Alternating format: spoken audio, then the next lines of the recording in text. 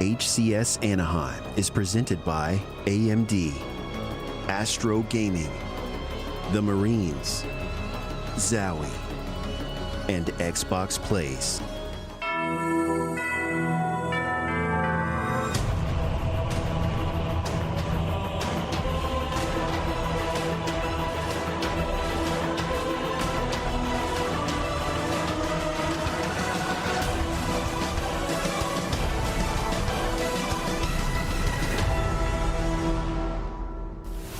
Hello everyone and welcome back to Anaheim, California. The sun is shining and it is Saturday. It's day 2 of the HCS NA Regionals and my goodness, are we excited to get into bracket play today. I cannot wait to see that main stage lighting up with the likes of all of our incredible Halo Infinite players. But I also do have an illustrious guest joining me today.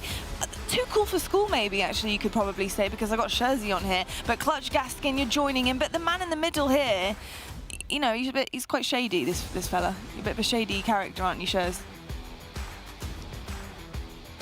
What did he say again, Dan? He says he's too big time now because this is his second time on main stage, so you're going to have to go through me as his agent. Got you, okay. So any questions for Sherzy, I pass through you. Okay, got you. All right, well, thank you so much for being here, Sherzy. We really appreciate, you know, your veteran knowledge and coming on the desk, and thank you so much for joining us for day number 2. Clutch, dude, what a day number 1 we had. Obviously, we had pool play, we had 4 pools to get through, and our teams had quite the battle to get into a really good position coming into day 2, which is, of course, bracket play. Let's take a look at some of the highlights right now, but I got to ask you, Clutch, what are some of your favorite moments that you saw yesterday? I mean, it sticks out like a sore thumb to me. Fnatic's game 5, 50-48, where Onboard made the play of the day, getting that double kill with the Mangler, unsuspecting on Tylenol, and that was a massive play to get Fnatic in a great position to have a winner's bracket run here today. A phenomenal opportunity for those guys. And we had another game 5, Dan. We did have another game 5, so like I think we were very lucky. Me and Clutch yesterday, everything else was pretty much a clean sweep, and then suddenly as soon as we're there, we're casting and we're enjoying a game 5. And honestly, Pioneers, the performance that they had yesterday, that was the biggest surprise for me. I was not expecting that out of them, especially looking at that group. The fact they were able to top it, I think blew everyone out of the water, and I'm really excited to see what they do today. Yeah, indeed, I thought Pioneers just performed lights out. I was also very impressed with Fnatic as well. And then I think, you know, you can't not mention Cloud9. Oh. I mean, the respect that we have for these guys, I think coming out of day 1, you know, I respected them before with the 5P, but, you know, we hyped up that match with Sentinels. You know, we thought it was going to go the distance. We thought it was going to be highly contested. Just wasn't that story. 3-0 to start off their first day. Absolutely incredible stuff on top of their pool. And Sherzy, you're going to talk to me now? I miss you. I miss your voice. Come on, come back to us. He says no comment. No comment? Okay, no comment. Fine. Fine, Sherzy. Fine. I'll tell you what, while Sherzy's just getting, you know, his bearings here, let's look at the roadmap that we have this season, because we have quite the incredible season for you guys. Make sure you have your calendars out. We have some incredible places that you guys have to be or be watching. And of course, we are right now in our second stop. We're in Anaheim, our NA Regional. And you might notice that by the end of the season, we have our Halo World Championship here in Seattle, the home of Halo, which is going to be absolutely amazing. But our players have quite the road to go on till we get to that point. I think it's quite an interesting topic as well, Clutch, talking about peaking at the right time. Do we find that in Halo? Can you peak too early or too late? Is there such a thing? I don't know if there's peaking too early, but there's definitely not reaching your stride throughout the season. I think a lot of teams in the history of Halo have kind of underperformed. When I think about some of the great teams that I've had to compete against, I'm like, this team should win this tournament, and unfortunately sometimes it doesn't work out that way. But that's an opportunity for teams to take advantage of. I think if you're talking about Cloud9, like, I don't believe in them peaking too early, because it feels like this run has been for probably the past 4 or 5 years, at least towards the end of Halo 5. That Splice roster was dominant. This team, still continuing 3 members of that roster, hasn't looked back ever since. They've been in almost every finals, if not the winners of every finals since then, and it's an incredible thing to watch. And the fact that they're able to do it over the elongated period of time, I mean, that's just impressive in itself. Oh, incredibly impressive. I think also something else that's very impressive is the prize pool that we have on offer today. Oh, wow, yeah. My goodness, the money on the line, including the pride, of course, but we have $150,000 to play for here this weekend. And as you can see, it was bumped up. That was announced before the tournament, so there's extra competition as well. So lots of fire under the gaming seats today as well. First place takes home $54K. Gaskin, mate, money is a lot, right? You know, it's an incredible start for a career, and it's something you want to build upon here. But what does it mean to these players, aside from the money, to really get into a position where they can say, like, I've just lifted the trophy at LAN at Anaheim? That's what Halo Esports has always been about. It's very core. Go all the way back to Halo 1. It's about winning these LAN events and having that pride over your peers. And sometimes they're friends, sometimes they're frenemies. They're people you've played with in previous tournaments and they didn't think you were that good, and then suddenly you topple them and you are the ones who lift that trophy. And it's all about that pride for me. I think there's some of these players here who would love to just call themselves winners. I mean, my personal victory when I was a player is I finished top 3, and that was one of the best moments of my life. I remember it. We can't all be winners. We can't all lift trophies because it is so difficult to do so when there are so many pro players and competitors out here that are capable of doing it. Jersey, I want to talk to you about the pools that we saw yesterday. Let's bring them up on the broadcast. Let's see if Jersey will give us his 2 cents on them, because we did have an incredible day 1. We had so many different performances as well. And just looking at the pool results here, you know, you were casting a lot of these games, Shez. You know, you were using your voice box. Talk to me about what you saw out of some of these pools and maybe some teams to watch out for going into bracket play. Oh, well, you know, it was a really great time that I had on the Bravo stream. It was lovely to be here. I thought that I did a really good job when I casted the XSET series. Oh, XSET looked so good yesterday. It was such a pleasure to be here, and honestly, I can't wait for today. Lottie.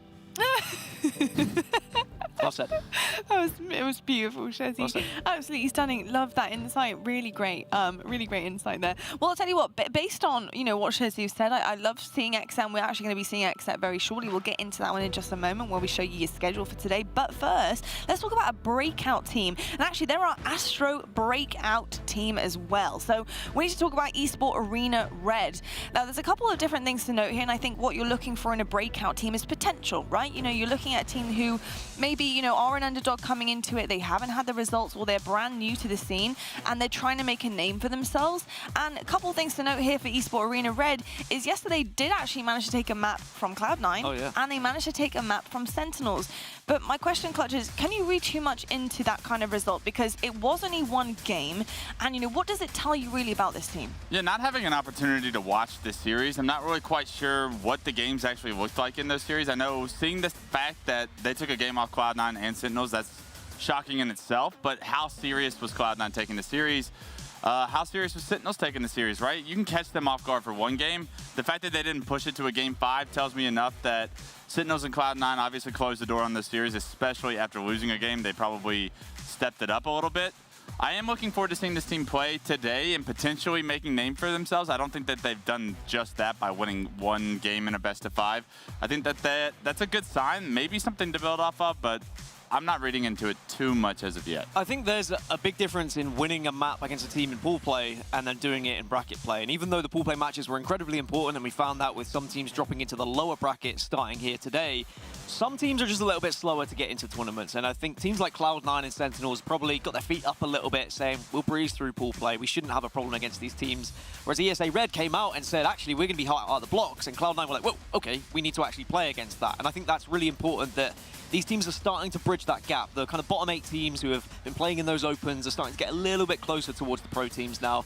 And it's all good for them because it will just push them a little bit further. And as I say, it'll bridge that gap some more. It will indeed. You've got to have a level of respect coming up against some opponents as well. And I think some of our top teams probably will realize that if they do actually take their foot off the gas and kind of step away from what they're used to and the level of gameplay, then sometimes things can go wrong. That's where they drop a map. You do that against the wrong team, all of a sudden you're looking at a loser's bracket run that's happened before. Don't let it happen again. It only has to happen one time for some of these guys to learn, but unfortunately, a lot of the times it does take that mistake from some of our top teams. Luckily, they got past pool play, a majority of them at least, without suffering any of those series losses. But like I said, if you come lightly, especially in bracket play, like you said, Dan, it could be a mistake that you look back on the weekend kicking yourself for. Oh, very much true there. And speaking of the elimination bracket, let's take a look at all of our brackets today, because that's exactly what day 1 was all about. It was to get situated into our bracket play. The pools worked out in certain people's favors, and certain people, well, they're left trying to fight for their lives a little bit later on. We've got a winners bracket for you guys here. You can see our winners quarters are also almost set up, but we need to get through winners round 1 first. Let's take a quick peek at our elimination bracket though. and see exactly who needs to go hard or go home. We've got Torrent, Space Station, Oxygen, and Complexity in elimination round 1. And this is where it becomes a little bit tricky, right? You know, you don't have a lifeline here. You know, you haven't done so well in pool play, and I gotta say, I'm a little bit shocked to see Space Station this early on after pool play in elimination bracket round 1. I mean, I'm quite disappointed with how they played yesterday. You know, what did you make of it overall, Gaskin? I think Space Station were really disappointing. I was able to cast 2 of their series, and I was very surprised with their performance. And I think they will be looking at what they achieved yesterday, and they will be thinking, Achieved? Well, that's the thing. What on earth went wrong? They didn't achieve a single victory in a pool where they probably should have finished second, judging by seeding. I think... Okay, I can carry on. Thank you. Wait. Okay, he needs me to wire him some money. Hold on 2 seconds. Extra $1,000. What is going on? Right, $1,000. You can talk now, surely. They went 0-3. Wow. Okay. That's great analysis. 0-3. Didn't win a single series, and they might go out of the tournament without winning a single series at all. So dumped out on their faces, looking awful. $1,000. Wow, that was worth. $1,000 that was worth. Folks at home, I hope you're happy. That was at the expense of Gaskin as well. My goodness. Yeah, well, I'll tell you what, somebody who's also feeling a little bit light in the pockets with not much money to go by right now is Space Station. You know, they're not happy with how they have been performing. The thing is, we discussed this on the desk yesterday, and, you know, we kind of talked about how individually they're great players. You know, we have the likes of Tylenol here, who's an up-and-comer who's really doing so well, but as a team, it's just not happening as a team. Yeah, they've made multiple changes up until this point, and they're one of the few teams that's probably made as many roster changes as they have. And to not see results makes me question, like, how long are they likely to stay with this team? If they do come out flat today and not win a series all weekend, that would not be a good thing for Space Station Gaming, a team that we had a lot of high hopes for coming into the entire season ahead of us. If they can't get their roster in the form that they want and have some success, I worry what that's going to do for them, not only at this event, but down the road as well. Their most experienced player being Ace severely underperformed yesterday. Really, like, he just completely off the pace. And it was unlike seeing him. Usually you see him come out off the blocks, he looks forward to land, but we didn't see that yesterday, and he needs to turn up today, or he's going home. It was almost as if Ace was trying to do a little bit too much in a lot of the objective games, and his slays would be severely poor because of it. But then in the Slayer games, when he didn't necessarily have to focus on some of that objective work, he was actually the player who was stepping up, and he was the one they were looking to try and pick them out of the gutter. So I want to wonder, and I am wondering, with that squad, is there maybe a lack of communication and a lack of direction? Do we need to see a different IGL? Do we need to see maybe a coach come in just to point them in the right direction so that, you know, we don't see Ace really pushing himself for doing all that objective work and trying to be that player who does everything. Instead, focus on some of that slaying ability that he has. I mean, he was a champion in 1v1s back in Halo 4, and, like, we've got to see him perform in that same way and have the freedom to do so as well. Yeah, definitely. I think reshifting definitely needs to happen in the Space Station camp, whether that be in the form of another roster change, but I think it's more internally and seeing where these players kind of work out amongst themselves. And talking about shifting things, I'm going to shift your POV right now to our incredible stage host, Blaze, who did an amazing job yesterday talking to all of our players, getting everything out of them. Blaze, how are you feeling about day 2, buddy? I am feeling fantastic, Lottie, because the championship bracket is kicking off today, and as we know, we got our squads out there who went undefeated. Optic Gaming, FaZe, Cloud9, Pioneers. Can they keep it up today? Well, we're about to find out. I know this stage is going to be set ablaze, but we also got squads that are getting eliminated. So today is the day in which you all do not want to miss out on. Tweet me your questions, and I'll make sure I get the answers from the players. But like I said, Lottie, no one wants to miss out on this show, okay?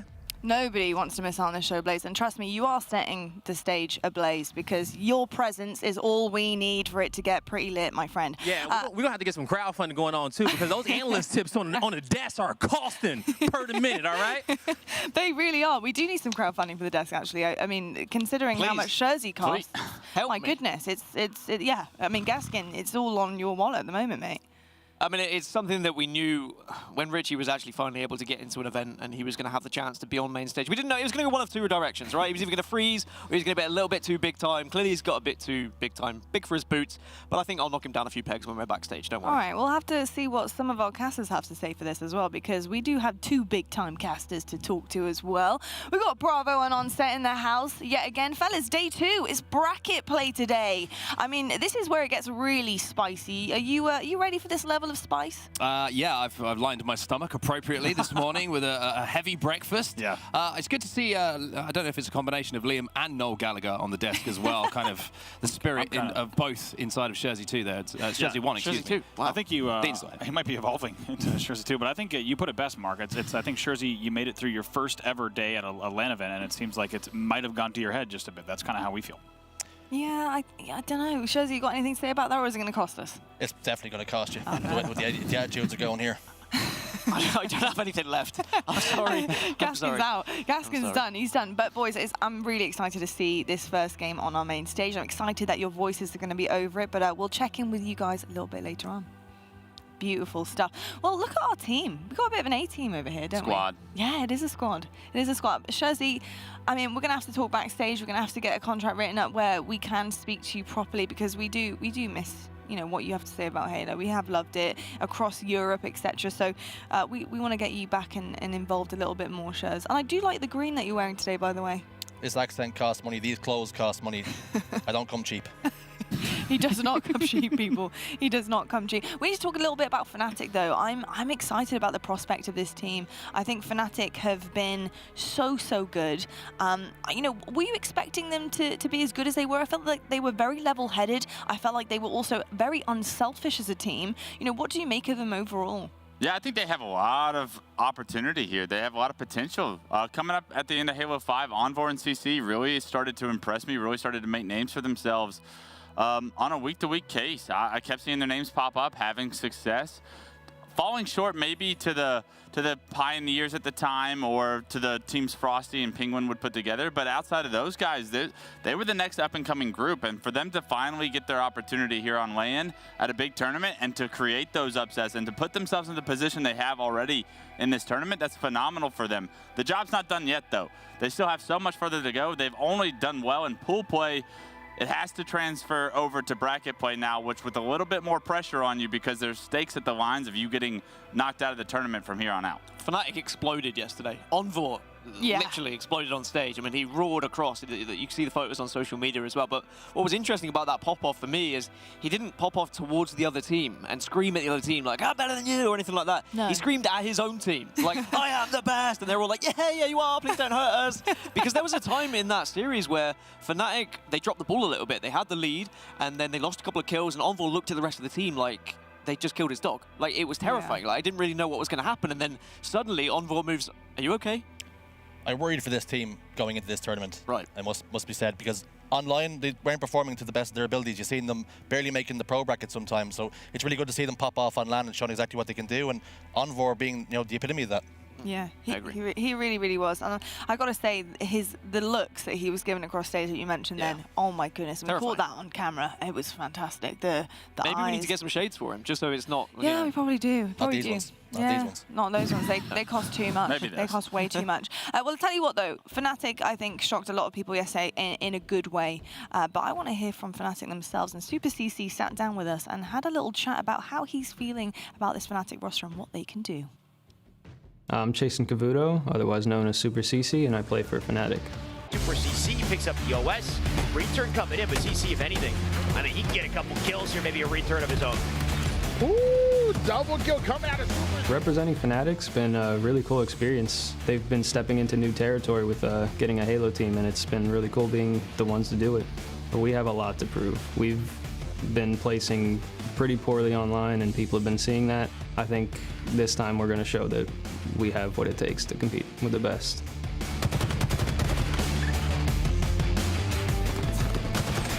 I think the biggest skill gap is probably the sandbox, honestly. People using all the weapons to the fullest potential. Not a lot of people do that. A lot of people just run past guns and leave them, but like the best players know how to use everything like as good as possible.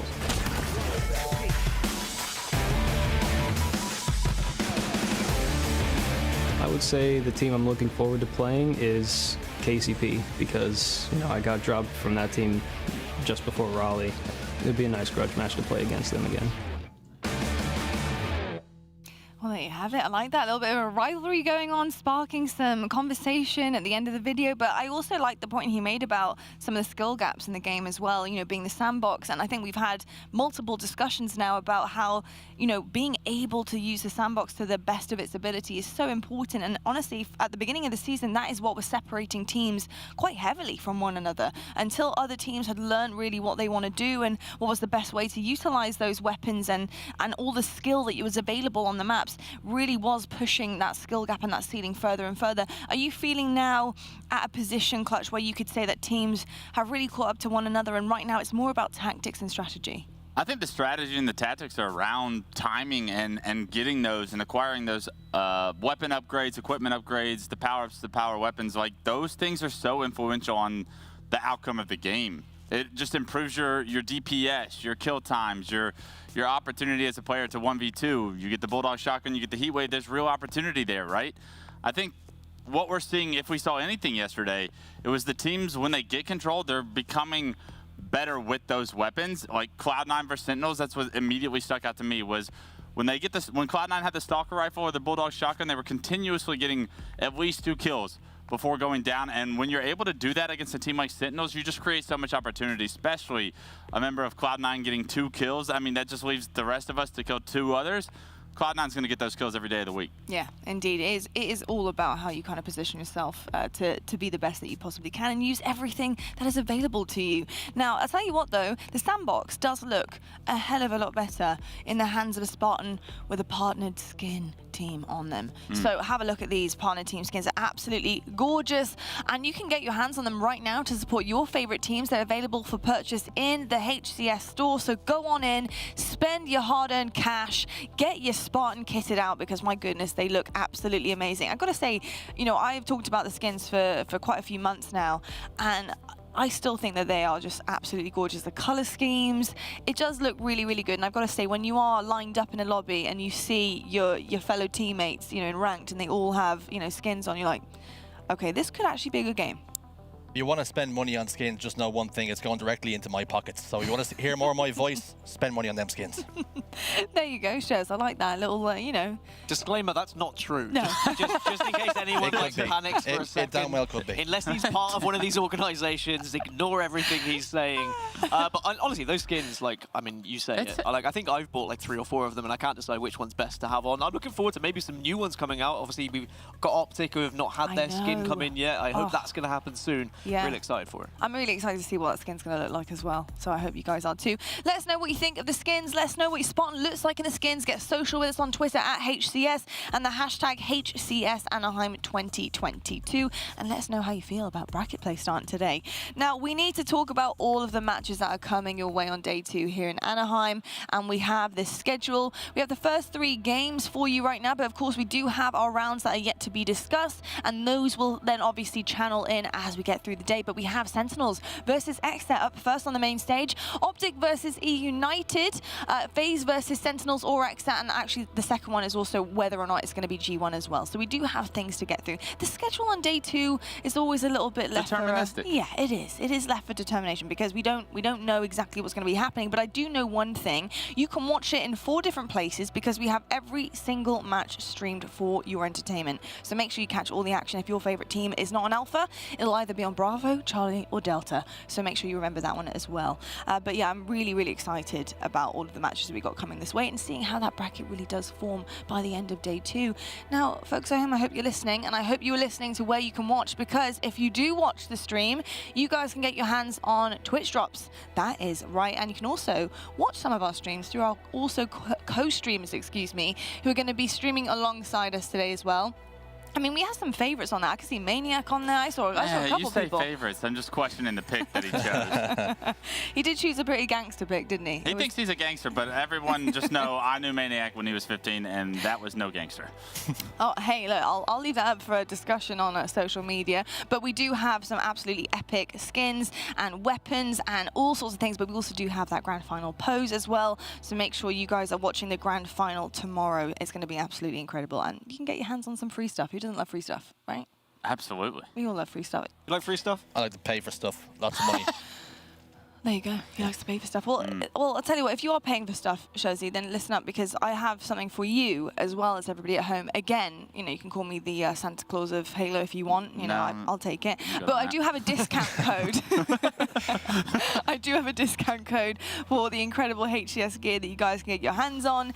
Use the code HCS Anaheim 2022. It's obviously in celebration of this weekend, the Anaheim Regionals. You can get 15% off all of the gear at the Xbox Gear Shop during this tournament, so make sure you do use that code at checkout, and it's going to be absolutely amazing. The link is right down there. You can get your hands on some really, really cool stuff at a discounted price. What more could you want? And I also have a little extra, so I really do feel like I've earned the title of Santa Claus now. Come on, of Halo. It's not Christmas, lot. Christmas has been and gone. Well, Get it the is Easter Christmas. Bunny. We're at LAN, aren't we? It's kind of like Christmas. The Easter Bunny. The Easter Bunny, that's the next Halo. thing that's up, isn't I don't know it? if I want to be an know. Easter Bunny. I'd rather be Santa Claus with the beard. You get a lot of candy with the Easter Bunny. Yeah, that is true, and chocolate. But I tell you what, I've got PC Game Pass up my sleeve this time, folks. That's right, we're doing 33-month PC Game Passes for you guys. They're happening every single day, so make sure you guys are watching and look out for that chatbot as well, because you can get your hands on a PC Game Pass as well. You are very welcome. There you go. Thanks, Easter Bunny. You are very welcome. With that being said, you can get all your tabs open, get yourself situated with everything that I've just said and what we've talked about on the desk. We're going to head to a quick break, but when we come back, we're going to be lining up our first match of the day on that main stage. We have Sentinels versus Xset. It's the first match of day 2. We'll see you right after this.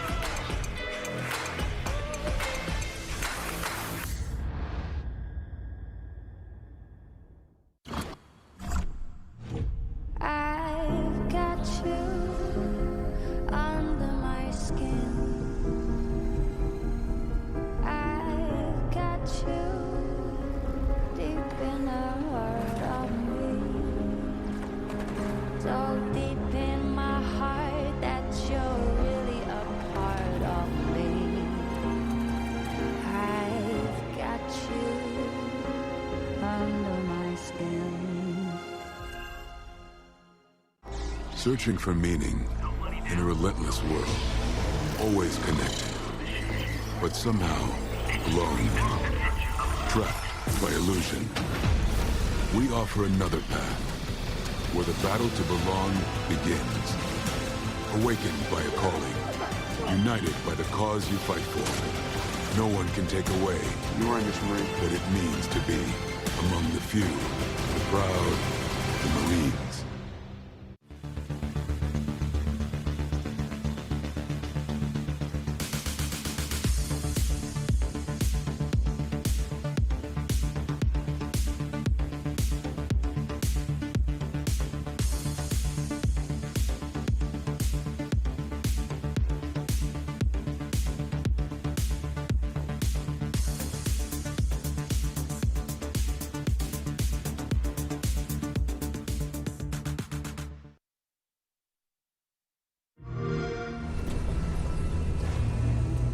We built this facility off the grid to train the next generation of Spartans. To be a Spartan, you must become the impossible. Greetings, Spartan. It would be my pleasure to serve at your side.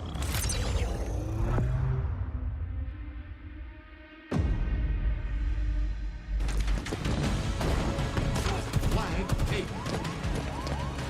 An electric kill.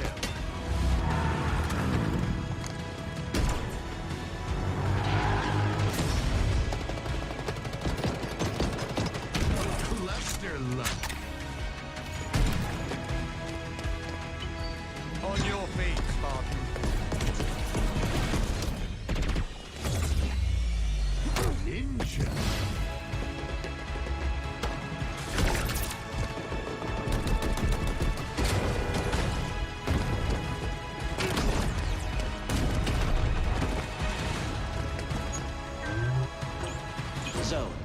captured.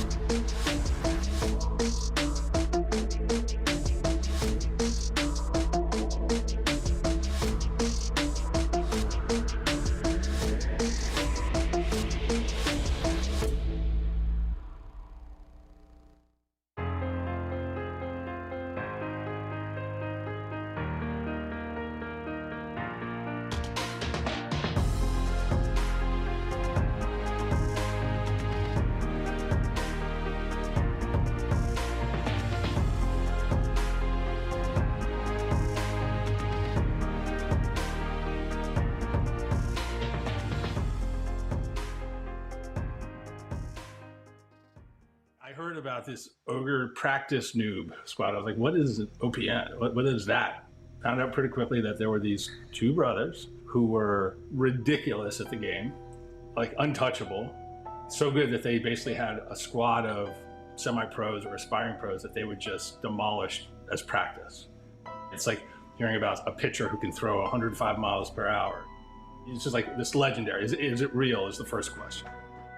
Turned out it was real. And there is Ogre 2, final boss going with all kinds of momentum. And Scott, Ogre 2 just played that perfectly. I mean, this kid is basically the definition of an all-star. It's Ogre 2 once again. This time, it's just nasty.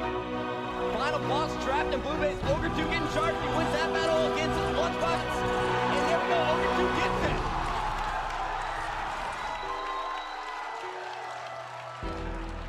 Ogre 2 is the greatest console esports player to ever play any game, period.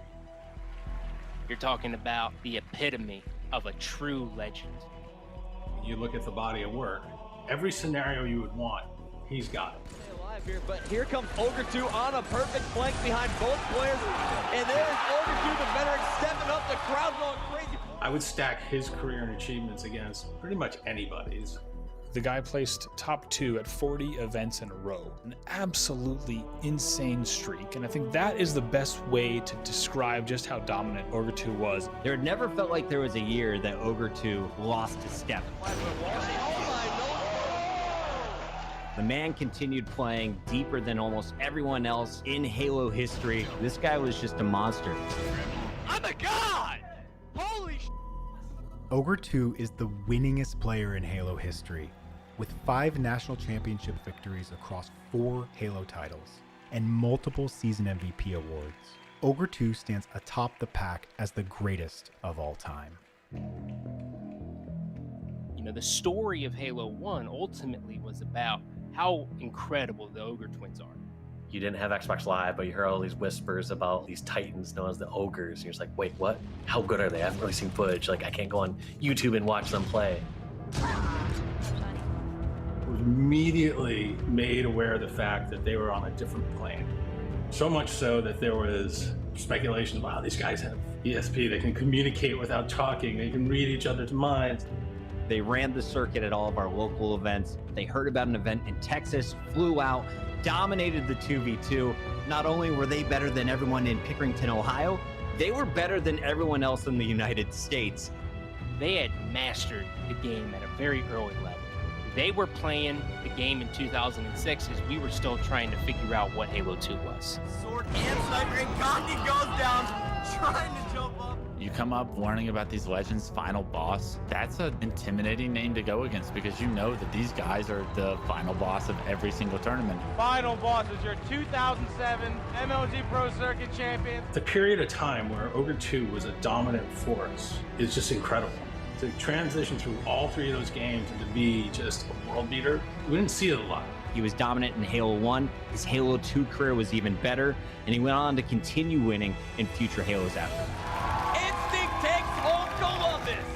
It's just unheard of. It's something you can't even wrap your mind around, right? You're talking about a decade of winning. Time and time again, it was the familiarity with the maps, it was movement, it was vision. Up the double as Pistola's going for a 3rd kill in the sword, and it's going to Ogre 2. There's his triple. Every single pro player on the planet thought this was the best player in the game. And then he cleans up his own kill on SK, Extermination, returning his flag. He didn't need the power-ups to shine, but if you ever gave him a power-up, he wouldn't miss a bullet. You're going against Ogre 2 on the main stage, and you hear 4 down. It would pierce me. I'd be like, damn. Once Tom starts yelling, you know he is at the top of his game, and there's almost nothing you can do to stop him. I've seen really good players in lots of games, but that level, that gap, I haven't seen it again. And it is officially over. Final boss, your 2010 MLG National Champions. Ogre 2 doesn't even realize what he just did. Final boss going down as the only Halo 3 dynasty, and there you see the sportsmanship. Ogre 2's unprecedented 14-year career and 40 LAN victories set the bar for future pros. A true pioneer of gaming and a master of the fundamentals of Halo, Ogre 2 has left a lasting impact on esports forever. The term legendary, we throw it around a bunch. Godlike, we throw it around. Ogre 2 is that word. How much he inspired people, how much he dominated. I think he was a trailblazer. Ogre 2 will be remembered as the greatest Halo player that ever lived. You just won 4 national championships. You're the winningest player in Halo 3 and the winningest player in Halo. You are the man here. You're the best. Their legend had grown so much over the years. Some of the biggest creators and influencers out there today idolized Ogre 2. They aspired to be on a team with him or just to have interactions with him. When I was growing up, it's sort of like, all right, like there's a boxer or a fatality. And, I think to a generation, there was an Ogre 2. There are kids who grew up idolizing him who play Valorant professionally. Kids who grew up idolizing him who play Call of Duty professionally. The impact, it's like throwing a pebble in the middle of a pond. That ring is still expanding and growing, still impacting esports. And that's timeless. That's not gonna go away. I think the Ogres were some of the first to pave the way and prove that route would become something that was not only very real, but something that would become very special for a lot of people. If you're going to tell the story of professional Halo, he's got a big chunk of that story that he owns that everybody should know. He's on the Mount Rushmore. He's one of the 4 faces I put up there. I think he's going to go down in history as the greatest console player of all time. If you look at his tournaments that he attended and the success that he was able to accomplish in that time period, there's no one who is ever going to have a career like his.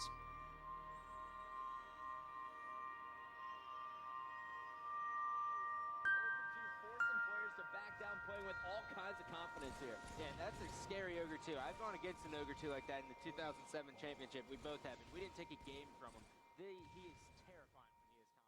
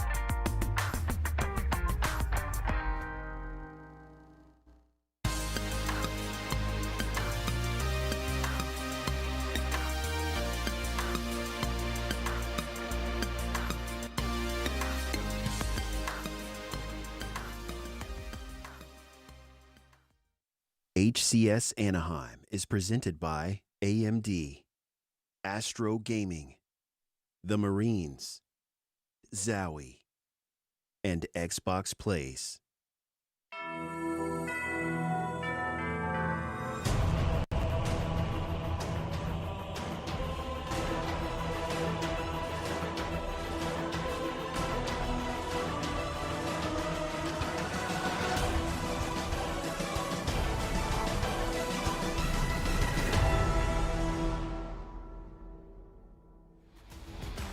Halo fans, hello and welcome to HCS Anaheim, our NA Regional Tournament. 16 teams, 150K on the line. We are back for Saturday. Friday's done and dusted.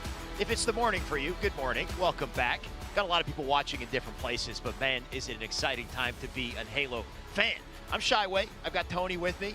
How you doing, Tony? We had Friday yesterday. Friday was a busy day. Pools are done, though, so how you feeling? Pools were absolutely fantastic. We've seen some ups, we've seen some downs, we've seen our favorites, and we've seen some upsets as well. And this music kind of getting me, I don't know, I'm feeling, I'm bouncing and whatnot. Is it that or the coffee? Is it the coffee or the Red Bull? A little bit of both. A little bit of both. We're in a couple different things just to make sure we are ready and energized for you guys. We got a big day ahead of us and a lot that went down yesterday as well. So let's rewind just a bit here, Tony. We got all our pools on screen. You can see the tallies, the totals for the pools, and a couple teams dominating in these pools as well. Tony, what do you see? Yeah, I mean, Cloud9, undefeated, even against a fully loaded Sentinels roster when they actually went head-to-head, actually pulling off the 3-0, not only in that series, but also in pools in general. Then you have in Pool B, FaZe coming out on top. No surprise there, but one surprise coming out is Fnatic in second place. Space Station Gaming not able to put a single win on the board, and G1, the team we're going to be watching up next, actually able to take a win on Space Station Gaming. Meanwhile, on the C side, Optic Gaming 3-0, they're right back to where we thought they were. G2, who have made incredible improvement, coming out in second place. And finally, one of the biggest upsets of the tournaments, the Pioneers, pulling off the 3-0. That includes a huge win going up against EU United. So many different storylines already forming here, Tony, right? Pioneers, United, unexpected, but also C9, their dominance over Sentinels. We had question marks about it. So far, Sentinels have not stepped up. Hopefully they do so. Here's our schedule for how things will break down for today. Of course, our broadcast countdown, we're already past that. We're right into our first matchup, 12 p.m. PT. That's about to begin. That's E United up against G1. Tony, we hinted at it coming into this. E United, they had a rough series to close the day yesterday. Up against G1 now. I wonder how things will shake up just based off of their experience with Pioneers. Of course, plenty more to come in the day that you saw on the schedule. Here is the bracket as well. And Tony, we can already witness some of the matchups we're about to witness. Yeah, right on the top of the bracket, you got Fnatic going up against UYU, which is a big matchup. Fnatic really coming out on top and really surprising people. Meanwhile, UYU, what I'm hearing through the grapevine, is nobody wants to play them. I'm hearing that they're going to be a tough out. Who's this UYU team, Tony? If you give me a quick refresher on them, right? Because you got brand new players, I think, to the spotlight in Halo. Yeah, I mean, their core two players are going to be Karmea and Cycle. Karmea is that player that was teaming alongside Simply Fear Me back in Halo 5, but he's really seemed to come into his own and kind of becoming a captain of the team. And then you have Cycle, that young gun, that leading slayer. I know he came up with Piggy saying and even Article at one point, and that's going to be your core as far as that team. Watch out for UYU. Couple, I want to say, sleeper hits, right? So a lot to expect on that winner side. The elimination side, unfortunately for the four teams who performed last place in their pool, they jump into the elimination bracket to start the day today. I guess thankfully everyone's still in, but only one chance for survival for Torrent, Space Station, Oxygen, Esports, and Complexity. They will be waiting for the losers of the games, of course, in the winner's side. In the meantime, you can watch the action, by the way, in 4 separate locations. Of course, we got the Alpha broadcast, twitch.tv/Halo. You should have that open already. I believe we have a matchup currently in session. We've got our Bravo stream. This is where we are. Don't go anywhere. That's twitch.tv/Xbox. And, of course, Charlie and Delta as well, HCS Red and HCS_Blue, 2 different places you can just watch gameplay. And by being in these chats, being on these Twitch streams, you get access to goodies as well, a couple prizes. Yeah, not only do you get rewarded with watching some of the best go at it and also hearing me and you, some of the best, but you also get your skins as well on the battle rifle, sidekick, and the assault rifle. You know, I'm a big ranked player, but I love going into quick play and free. Are you going to tell me about the assault rifle? Oh, I thought you were going to. Yeah, I am. Oh, I am. no. I'm going to talk about it. Because the assault not rifle was absolutely amazing, and I want to see this beautiful skin on the assault rifle. What do you mean? No, the AR is amazing. Give me the BR skin. I'm going to drop the other ones. I don't care too much. So boring. You know what? If that's not enough for you, make sure you check out our co-streamers as well, because the drops are accessible there too. We've got plenty of talented and beautiful faces as well. Formal, good to see him, a top competitor in Halo, still streaming, of course, still playing this game while the tournament goes down. Hopefully we get to see him in future events. Yeah. But also, I think there's a WWE personality streaming as well. Yeah. A lot of different flavors depending on what you're into. So great to see so many different places to watch Halo and to get drops, get rewards at the same time. Tony, we got a hell of a day ahead of us. I can't wait to get into it. Let's zero back in on our series, E-United G1. Yeah, you know, I mean, there's a lot that I want to see with this match. I'm really happy we're going to be opening up the B stream with. You have E-United coming off of that big loss against KCP. Right. Meanwhile, G1 already took down another partner team, that's Space Station Gaming, and made sure that they're in the elimination bracket. So, you know, they're the partner team slayer, apparently. Let's see if they can put down another one in E-United. G1 definitely a wild card, but first, of course, E-United on screen. That's Spartan, Ryan Noob, King Nick, and Rain. Yesterday, Tony, we got to witness E-United in a series against XSET that went the distance, right? Game 5. I think it was Game 4 on Recharge where Spartan completely popped off. He was killing everything. And I think that's going to be a player to watch. I'm sure we'll see it in a second, but Spartan has been disgusting this tournament, and I assume it's only going to continue. They got to watch out. On the other side, you got G1. And G1, I want to say a lot of question marks, but also some recognizable faces if you came from Halo 5 competition. Yeah, I mean, their jerseys, first of all, are absolutely lights out. They look damn good with those jerseys on. Yeah. Hopefully we get to see that gameplay look as good. So far, not a single player on their team in a positive KD. They've been having a little bit of a rough time, but either way, getting a big win against Space Station Gaming, I mean, that's no easy feat. I think they did manage to, in the tournament, go positive, but like you said, in Pro Series leading up to this, they are all kind of negative in their KD. I think things are changing. The winds blow in different direction here. As far as pools go, when they took out Space Station, I feel like the sky's the limit, and we've got some questions. They need to be answered. This series, we'll answer them. Of course, this layout going to lend to us as well. Here, Tony, we've got Bizarre CTF, Aquarius Slayer, Oddball Streets, Strongholds Recharge, and Slayer on live fire, assuming we get there. Of course, a best of 5 series today in our winners bracket. And we're starting off with CTF on Bizarre, which is really cool because, you know, commonly back in the day was known for those super fast flag running strats. And I'm wondering if that really translated here into Halo Infinite. At the same time, E-United have no problem slowing the game down, which when you're going into Bizarre, you're going to want to slow things down because there's no way you're going to be able to successfully push from one side to the map from the other without making sure you get those slays. They're so important. It's not like Aquarius where you can send somebody flanking and get behind enemy lines. Bizarre, everybody gets seen. And I do think that, you know, the maps, the game types, of course, going to be a big, important part of it. But for me, it's just how well do these players on G1 play? For me personally, I haven't seen them in a while. You've got commonly, and I guess maybe he's Ali now. He's rebranding. We've got Predevinator, who might be Devin. I think everyone's in the process of, it's a new era of Halo, so we're changing names. You got Squale, and Marbs. I've never heard of Marbs personally as well. I think Marbs is a big question mark. And Tony, you told me he's like the glue to the team, apparently. So, on top of you have the artist formerly known as commonly Ali, you know, the X Game gold medalist. You have Predevinator, who placed second place back in the 2016 Halo World Championship. Right.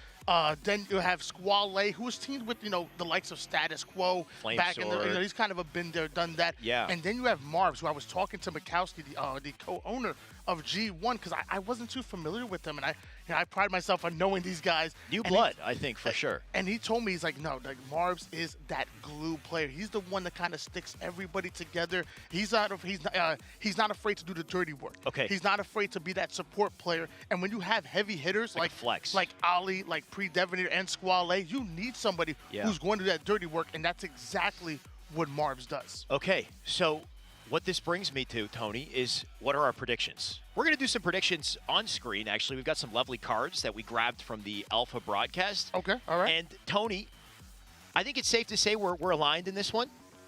We'll do a one, two, three. That's what you think? Well, okay, 1, 2, 3. Yeah, we're aligned, right? how could you? It's too early, I think, to predict G1. G1 have, okay, you're going to just change it just for the sake of it. G1, they got to prove to us that they can hang with the likes of E United. E United, of course, in Pro Series, in tournament, in LAN, regardless of where they are, they tend to pop off.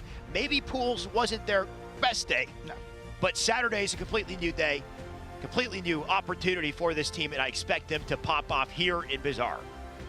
G1 have already taken down one partner team in SSG. Now they have another one in their sights, but there's levels to this. E United, there's a former team that actually placed top 2, making it to grand finals on LAN. Been there, done that. G1, this will be a huge win for you, and I believe in you so much that I picked E United. Let's go. No belief whatsoever. That's the thing, is I'll believe it when I see it, right? We need to see some proof. I think this is the opportunity for G1 now in the spotlight to showcase that they can hang with the big guns. E United, of course, a big gun. So is Spartan, and he'll pick up one of the most useful guns on the map to start the game. He's got the Mangler. Nice to contest for the Rockets. You know what? I'd drop a Mangler for a Rocket any day. Yeah, but I love that play coming out of Spartan right there, starting with the Mangler. In case he gets any kind of close quarters battles for that Rockets, he can easily win it. Obviously uncontested, trades it off for a Rocket and going to immediately put it to use. Early Rocket control at a Spartan here is a great position to lock down. He knows somebody's below too. That's Marbs. Good luck for his life. He'll be chased down and deleted. And because of it, I think his team's got an opportunity to push up on flag already as well. The shotgun going to come in handy too. If anybody comes through this alleyway, they're in trouble. Trades off a Mangler for a full Rockets, trades off an empty Rockets for almost a full shotgun. This is ridiculous for Spartan, but even that's not going to be enough to stop Marbs coming off a respawn, who gets the big kill. This is good out of G1. If they can stagger them, lower their numbers a little bit, it's going to be very difficult to pull the flag. So Squally coming out, taking Nick is big, but the pressure's still on from Ryan. Him being alive, this vantage point, very useful in gaining back control of the enemy side of the map here. Ryan just needs to stay up under a lot of pressure. Teammates coming back off spawn, likely in position to help him. You can see they're already center map. Ryan really stepping it up yesterday, rocking a 1.34 KD. That's actually 5th place in the entire tournament. He was, I mean, not only a high IQ player, but also he can slay with the best of them as the spike grenades coming in, has 2 in his sights, able to back down while one shot. Doesn't even have time to go for the Bulldog because he has 2 people that potentially might be chasing him, and somehow he's still alive. He likely spotted that Bulldog, but didn't want to risk dying to go for it, so instead just rotated through. Ended up dying center map. Hopefully he called it out to a teammate. In the meantime, here's Squally fighting for center. Does manage to pick up that thrust. Will make him a more difficult target here. He's got Ali up above to support as well. Ali in a great position. The angle, you know what, an even better position. Now he grappled the OS to himself. Let's see what G1 can put together now that they're on the offense. Major coming in, putting Ali down to half shield as far as with the overshield, but still having the Mangler firing off a warning shot. A second one coming in. Nice. Ends up missing both of them, but luckily his teammate comes in for the cleanup kills. And as of right now, Ali and G1 looking very good and poised to get an early flag pull. That was nice out of G1 right there. They got 2 dead, and they purposely kept the back base spawn open to continue to slay. Now we got the alley spawns open for the enemy team, so the overextension already coming in. I believe it's Sparty who's the last line of defense for G1. Sparty already in the doorway to stop that flag in his tracks, and where is G1 to pick up the touch? Nobody's there. Somehow Sparty by himself completely disrupting that run, and Tony, I don't like to see that. Really tough for Spartan to go down here, but luckily his teammates are there. Devin is going to slide in towards the cafe, putting Ali down, getting one player to one shot, but he's going to be taken care of. Meanwhile, Rain taking down Ali off a screen as well, so that's going to allow E United to kind of push up. We have 2 down for G1, and numbers going in favor of the boys in red. G1 had that situation completely under control, but they did not keep in mind the flank from Spartan. Because of it, he opened things up, and E United then pounced with the opportunity. Now you got Rain with a rocket launcher. He is getting tagged up. Man's in trouble. Gonna have to play it slow for a second, but just locking down this area of the map with rockets, it's gonna make it so difficult for G1 to break out, assuming he gets to kill someone. He will take one. Those rockets sit down. Squally gonna fly in for the beatdown, but still, I believe G1 in position. You know what, I take it back, Ryan, don't forget the rockets on the floor. Once again, great vantage point to get the flag. I was going to say, G1 not in much position when they're 3 down, but at least they're coming off a spawn and able to defend their cafe. Nice. Making the player one shot, but not able to get the kill, allows G1 to get the first one, and now they're trying to push forward. However, King Nick getting a crucial double kill. Sometimes I wonder if that's on purpose from the devs, where you know how you die, your head gets caught in the roof. That happens all the time in this game. And I think the devs saw it and they're like, you know what, that's funny. Let's just keep it in. I honestly love it. Little pinata action. Let's see what Rain can do, though, as he hangs out here bottom mid. Not a good spot to be. Rain about to get bursted like a pinata. Yeah. All going down to one shot, gonna try to advance forward towards the bridge, but I don't think he knows there's 2 players baiting the cafe. Ali's gonna be the first one to go down to half shields. Pre-Devinator goes down to 1 shot as well. So even though Rain and Ryan weren't aware that they were hiding in corners, great defense coming out of them, and now they're turning it into offense. Once again, E United on the attack, but Ali with a nice little flank, he'll take one. Ali gonna try to stay alive here. Bottom shoddy, looks like he can manage to do it. Couple trades on the feed as well here. Ali gonna break out with a Bulldog and maybe give G1 a chance to be the aggressors here. Big pickup on the Nick as well. Ali having the Bulldog in hands, also having a thrust in the back pocket that might come into play as he's checking for the Dynamo grenades. They're not up just yet. Timing them are going to be crucial because they are so valuable, especially on this map when we saw that beautiful triple kill coming from Suspector just yesterday. G1 slowing things down. They know they need that pick. Pre-Devinator going to be the first one to hit the black screen. Multiple pings going down, and here come the Dynamo grenades to try to create some kind of opening. Should ideally get to kill Ryan. Ryan being a nuisance here, Pre-Devinator in position. Thankfully, Marbs takes it. It's an interesting risk-reward to go for these Dynamos, though, right? You lose timing, potentially, that could be spent, you know, pushing off of Slays. Instead, you're waiting for the Dynamos bottom mid. Once you do get them, though, great way to advance onto the base here. Rain now down, Ali gonna stay up in the locker. A good vantage point to work with his team. Marbs takes one, too. Player jumps over his head, and I don't think Nick knew he was about to do that, or else it could have been a little deadly. Got scary for a second here, but things still looking good for Ali, that's for sure. Almost saw like a front side ninja right there. Instead, now we're seeing Ali with a killing spree and still having the Bulldog starting to get aggressive, get to the first one and the assist on the second one as that flag is going to be making its way home. Nobody able to contest Squall. That's going to be the first flag cap coming in from G1. G1, we've got question marks about this team. They have yet to prove themselves, but what a statement it would be if they could take out E United. So far, so good with the first flag on the board, and Ali still with the shotgun here. Gonna try to be elusive with it. Sparty takes one. Nick will take him down. Nick barely surviving.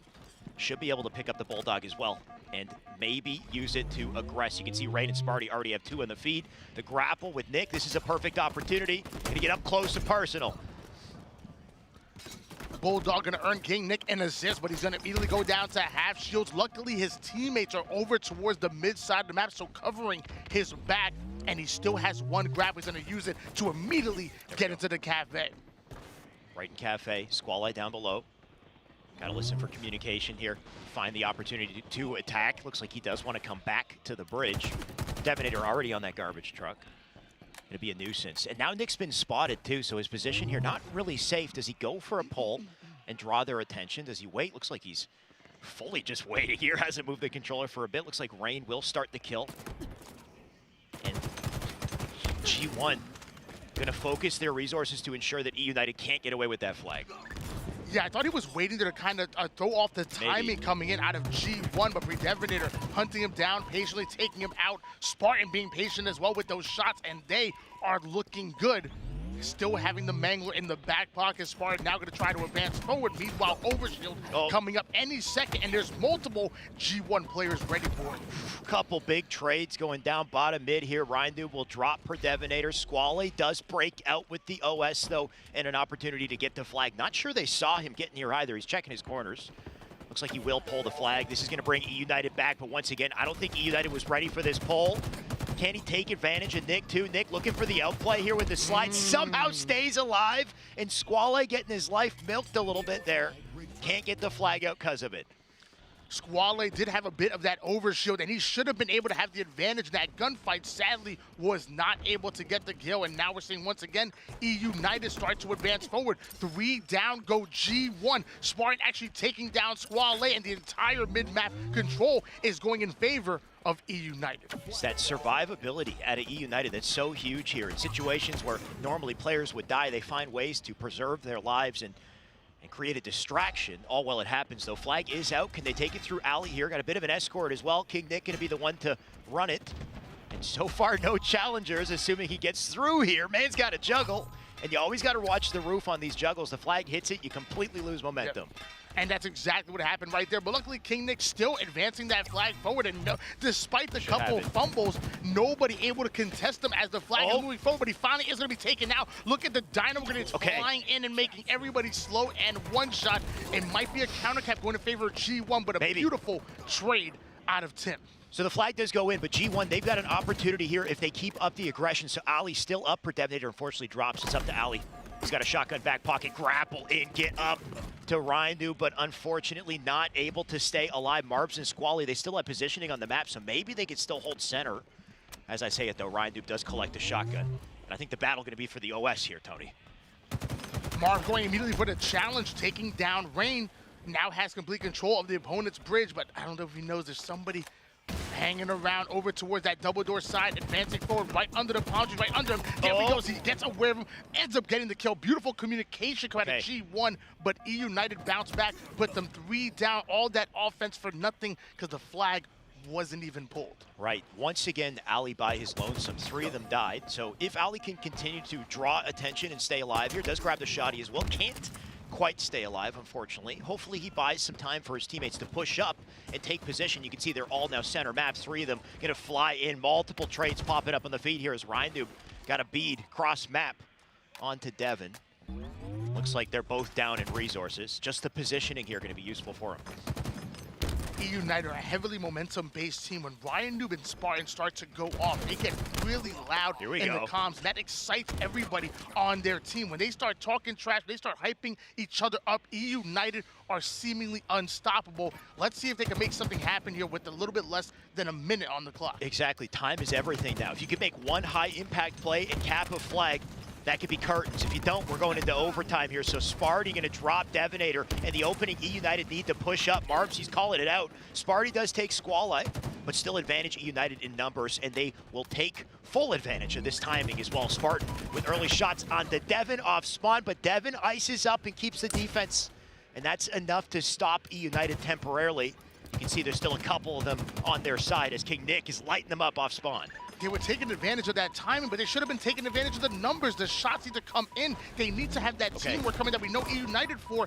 Them going down thanks to Marbs really slowed down any pull that could have came in. But either way, 10 seconds left. There's enough to actually pull that flag and force a sudden death. But Devonator hiding in the cafe, coming out with the shots onto King Nick. King Nick has to win this individual 1v1, but he's not up in numbers. Devonator going in for the challenge, taking him out. Ali off a screen ends up getting a big kill as well, and that might have stopped the pull entirely. We might be going into an overtime. We definitely are, and thanks to G1, especially Devin with the ice in 2 separate situations, winning 1v1s that he needed to ensure the defense. But here we go, Tony, overtime. And we've seen this time and time again. There's so much to fight over on this map. This opening strat can do it all, but I think the sleeper hit, the grapple hook, the ability to pull that flag with the grapple could be massive here. So let's see what these teams opt to control. Of course, Rockets, Sparty's already got him, and a kill too. And notice how Spartan recognized that he wasn't being contested going for the Rockets, so this time he didn't stop to go for the Mangler. He actually went right for a direct path towards the Rockets, grabbed it immediately, got the kill, just changing his timing a little bit. Now allows E United to push forward, and they have the overshield as well. E United with a full kit, just storming the front doors here. Marv going to spawn up back base. Spartan, I think, caught a whiff of it. Nick's here, Rain's here as well. The whole party's here. They're going to fly in. Squall now weak. He's going to try to double back. But as long as E United stay alive, things are difficult for the boys on G1 as they're dropping like flies. You can see it's up to Ali, speaking of flies, to be a defensive line for this flag because it has already hit 50 yards here. That it is, but Ali immediately going down to one shot. Luckily, his teammate coming in over toward the rocket. Ali's out. Multiple go down here for E United, and G1 can make a run here, but they need the return first. Ali putting that player down to one shot, backing down. The bait and switch comes in, but the return hasn't just yet. There it is. They just barely get it, just enough defense to fend off E United, despite completely losing that opening strat. They lost the Rockets, they lost the OS, but they still managed to overextend and save it. They got 3 minutes left to regroup here, but E United, Tony, once again, E United are just back on the attack. Spartan going in for the challenge, but sadly going to be put down here over toward the cafe. But I like the way E United, I mean, they're dying, but they're dying on the opponent's side of the map. So the G1 have to actually push forward and then actually get a second round of slays before they're able to pull the flag. So as long as you're being proactive on the map, it should be successful, but be careful. Don't let G1 heat up too much, as Rain going to be the first one to go down. Spartan and Nick answering back with back-to-back kills on the kill feed here. But Marv's defending that overshield. Predevinator doing what he can to delay to get the OS. Like you said, he now has it, and the Dynamos as well. So all of a sudden, G1 with the opportunity to be the aggressors here. It's up to Predevinator, though. Marbs, unfortunately, does die. Rain with sights on to Predevinator, going to whittle down his shields. And Devin start, what the heck is Sparty doing in double doors? He didn't see him. Now going to take Ryan as well. So multiple do drop. And G1 with their numbers, maybe they could inch a little closer to the flag. Pretty sure Spartan just like moonwalked right into him. How did I end up here? I think he fell.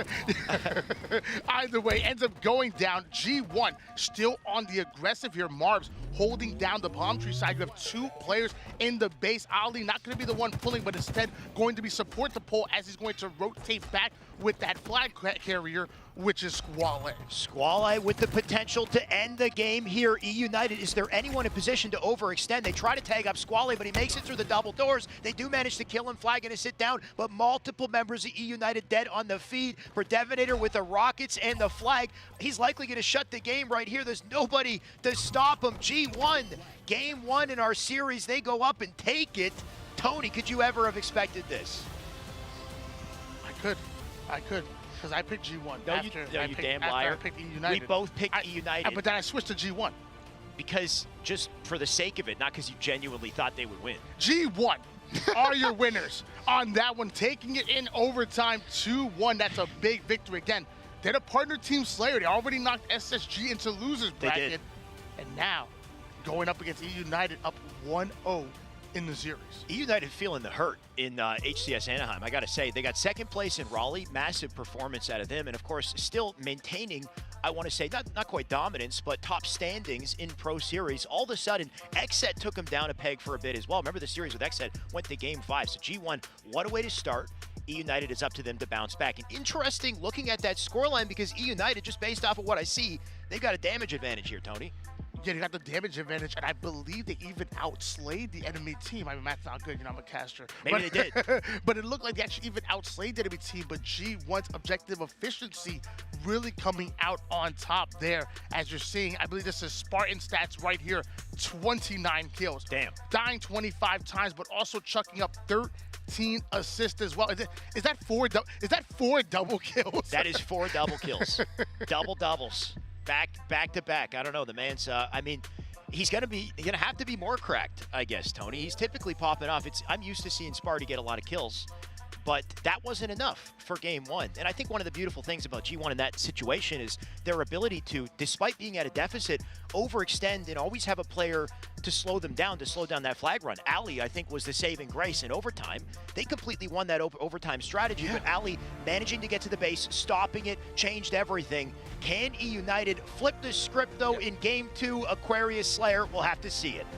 Well, I promise you, if E United have another starting run here on Aquarius like they did in overtime and Bazaar, they will continue to ride that momentum on a map like Aquarius, and they will pull off a win. G1 cannot sacrifice all of the resources. You cannot lose the heat wave, dynamo grenades, and camo to the opponents. Otherwise, things will get really tough. Let's see how E United respond. Don't you dare lose the resources, especially with Aquarius in that opening strat. You get access to everything. If you can lock down a base, both bases, let's say, and make spawning and fridge permanent for the enemy team. Oh gosh. Good luck, especially if you got a Dynamo. But Tony, we've talked about it time and time again. Car side, typically the side of the map to control, especially if you got that thrust. And Spartan, I love that opening strat. He hits a quick curve, lands on the thrust perfectly, and he's already in enemy lines with it.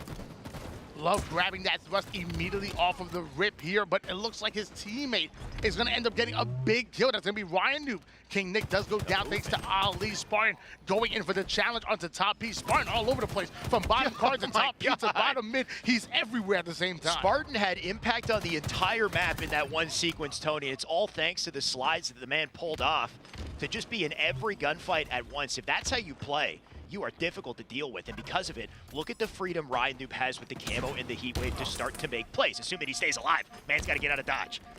If only we had a content creator who was teaching us all this slide and movement tech. There's an opportunity there, isn't there? Videos. Yeah, we got to find somebody to do that. Ryan, somebody to break Ryan was a good content creator. He really is. I've watched a lot of his videos. As Spartan going in for the challenge with the sidekick, trading off kills with Ali, but Ali going 2 down, giving the numbers advantage to E United. I will say, Shyway approved, if that means anything. Ryan Noob, he was doing the analysis before I was, way before I was. I learned from him, and he still has excellent content on YouTube, so go look him up, because I guarantee you'll learn something watching his gameplay and his commentary, and I guarantee you'll learn something watching today in this series. Spartan going right at the blue fridge, challenging and dropping down, going in for the chase. Luckily, his teammate comes in for the cleanup, but watch out for the dynamo grenades flying in. Spartan did a great job of prioritizing his life. No wonder he always has some of the highest KDAs in all of those LAN tournaments. I feel like you can tell just by the speed of the gameplay here that E United are unhappy with how Game 1 went. They know they overslayed. They know they should have won it. But somehow, despite it, G1 clutched up. So now Sparty, time to up the ante here. 15-10 on the board, and the man's got the wave in the back pocket. Good luck, Marbs. You're melted. Let's see what else he could do. Well, you know what? They're allowed to overslay it in Game 2. It's Slayer. It's first to 50 kills, take the win. 12 minutes on the clock. Overslay all you want because there's no objective getting in your way. However, it is nice if you prioritize the objective of getting the camouflage, which Squale ends up doing. Ends up becoming the silent assassin. Goes after the one-shot Ryan Noob, but not able to get the kill. Ryan Noob coming out on top. He's having one hell of a tournament. Whether you're camoed or not, if you walk out center and you start shooting and multiple people see you, I mean, good luck for your life. Hopefully you need a camo plus an OS if you want to survive that. Instead, multiple members of G1 going to drop in quick succession. Now a 6-kill deficit for G1 as Rain decides to slow it down a little bit. Looks like he knows Squale's up there. And he's going to wait for his team to start to push up the car as well. So I like the timing out of Rain here. Does not want to aggress until he knows he's got the help to make it happen. And this is where your mental's going to be tested here, because Squale hasn't gotten a single kill yet, despite having that camouflage. I can imagine they try to get the kill. Spartan and Ryan are going to go after him, but he just puts his first kill on the board, having 3 assists as well. Good for him, because let me tell you, Spartan and Ryan like to get loud, and if they see that you're goosing halfway through the game, they're going to let you know about it. I mean, I saw that Twitter clip against Kratos and XF from Spartan yesterday. What the heck was that? Don't get on Sparty's bad side. He will make you feel it, and so will Rain as he drops 2, bringing us to 25-18. And G1 still have yet to answer. Maybe Predevinator's the one to do it.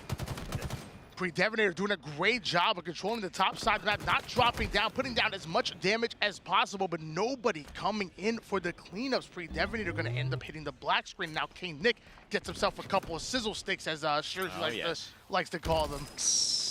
Is that does Jersey have a sizzle noise? He's got to get he's got the t-shirt. He needs the patented associated noises. I don't know. Sparty gonna get the melee kill. Still up.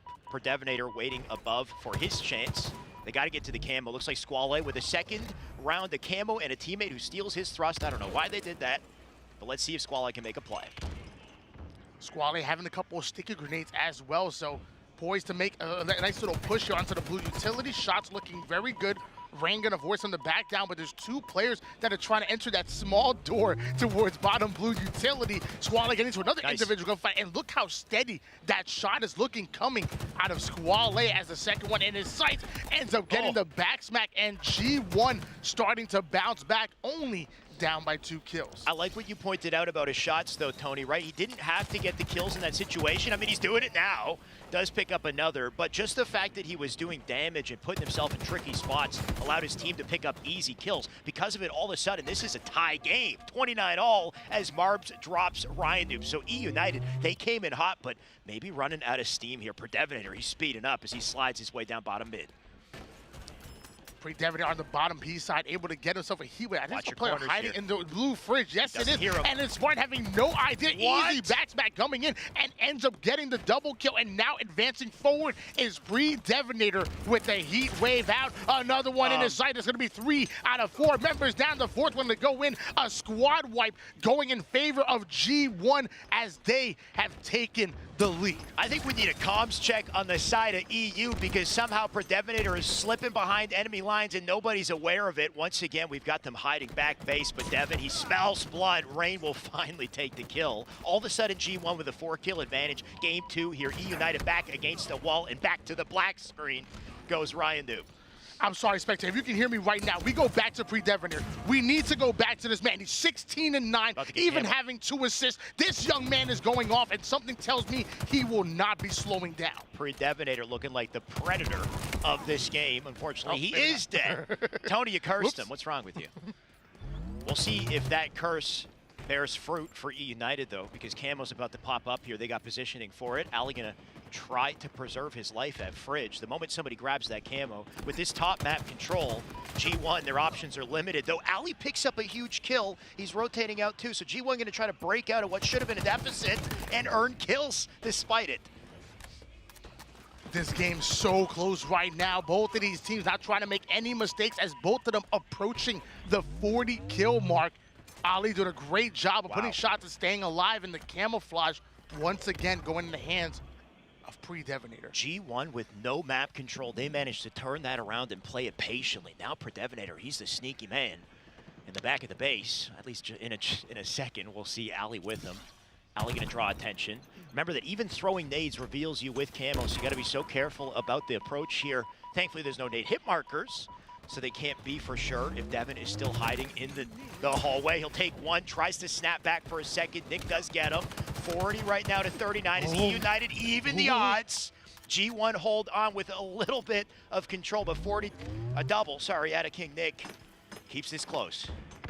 What a clutch double kill out of King Nick to actually put them within striking distance. Otherwise, there was really starting to create some distance in the scoreboard was G1, but only down by 2 kills. E United. Predevinator has something to say about that. The heat wave coming to play once again, but not able to get that kill onto Spartan. And now E United are coming out of nowhere as Rain picks up an easy 1-shot and is now going to work across the map. Excellent communication out of E United. Another big kill out of Timothy Tinkler. Rain starting to pop off. E United, if they want to close this out, they got to hold down top map, and it's exactly what they're doing. You can see Rain up on pink side, but a push through utility on the opposite side of the map is going to pinch G1, give Rain access to camo as well. Nick already has a kill. Squally takes the trade, a 2-kill advantage for E United, and Rain on the approach. Ryan Noob has said multiple times that Rain is the most underrated player that we have in the league, and you're seeing it right here, right now, as he gets 3 clutch back-to-back-to-back kills, putting E United in favor of winning this game and still having the camouflage.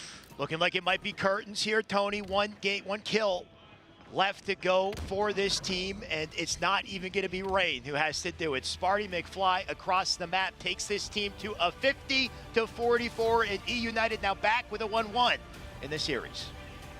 Obviously a big win coming out of E United, but can we give a shout out to G1? I bet you if you asked multiple teams or multiple people in the chat if E United were going to sweep, they probably would say yes, E United sweep the series, but G1 coming in hot in that game number 1, and then doing a great job of almost stealing away game 2. Obviously, United had to play near perfect Halo, and Rain had to really step things up in order to secure that win. G1 are playing excellent Halo. They definitely are. One thing's for sure, it feels like E United, no matter who they face in this tournament, it's not an easy road. Everyone is a top competitor for them. They got to fight tooth and nail, and somebody's got to pop off. In the past, it's been Sparty, and we'll take a look at the scoreboard maybe in a second. I didn't quite get to see who was the one to do it this time. And like you said, credit to G1 for finding ways to fight out of a deficit. E United, they started out the game in the most perfect way you could start the game. They controlled everything. They had the map locked down. They're getting spawn kills. Somehow G1 found a way to flip it around. And I think part of that came from Squall Eye's play with the camo and his patience. But so on one hand, you want to give credit to G1 for fighting from a deficit. The issue for me is that they were always at the deficit. They're always kind of finding ways to break out of the map control rather than setting it themselves. Yeah, and Breathe Everything was going off, and the only time they had like that small lead, it almost felt like it was only a moment of time before E United come back and take it. It kind of, even when they were running things, it kind of felt like, okay, when are E United going to do it? We know it's coming, and eventually it came, and that led to a 50-44 win in favor of E United, but I'm still giving G1 a puncher's chance going into this game number 3. The series is tied, baby. Anything could happen. It's about to be a hell of a series, by the way, boys and girls, ladies and gentlemen, whatever I call you, and everything in between. We have a quick break, I believe, for the players, not like a full-on. They got to, maybe step away, go to the washroom, come back to the setup, stretch, because clearly this could be going the distance. I mean, I didn't expect a 1-1. I didn't expect a win on the CTF Bazaar. So now all of a sudden, I think we could get a game 5 out of this. So the moment the game is ready, we're going to jump into it, of course. In the meantime, Tony, tell me a bit about the star performers, I guess. Who stood out to you so far in the series? Well, I love Rain. I love Ryan. I feel like they've both had their kind of shine, but the leading Slayer on this team and kind of the emotional engine of this team is Spartan. Spartan the dog is absolutely incredible. And why don't we take a look at some of these stats? Holy crap. 233 kills. This is one day of action. We're talking about literally 3 games. We're talking about 3 games that he was able to put 233 kills on the board and 117 assists to go along with it. I mean, shout out to Spartan 117, John, Master Chief, who is rocking the assist. I mean, not that it's a coincidence, of course, but Sparty, his name is Sparty. He's got Master Chief level assists, and the dude's been popping off all day yesterday. If you didn't get to witness it, when you get the chance, I'd say go back in the past broadcast. That recharge, was it Strongholds, I believe, or Slayer game that we witnessed, the moment that Sparty picked up the shock was the moment it was game over. He literally did not miss a shot, to the point where it's hard to know which one to get, because they're all hype. It's like, I can't just keep getting the hype about every headshot. He's just going to keep hitting them. It's like, I don't know. It was wild to see. So Sparty definitely the point to focus on for that team. Always has been, and I expect it to continue that way in the foreseeable future. But with G1, who is your player to focus on, Tony? I mean, I love what Marbs brings to the table. Like I said, Mikowski, the co-owner of G1, letting me know that he's that glue player. And to be honest, throughout the series, I'm actually seeing that. But when I think of G1, I think of Ali, an X Games gold medalist, the artist formerly known as commonly throughout 3 series. I said 3 games, excuse me. 3 series yesterday, putting up 208 kills with also 117 assists to go. So Spartan got 117. What's up with that? Ali got 117. Is there some kind of special number with 117 in Halo? I'm not sure. There's a hidden code here, and I think if you decipher it, you will get access to extra Twitch drops. So figure it out. Good luck. But, yeah, maybe there's a secret to it. I will say, interesting trajectory we've seen for Ali's career in Halo. Very early on, he became noticed. He popped off in the spotlight. Ended up on Evil Geniuses. Got an X Games gold medal. So that was the start of his career, and almost kind of like the highest point that you could ever get to start your career. Made it very difficult, I think, to continue to hit that level of achievement throughout. Despite it, he did play on top teams throughout Halo 5. At the very end, with the transition to Infinite, he retired briefly as well, disappeared for a little bit, and came back as Ali. He was previously commonly. So now there's question marks, because he was somebody that I think was in contention for a top team in the league before he stepped away. Now that he comes back, we start to wonder, okay, will he jump back to that top standing once again? I think he can, absolutely. Yeah, I got the chance to actually sit down and talk to Commonly, and first of all, great guy. Right off the rip, just a good amazing guy. He loves basketball too. He actually started playing basketball recently, so we talked about that. Loves to cook. I don't get this big and I like food. Let me tell you. You're saying he's husband material. I mean, I don't know if that's to be the same, but possibly. Somebody's out there.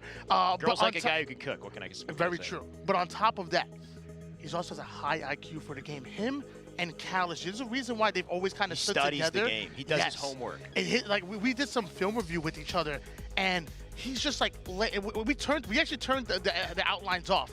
And he's just like spitting out, okay, this is what he's thinking, this is what he's thinking, this is what we're doing. We're taking this perimeter, and as soon as we do that, this is gonna happen. And we turn the outlines on, it's exactly what happens. He's literally calling plays like Tony Romo commentates NFL. Like he's literally reading offenses and defenses, which was really, really cool to watch with commonly. But now we're gonna see if he can read G1. Because we're going to the streets. Whenever you want to fight, you gotta go to the streets, and with the series tied up, there's no other place we can go. Some players, some teams, maybe they skipped their homework, but not G1, not Ali, and you know what? Probably not E United as well, especially with Ryan Noob on that team. This is a hell of a brawl, a series that looks like it's going the distance. Currently 1-1, game 3 here now, oddball on streets. I can't wait to see where this goes, Tony. This will set the momentum for the rest of the series. Lots of goodies to control here on the streets. You know, when you spawn over towards that subway side, you want to prioritize the thrust and maybe make sure you have somebody with a stalk rifle. Meanwhile, on PD, you want to grab onto that drop wall and then make yourself towards that bulldog because it has so much ammo in the clip. Spartan doing a great job of controlling the B street sides and without any timing loss whatsoever, drops towards bottom mid and gets the double kill onto Pre-Devinator. I don't think they expected that. Tony, I like what you said about no timing loss, because he flanked straight through so quickly through that B side that Marbs wasn't ready for it, Devin wasn't ready for it, and now Rain got a free rocket launcher because of it. So now E United walking away with early control and the artillery as well. E United start off all of these games so well. Their starting strats are absolutely incredible, and G1 simply aren't ready for that. Rain coming in with the rocket launcher, getting the big kill onto top subway. The ball in the hands of G1, but they do not have the numbers. They do have the bulldog, but Rain don't give a damn. Squall Eye not going to be able to see too well after that headshot, that's for sure, Tony. We'll see if Rain can rotate the ball out to a safer position here. Got the shotgun to work with as well, so a bit of a juggle to get there. But thankfully the team is here to escort him. 20 points and counting as Rain still has it. I'd like to see him drop it though and play defense, especially with the drop wall and all the resources they got. Rain having the ball over towards the back A side of things. I think both of us agree that this is the setup that we want to see out of both of these teams. You know, the C side setup is nice, but something about having this whole A side and be able to watch these entrances from multiple angles are so important. As Ryan is sitting over towards top A, look, he's using that pole to block off that line of sights, but there's 3 players moving towards the Purple Street Cafe side of the map. Oh. G1 have been patiently waiting for their opportunity to enter the fray here, but as I say it, Ryan Noobs slips right through the middle, puts damage on everyone with the AR. Drop combo AR with BR. You don't see that too often, but Ryan Noob makes it work. And so far, 43 points because of it. G1, did they finally find their way out of this mess, though? I don't think so. Sparty, Rain, they take 2 kills. Spawner's up in purple, and Predevinator already feeling the pain off the nades. Thankfully, Ali will take Sparty. Ali drops, though. Where the rockets? Devinator has him, and he's got to get something with it. 3 down go G1, but Predevinator, the final player alive, doing a great job of slowing things down and waiting for his teammates to spawn up. Now they have a great push coming in. Predevinator now making his way onto the B side of the map, going in for the challenge onto Ryan Noob as they now have these newfound numbers, and eventually this is going to convert into some ball time. Especially if Sparty can shut G1 down, or I guess it won't convert if he does. Looks like Ali's making a good rotation back to Subway to ensure that they get as many points as possible. Sparty already taking kills though. Devinator down for the count. Ali, limited resources, gonna toss the ball in a baitable spot. Let Squall Eye work with him to get a couple kills. Ryan Noob, next victim, though the man does not die. Now Ali out, and Ryan Noob the line of defense. Cross map AR, and what is this, Halo 5? That was a great play by Ryan Noob, though, and then somehow rotates all the way towards the opposite side of the map, getting towards the B side, and now we're seeing a push out of him and Spartan. So love this play coming out of them, but Spartan will be the first player to fall. And now Ryan Noob gets the cleanup kill, having another one over toward the bottom B stairs, who's trying to rotate, goes in for the challenge, but Ryan Noob is ready for that one. E United so quick to flip the map and take the setup, and look at that, Ryan Noob in a cheeky spot up on that fence. Marb did manage to sneak back base, so maybe he's got a chance. Nate in. They're aware of the fact that he's here. Rain still with the shotgun, though, going to get up close. And Sparty does take the trade. Rain's still alive, can play defense, picks up one, picks up not. Okay, he will take a second. Come on. Ali for the third, but Ali does turn it. And does that give him a chance for the ball? Looks like it might briefly, but the man does not have resources, and they got to play for rocks.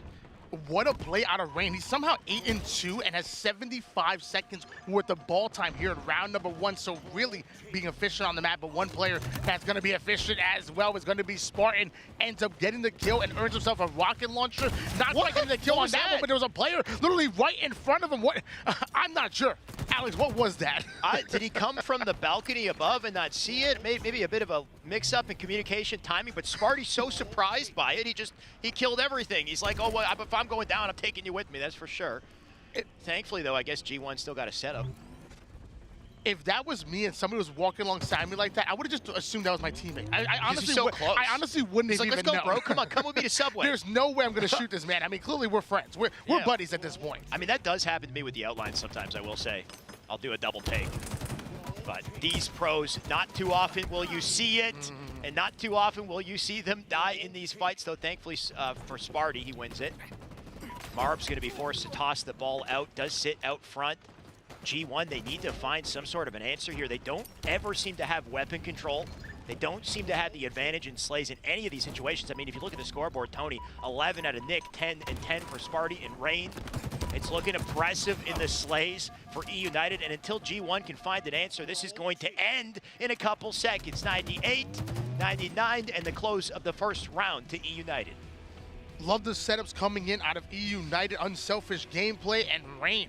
Really kind of that MVP of that game, because not only was he slaying on the team, but he also was doing a lot of the objective work as well. E United are now one round away from stealing the momentum here in the series. G1, the map flips for round 2 in Oddball, so G1 with the advantage side spawn the high ground, and you'd hope that they would use that to make a play early on here. Ali does live, but Devastator stays up as well, so the combo of the two, look at the pinch they've got onto Sparty. Sparty knows he's in trouble, so he backs out, and I think that does give G1 rockets to start, and the ball as well. So that's the beauty of spawning high ground, is if you're quick and efficient, you can turn this into a setup, and then you can bring the enemy to you and use the rockets to delete them, or, you know, don't get a kill and barely survive. Things might be difficult for G1. Multiple players here on G1 watching the purple side, but the slays are going in favor of E United. Rain ends up picking up a double kill, and now once again going right for the ball. Love the, again, unselfish gameplay come out of Rain. Goes in for the double kill. Yeah. He's not looking for the triple. He's not looking for any more. He's going right for the objective because he always has his eyes on the prize. I'm getting deja vu, Tony, because this is looking like an exact repeat of the setup, though thankfully G1, they break it quick. Look at that. Marbs with a double. Gonna reduce the resources down to just about 0 here as Rhindu. He'll go down as well. Squall gonna make sure he doesn't get far. So G1 doing a great job of ensuring that setup does not take place. It does seem like each member of E United has specific roles though, right? Rain and the Shoddy, or sorry, Rain and the Shoddy. But Squall, it's his turn. Squale bouncing back between tires and that PD stair side. He knows if anybody's gonna make a run, it's gonna be from there. The first kill gonna go down, but it goes down to 1 shot, so the cleanup comes in out of Spartan off a screen. Nick takes down Ali, and once again, numbers advantage going towards E United. What does G1 do? They rotate the ball towards the purple side and getting it as far away from E United as possible. Definitely a good answer at a G1 with the limited options they had. And Marbs right now, not going to waste any time aggressing here. Squall does have a trade on the feet. Rhindu's not expecting Marbs to be there, but turns and burns him. And yeah, hold on. Makes him feel it too. He's going to leave a couple bags behind. And I wonder if that hurts G1 mentally. We'll see.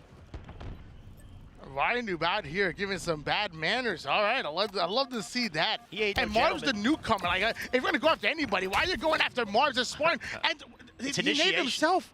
What? Oh no! He dropped the drop wall, dropped the nade on the actual pivot of it. It bounces back and kills himself. I don't know what's going on. Alex, I've lost control. Tony, of the game. I looked away for a split second. I didn't even see it happen. So you know that's on my bad, I guess. But anything can happen in these games, is what I've learned. Somebody any second. I mean, look at this little ring around the rosy here. Squall being such a nuisance. He finally dies to Nick. And now Rhindu with freedom to get straight up to Ali, though Ali with the reticle placement to take that kill. He was ready for that fight. Spartan throwing an excellent nade over towards the spawning players on PD. Ali gonna run into it and take about half damage coming in from that grenade. Smartly got to back down. High IQ plays coming out of him, while King Nick off a screen ends up getting a double kill. So great job by King Nick to come in for the cleanups. And I want to switch on board at some point with Nick. I feel like we haven't had much camera time on him, and he's definitely been kind of slaying out here in this game. He's kind of like the silent assassin of the team. Not so silent with his shotgun, though, that's for sure. Just going to play his life carefully. You can see United have turned a ball setup out of this situation. Back A, it's up to G1 to break the defenses, and up to King Nick to ensure that doesn't happen. Good luck to Ollie. That's 3 dead. What's the other one? And wait, make it a 4th for Devin. What is whoa. He's alive. Barely. That was awkward, but E United, they got a full setup because of it. You know what, though? It just tells you about the unselfish play come out of United and how they're always willing to play for each other. As soon as shots go in, at least one player's going to look towards it. So even though that should have been an easy double kill come out of King Nick, his teammates having his back right there and saving a bit of embarrassment. And now King Nick ends up coming in for the double kill, securing those rocket launchers while E United are still holding on to this setup. Good guy Ryan Noob there, just being a line of defense to ensure King Nick gets to just sit in the corner and stay alive with these rockets. Now that he's alive, he can flank on through with them. Rain gonna draw the attention. He's actually in trouble though. The entirety of G1 looking for a 4-man push onto PD, and King Nick back in the action with good timing, though he dies. 90 points so for E United. G1, they had 50 to start, and they can't get any seconds, or they, at least until now. They gotta hold it though. Yeah, there's no way they can allow E United to get any more points, because those final points might be the final seconds in this entire game, as G1 needs to put back-to-back rounds to steal this game away. Free Devonator going in for the challenge onto Ryan Noob. Ryan Noob coming out on top, ends up catching a grenade, putting him down to half shields. They know exactly where Ryan Noob is going, and they're literally not allowing him to exit the PD side, but somehow Ryan Noob nerding out with that grenade, ends up getting a kill, and he has broken out over towards bottom A. And look, they need 3 players to take down Ryan Noob. They need everybody. They need everybody, and they need Squally to pop off. The man got a double, ball still out. And they can't grab it just yet because G1 has numbers. This is massive out of G1. They just need to make sure that they stay up. If they go 4 dead, it's GG's, it's curtains. As long as they can keep at least 2 members alive here, I think they got a shot to contest this ball when things are looking dicey. And I like this out of Squally just hiding here. Nick, how does he know? Oh, come on. Dude, the awareness out of these guys. They must have spotted it on a death cam or something. You can't hide from E United, and because of it, they're all about to die. I mean, it's a very popular space, so I mean, you know, it might have just been a nade check, and he happened to be checking exactly where he is. E United slaying out G1, putting them 3 down, grabbing onto that ball, and that's going to be game number 3. E United have taken control of the series. They've taken control of this series. They've gained the momentum in a massive way because, honestly, Tony, looking back on that game, G1, at no point did I feel like G1 were threatening EU in any way. That was dominant in both rounds. They had a good opening start for round 2 off of the fact that they had the favorable spawns on the top of the map. But, I mean, after that opening hold, that was it. That was curtains. E United, they bounced back. They're aware of them in every situation. They seem to be, predicting and countering their moves and outslaying. When we take a look at that scoreboard, I think I saw multiple players that were double or even triple negative on the side of G1. Maybe. You know what? I take it back because that was just 1 round. But still, look at the negativity. We have multiple double negs. 11 and 20. I mean, you don't want to see it. They're getting outslayed. You're the one being negative right now. Stop attacking my boys on G1. I'm just real. We have one bad game, okay? We going to come in. We're going to bounce back in the game number 4. Yeah, I don't want your negativity. Look, if anyone's going to be critical, I'm sure it's the players themselves because they expect greatness. They came here to win. They know they're talented. I know all these boys are incredibly talented, way more than I am at the game. So when you go negative like that, that's obviously not your objective. You got to flip it around. You got to flip the script and start winning these 1v1s, or else you're not going to get the opportunities to control map. You're not going to get the opportunities to hold the ball. I think we have another objective coming up next. And this is the last opportunity now for G1 to showcase that they can hang here, because E United, after game 1, I think game 1 for E United was like, okay, wake up call. G1, they're no slouch. We got to take them seriously. And now that they've started to, things are getting lopsided as the series goes on. And one thing that kind of scares me about EU United is the fact that they can change the pace of a game. They really remind me a lot of a Cloud9, because if they need to slow things down and get those numbers, they can do that. If they need to speed things up, they have no problem doing that as well. And on a map, on a mapping game type like Stronghold's Recharge, you need to be able to speed up and out-rotate the enemy team whenever they try to go back at you. And I believe EU United have the ability to do that, and that's why they might end up winning the series right here, right now. EU United going against G1. Alex, tell me about the keys to success on this mapping game type. Control the weapons. Like always, Tony, control the weapons. Control A and B, I'd say. A, B hold, because you got Attic, and you've got top A with optimal lines of sight to then spawn your opponents in the long haul with very limited options. If you can lock down the map with a shell from A to Attic, then I think you can definitely oppress them. Pick up the Mangler, by the way. First thing you do, pick up the Mangler, then get into a setup. Well, Spartan not having a spawn towards that Mangler, but you know what? We know how dirty he can be with the shock rifle. He's even going to prioritize that over the camouflage. Ends up missing the first no-scope to the body, but still going in for the challenge as Spartan ends up getting a big kill to start things off. G1 going 3 down. Tony, you asked me about keys to success for G1. I forgot to say, don't let Spartan grab shock.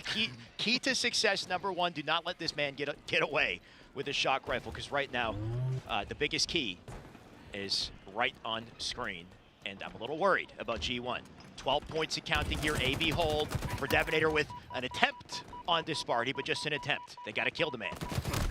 Easier said than done. Spartan, one of the hardest kills that we have in the game, as he ends up getting the perfect kill onto Ali, the final player alive on G1. If we make that all 4 going down for G1, and EU United are going in for the trip cap. 3, make it 4 members of G1, all starting to push up through long haul here. And Sparty aware of it. I like the flank that he's going to make here. King Nick can't take the fight with Devin, so Devin will earn that section of the map. They got back pipes. They got to make use of it, though. Full trip cap against them as time is bleeding in the favor of EU United, and Sparty still just being a nuisance as he rotates around, taking cheeky angles with the shock rifle. Look at this angle. And that's one thing I really like about Spartan, is that even though he's playing with the shock rifle, which normally notoriously want to slow things down, he's always on the move. So he shoots over from gold, he rotates to long haul. Now he's shooting from long haul, rotating back to gold. That's going to allow it to be very hard for him to finally take him down, as Spartan ends up getting the melee kill. But finally, Spartan goes down, but it's easier to say the damage has been done. He's currently 4-1 and a nice lead going in favor of EU United. I mean, one opening setup, we got 86 points and counting, and G1 have a single point to answer. It ain't easy when EU United have control, and the only way that control will flip is if G1 can find a way to win their fight. So far, they're 2 dead. Ali getting lit up off his spawn. Squally doing whatever he can just to do damage, but it's not enough. EU United winning every fight here. King Nick takes back A, another trip cap. G1, like I said, right, they came out hot, and I think EU United, they got a reality check for a second. They said, okay, we'll take him seriously. Now let's play for real. When I'm commentating, I'm always watching the action. I'm listening to you, but about every 4 to 5 seconds, I look at the numbers on the top scoreboard. Sure. I always see G1 3 down. At no point in time do I see dead. G1 having 4 players up right now. EU United are heavily slaying them, and that's the reason why they have such a big lead. 141 to 1 point going to G1. That's nice. What we call G1, 1 point. G1 means one point on the board, apparently. Until they get a second point, which they might do right here. 2 points. They're G2 now. Wait, we already got a G2. Well, you know, maybe they'll get past 10 too. They're holding on to AC. Not the best setup in the game, but not the worst either. You still got some points in your favor, but you got a rogue Spartan the dog with a shock rifle. Just being a nuisance. How's this man still alive? Ali now dead. As Sparty, they can't find him, and when they find him, he's jumping out of your sight line with a grapple. Shock rifle coming in out of Spartan, now hunting down Squally. Squally was the predator, but eventually turns into the prey out of Spartan, who hunts him down. And once again, numbers going in favor of EU United. And what do? They take advantage, they up the tempo, they put G1-3 down, and they take control of the map as they work towards a trip down. Oh my. Hold that, Spartan. I mean, you know, obviously Predeminator meant to throw the stick in that location. Did he mean to stick Sparty the moment he challenged? Probably not, but, you know, we take those. That's for sure. You don't know Predeminator. I don't know. You're right. That was calculated. He could be a psychic. You don't know. You know what? If he's a psychic, then hopefully he didn't predict the end of this series, because it ain't looking good for him, that's for sure. Not good for the confidence if you predict an L. But you know what, Predevinator, maybe he can flip it around. He's got a camo, he's got a mangler, and a slow play out to C. They got a good setup, too. Camouflage and Mangler in the hands of Predevinator, but Ryan not even able to take him down despite having the sword in hands. Predevinator actually not going to pick up the sword, maybe saving it for one of his teammates as he works his way over towards Charlie. And now we have a trip cap in favor of G1. They're saying, hey, don't count us out just yet. We can make a run at any point in time. This is Halo Infinite, baby. I don't know how I feel about the situation here. I mean, I do like pushing for a trip cap when you do have the opportunity, but if you don't play it well, you just die, you lose your life over on C, and then E United for free kind of push through, take back both B and C. Thankfully for G1, they've got some high ground. Predevinator off a spawn, you can light players up in long haul. He's now down for the count though, and now A being capped again as E United, they look for the trip. Marv's going down to one shot, able to get the kill, but not able to put any objective plots on the board as a trip cap once again going in favor of E United. That's almost approaching the 200-point mark, while G1 are still in the double digits. G1 heavily outslayed. The scoreboard says it all. 4-11 out of Alley, 4-11 out of Squall. They need to start winning 1v1s. And the only way to do that is to just be a step ahead on timing, positioning. And it just seems like they're always not ready for the fight. They're being chased down, right? Sparty's so aware, drops down on top of Devin, gets out with a red bar. Now 2:16 and counting, and if they don't answer quick, it's GG. Spartan advancing forward over towards Alpha, working on yet another trip cap. It's only 250 points to take the win, and with a trip cap going in favor of E United, G1 are really on the ropes and are about to get knocked out. Tony, you said it. I think that's it for this map, this series. E United just looking too strong, too in control. 48, the final seconds go in, and G1 unfortunately cannot answer. E United, despite the close start, they come out of that series way on top. And you're looking at the screen right now, Spartan with the thumbs down, Ryan New with the peace signs. I was just saying goodbye. Rain saying, call G1. me, baby. Is that the call? Or is that like, that's Nick, man. Sorry, Nick. Rain's like, Rain's hitting you with an okay. my guy. That looks like, why does it look like, you know, like Ross or something from Friends? Or, they're quite the bunch, that's for sure. Quite a game. 16-2? And 16, that's an actual scoreline, Tony. 16-2 out of Sparty. That's probably why the score was so lopsided. I think that's your answer right there, 16-2. That's disrespectful, Tyler. Tyler, we're gonna have a talk after this. You can come out here and slay all you want, but you're gonna come and style on these guys in G1 sparring. I know you. We're gonna have a talk. I'm gonna talk to him. I'm gonna call him after this. You got some big old cojones then, my man, because if there's anybody I would talk to on E United, it's definitely not Spartan. That dude he's very scary. Yeah, when he starts yelling. When he gets serious, man, he really does. You do not want to be on the other end of his BR.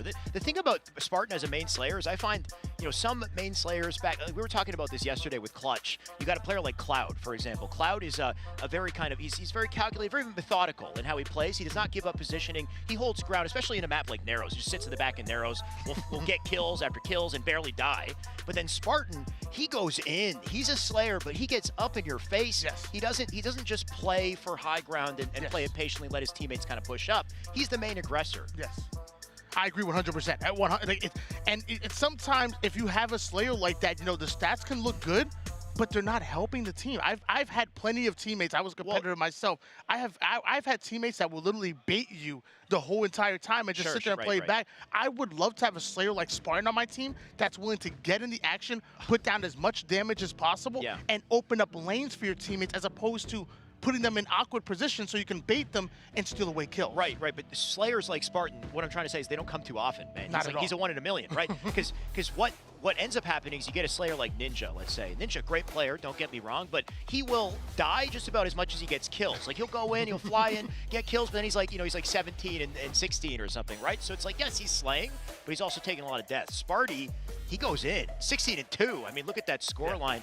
Finding a main slayer like that, I mean, when you find them, you keep them, all right? You keep this man on your team. He's making big plays. 250 to 75 for game 4, but man, did they pop off after G1 woke him up in game 1. You poke the bear. I don't know, what's the rest of that? Don't poke the bear. Poke the bear, you get the claws. Okay, actually, that's not bad. I like that. Get the claws. I saw the bracket there for a second, by the way. Let's see it again. Yeah, cool. So we got Fnatic UIU, apparently 2-2. Oh, okay. In their series. Tony, you've been telling me about this UIU team and the fact, do we call them Uwu? Uwu. Uwu. Uwu are no slouch, man. No. They came to play. And because they're here, Status Quo is not here. I heard they took Status Quo's spot. So that would have been Flame, Sword, and Naval and Roy on that team, which I was not happy about. So damn you. But I mean, if they're going to come in and play, then, you know, maybe I'll feel better about it.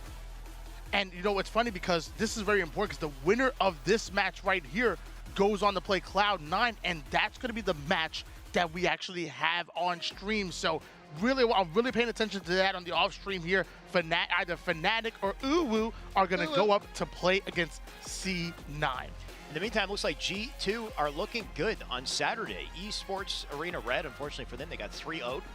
They will drop down to lower bracket. United with a 3-1 in their series we just witnessed. Sentinels with a 3-0 on to XSET.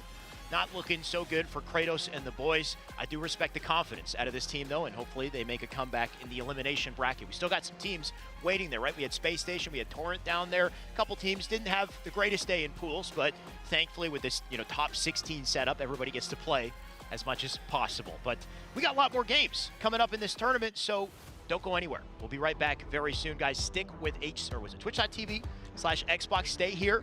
The Alpha broadcast, I think they have matches either currently playing or about to continue. So check that out in the meantime, but we'll see you soon. I've got you under my skin. I've got you deep in the heart of me. So deep in my heart that you're really a part of me. I've got you under my skin.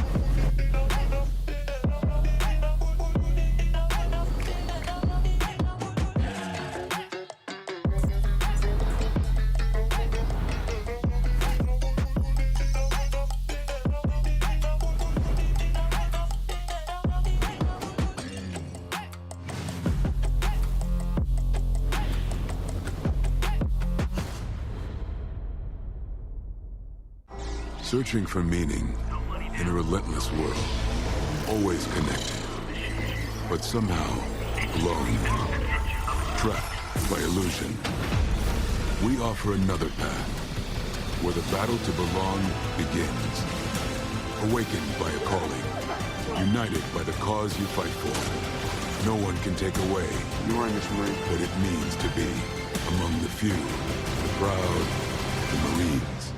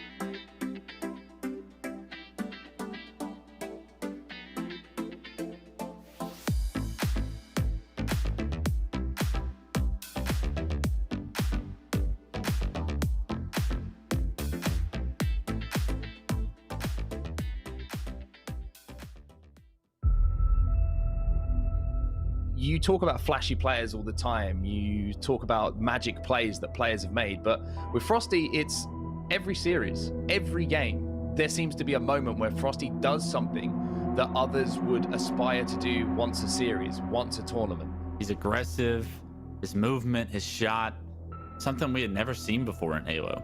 He's just a human highlight reel.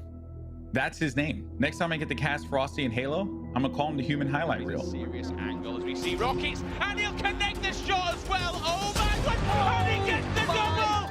What an angle rocket launcher, from but Frosty! has used both of the weapons. Frosty ends the game with a disgusting no-scope. Goodness, Frosty, the young man coming out huge with a double. Can he find the over? There it is! Overkill, the first one of the weekend! Right now, especially if Frosty's able to pick his kill on the cannon guy. He hits the no-scope. Frosty picking up a double kill. Now he's going to toss his flag. Oh, score again!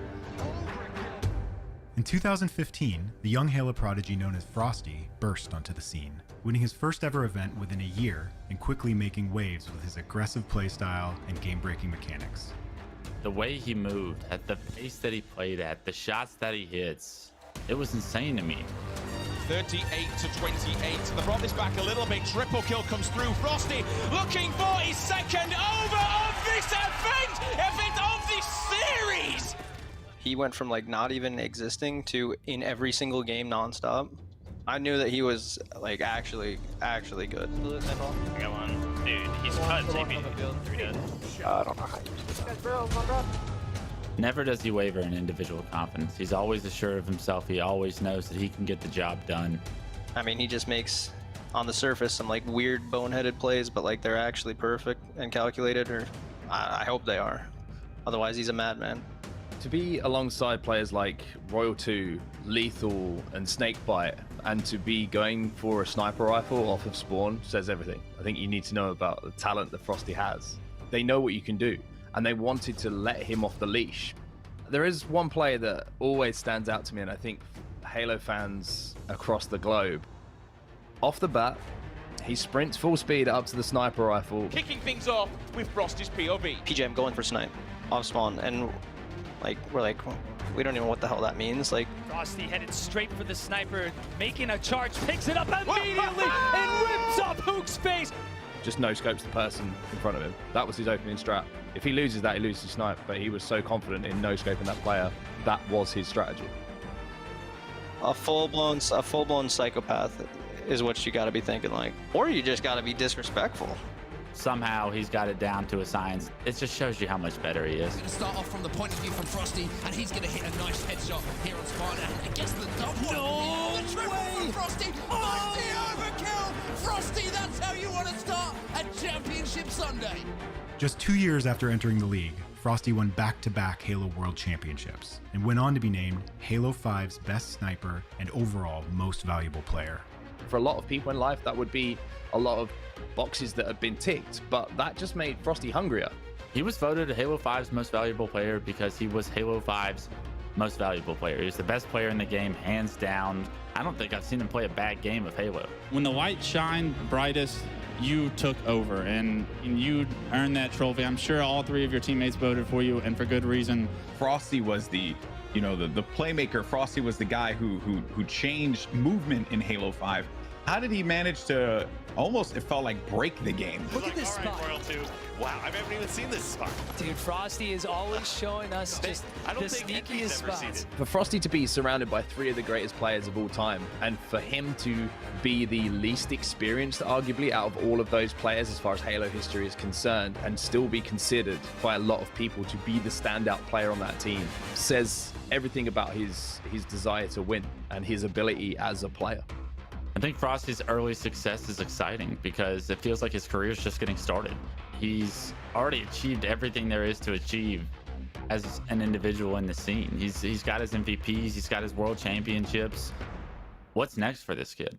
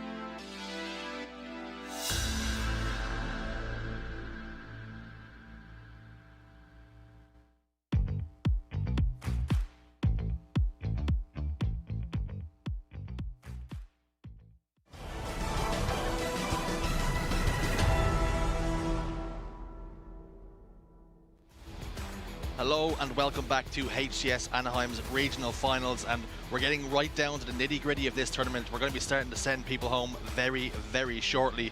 Two teams not going home just yet, it's for damn sure. It's going to be Fnatic and Cloud9. That's who we've got up next. It's going to be a tough task here for Fnatic. Oh, for sure. I know they're coming off a win 3-2 against UIU, whatever you want to call them. But, you know, Cloud9 obviously is not at all. Yes. They are the big dogs, the biggest dog, Clifford, if we're making this, you know, comparison. But it's gonna be an uphill battle for them for sure. Yeah, looking at some of the game types that we have as well, we've got Recharge, Oddball, Street, Slayer, Live Fire, Strongholds coming up, and we'll talk about them and discuss them a little bit. But let's talk about Fnatic, or indeed maybe even Cloud9. Penguin, Eco, Renegade, and Stellar. They've been looking invincible so far, going unbeaten in their pool. They're showing no signs of slowing down, even beating Sentinels, one of the top 4 teams in the country yesterday, 3-0 in a convincing fashion. They look dominant, and you couldn't bet against them to go on and win this whole thing. Oh no, for sure. And then we have Fnatic. You have Envor, Super CC, Jazero, and Septify. I love the way he's like just calling the slider. His slider's a phone now. I love that from him, from Jazero. So fair play to him. And Envor, the clutch factor of yesterday. These boys have been in now 3 Game 5s, and they've managed to come out on top and win all 3 of them. So UIU was the most recent victim of that. They've sent them down to the lower side, but what you have now as a result of winning that series is the privilege of playing Cloud9. That's not exactly a reward, is it? Definitely not, especially like you said, they've been going to a lot of Game 5s, and unfortunately for Cloud9, you can't afford that. You have to come out strong early on, and you have to keep that momentum throughout if you want to, you know, secure this victory against them. But like I said, it's going to be an uphill battle. It's going to be an uphill battle. Let's talk about maybe some of the things that Fnatic need to do. We've seen them struggling against some of the maybe lesser teams. We say lesser teams almost, that seems disrespectful, but they're playing against Cloud9 now, one of the best teams in the country, like we said. So what are going to be the keys to success for the likes of Fnatic here? What can they do to maybe put it up against them, or is it just going to be a learning experience for them? I want to say it's going to be a learning experience, but I learned the hard way yesterday. You know, I was gunning against KC last night. What happened? What happened? They won. So, you know, I ate my words. So you can't count them out. But, you know, I think if Fnatic comes out strong and plays more aggressive, grabs the power weapons, grabs the power-ups, they might stand a chance. And if they take one map off Cloud9, I think that's a win, honestly. Well, we're in sunny California, but one man who prefers it nice and cold is Penguin. Let's take a look at his stats from yesterday, and indeed today if we need to. 154 kills, 144 deaths, and 89 assists. He's involved in a lot of gunfights, Jet. Oh, yes, he is. Very impressive stats put up by Penguin, especially when you know you have 3 other Lords at this game on your team. Putting up those stats alongside of them is extremely impressive. Yeah, I've seen someone tweet now it's basically a 4v3 whenever Cloud9 plays. 3 of the best players in the game and a Penguin. So how can you not beat a Penguin? But he is that impressive, and he's integral to that team's success. Yes, I agree 100%. Well, we'll be looking at the game types very, very shortly. Of course, this is a best of 5 in the winner's side of things. So if you do lose, you're not out of the tournament just yet. You have a second bite of the cherry down in the elimination bracket. But you want to make sure you can do it here and now. We've seen some good games, of course. If you're interested in tuning into some other games, you've got twitch.tv/Halo. Here we are. Many thanks to Xbox wearing the green to represent. You see me. And also we have a C&D stream as well. Not casted by anybody in particular, but if you want to see those gameplays, you're more than welcome to it. But right here, right now, we've got Fnatic up against Cloud9, like we said. And Fnatic looked a little bit ropey in the online tournaments, but they've managed to show some form here and today. They do have a lot of talent, for sure. I've been watching them since, or at least Envor, since Halo 5. And there's a lot of skill, there's a lot of passion, and they're a very aggressive team. And same with Cloud9, you know. Cloud9, they know they're the best, you know. They can probably win a game without calling out. They can just soar at everything. So I think Fnatic, their best bet, instead of playing on the defensive, like I said, they just need to, you know, put on a show. They just need to fly out faster than Cloud9. It's one of those things for Fnatic, isn't it? They have nothing to lose. They're expected to lose here, so why not go out there and put on a show and try to do as best as you possibly can? And for players like Envor looking to make a name for himself and perhaps improve, and his team to get even better, look at these stats from him. 275 kills, 283 deaths, 149 assists. What's so impressive about that is this team has been to so many Game 5s, so played so many close fights, and that's his spread across the whole tournament, so that's really impressive from him. Oh yes, putting up 275 kills in this tournament is extremely impressive. I know he has a couple more deaths than kills, but you know, that doesn't matter. If you can translate all those kills and those deaths towards objective, you know, it doesn't matter at the end of the day. But 275 kills, insane. Yeah, Envor is definitely a player that's been getting quite a lot of love. There's other players, of course, who have been performing out of their skin. Jazero has been there or thereabouts too. This is, you know, one of their I guess this is the sort of experience you want to put down to. You want to do as best as you possibly can here and put all the things that you learn over towards Kansas. But of course, we still have to get through today. And let's look at the series layout. Oddball Recharge is our game 1. Slayer Streets game 2. Strongholds Live Fire. And if we need them, we hope we need them. We may not need them. CTF Aquarius and Slayer Bazaar. Jen, talk to me about some of these game types. So Recharge Oddball Fnatic actually won 2-0 versus SSG. So that was a nice strong win coming from them. You know, SSG has a god squad. They have Ace, they have Tylenol, a couple of big dogs on that team. But you know what? This is Cloud9 we're talking about. This is not SSG. It's gonna be a tough one. But I think, you know, they could take this game 1. If they get control of the shock rifle, the Mangler, there's just so much going on. I think they can take it. So SSG going into yesterday's action were our 7th seed. Cloud9, though, they are, like Jen says, the big dog. So it's one thing to do it against SSG, another thing entirely to do it against Cloud9. Will it be raining by the end of this series? Will Cloud9 punch their ticket towards the next round? Only time is going to tell, and we're underway. Starting off with Envoy here, pushing the Mangler spawn, trying to take out members of Cloud9, trying to secure this camouflage. 2 members actually fall for it, Cloud9 there. 2 members down then. A piece. Camouflage popped into the chest of that man Envoy, and he's got the Mangler, and it does exactly what it says in the tin. It does be mangling people's shins left, right, and center. Coupled with a Shoryuken, it can get the job done. Envoy drops down bottom middle after getting tagged up in the back. That information is going to come through. The camouflage player has dropped down towards bottom stairs. Penguin caught unawares here, almost whiffs the shots, does Envoy, but he gets the job done in the end. Yeah, this is very dangerous. Oh. I spoke too soon. Once again, I was going to say this is going to be very dangerous for Cloud9 on board with the Mangler and the Camo, but ends up going down. Renegade with the shock rifle. This is a dangerous combination you do not want to see, especially early game. There's not many players I want to play against with a shock rifle. Least of all, it's going to be Renegade, but fortunately for Fnatic, they've shut him down before he can get ahead of steam. Looks like Fnatic's trying to get this ball back into red. Can they get it over towards red? I don't think so. I think Cloud9 is putting up too much pressure. I don't think they exactly know where to go with this ball. They're just sitting long haul, which can be a tough position to be in, especially if Cloud9 decides to pinch. One of those situations where you put your head between your knees and kiss your ass goodbye, and that's exactly what we've seen there. Ball will go down. They've kept some scrappy time, though, all this while. Super CC going to rotate that ball towards Pipes and to his teammates. Stellar's in hot pursuit with the Mangler over towards that Pipes area. Clearing his corners nice and easy. Heading in, and kills go heavily in favor of Cloud9 here. 3 dead momentarily. A Pipe set up for Cloud9. Uh-oh, Fnatic are in trouble. Oh yes, that was a beautiful push by Cloud9. I don't think Fnatic knew exactly what to do. I think they panicked a little bit, but they weren't exactly able to play that ball out, allowing Cloud9 to rack up some ball time. Ball time racked up then. 26 seconds and counting. Renegade has gone down. That will make this push a little bit easier for Fnatic. Not much though, as Eco answers back. Super CC though picks up a huge double kill, firing shots Nanger down towards Eco. Unable to get the job done though, gets reset. Swords drop down bottom middle.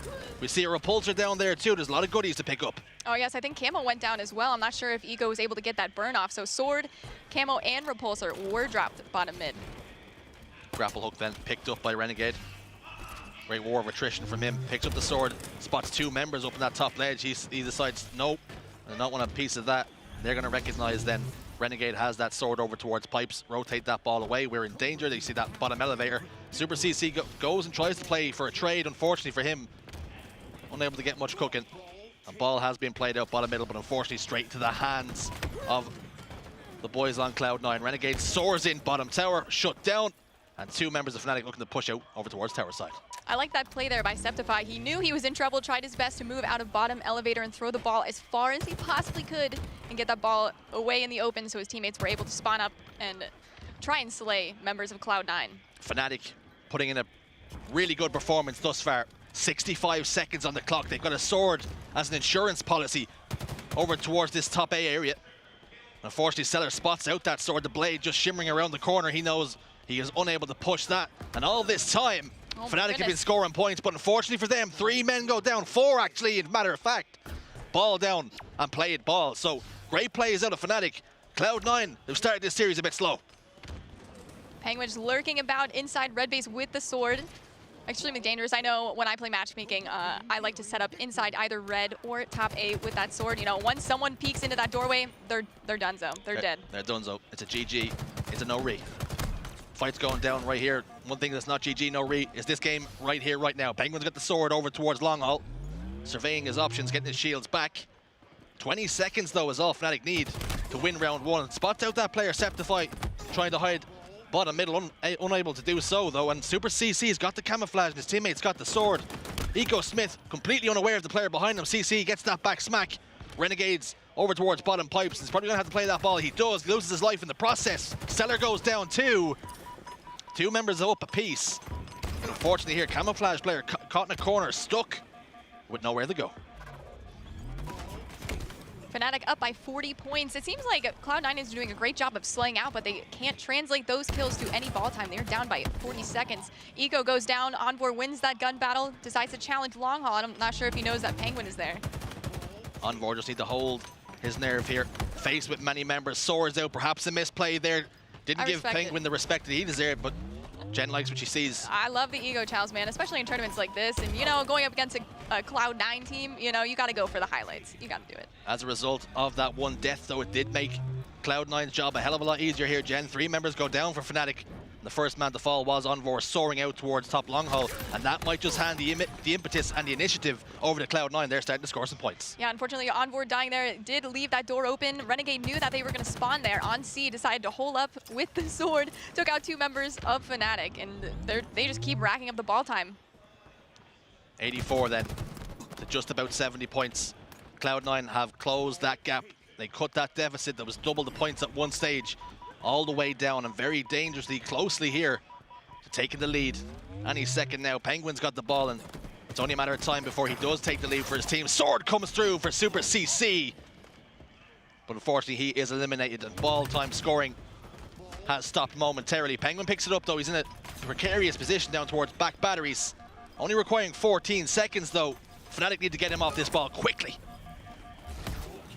Looks like a new camouflage is coming up. I think Fnatic has to decide if they want to go for this camouflage so they can make a play for this ball, because they are running out of time. It looks like Cloud9 needs only 9 seconds to win this.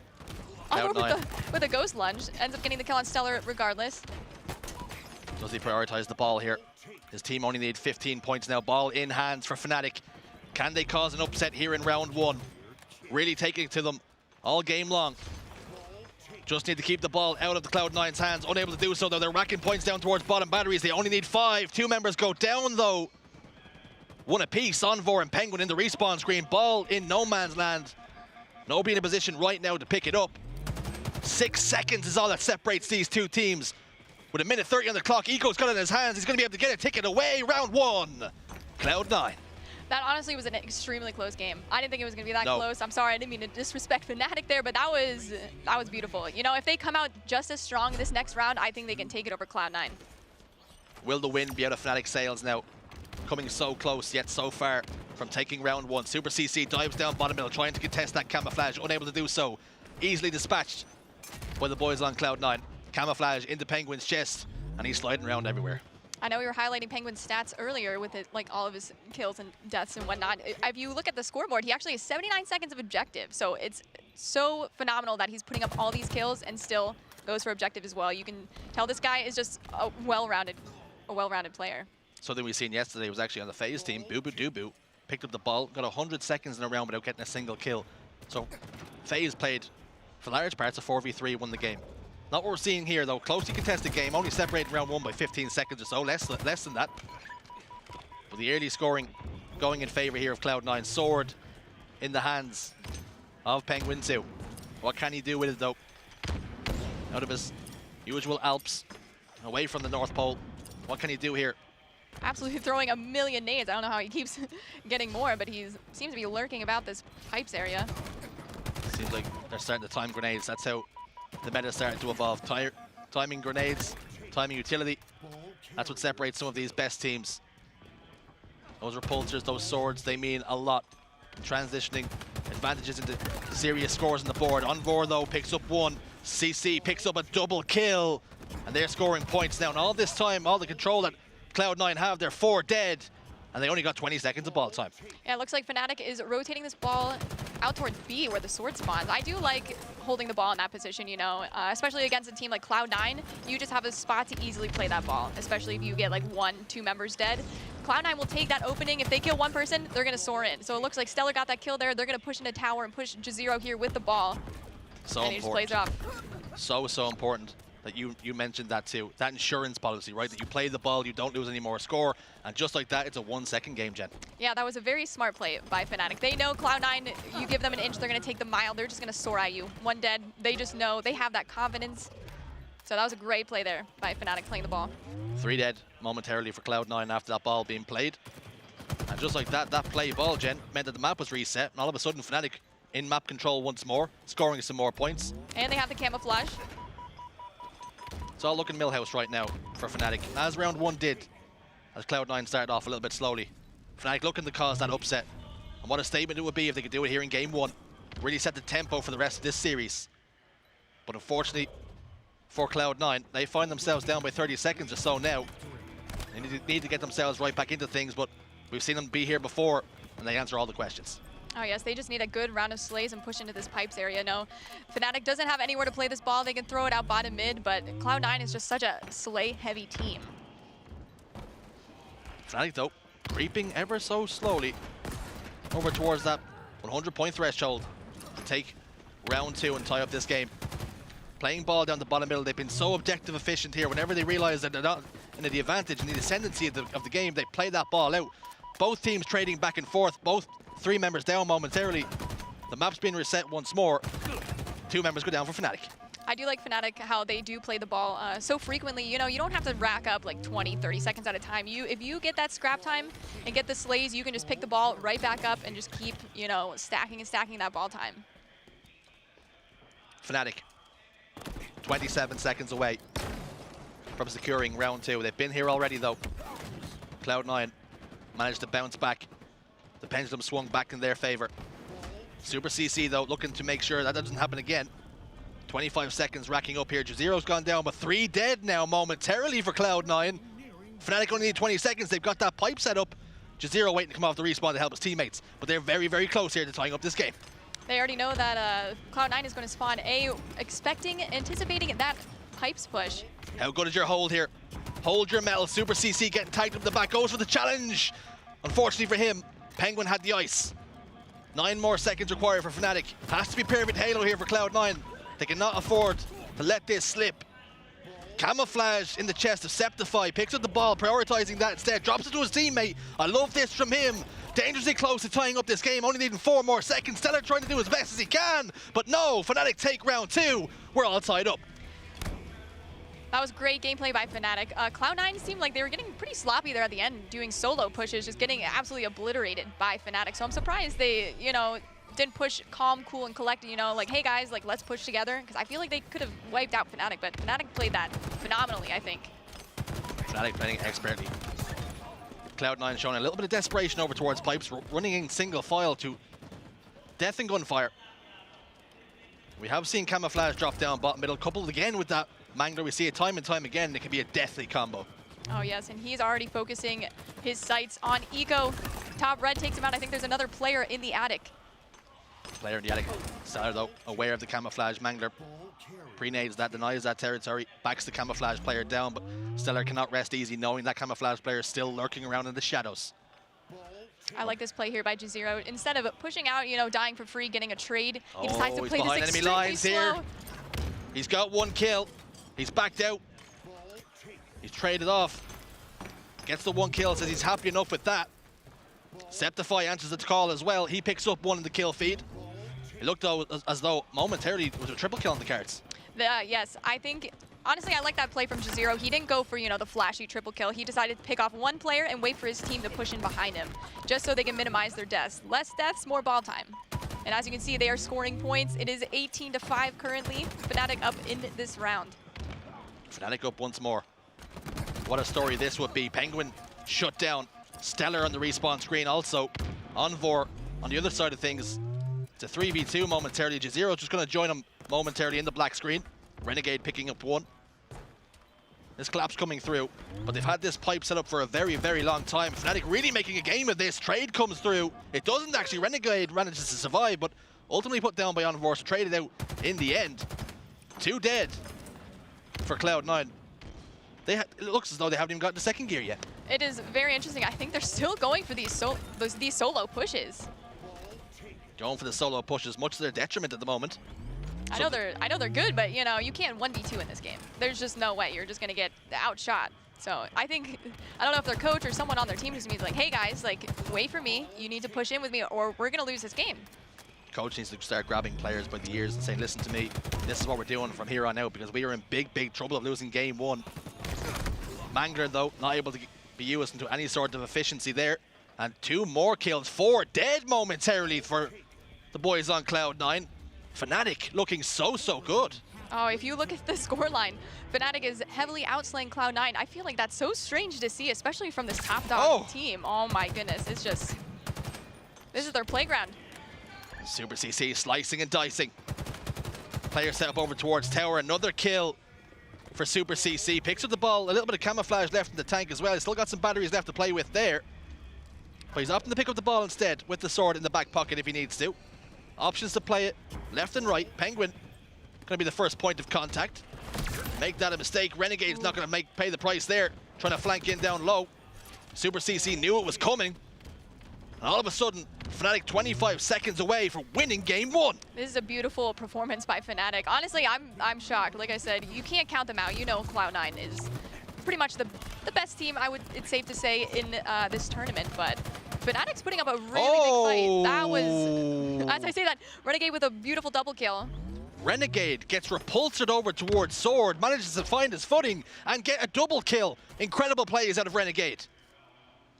Although they are down by 70 points. Hopefully, you know, after that big double, that could change the momentum of this match. So hopefully they can rack up a decent amount of ball time here on the top A spawn. Is that the shock to the system that Cloud9 need to spark right back into life? They have got somewhat of a setup over towards bottom left. Penguin, engagement here with Super CC. Wisely decides to back down. Renegade's going to pick up the pieces there. 2 dead for Fnatic, 1 on the side of Cloud9. This should result in some more scoring. They're starting to close that gap. The wheels are starting to turn. I like that play there by Fnatic. Instead of, you know, pushing all willy-nilly into, like, trying to kill the ball there, they decide to play it slow, you know, grab that camouflage. I'm not sure whose hands that camouflage ended up being in, but I know it ended up in Fnatic. But they can afford a couple seconds of ball time to secure that power-up. Prioritizing camouflage. They've had such good control of it all game long, and now they've got the ball in their hands once more, playing it whilst getting a couple of scrappy seconds along the way. 82 points now on the board, locked in for Fnatic. They only need 18 more. And round 1 didn't go their way, but they're making sure they're making a real series of this here. 2 go dead for them, though. They have to be careful not to get overzealous, or they risk throwing this all away. This is a huge pickup for Stellar.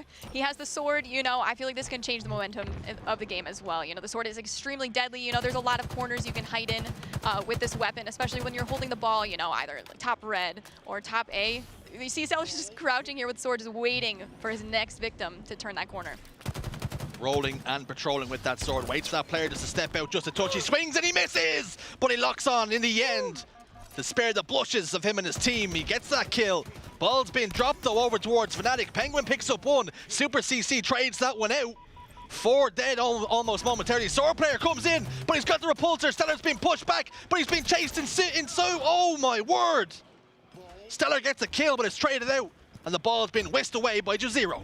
There's so much going on here, but Jazero ends up slipping away with this ball. Gets a couple more seconds of ball time. Unfortunately, falls 3 dead for a second for Fnatic. 10 more seconds. This game very close to being a 10-second difference in the scoreboard. Cloud9 need 20, Fnatic need 10, but this push has to be perfect. Unfortunately, Eco has the sword patrolling over towards Long Haul. They need to make this push now, and it has to stick. 1 goes down, Eco picks up the first, and that's going to make this push significantly harder, more difficult to push. Septify goes down, that trade is going to be huge. 4 more seconds required, but all of a sudden, Super CC's got the ball, trying to whisk it away. Renegade picks up 1. Only requiring 4 more seconds, just needs to milk as long as he can. Getting tagged up in the back, not going to be enough. Fnatic comes so close yet so far. Cloud1 take game 1. of our oddball on recharge, 2-1. What a performance out of Cloud9. They started a bit slowly, but the plaudits have to go to Fnatic. We thought that was going to be a blowout. I wasn't even playing, and I was stressed out. I'm not going to lie. They had me for a second. Fnatic played phenomenally. I know they lost, but this shows, you know, they're not going down without a fight. I really believe that they could have taken that first map. The real surprise package of the tournament has been Fnatic performing admirably in Game 1. Have it all to do in Game 2 in our Street Slayer. Let's take a look at the stats. What's jumping off the page for you, Jen? Envor, 38 and 27. Envor doing things that Envor does once more. 38-27 against the best team in the bloody game. Looking at the stats for Cloud9 though, Renegade putting up some serious damage, but Stellar, a man more known for doing the objective work. Look at the slays out of him. Look at the damage out of him. 10k damage out of him and Super CC. Honestly, Incredible. the kills look pretty even. You know, if Fnatic puts up these stats like the next game, I think they can take it. Street Slayer, it could be anyone's game.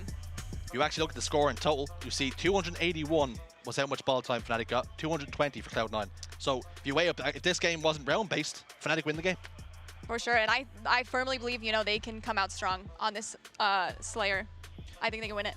We always say anybody can win a Slayer, but it's not even a puncher's chance. After that first game, all of a sudden we think Fnatic are here to play.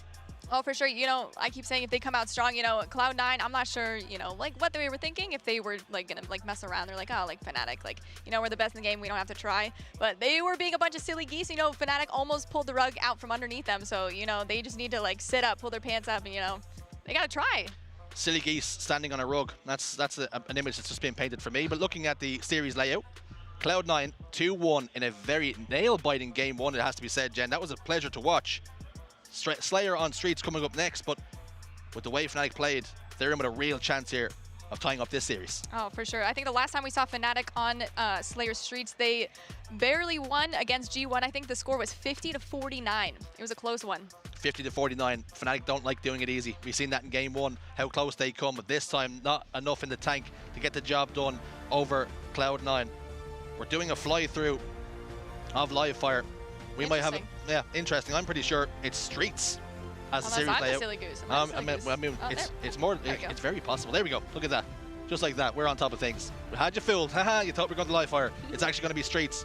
Let's talk about some of the weapons that are going to be important. That Bulldog going to be instrumental. Oh yes, especially for a team like Cloud9 that loves to be in your face, flying at you. Bulldog, you want to secure that before them. You want the rockets before them. You want to pick up everything basically before Cloud9. You want to leave them with the BR. You want them at like the least advantageous position as possible.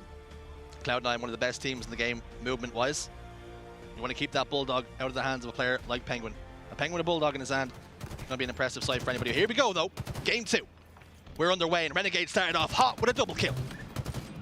3 dead going down. 4 dead for Fnatic right off the bat. Okay, we are looking pretty for Cloud9 fans here. 4-1 right off the bat. That's not going to be the best of starts for Fnatic to settle the nerves. Oh, yes. Fnatic's like, okay, let's restart. Actually, my control pad DC, can we do this again?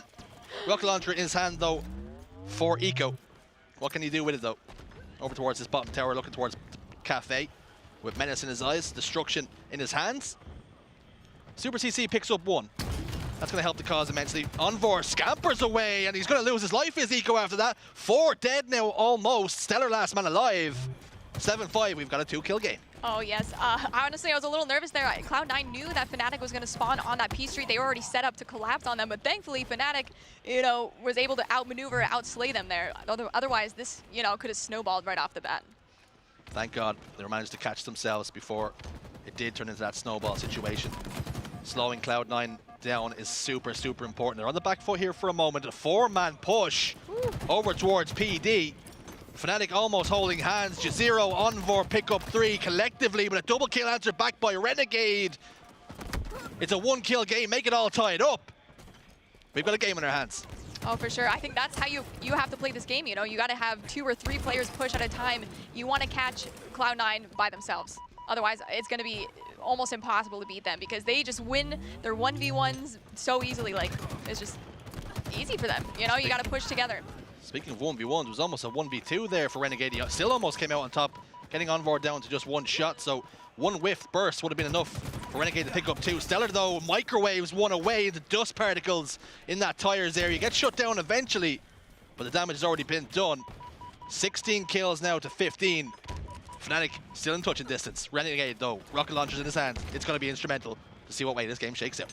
You know, it's so interesting. I feel like watching this tournament this weekend, a lot of players are actually picking up the Sentinel Beam. Am I missing something, or am I just bad with it? I feel like mine does not shoot the same way that these pros can shoot it. My one starts aiming for birds and all sorts of animals and hitting shops, windows and stuff when I'm trying to use it. I definitely can't hold it long enough on an enemy, but some of the best players in the game know how to utilize these weapons much better than I ever could. And I'd tell you something, Fnatic have just taken the lead. I think that's what separates pro players from, you know, like the normal Nancies. People with no thumbs. No comms, yes. Because they are utilizing everything in the sandbox. You know, you see these pros pick up the needler. Like, I pick up the needler to troll, but these players are absolutely shredding everyone in their path with the ARs, the needlers, the Sentinel Beams. They are utilizing every single weapon and equipment on the map, and they're thriving with it. Unbelievable scavenging. Look at that, though. Stellar steps out, sticks one grenade to Super CC's face, says see you later, with the blue tack still fizzling away, blows him out of his boots. Secure that kill for his team. Fnatic still have a 2-kill lead, though. Penguin getting isolated back tower by 2 members of Fnatic, and a double kill for Super CC once more. 27-23 here. Still in the lead. Renegade earning that top gun medal, sitting at 12 kills now. Nice double kill from Renegade there. I think he's about to go on a tear with his Sentinel Beam. Shut him down, please. Thank you. There it is. Onboard obliges. Tower, though, not a safe place to hide. No sanctuary to be found there. He gets eliminated. 27-29 the score now. Been super impressed by Fnatic. Really putting it up against some of the top dogs. This is exactly what they need to do. When an org like Fnatic pick you up, this is exactly what they expect. Oh yes, this is an extremely fast-paced game. Even entering kind of late game here, 28-31, they are still, you know, flying at one another. It has not slowed down one bit. So I wonder if once we get into like the 40s, if they're gonna start slowing down, or Fnatic's just gonna keep, you know, flying, getting in their face, because I feel like if they keep doing that, you know, they might pull off this win. I feel like it's working for them. Well, one thing that will help you stop players flying at you is some anti-air weapons. Rockets go down, though. Drop shield gets deployed. Not in the nick of time this time, though. Rockets over towards tires, gets that player down to no shields. Uh-oh! Keeping his body warm, okay. I see you, Stellar. If that was Penguin, I'd make the reference that he was heating up his egg, but unfortunately there, it's going to be Stellar this time. Shots on the Super CC top tower. Jazero's in big trouble too. But he gets shut down. 3 members up here. The Cloud9's one, they found him too. Eco's been eliminated. 38, excuse me, to 33. Fnatic answering back that body disrespect with a round of slays. They are up by 6 kills, 7 kills.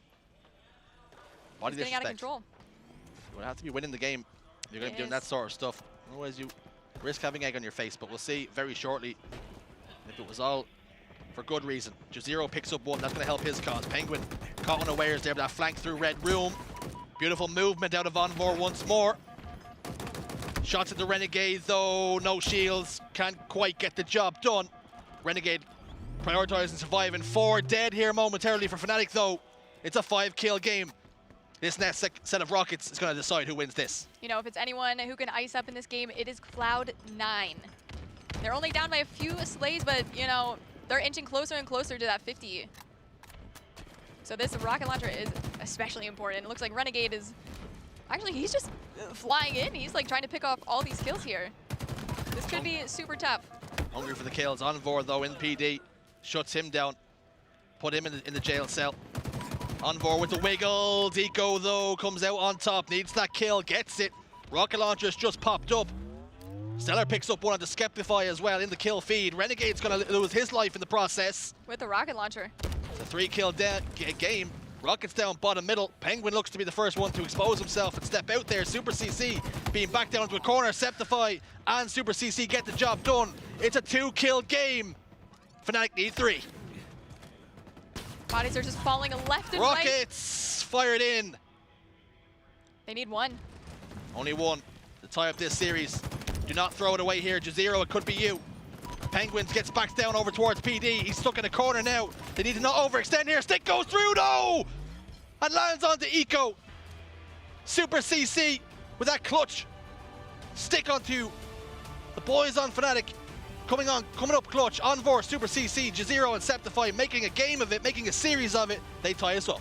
That was unbelievable, honestly. They didn't even slow the game down at all, you know? They played Cloud9's game. They were soaring and just doing it better, you know? And they came out on top, so... That was a phenomenal game by Fnatic, and they show, you know, we can beat this team. We can be the better team.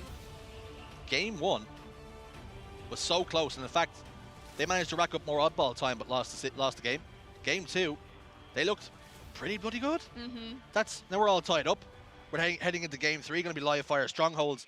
I do worry now this might be a task too far. They might have bitten off more than they can chew, but one thing's for sure, they're looking really good. They are looking very good. You know, the bonus for this next map, you know, there's a sniper, and I feel like no matter whose hands it falls into, Cloud9 is just going to be beaming. So I think as long as, you know, Fnatic keeps the sniper out of their hands, this could be a win as well. You know, they showed up today. They're showing up, they're showing out. Unbelievable performance out of the boys on Fnatic. I'd love to take a look at the stats very shortly to see exactly what way it shook out.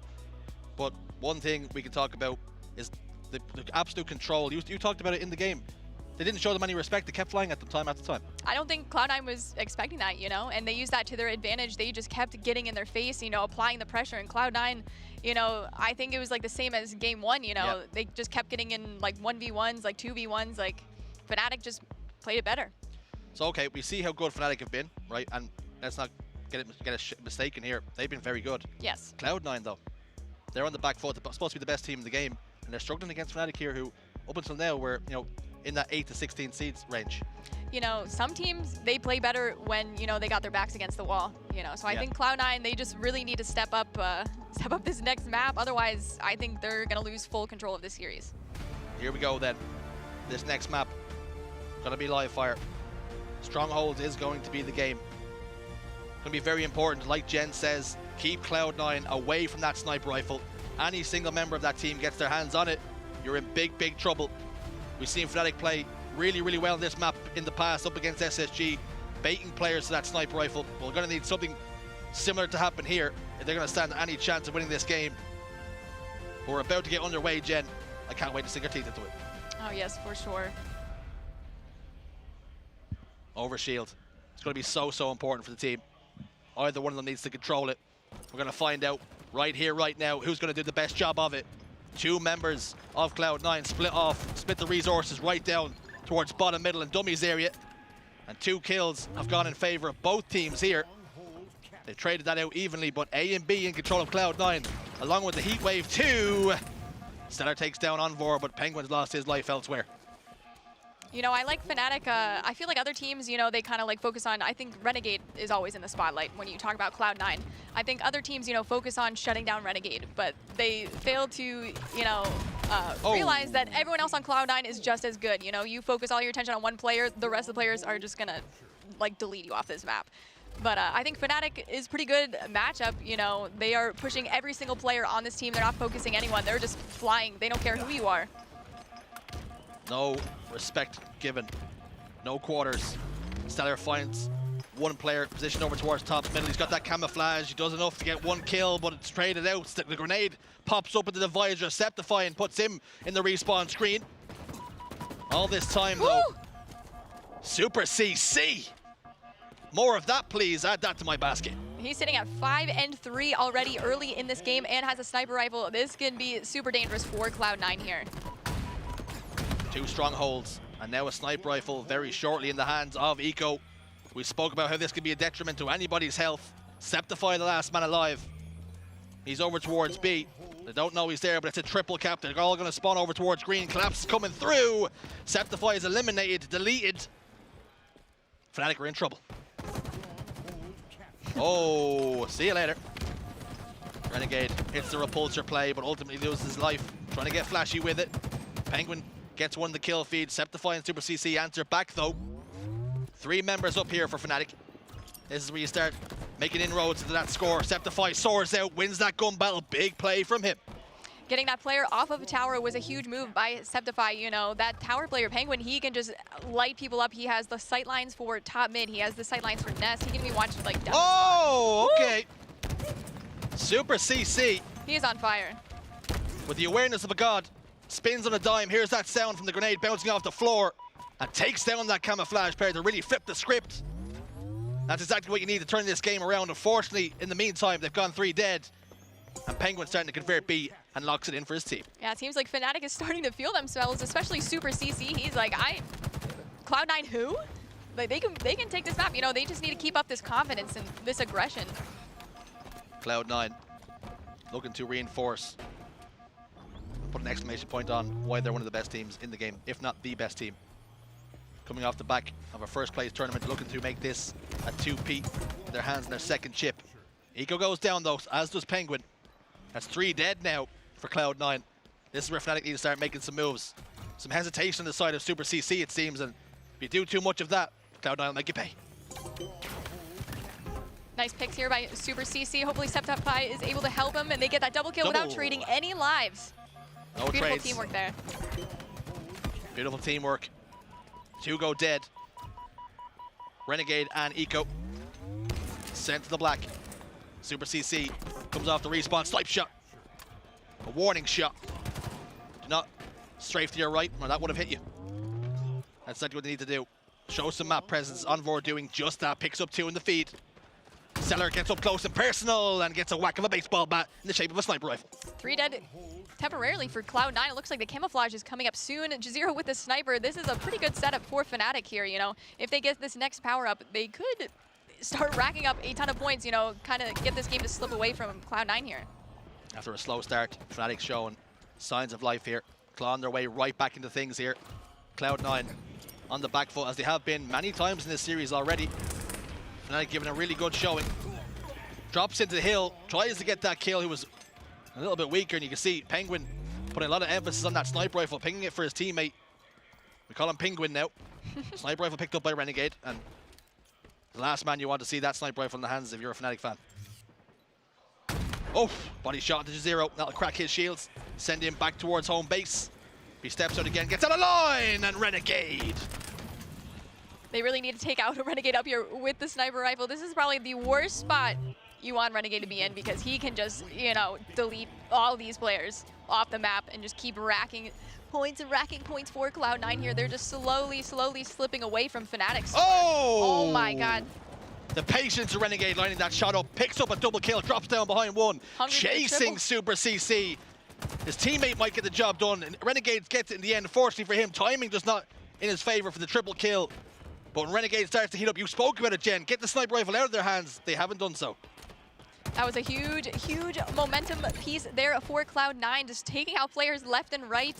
The scoreline is 161-69, slowly getting out of the hands of Fnatic. What a difference a sniper rifle can make. A killing spree for Renegade, and he's not done just yet. He's hungry for more, licking his lips at the chance of getting face to face with somebody now. With this Mangler, up close and personal, crouching around, waiting for someone to expose themselves, but unfortunately for him, he stepped out at the wrong time. Penguin with that heat wave, getting aggressive, gets shut down. It's exactly what Fnatic need. 3 go down, take control of the map.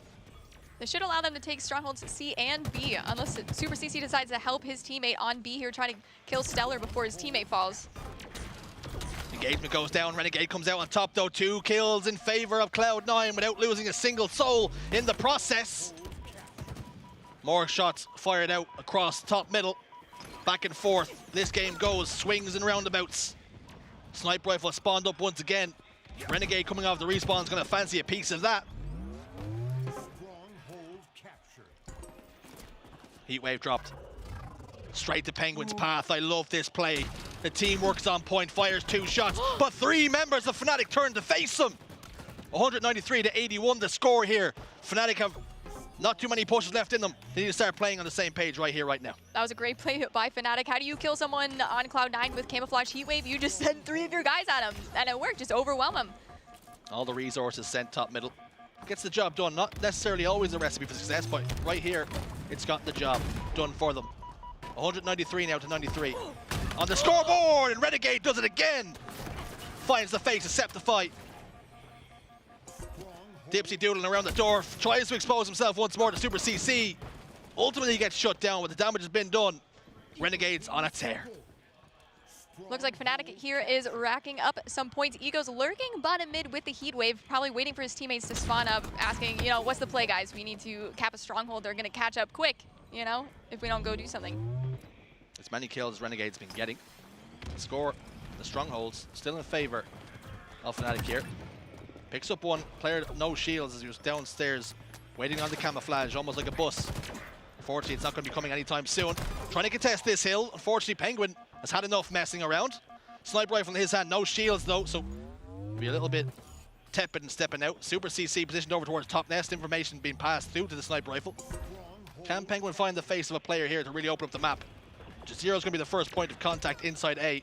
Fortunately for the team, Penguin didn't even have to get involved. This team take care of business there. 2 kills though for Fnatic. It's going to be Stellar and Eco in the respawn scheme. Renegade's got the camouflage and the Mangler once more. They only need 50 points to win game 3. Yeah, it looks like Cloud9 is pretty stacked up here. You said he has a camo Mangler. I think Penguin still has the sniper rifle. This is a recipe for success if they play their cards right. Recipe for success for one team, recipe for disaster for another. Renegade gets shut down though before being able to get cooking with that camouflage. Gets one, but it's not going to be enough for Repulsor. Renegade runs out of, or excuse me, Penguin runs out of ammunition there, and Septify makes him pay as a result of that. 4 up here for Fnatic, 2 down for Cloud9. They're starting to turn the screw now. Triple cap in full effect here. Wiggles coming through the death dance, and Jazero gets that kill. You know, Super CC is going off this game. He is at 18 kills. You know, he needs to be shut down, you know, if Cloud9 wants to keep racking up these points. But Super CC seems to be, you know, on fire, feeling himself. He does not want to lose this game.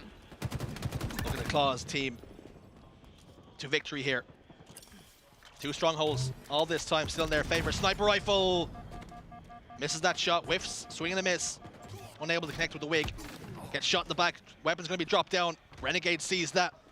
And you know, he likes shiny things. The sniper rifle is just that, like a magpie. Picks it up, shoots that dead body, makes sure it's dead. Soul has left its body, confirmed.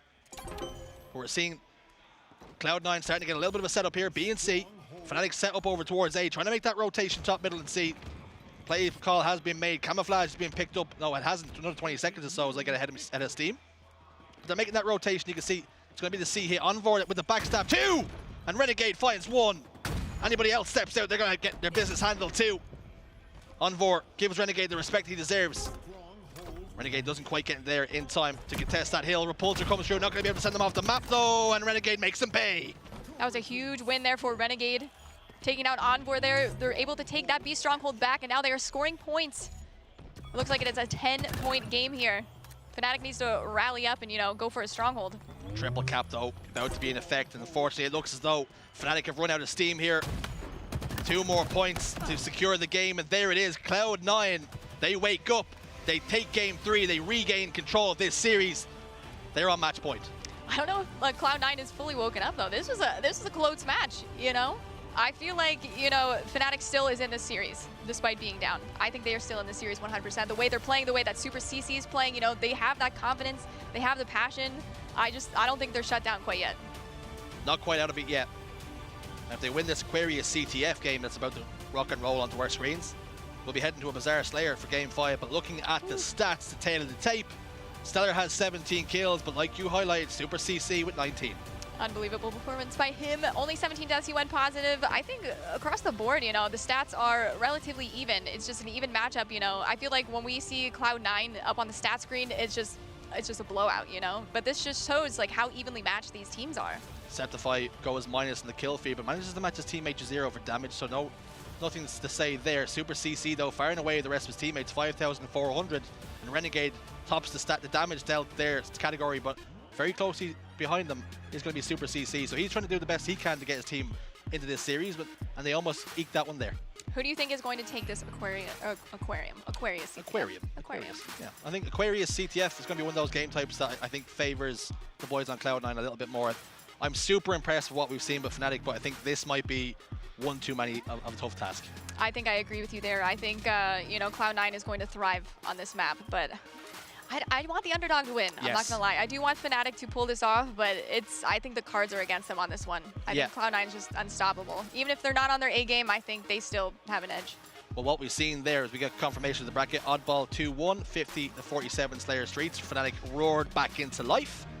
250-171, a close game, but unfortunately, Cloud9 get the job done. And up next, like we spoke about, Aquarius CTF is going to be super important here.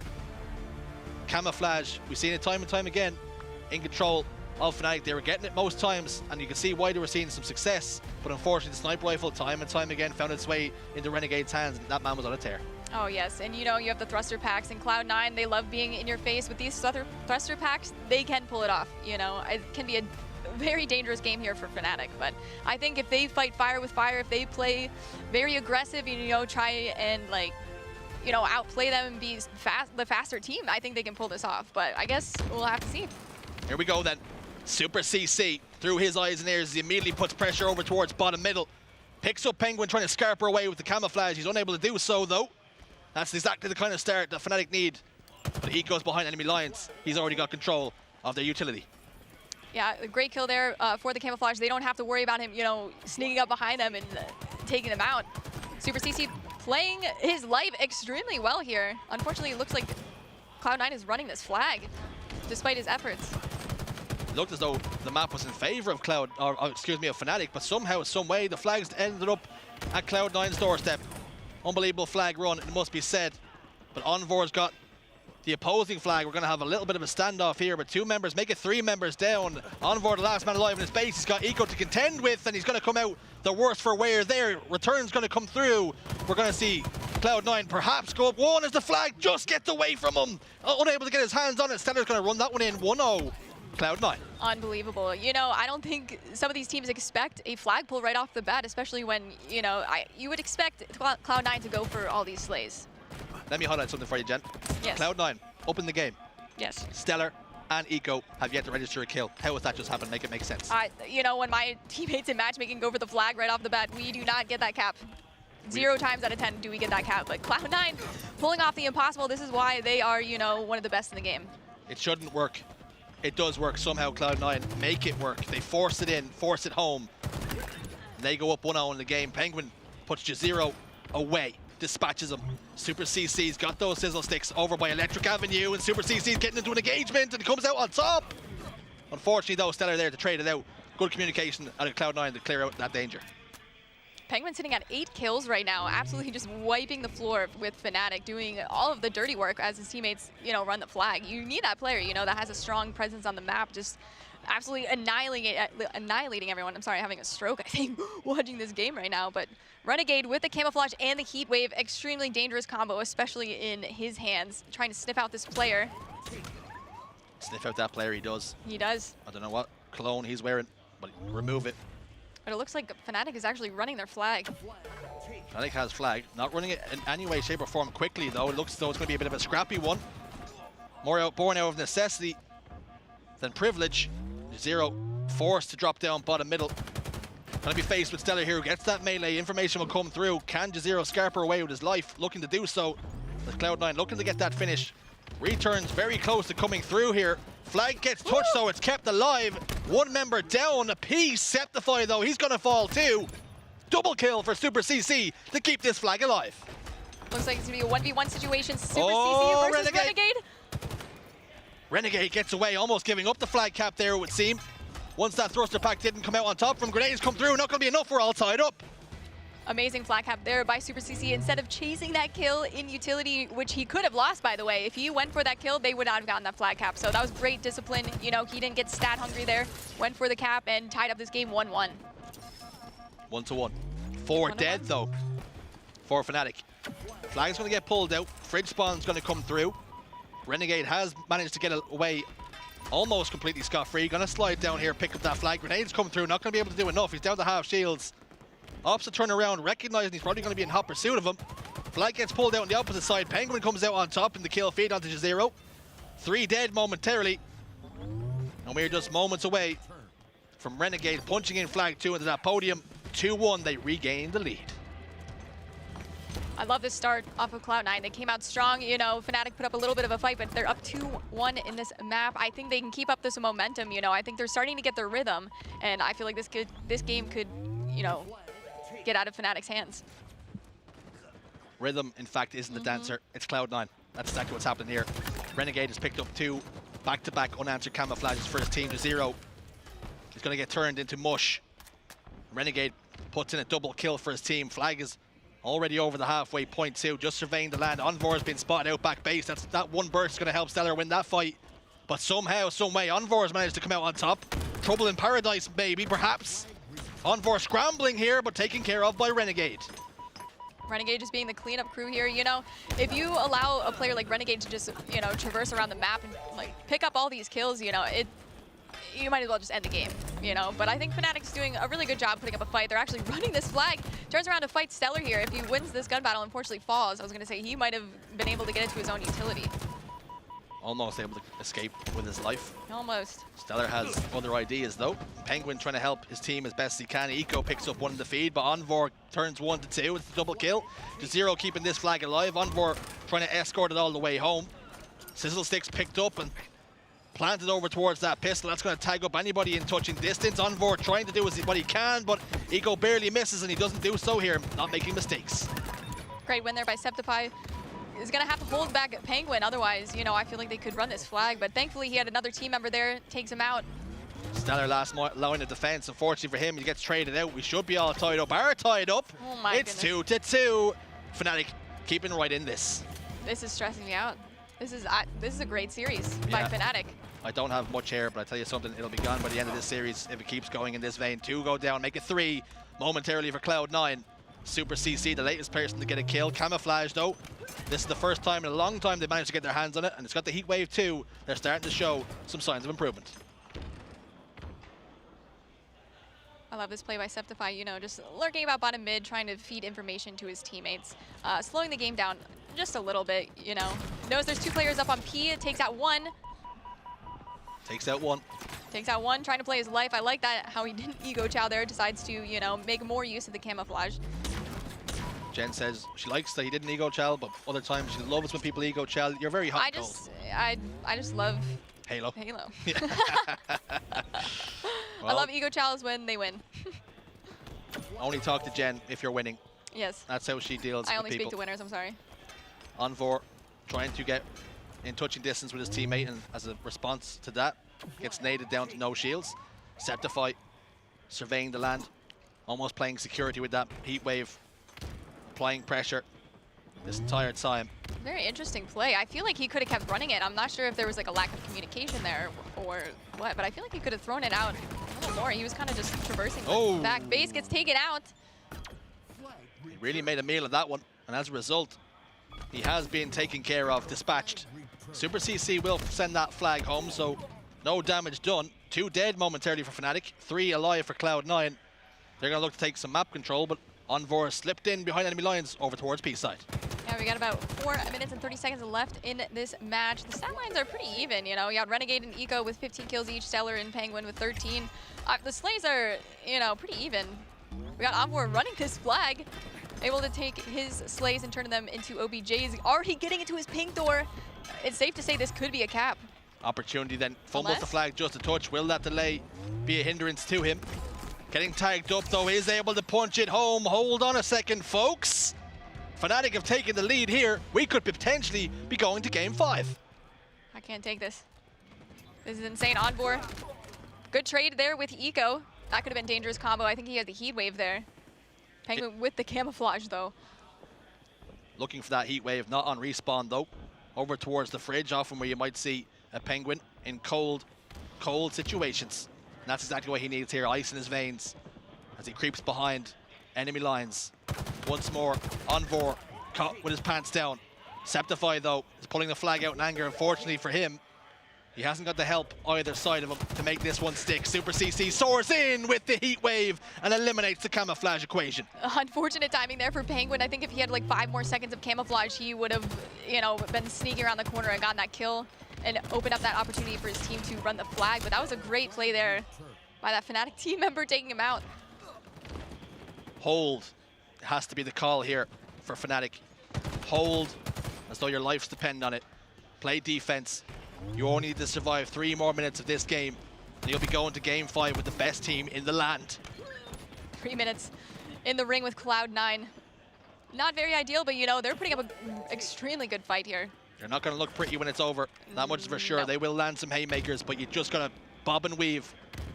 Duck and dive.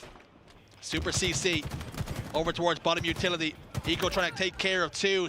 Super CC has done what his name suggests and evade the attentions of Eco, but he says no matter. Double kill for him. Envor takes care of business, but Penguin's got the flag on the move, and it's just about to creep over the halfway point. Oh my goodness, 3 dead momentarily for Fnatic. I think it's safe to say that he's able to cap this flag unless one member, you know, is able to overextend. Doesn't look like it. Penguin with an amazing flag cap there, tying up the game 3-3, 2 minutes left of this match.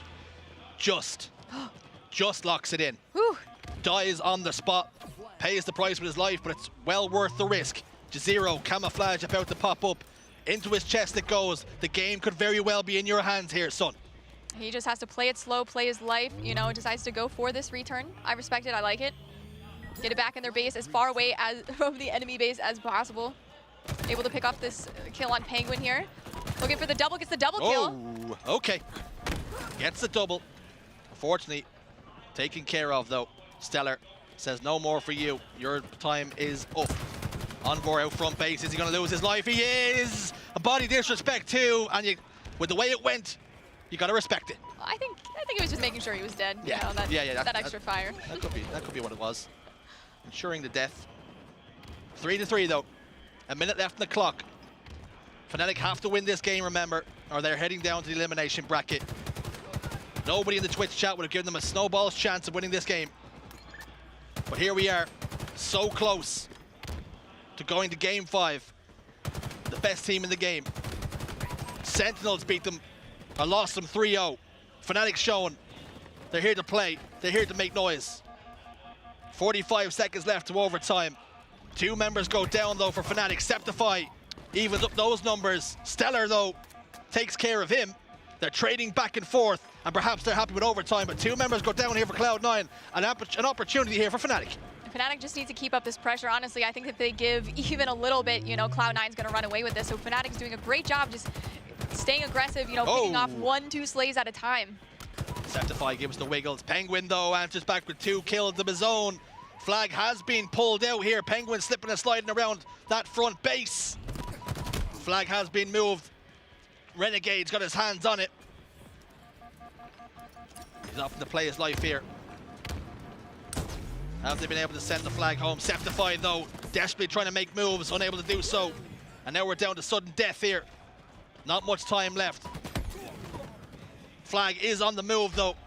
All the way home. Envor! So close! Can somebody get their hands on it? Yes, they can! Septify! Incredible performance out of you. Clutch plays. Fnatic only play game 5s. Unbelievable. I don't even know what to say. That was insane. That was a phenomenal performance. I can't even speak. I'm just so blown away by Fnatic's performance there. That's exactly what they wanted to do. You know, that's exactly what they had to do. They played perfect Halo against Cloud9 and they won, you know? What are we seeing here, Jen? I can't even tell you what I just saw there. Cloud9 are a Slayer game away from potentially heading into that elimination bracket. Let's take a look at the stats. Fnatic hanging on in there, winning in the last dying embers of that game to push us to a game 5. What do you see there? Talk to me about it. Jazero 24 and 22 with the 11 assists. That's the first thing that popped out to me for Fnatic there. Unbelievable performance. Damage split almost evenly across the board. As much as we've highlighted Envor in the games, having a slower game in relation to his teammates in the damage category, not by enough, only by 500. But hold on a second, Bizarre Slayers are game 5. Are we flirting with the possibility of Cloud9 going to elimination bracket? I don't even know anything. I don't know anything at this point. What is Halo anymore? What is it? It could be anyone's game, and that's what I love about Halo, you know, especially in the past few years, you know, you've seen the same teams on top, but for Halo Infinite, you know, it truly is anyone's game, as you can tell from this series, and I feel like Slayer on Bizarre, you know, it's a toss-up. It's a toss-up indeed. Oddball recharge 2-1. Slayer Streets 50-47. It's important to note, last time we had a Slayer gen, it went the way of Fnatic.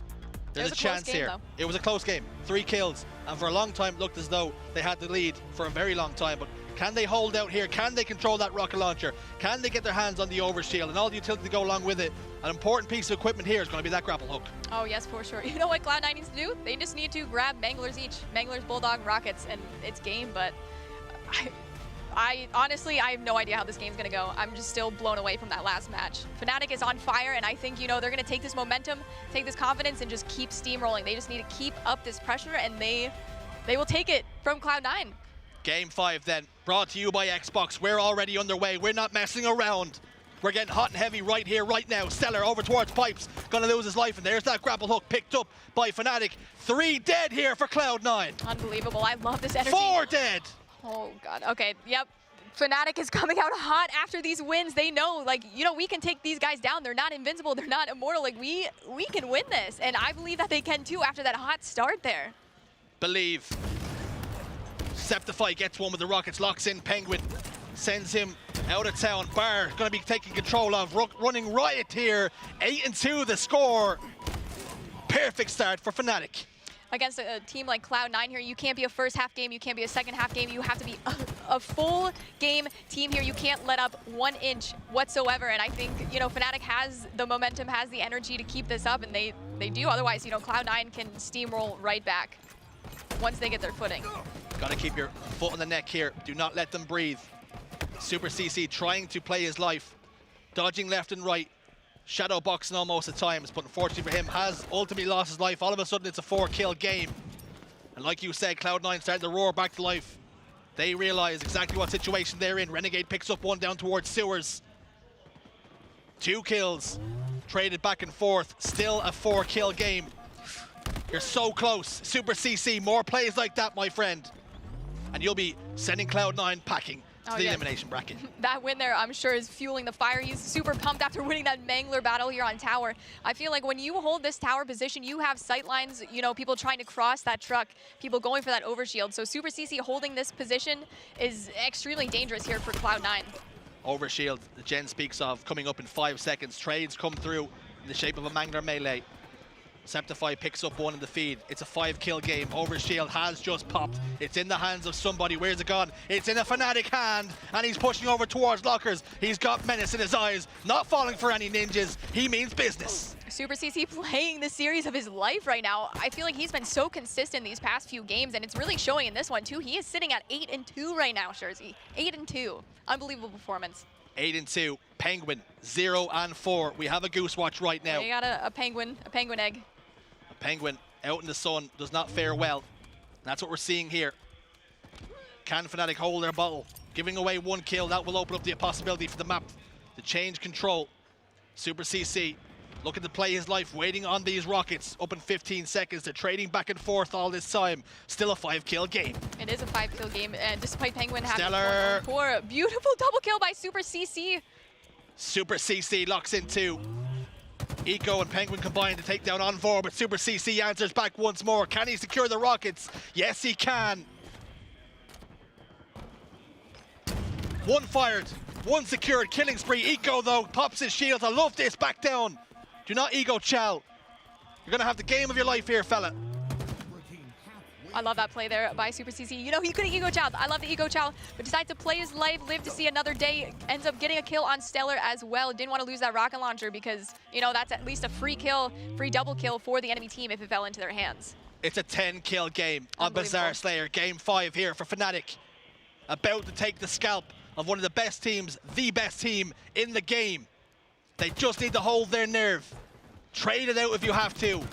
It's going to seem like it's so far away here, but you're in touching distance. You almost have your hands on it. I think the only way for Cloud9, you know, to come back is for Penguin to get his footing because he is such a demon on the map, you know. When he's on fire, he's unstoppable, just like any other member of Cloud9. But once you have, like, one player that's kind of, like, not slacking, I don't want to say slacking, because I'm sure he has, like, a good map presence, but he's just getting in unfortunate battles where he's just getting 2v1'd. And that's exactly how teams like Fnatic need to play to, you know, take the win off of them. They just need to 2v1 them constantly, and that's exactly what's happening. You know, Cloud9 cannot get their footing in this game. Are the tides about to turn, though? They have just got their foot in the door, kicked it in almost. Overshield now for Renegade. He's got menace in his eyes, destruction in his hands, looking to lock in some kills for his team. It's a 4-kill game. Envor turns around, stops on a dime, and puts Renegade in the respawn screen. Oh my goodness, it's a 5-kill game here still. You know, every time, you know, Fnatic tries to slip away and, you know, branch out, Cloud9 is just right behind them on their heels. Eco's in trouble. Manages to get a trade, though, against the odds, it would seem. Super CC set up over towards Rockets, such a difficult place to clear if you're Cloud9. But they recognize exactly what situation they're in, and Septify gets a little bit over-eager, and he's going to pay the price because of it. Needs to just temper his emotions. You're so close. Do not make misplays here. You've been playing so good all series long. But only matters here. It only matters now. 4-kill game, and Penguins got the Mangler and the kill, but it's been traded out. They only need 16 more kills, but Cloud9 are right behind them. Super CC still on the top of the leaderboard for his team, 13-5. Doing a great job playing his life, not giving them any free kills here. No free kills. No quarters. Renegade gets one with the help of the Mangler, drops it down, gets the finish with the battle rifle. It's a 2-kill game. Cloud9 are a wounded animal, and they're looking to roar back to life. As we were saying earlier, you know, if it's any team that can ice up here, it is Cloud9. They're not going to go down without a fight. Neither is Fnatic, as they've proved throughout this entire series. It's going to be, I want to say it's going to be a 50-49 at this point. I was about to say it's a 1-kill game. We're all tied up, 35-35. Rockets and Overshield about to pop at the exact same time. Kills have been traded, but map control in the hands of Cloud9. Overshield picked up. Can he pop it into his chest? Yes, he can. It's already down and diminished to halfway. It's out of Fnatic's hands. That's all that matters. You know, you don't want to give them that edge with those rockets. Ogvor went down with the rocket launcher. It looks like Eco is going to pick them up. 3 dead momentarily for Fnatic. All of a sudden, for the first time in the game, Cloud9 have taken the lead, and all the goodies went in their hands. Rockets and Overshield. 1 rocket left in the chamber to play with for Eco. Set up over towards Bar, calling, screaming for information. Where are the players? Who am I on the hunt for? They have full map control, and Fnatic are in retreat. If I were Fnatic, my cheeks would be fully clenched here. Eco with a full rocket launcher. I lied. He has one shot on the rocket launcher. I'm sorry, I can't read. But still, you know, they're holed up in their base. Eco with the rockets. This is not a position you want to be in, especially when you're down 2 kills here in this game 5. Cloud9 recognize we don't have to come to you. We're winning the game by 2 kills. And look at this. Eco's moving into Bar. He's not going to pay rent. He's coming in here for free. Going to pay the iron price. Envor going to fall to the hands of that rocket. Big trouble now. Numbers advantage for Cloud9. They're just going to bait and switch. Somehow, some way, Septify gets a trade. But unfortunately, the collapse is coming through. T0 gets 1. But it's a 4-kill game just like that. It's flung around, and Cloud9 have a 4-kill lead. I love that play there, especially by Renegade. You know, they can afford the trade there. You know, as long as Eco got that double kill, that was beautiful. Cloud9 have never lost in Halo Infinite. Never lost a series. This is going to be a huge upset. They were so far ahead, though. Has momentum swung against them? Have they run out of steam? Are they punch drunk now at this point? Have they given all they've got? Game has slowed down to a crawl. This next Overshield is going to be huge. Fnatic have given up full map control. They're reeling. They're on the ropes. I'm kind of nervous here for Fnatic. You know, they were able to beat Cloud9 because they were playing them their own game. You know, they were flying, they were playing aggressive, but now that it's so slow, I feel like Cloud9 can just, I think they got this. Cloud9 do not have to move. And now this is going to be the catalyst. Renegade's picked up the Overshield. He's swinging in, looking to play business, looking to play ball. Septify fires 2 shots to take that Overshield all the way down to perhaps 1 burst. Not getting too much reward, not getting too much bang for his buck, but Renegade's not finished here. Chasing Super CC, he rounds the corner, but Stellar's got 1 in the feed. Make it 2, Penguin picks up another. It's a 5-kill game, and Cloud9 only need 5 more. I like that play there by Penguin. He didn't overcommit to that player in Treehouse, and Renegade was able to help his teammate through the calls and decide to soar at him. They isolated that 1 player and was able to get 2 kills off of it. Fnatic don't do things the easy way. They only do game 5s, it would seem, all tournament long. They've taken the best in the business all the way to the distance. A 2-kill game, all that's required. Stellar's gotten 1 of them, only needing 1 more kill to lock in this game 5 for Cloud9. And there it is, Renegade punches that one in. So close, yet so far. But Cloud9 finally clutch up. They've come to life in that Slayer. They get the job done, 3-2. You know, despite Fnatic losing that, I think they should be proud of themselves. You know, they proved that they can go head-to-head, toe-to-toe with a team like Cloud9. I think they could have won. You know, if they kept up that momentum, kept up the aggression, I think they could have won. But you know, Cloud9 slowed down the game and eventually won it because of that. It's very easy to feel dejected as we look at the stats. They ended up losing the game by 9 kills in the end. They were ahead at one stage by 10. But Cloud9 do what Cloud9 do, and they flip the script and they come right back roaring into life. Renegade, 15 kills, 10 deaths, 9 assists. When you need a player to step up, Renegade is there. Oh, Renegade is like a walking turret. You know, he's like a T-Rex. He sees someone move, he's going in for the kill. And Eco actually was sitting at 16 and 10 as well. He was playing a phenomenal game there as well. Renegade, like a Terminator. It looked as though they flared with the possibility there was a chance. I was buying into that dream. Confirmation though, 3 games have gone in favor of Cloud9. Fnatic picking up 2 in between. It was back and forth all series long. It was back and forth in the Slayer for a very long time. But Cloud9, they get the business done. Let's talk about Fnatic though, Jen. It's very easy for them to feel dejected, feel demotivated, but they just push the best team in the game all the way. No, I honestly think they should be extremely proud of themselves. You know, they can take this loss and use it for the next series, and I think they can steamroll the rest of the competition. Like I said, you know, they took it to Game 5 against Cloud9. All the way to Game 5 against Cloud9. Like I spoke about, no shambles when it comes to a Game 5. They managed to clutch up every single time, did Fnatic. This time though, Cloud9 was just one too many. Oh yeah, you know, they're unbeatable and they show why they are the best in the game. You know, they can play super fast, they can play slow, they can play at any speed, and they're still, you know, gonna come out on top. But it was a little too close for comfort. I'm not gonna lie, they had me. I thought Fnatic was gonna pull that one off. To put this into perspective, Fnatic were outside of the top 8 coming into this tournament, and they managed to take the #1 seed all the way. It has to be said, plaudits to them, an unbelievable performance, it must be said, but the result is, regardless whether it was a 3-0, a 3-2, they're in the elimination bracket and they're playing now for tournament life. Taking a look at then how it has shaken out. Cloud9, confirmation, 3-2. Pioneers in their game, 0-0, yet to be played. Optic Gaming have taken down E-United, that's your team, Jen, 3-1. They are going to punch their ticket. They're on a collision course if they can win either FaZe or Sentinels with Cloud9 in the winners finals. What a series that's going to be. Lower side then, elimination bracket. Torrent and UYU in another Game 5. That's successive Game 5s for UYU. Space Station have lost 3-1 to Esports Arena Red. Wow. Confirmation, that is, Space Station have been eliminated in this tournament without winning a single series.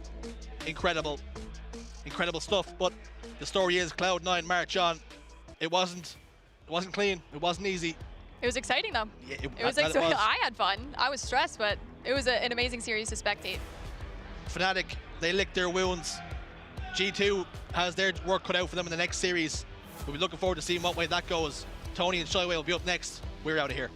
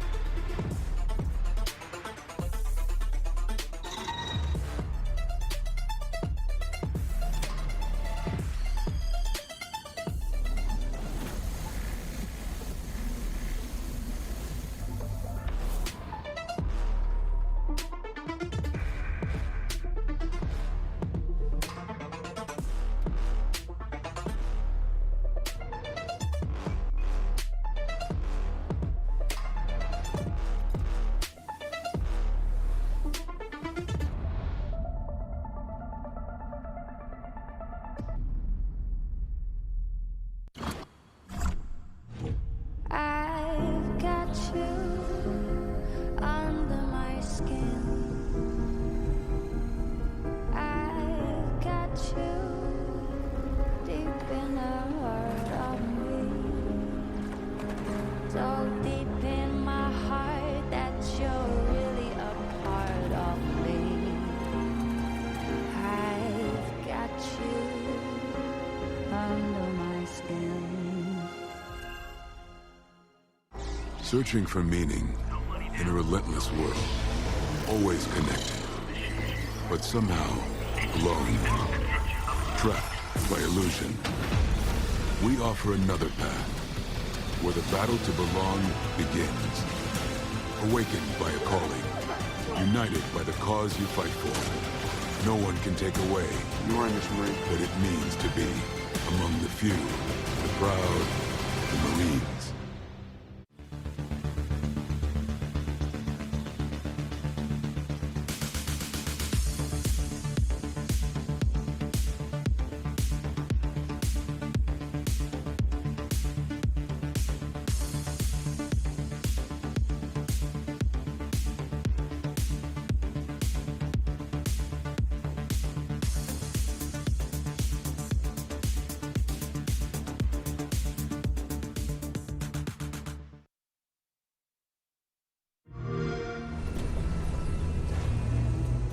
We built this facility off the grid to train the next generation of Spartans.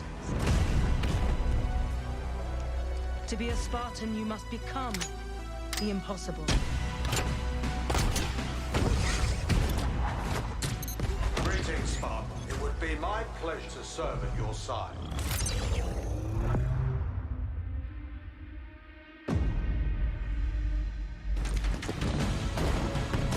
Flag taken. An electric kill.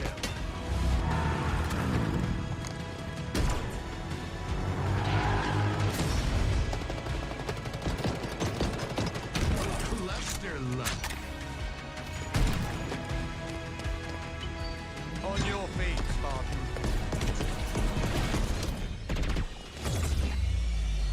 Ninja.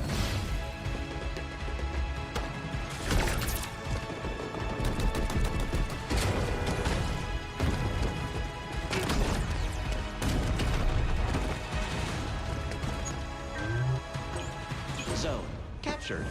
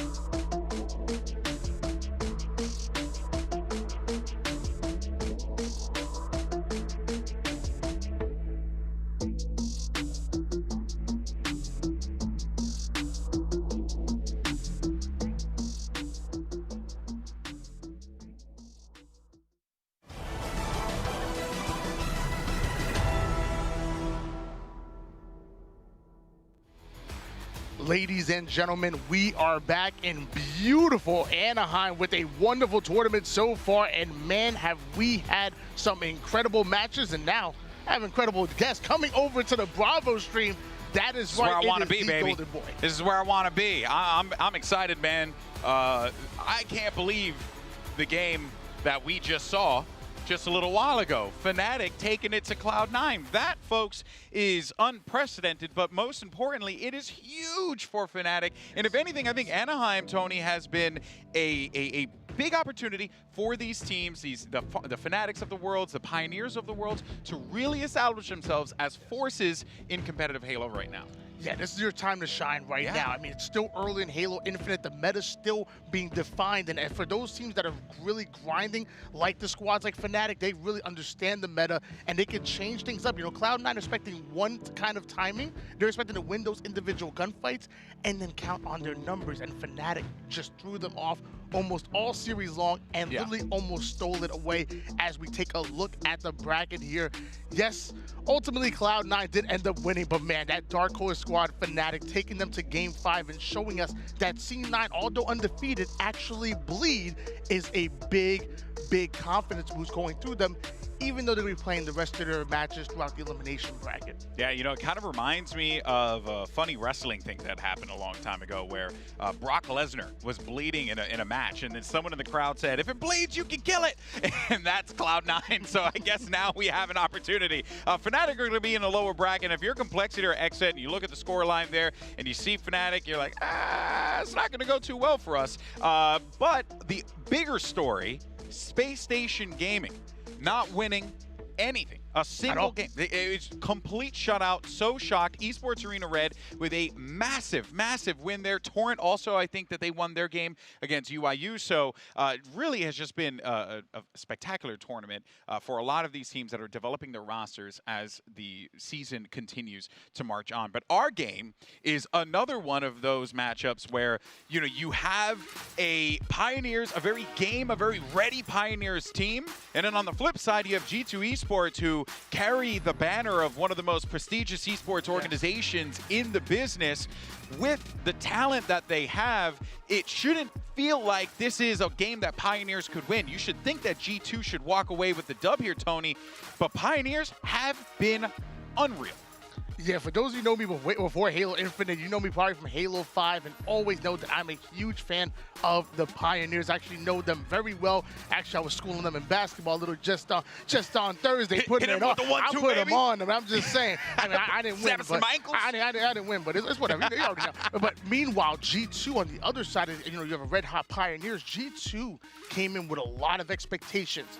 Not gonna lie, they didn't meet him at the beginning, but recently they've been red hot in scrims. They've been looking good in tournament play. I'm really excited to see this G2 roster, especially with Tusk, who got poached from Space Station Gaming, who they're the ones actually not looking good right now. Like you said, not winning a single series. Yeah, I think Tusk is counting his blessings that he's on, you know, he's wearing black and red rather than black and yellow. Unfortunately, as much as I love Space Station and the organization, just a difficult situation for them to be in here. But you saw the names on that lineup, Tony, right? You know, Straight Sick, Sab, so many people. You talk to like Clutch and Onset, Bravo, like even some of the fans, like everyone feels like Sab is one of those dudes where it's just like his skill level, the quality of player that he is so far up there, and he really brings a lot to this team. This G2 squad, when they are clicking, they have weapons across the board, and it is scary for any team to try and go toe-to-toe with them. So Pioneers have a lot of work in front of them. Yeah, I really like the way G2 is constructed. You have, you know, two veterans who kind of have been there, done that kind of players. Yeah. And you have that within Gilkey and Straight Sick. And then you implement a player like Sab, for example, and like Tusk. You said, and Tusk as well, who both of them, whenever you have players like, you know, for example, Clutch. Clutch has been an ace with these guys. And he's literally said, when I play against Sab, it feels like he makes literally no mistakes whatsoever. He's just that good of a player. I really am surprised that G2 took so long to kind of ascend. But here they are now, showing what they're made of. And I would say on paper, G2 still should be the favorites, but I would definitely give KCB a puncher's chance. It's tough, man, right? Because, you know, Sab's stats so fantastic, 117 assists as well. Shout out to the homie, John 117. But, you know, and we are on, Xbox, right? We're on Twitch.tv/Xbox. Yeah. So I think it's apropos. Not PlayStation. Yeah.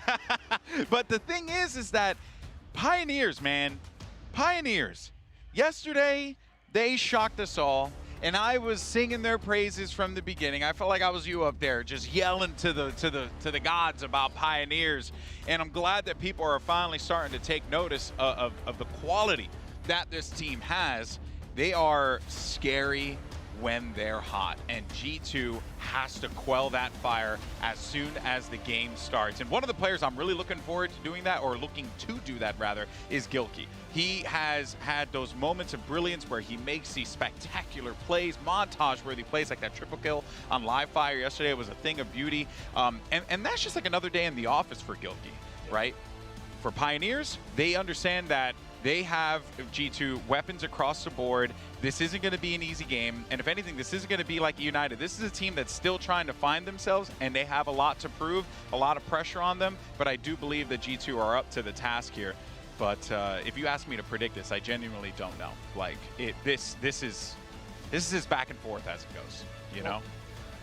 If you ask me, well, you know what? You want to do it? Why don't we do some predictions here? Let's do some predictions here. I know who I'm going for. Wow. I got mine right here. You know what? I'm gonna go. All right, ready? 3, 2, 1. I go for G2. You go for Pioneers. Okay. Not because I don't like Pioneers. Obviously, everyone knows that I love Pioneers. I've been loving these. You gotta stop throwing papers when I'm working with you, Tony. Okay, here we go. But I really, it's hard for me to predict. And I really just went for G2 simply because they are really starting to click this event. And even though Pioneers are as well, I do think that veteran experience that G2 has plays very well into this upcoming matchup. But genuinely, buddy, it could go either way. It really can. To me, Pioneers are the perfect team. They're young. They're hungry, and where every other team is always trying to make changes and they're trying consistent too. Exactly, but they're trying to make changes. They're always like, team changes all the time and trying to get to that next step. KCP are like, no, you know what? We're best friends. Yeah. Let's grow together. Let's do film review. Let's get in the lab and just simply grind and grind and grind. And just I love the idea of when you put in that hard work, you put in that grind, it pays off, and that's exactly what KCP have done. Oh, if you're talking about the latter half of Halo 5, where a lot of teams might have taken a break, KCP were in the trenches, going in tournament after tournament. And it comes to playing those money 8s and trying to get to the top of their game and doing that film review. Who's doing that? It's KCP, and that kind of mindset has carried over to Halo Infinite. That's why I love my boys so much. Yeah, no, they're good. They have a it's very unique because they're young players, right? And typically for a lot of young players that are starting out in esports, right, and depending on the game or honestly just across the board, there's always that like gut reaction to just, oh yeah, we got to make a change. Let's make a change. Oh, this didn't work out, drop them. We'll worry about it for the next event, right? It happens like so much. So when I heard from, was it Soul Snipe, I believe it was, who was talking about how this squad has stayed together. The newest addition to this team is Manny, ish, right? But when you really think about it, they're all kind of at similar points in their Halo career, and this is the time for them, kind of like Fnatic, right? This is the time for them to start to have that upward trajectory because Worlds is coming up. It will be here very, very soon, and if you want to have that moment of like the peak moment, that's when you want to have it. So heating up at a tournament like this and then carrying that momentum forward into like, Kansas City and then some of the other big events that are on the horizon, that actually could be a recipe for success for both Pioneers and Fnatic because they're both kind of in similar boats right now. Well, it's actually funny you mentioned Manny and Fnatic. So when they went to the latter half of Halo 5, Manny was on the Pioneers. Yeah. They went into Halo Infinite thinking they wanted to make a change, and they went with Super CC as their fourth. Quickly, after a few weeks, they quickly swapped players with Fnatic, brought Super CC to Fnatic, but brought back Manny onto the squad. The reason why I like that is because a lot of teams feel like they need to make changes. I feel because of a lack of communication. You don't know how to communicate effectively with your teammates, so you don't know how to improve and how to criticize. Manny and Soulsnipe are literally best friends. Druk and Soulsnipe are that close, literally right then and there. They're a duo as far as two. So when it comes to that, when it comes to criticism, they can be hard to each other. Hey, Golden Boy, what's going on?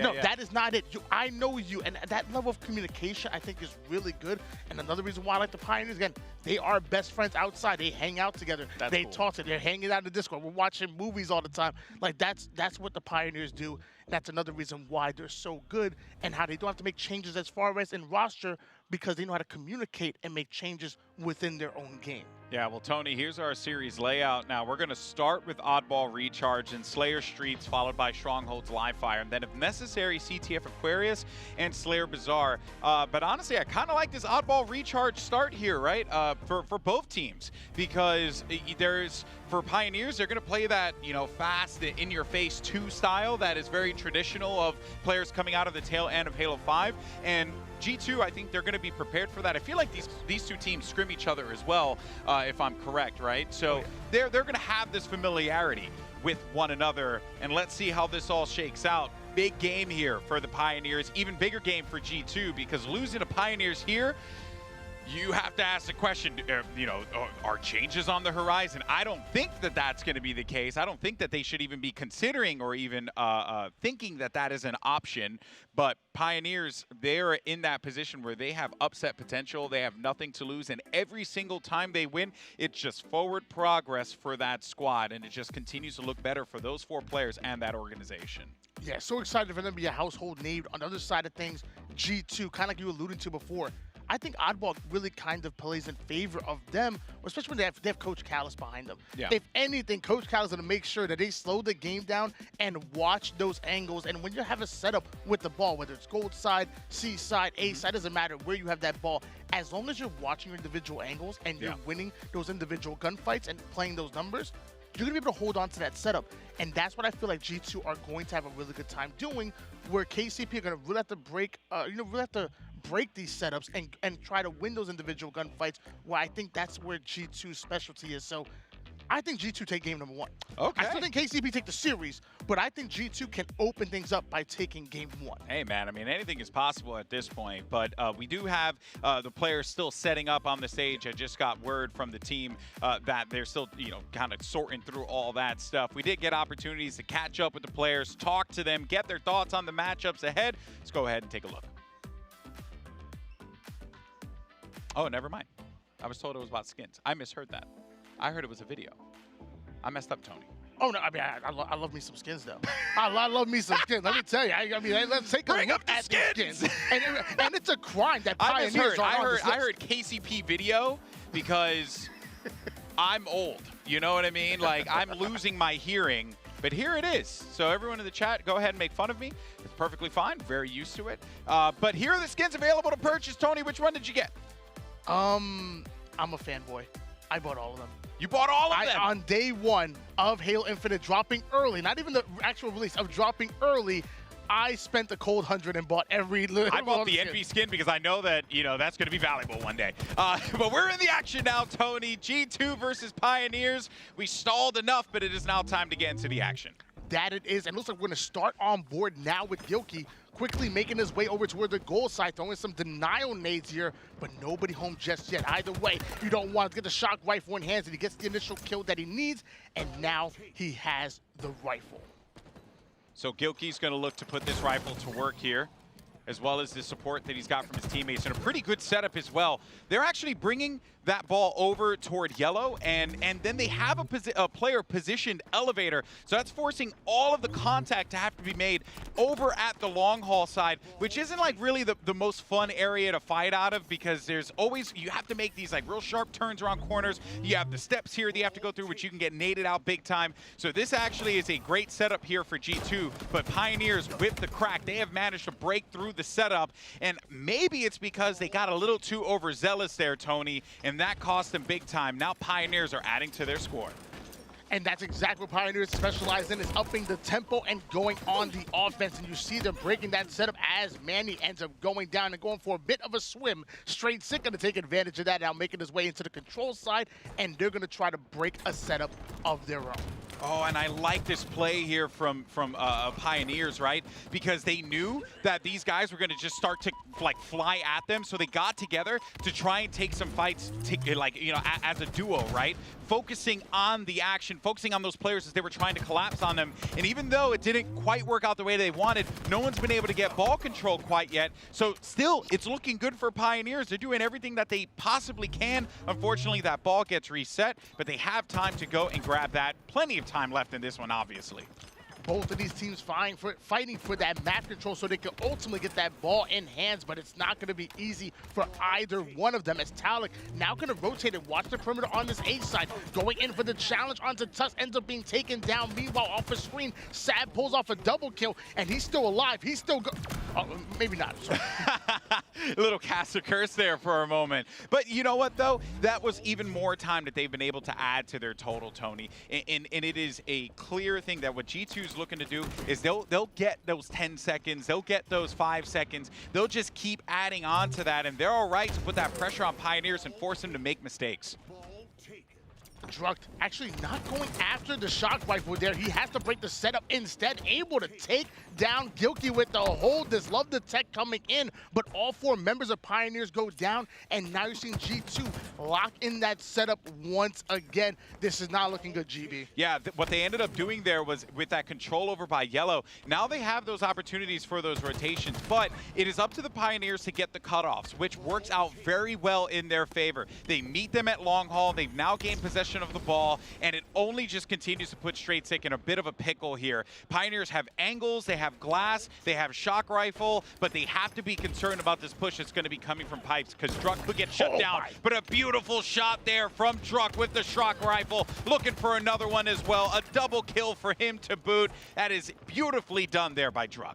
2 down, quickly go G2, and G2 was starting to look good. They were starting to catch strides, but Druck coming in and laying down the law. Finally, Tusk going to give him a little bit of a heat check kill, as once again, both of these teams fighting for that map control, not able to get a clear setup, and that's the reason why the points are so close.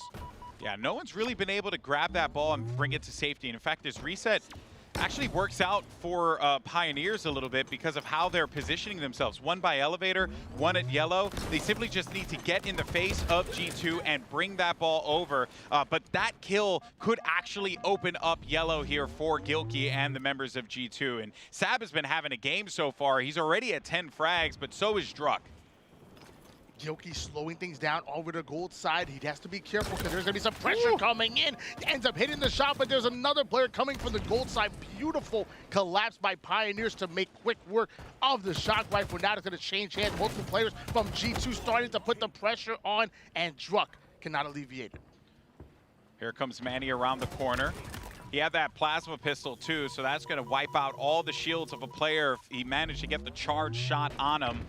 Soul Snipe's going to be located in the back too, and I'm really, I do like how both of these teams are playing with a lot of respect for one another. Yes. You can tell that they're not flying at each other. They're really trying to just get in each other's heads and go for setups rather than trying to just swarm and take control of the map. They want to try and prioritize these setups as much as they possibly can here. Look at the help though. That is a smart play that Manny made, because most players, you know, in matchmaking games, they'll hold that ball until the cows come home, but instead you drop it and support your teammates so that you can continue this hold, because they have a clean rotation over to Whirlpool.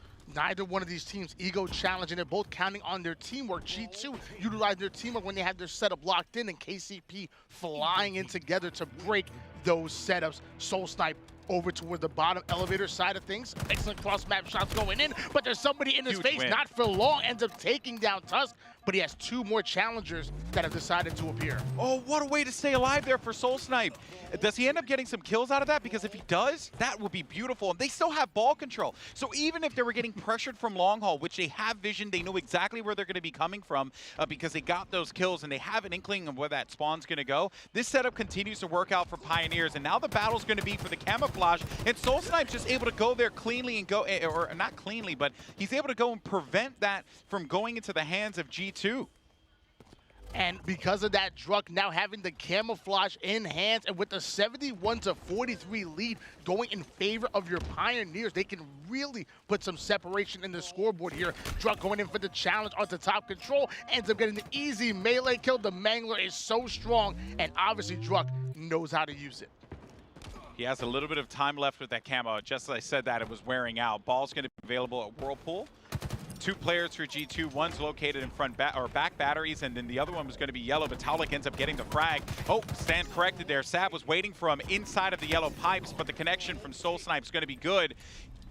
There is a player rounding around the corner here. No real opportunity for Soul Snipe to use that shock rifle, and it's going to go right back into Gilkey's hands. And with that ball in the middle of the field, it's really just this works out very well for Pioneers because G2 have to go and get that ball, Tony. Otherwise, it is going to go to Pioneers. We only have a few seconds left on the clock, and they need every single second now.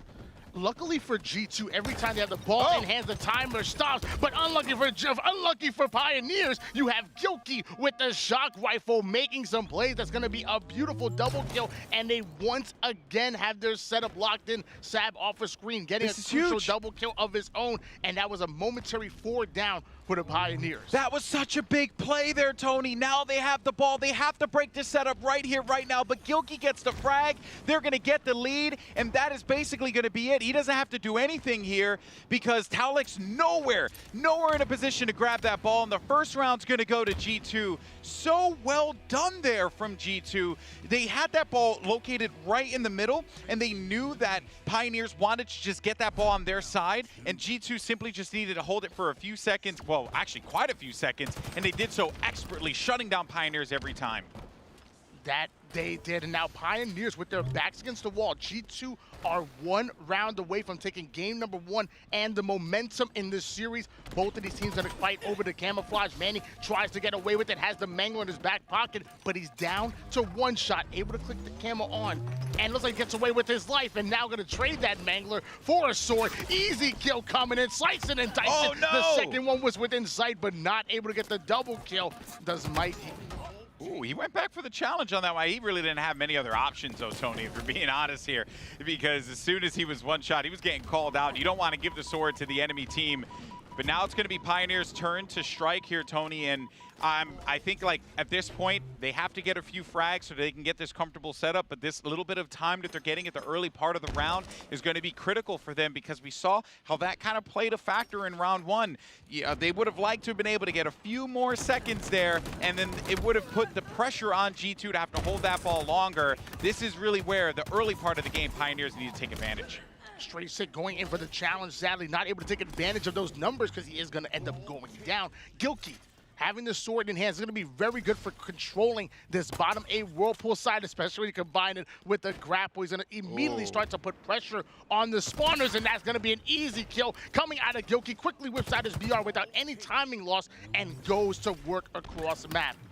Beautiful grenade kill there from the distance, but Soul Snipe was able to pick up a few of his own, and there's Gilkey again, man. That one play that got Gilkey the sword has kept him a threat this entire time. He has the ball, but he needs his teammates' support, and you almost kind of want him to continue to hold this one here. He ran out of ammo on the sword, so he's going to play this more forward position. The repulsor should help him out here, because if anyone challenges at the door, the repulsor will send him packing down low. Gilkey was the MVP of that little series of plays right there. Literally doing everything, but Druck easily going to shut him down. 3 down, go G2. Sab, the final player, having the ball. He's going to be slayed out. Druck has the camo. Pioneers have the momentum. That was a great break of the setup, right? There wasn't really a comfortable setup for G2, but it still was a great break for Pioneers because they got so much out of that. Even though Gilkey ran around like running roughshod and got a bunch of sword kills, Tony, it was still just a very, very well done execute by Pioneers that got them this ball back, and they have angles covered now.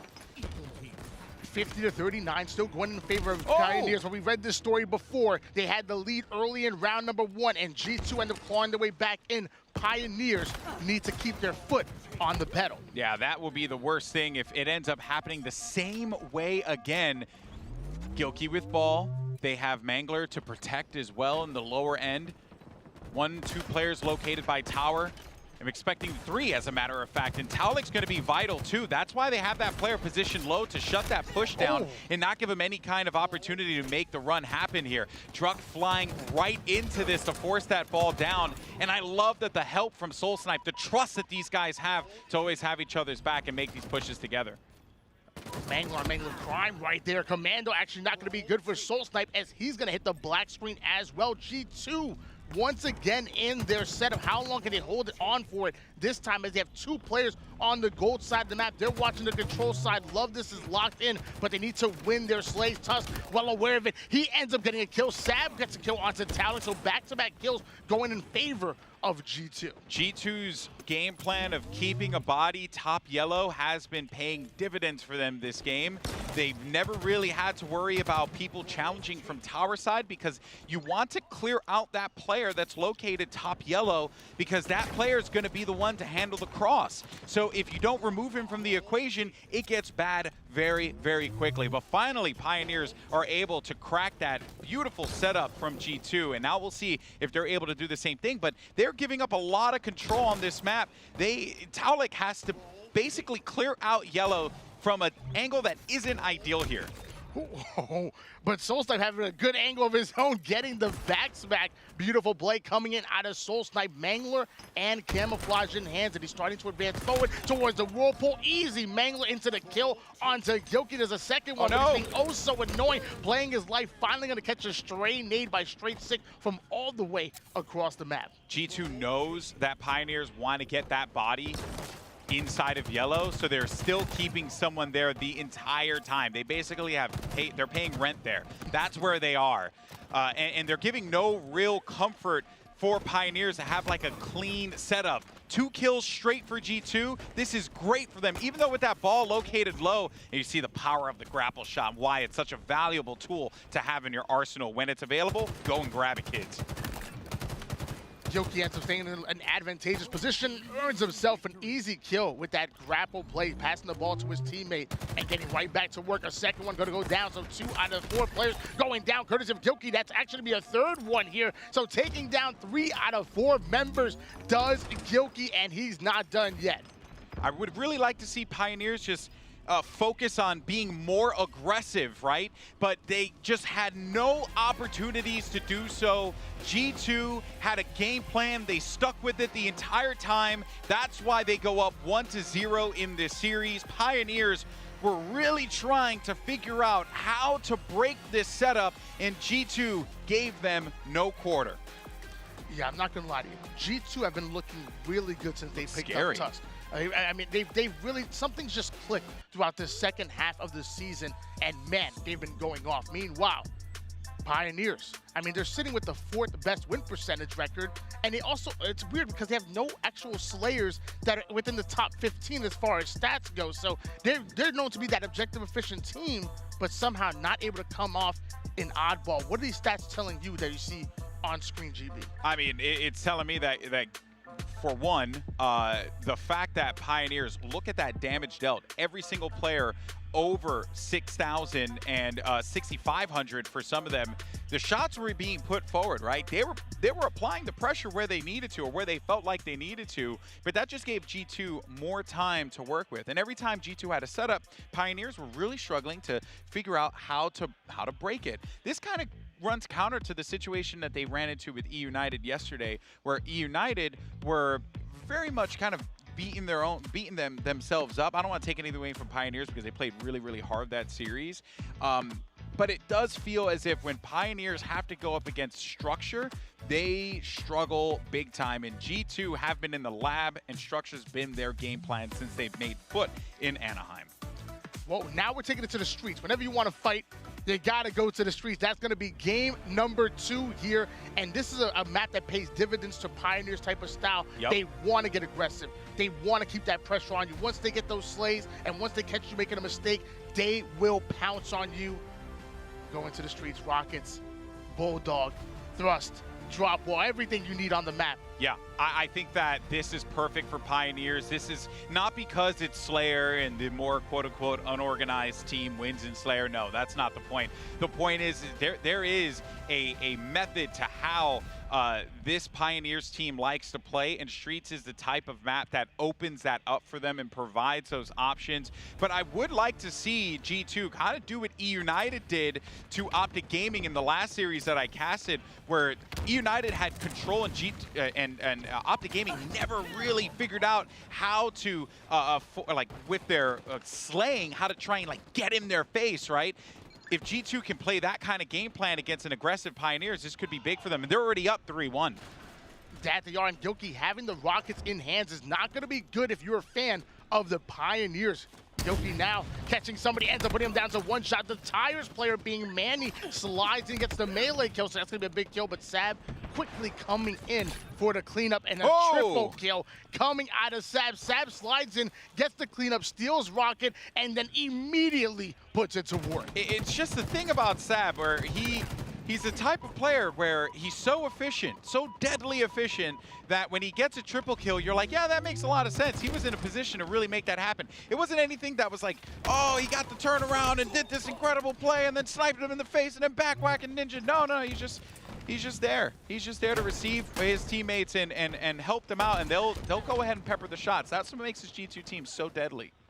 Fundamentals on point here for G2, and Pioneers need to make something happen because they're already down by 4 kills. Straight Sick just patrolling the back A side with the Bulldog in hands, now advancing forward over towards the player on the purple street, having no idea, just kind of moonwalking into him as Pioneers going 3 down. I don't know what's going on here, but it feels like we're seeing a completely different Pioneer squad than what we did yesterday. Yeah. It was like they were so driven to get that win against E United because they knew that it was inevitable, that now against G2, this is not the same squad. It feels like they're running at a gear lower than what they were yesterday.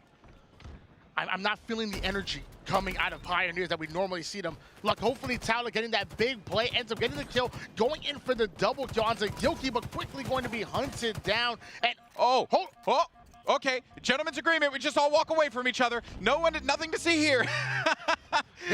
Everyone just ran out of ammo. It's time to just get out.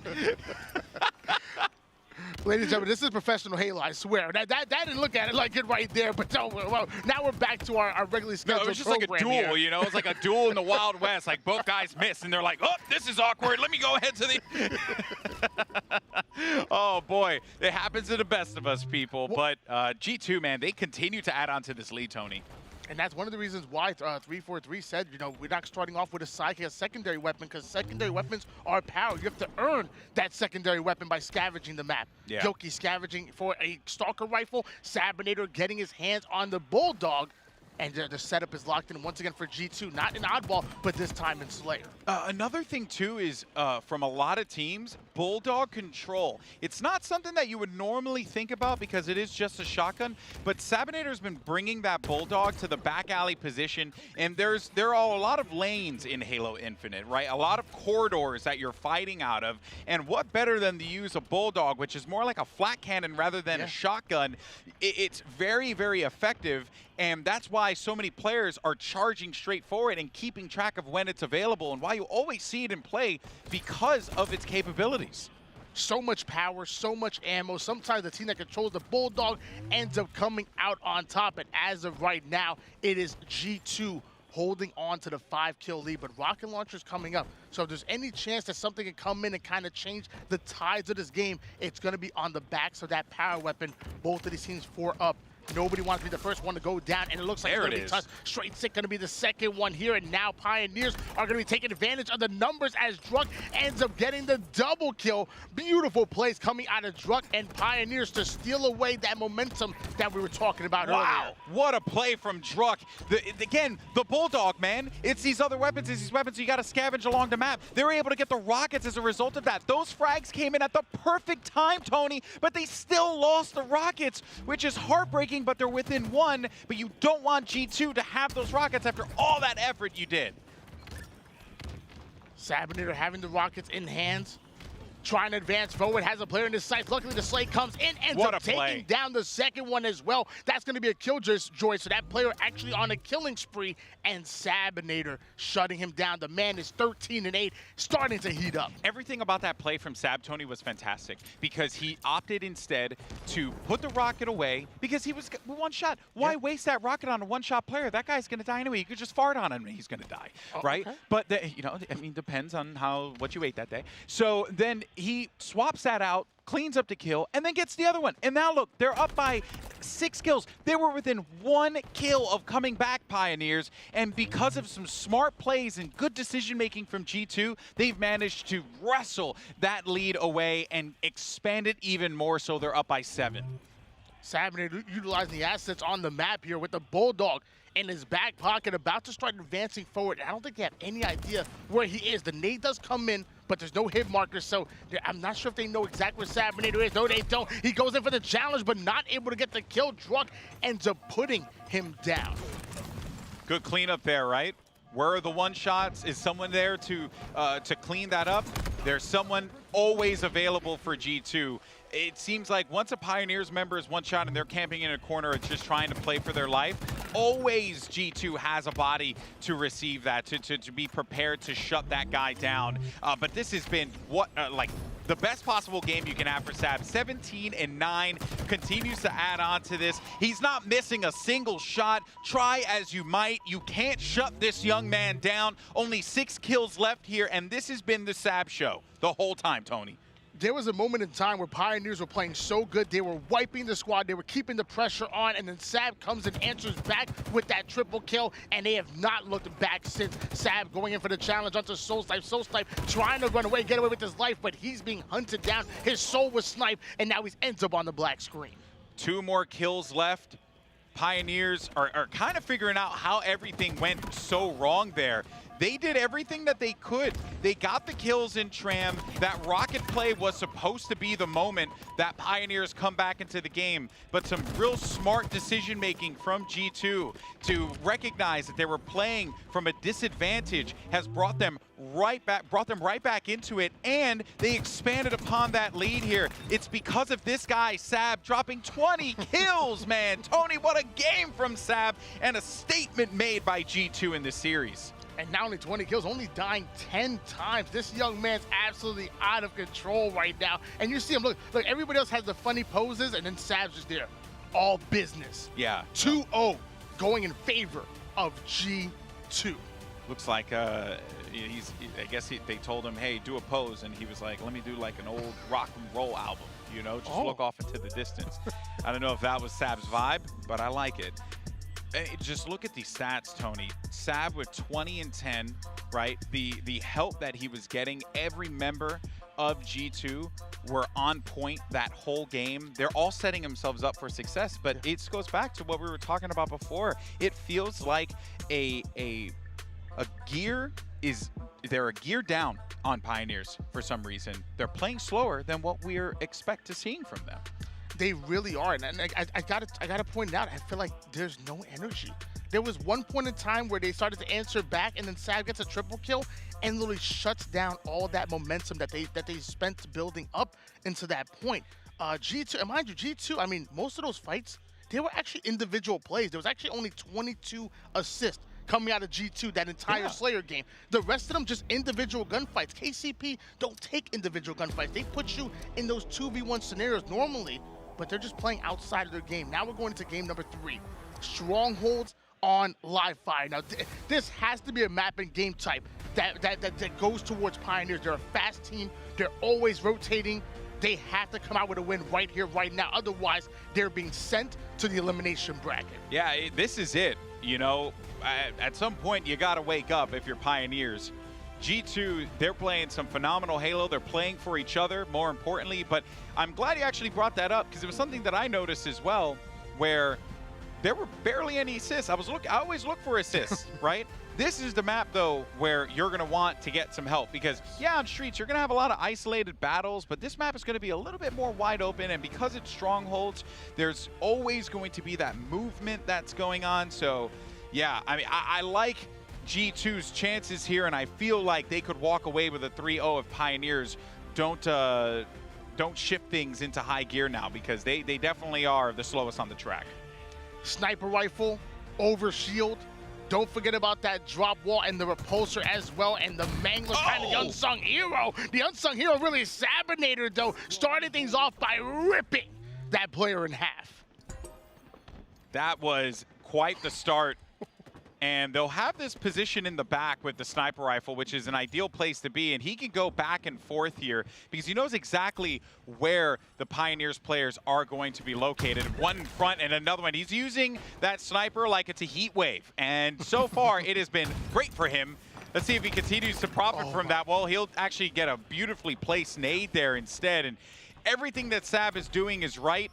But they are now finally going to get themselves onto this point to flip this around, thanks to players like Tusk putting up some numbers as well, getting his first kill. But that was going to be one that opened up A for them, and now they have control, and they'll gladly give up C here.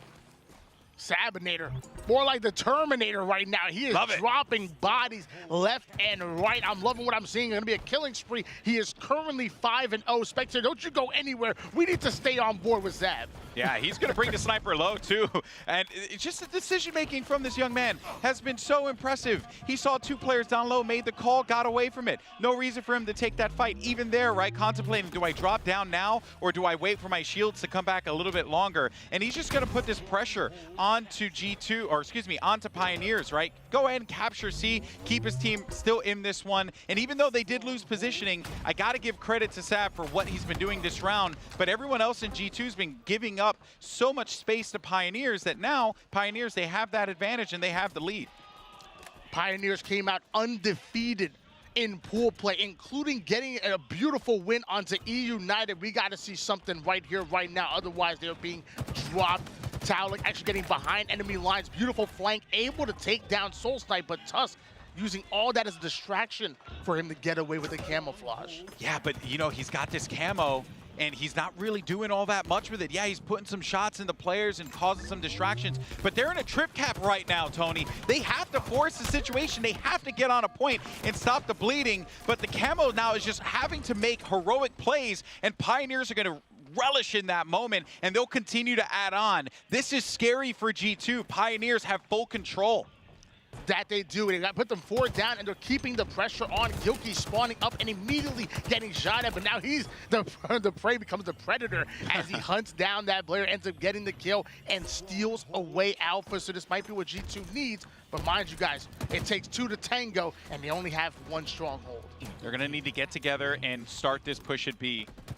And this is why Pioneers are putting so many bodies over here at top mid, because they know that this is a favored spot. And if you're trying to come out, oh, okay, hiding in the corner was Tusk there. But if you're trying to come out of the garage there, that top mid area is a perfect spot to do it. So they were wise to just break that setup here. And now G2 finally will get to start scoring some points, as they have just took a shellacking over the last few minutes.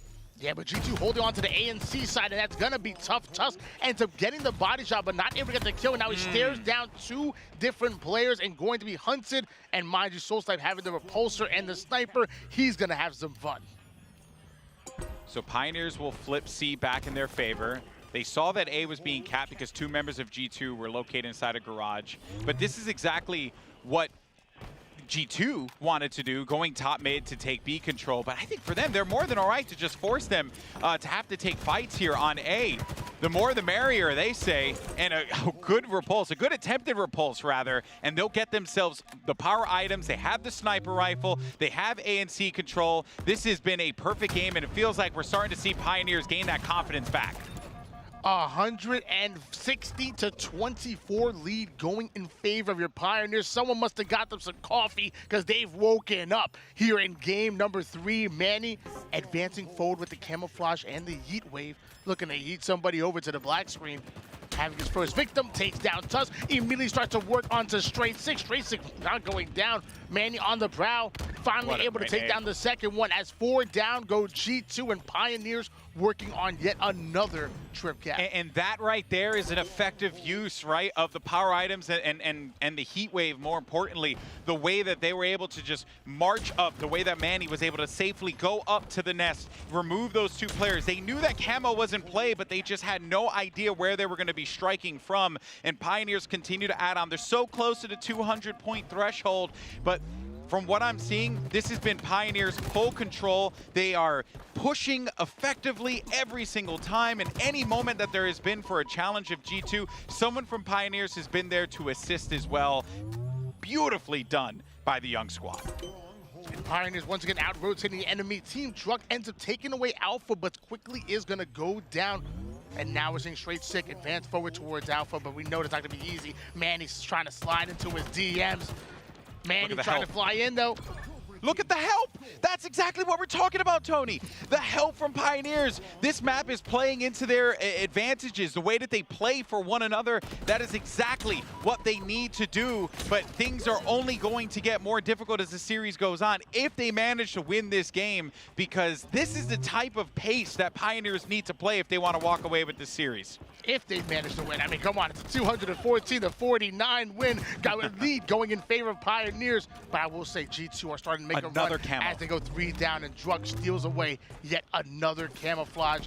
Quickly goes on to see Gilkey somehow ends up spawning him, but Gilkey ends up being put in the dirt. And I think that has also been a key part of this match. Pioneers have been getting frags, but they've been getting them at times that have been absolutely crucial to them getting power items and the weapons that they need. And Druk just is not missing. This guy is so good at this video game, it pisses me off how talented he is, because it's just everyone needs to put respect on Druk. If you're not, you're crazy. Don't piss off Golden Boy Druk. Come on now. You know he's so good. He really is, as he gets another assist, advancing forward over towards top mid, having the Mangler in his hands, puts down the shots, but I mean, no matter how good he is, you can't take a 1v2. That's just math. Oh, Taulik, what a play from Taulik. He just completely shut down G2. They had Sniper lined up right in front of them, and Taulik just makes the hero play, jumps right in front. G2, they are completely lost at this point. There's nothing else that they could do. A complete shutout, like not a 0 shutout, but just a shutout from them not being able to do anything to get comfortable. Pioneers controlled that game from start to finish. They really did. Pioneers looking so good in that game number 3 and finally putting a point on the series board. If there's any team that can pull off a reverse sweep, it might just be the Dark Horse squad. Not because their logo's a Dark Horse, but I'm talking about the Pioneers, the ultimate underdogs. I guess we're still seeing more of those individual battles, but the pure outslay from Pioneers. The stats don't lie. Not a single member of G2, despite the slaying prowess that they have and the talent on that team, and Sab popping off on streets. There it is, you know, shut down, no damage being dealt. That's the kind of game that Pioneers need to play. But I would like to see them work more together. Even though they were moments where they were having each other's back, like especially fights that were happening toward A, I do want to see more assists for Pioneers. Continue to just lay cover, lay shots down on opponents, and set your teammates up for success as we go into the later parts of this game. But also another thing that I'm thinking about is that Tony, G2 have been in this position before, where they go up by 2, you think that they're going to walk away with the win, and then slowly by little, they start to lose these games, and then they get a little scared. I mean, I'm not gonna lie to you. You kind of should be scared, because I mean, what was Pioneers well known for back in the day? Being one of the best capture the flag teams there was towards the latter half of Halo 5. We're going into CTF on Aquarius for game number 4. If there's any chance for Pioneers to force that game number 5, it's gonna be on the backs of the CTF on Aquarius. Dynamo grenades, camouflage. You have each team starting off with a thrust, and don't forget about the heat wave. First to 5 caps take the win, or if 12 minutes ends up hitting that 0 mark. Yeah, knowing that Pioneers have that CTF comfort, right, I think is important to know, like the comfortability on capture the flag would make this game even more interesting here. Ooh, great engagement to start things off for Tusk, but while that was going on, Druk is cleanly just going to go and grab that camo, and that is another power item in the favor of Pioneers, continuing on their good fortunes from live fire. Camouflage and top mid control going towards Druk. Meanwhile, off the screen, Gilkey takes down Soul Snipe. Tusk ends up getting a big kill, so Pioneers dropping like flies. Luckily, Druk ends up taking down Straight Six to slow down that offense coming in out of the boys in blue. Druk, I mean, again, the man just just frags. Like, I don't know what else to say. I don't know how many times I can praise him because it sounds like a broken record at this point. Everything that he could do right, he's doing right.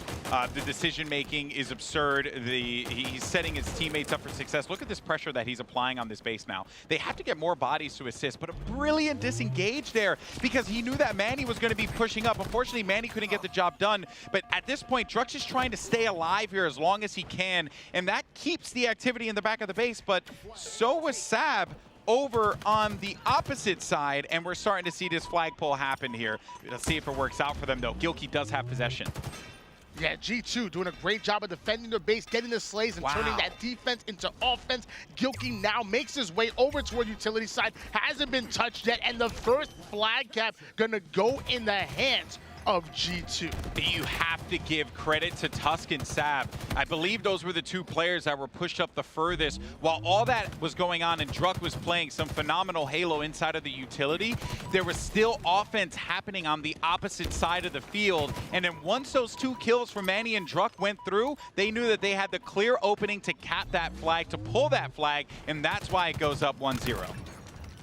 Manny getting a cheeky kill. The dynamo grenades are coming in, doing max amount of damage. Another frag comes in, this time gonna take down Manny Sabinator once again, really popping off 5-2 already, but they shut him down. That's exactly what Pioneers need to do. Make sure the Sab is always on the black screen. It's impressive as well, Tony, because Pioneers got another camo.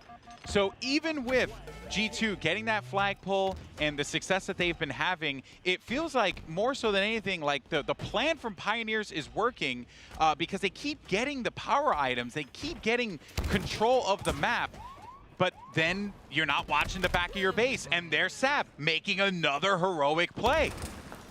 Great flank coming in out of Zab. 6-3 at the moment. Talik tries to go in for the kill. Not able to take down the red hot Gilkey. Taking down Talik, and that flag is still out and tantalizing. Gilkey gets another kill. He can run it, but he ends up trading off on the kill feed. Druk going after Zab. So both of these teams fighting for that control, and flags are out. Tusk wins that fight against Druk. I genuinely thought that Druk would have ended up winning that, but they have the flag in the back of the base, Tony, and this could very well be another capture here. And this was off the backs of Pioneers with camo, with map control. Doesn't matter. G2 gets another cap in there because that teamwork has been clicking for them.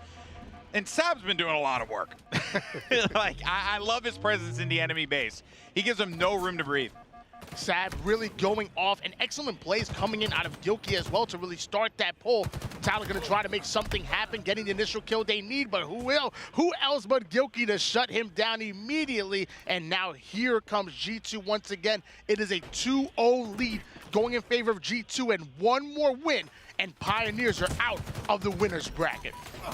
Good help that we were seeing that G2 were getting, or rather that Straight Sick was getting.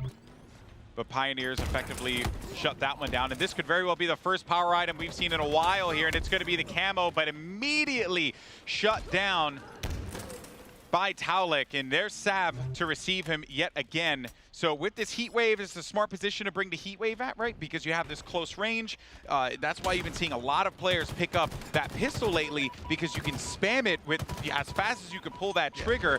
And the bloom, while it is a little profound, you know, you're playing through a lot of corridors and hallways. So weapons like the heat wave and the pistol are going to be very, very valuable for these teams. Only thing more deadly than the heat wave and the sidekick is G2. They are so deadly right now. Yep. Beautiful shots coming in out of Zabinator. You notice he drops it, ends up finishing the player, gets to hold this medal, and they need to slow down Sab, who finally gets taken out. And also Tusk currently 11-7 at the moment as well. Yeah, Tusk and Sab have been the dynamic duo inside of the enemy base, that whenever Pioneers think that they've done everything they could to make a pull happen, which is a credit to G2 for making it feel like that there was so much more that Pioneers did to give them the comfort to be able to pull that flag, and then a counter cap comes right through. That's the reason why it's 2-0 here. Each time it was off the back of Pioneers getting, you know, camo control, map control, everything was working out for them, and then the moment those players died, flagpole capped, we're at 2-0.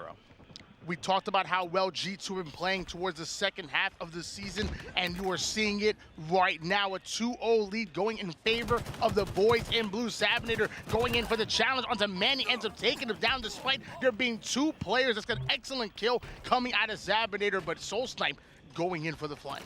Yeah, he's making a play happen here, and perhaps this could be an opening for him. But, you know, he has to play slow because he has no other choice. He needs teammates to come back and help him out, and his squad mates are very unhealthy in this push. And here's Sab in the back of the base again, and he's got a heat wave. If these kills come through, I can expect, and look at the way he's staying alive. I would expect another counter cap to pull here if Sab actually stays alive. This is ridiculous. There's no way. Just no one's looking at that area, and I wouldn't expect him to. He's just this knack to stay alive and cause problems for this team. Sab hiding right in the generator, getting the crucial kill that they need. And look at that. He's not even going for the flag. He immediately looks for that fridge spawn. Now going in for the flag and still baiting it. He knows the spawn is coming into fridge, but doesn't know that they've already advanced over towards the P side map. So Sabinator doing what he does best, being a nuisance behind enemy lines. Finally, Mikey gonna hunt him down, but still 2-0 lead going in favor of G2. Well, that flag is available for them to go and grab if they can get their hands on it. But Tusk has been staying alive long enough that they've had no real opportunities to be able to comfortably grab that flag. So that is going to be 3 down for Pioneers. Tusk doing the Lord's work there. He has, the fact that he stayed alive that long, if you are G2, you're so proud of your teammate. If you're the coach, you're so proud of Tusk because he has managed to stop them from being able to make that flagpole happen despite them getting it out over toward utility. At no point were Pioneers comfortable enough to be able to make that pole happen, and they have another 3 players down again, and G2 starting their 3rd pole. I know for a fact JMIM is proud of his boys, but you know what? He's not happy with the fact that there's another flag making its way across the map, gonna be going home, and will shut down. And the flag actually being pulled by the one-shot player, so we do have a bit of a stalemate as the return comes in from Soul Snipe. Thank goodness he was able to get that. Otherwise, it would have been really bad for your Pioneers. Yeah.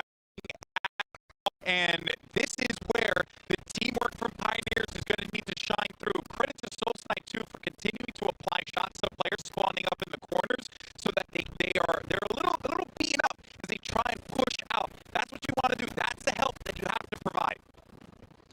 Great trade coming in as multiple hitting the black screen. Tusk now going to fly in onto the return and stop any more pushes coming in the Pioneers, and actually the opposite. Now he's going to try to push up and create a bit of offense. Yoki coming right off the spawn, wants to make sure the utility side is clear, goes in for the challenge of the Manny, making him down to one shot, and ends up getting the kill with the nade. Wow. Gilkey and you look at the scoreboard, right? Tusk with 22 and 13. He's kind of doing the same thing that Sab did in that last game, but it has really been his presence in the midfield as well as inside of the enemy bases, and his knack to just stay alive and really value his life in a respawn game. It's not something that you hear. You're setting yourself up and you're setting your team up for failure. And despite that failed push from G2, they're still in a great position because they're up 2-0. And this is where Pioneers have to fly. This is where Pioneers have to fly. How does G2 respond out of this, though? Soul Snipe able to get the flag onto utility side. Meanwhile, Talek holding down that car side, but the push is all coming from Fridge. They need to rotate back. They need to slay it out because, of course, Sap is already in the back of the face, going excellent nade and getting the flag off. So we're going to have a bit of a fight in our hands. Yeah, and I actually was not too much of a fan of Pioneers just waiting for them to come off of the respawn, right? Waiting for them to overextend where they were going to be positioned at.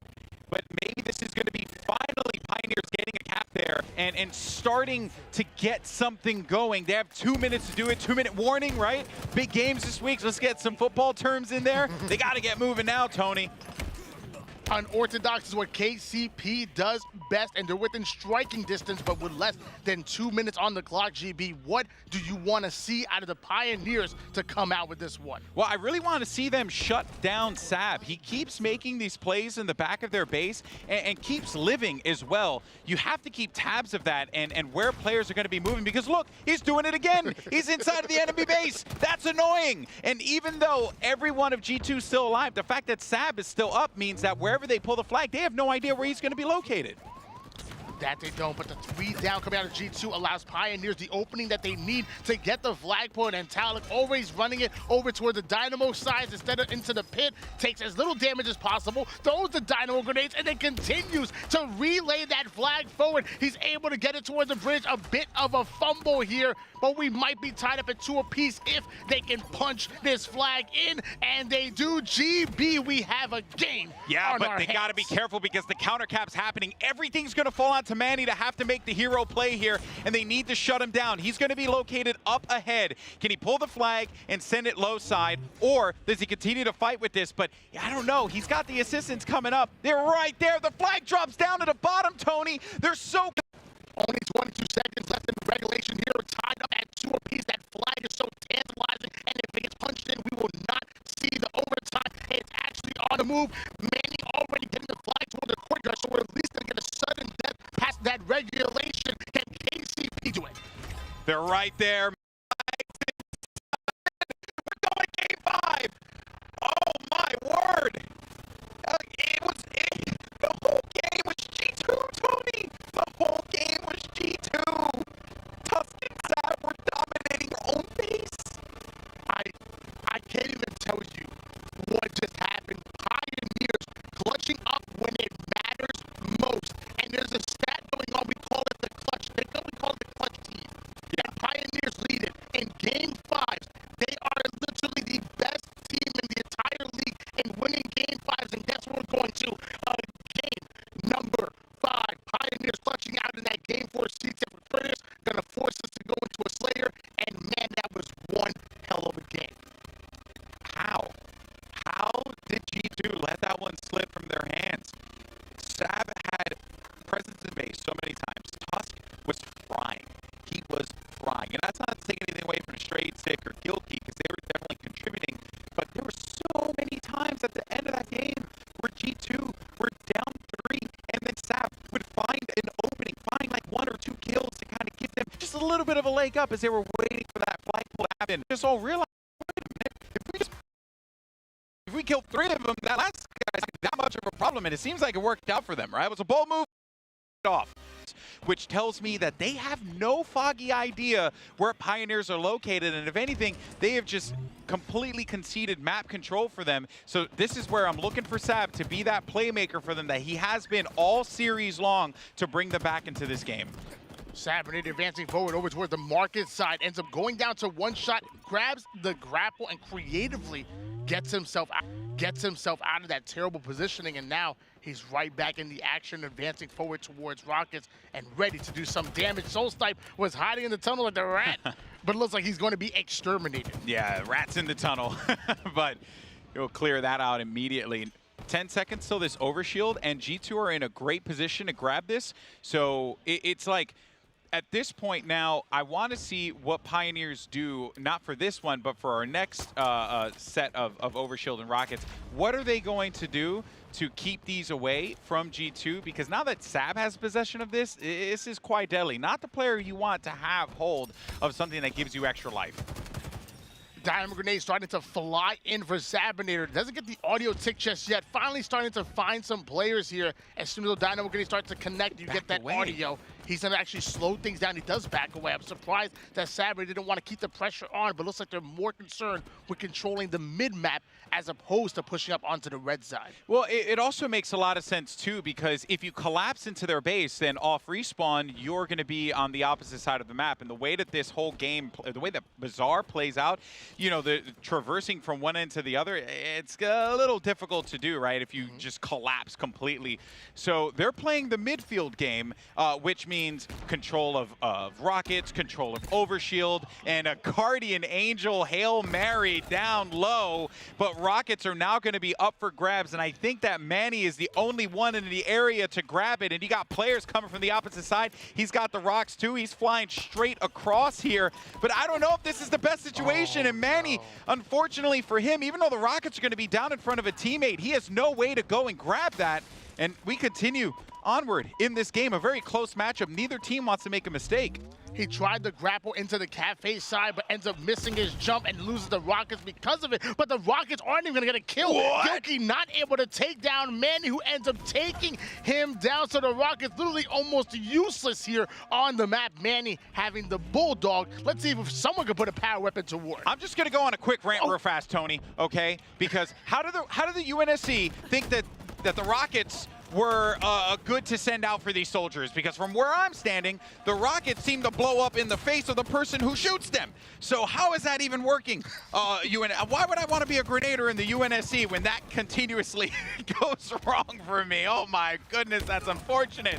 But Pioneers, because of that and so much more, have now added 5 kills to their lead, and that clutch factor, Tony, might actually be coming to fruition here.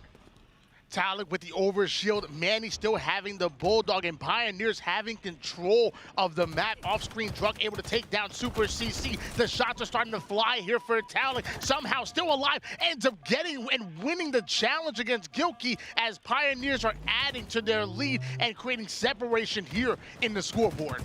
And they're isolating players as well.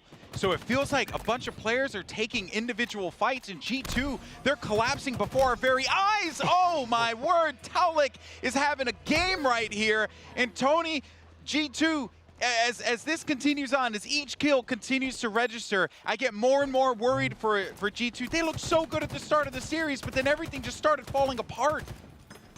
G2 needs to find a way to slow down the momentum coming in out of your Pioneers, but Manny ends up going down despite having the Mangler in hands, and that's going to be an assist earned here by Sad. That might be exactly what G2 need here in the second half of the game. You're also noticing a structural difference of how Pioneers are playing Bazaar and how G2 are playing Bazaar, because G2's play is this right here: hold mid-map, let them come to you. But hey, Pioneers don't got to worry about anything, Tony, because they got the lead. They're up by 5. G2 are the ones that need to make the play. Now, where the conversation comes into is, well, what's going on with Overshield? What's going on with Rockets? So they have the positioning for that, but don't think that Pioneers are just going to let them have that for free. They're going to try and send as many bodies as they can, and if anything, it's putting G2 in a bit of a confusing position here, but they have presence in the map, so, you know, theoretically, they should be okay to be able to obtain these weapons. But now, you see, they're pushing, they're applying pressure onto the rocks, and G2 don't have the comfort to be able to grab those rockets with no one contesting them. Thankfully, though, they get everything that they need, and now this is where things start to work out, but then someone sweeps up and backwhacks them. 27-24 going in favor still of your Pioneers, but G2 have been able to eat away at the lead. Straight sick, having both Rockets and the Bulldog. Somehow able to find the first kill. It's going to be Manny. Everybody getting caught in the vent here and exterminated, as Straight Six still having 1 rocket in the back pocket. You know, you asked for them to slow the game down, G2, and that has been their game plan. But right now, you know, it's nice you have rockets, but there's really nothing you could do if you're not using them. So Pioneers just want to try and bait out this 1 rocket that they have left in the chamber, and then they'll start their push, because Pioneers are playing this as if they're flying at their opponents. So they're doing the thing that I was talking about G2 wanting G2 to do. You get overshield, you want to push this, you want to push your advantages. Pioneers are the ones that are doing that. Assault rifle out here for Manny, who wants to try to up the tempo. He ends up putting some shots onto Tusk, but the damage coming in, and it looks like Druk able to get a kill off the screen here, now having the grapple as well. So here we come, Pioneers going back into their offense, having a 3-kill lead and wanting to add to it. So Druk takes a more forward position. They have each angle covered, each corner, right? The lockers and library on each side, they have that. And they also get the sizzle sticks too. Oh, I like this fly and play. Get right in his face. Now the double melee works out well. They clear out the player, and they can keep trading because it works out for them. But the issue then is, well, what happens if you end up going a little too hard and giving up a little too much? Because this is going to be another overshield grab for G2, but they have to take advantage of it. Send it. Just go in their face and don't give them an opportunity to set up on this map. Oh, that sucks, the stick. Well, no No overshield there, Tony. What an amazing stick coming out of Manny before going down, but G2 only down by 1 kill at the moment. They can make a run. There's enough time on the board. Sab getting a stick off a screen onto Talik. Tusk trying to avoid as much damage as possible on the Rocket side. Now going to go in for the challenge onto Solstice, who's able to get the kill. Multiple hitting the kill feed. No team able to get the full map control that both of them want. And Tony, we're all tied up 36-36, and just as I say that, a kill goes in the favor of Pioneers, so G2 can't quite get that lead yet. New Rockets are going to be up for grabs here. Sab's not in a position to help out. Gilkey's going to be rounding the corner here. In fact, 2 players are going to be rounding the corner, and that's why Talik is positioned exactly where he is. Continue to let that rocket be bait, and he used the grapple shot again. I said it at the beginning of the game, the grapple shot's the most important weapon, the most important tool in this map, and that is the reason why, because he can go and grab it and not get shot. And that's exactly what Talik does, and he has the rocket and still 2 grapples in hands at the moment. He's the most important player on the map, currently sitting at 12-7 and having the game in his hands. Doesn't want to drop down over towards bottom mid. Doesn't know actually there's multiple players over toward the blue side. Finally, the comms are starting to come in, and with that grapple, he can advance forward into Cafe if he chooses to do so. You got 1 player located inside of the lockers, 1 in palm, and 2 are looking to push the rocks. The play now is going to be for the overshield. He found Gilkey. Gilkey didn't see him, and Straight Sick in the back alley. 1 shot, but Talik went for the ego challenge and unfortunately paid for with his life. Is this going to be another overshield for G2? It shouldn't be, because they have Pioneers players all over the place here. Oh, playing around a very dangerous game of Ring Around the Rosie, but this has been a Pioneers just clinic that they've been putting on, and G2 have been trying to figure out how to break this, and so far it has not worked out. 4 kills remaining here, Tony. Pioneers can make the reverse sweep happen. Soulsnipe working that pole like he knows what he's doing. Druck got a Spider-Man in and using that overshield. Talik now having the shotgun in hand, so plays are about to be made, and they're only 3 kills away from taking game number 5, but Straight Sick ends up taking down Soulsnipe and also losing most of his life. They're actually going to try to chase him down. Finally, he's going to be hunted in, and here comes KCP. I love this play here, Tony. Everything that they're doing, 49 kills. The reverse sweep is just 1 kill away. It's just Soulsnipe. He found Gilkey, and they get the dub. What just happened? Pioneers have pulled off the reverse sweep. The upset has coming in. They're advancing forward and knocking G2 into the elimination bracket. My gosh, what a series that was. I genuinely do. Okay, so that match, I felt like Pioneers were playing with a lot of confidence. They were playing like a team that had nothing to lose there, and that is the attitude that they have to operate with this entire tournament, because everyone cannot afford to, every team here can't afford to lose against the Pioneers. G2 knew that. They started to clam up. And in the moments where you would want to see G2 get a little bit more aggressive, get in their face a bit more, don't let Pioneers feel comfortable in their positions. They let Pioneers set up time and time again. And the power weapon control, the power item control, even when G2 got possession of it, they weren't able to do anything with it, because by the time they actually made moves, they lost it. They lost the overshield, or they already used 1 rocket and got no value out of it. Pioneers just played G2 like a fiddle at the end of this series. And one thing that also really impressed me about the Pioneers, that we know them to play fast, and when all else fails, they play fast, but not this time. Yeah. They were perfectly fine with slowing things down and say, hey, look, if you want to slow things down, we can do the same thing. And it's exactly what you saw out of the Pioneers. I'm so proud of those boys coming off with the reverse sweep, and now G2 falling into the elimination bracket. They're going to play the winners of either G1 or Oxygen Esports. And the thing is, this series could have been wrapped up in 3. That Aquarius CTF game, G2 were up 2-0. Sab was just back at the base, being a pain. Tusk frying, Straight Sick supporting, Gilkey playing his role as well.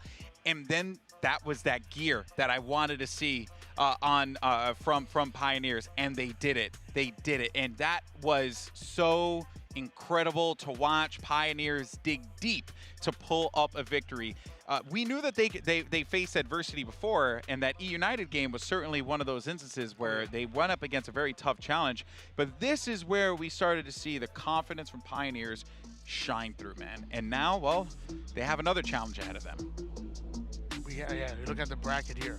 Pioneers advance forward to go against Cloud9. This team has actually won 4 tournaments in a row and going for the 5-piece right here, right now. But let me tell you, Pioneers red hot after that one. They didn't start off too hot, but at least they're able to get some momentum. And meanwhile, on the bottom side, you have E United going up against Esports Arena Red.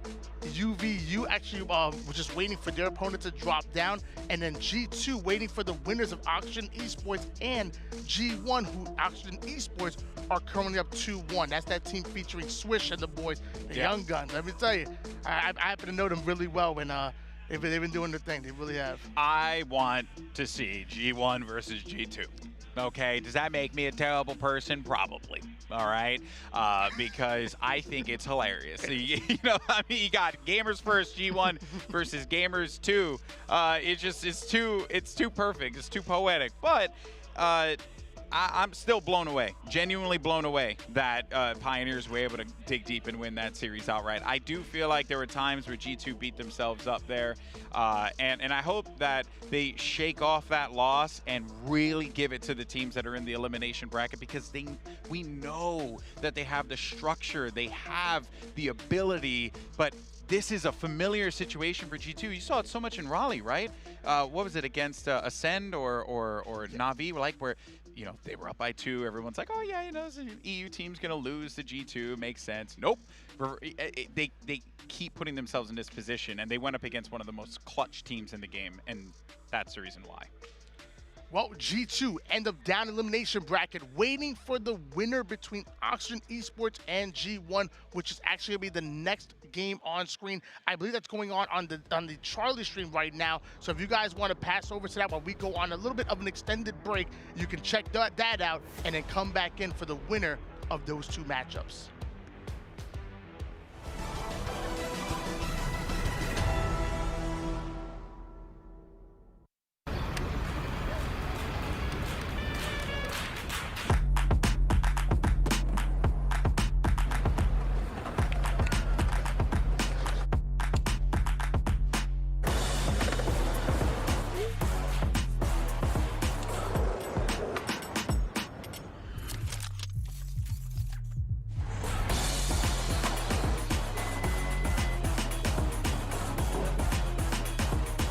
Nice play. Woo!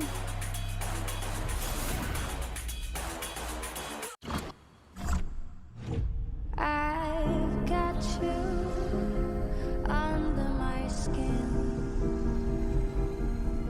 I've got you deep in the heart of me. So deep in my heart that you're really a part of me. I've got you under my skin. Searching for meaning in a relentless world. Always connected, but somehow alone. Trapped by illusion.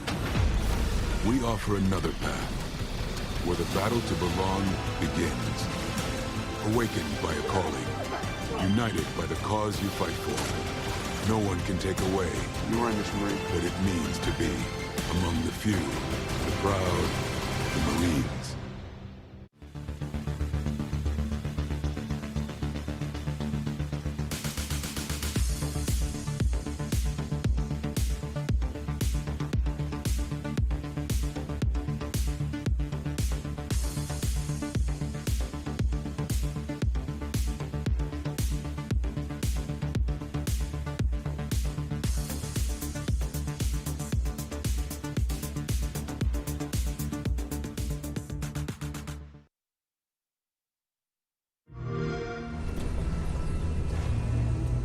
We built this facility off the grid to train the next generation of Spartans. To be a Spartan, you must become the impossible.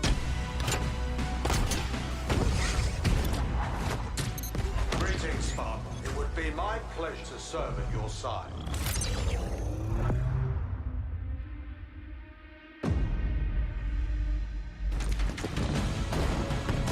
Flag taken. An electric kill.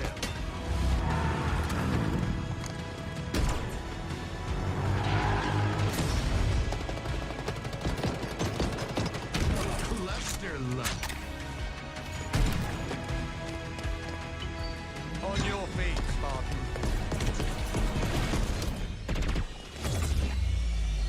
Ninja.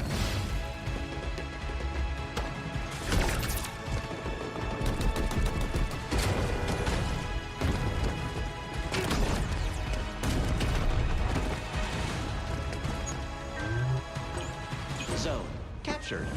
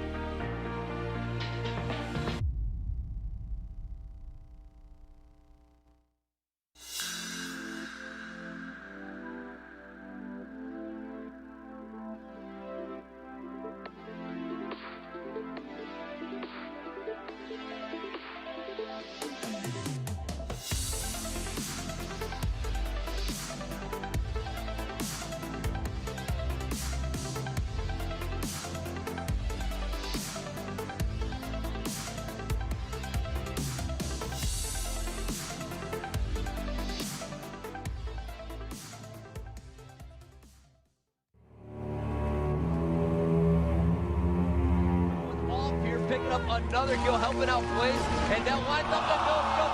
Take it down. I got your pistol. Kids are coming out of the woodworks, and they're so skilled. Even these like young kids that are coming out of nowhere, they're still not being able to beat Lethal. Make this flag a little bit easier to run for Snakebite, but Snakebite was taken down. But it doesn't matter when you end up getting an overkill. Lethal. Esports just being around for so long, it just gets harder and harder as the time goes on. And Lethal has somehow found a way to like literally be on top for the past like 10 years. Got himself a weapon. The blade is death from above. Lethal. What's going on here? Turns two. What a beast. I just value competitions nowadays a little bit higher. He was winning before, and he's still continuing to do it and play at the highest level. It is a testament to how good he is. Every generation sort of has their players. Like at first it was Ogre 2. Then it sort of became the Roy and Lunchbox show. It's turned into, I think, the Lethal show. Lethal has a burning desire to succeed. He wants to be the best.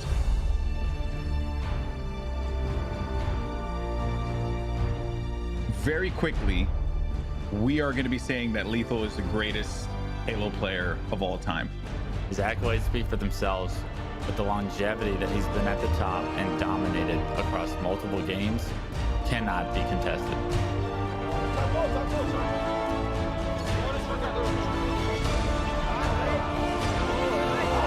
We are still tied up 2 to do. When that time runs out, it'll be a full replay, but Lethal's got an overshield. And now Tox Gaming are pushing in, and this could be the game if Lethal keeps doing this. 1 o'clock breaks up 2. There's going to be another one as well, and he's going to get the melee double kill on there. And Lethal putting on a show. And he's going to get the triple kill as well. Lethal on a tear. Oh, and he kills his own teammate just because he can. With tournament victories in multiple Halo titles, including 10 event wins and 2 world championships in Halo 5, Lethal is the undisputed king of modern era Halo. When it comes to Lethal, what comes to mind is probably perfect Halo. He's insane mechanically. You expect him to get his hands dirty every single game. He was somebody that can change the outcome of a tournament. Somehow, Lethal has got round the corner. Tox Gaming tie the game in the last second.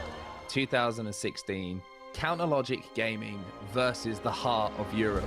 They had 3 dead, and they were running flag, and I remember it like it was yesterday. Look at this. You've got Buck controlling the spawn over here, but they spawned over on the pink side of the map. They did not block the pink spawn right there. I would have loved to see the run. I would have loved Lethal picking up the triple and the overkill from Lethal. And to this day, I don't know how. Not only because of the fact that it was Lethal doing something unbelievable in-game, but also because it broke so many hearts of people who were rooting against him. And I think that's always been something that TJ has thrived off as well. What's your record against him all time? I gotta ask you. I remember playing him a couple times. I think I'm 2-0. So he didn't stick around much after that. I beat him down pretty bad, and then he just kind of got out of here. A familiar face in the grand finals, Lethal has finished top 3 or better in every major Halo event since 2014.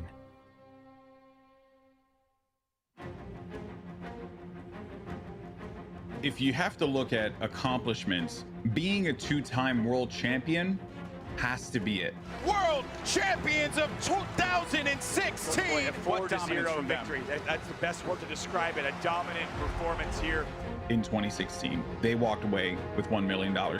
Then, fast forward a year later, 2017, another big world championship, they won again, 4-0. It's one thing to like scrape by and win a tournament. It's another thing to just be dominant the entire time. Back to back, Kyle. They have done it. That has to be one of the greatest accomplishments. We've had 3 world championships. They won 2 of them. Come on. There is no world that he does not overperform in Infinite as well. And you could make the argument now at this point in time that he is one of the most winning and greatest Halo players of all time. Tox Gaming will win 50-49. I don't know if he'll win the audience over, but players will look at Lethal like, Yeah, he might be one of the best to ever do it. They are the greatest Halo 5 players of all time. I give Lethal the greatest player of all time. Like accolades, obviously, I think he has it, and longevity, I think he has it. Lethal's legacy will be, in my opinion, the greatest Halo player of all time. And even though you may not want to admit it, TJ Campbell is the future of Halo, and the man is too damn good to pass up as one of the greatest, if not the greatest of all time. Mark my words. I'll fight people.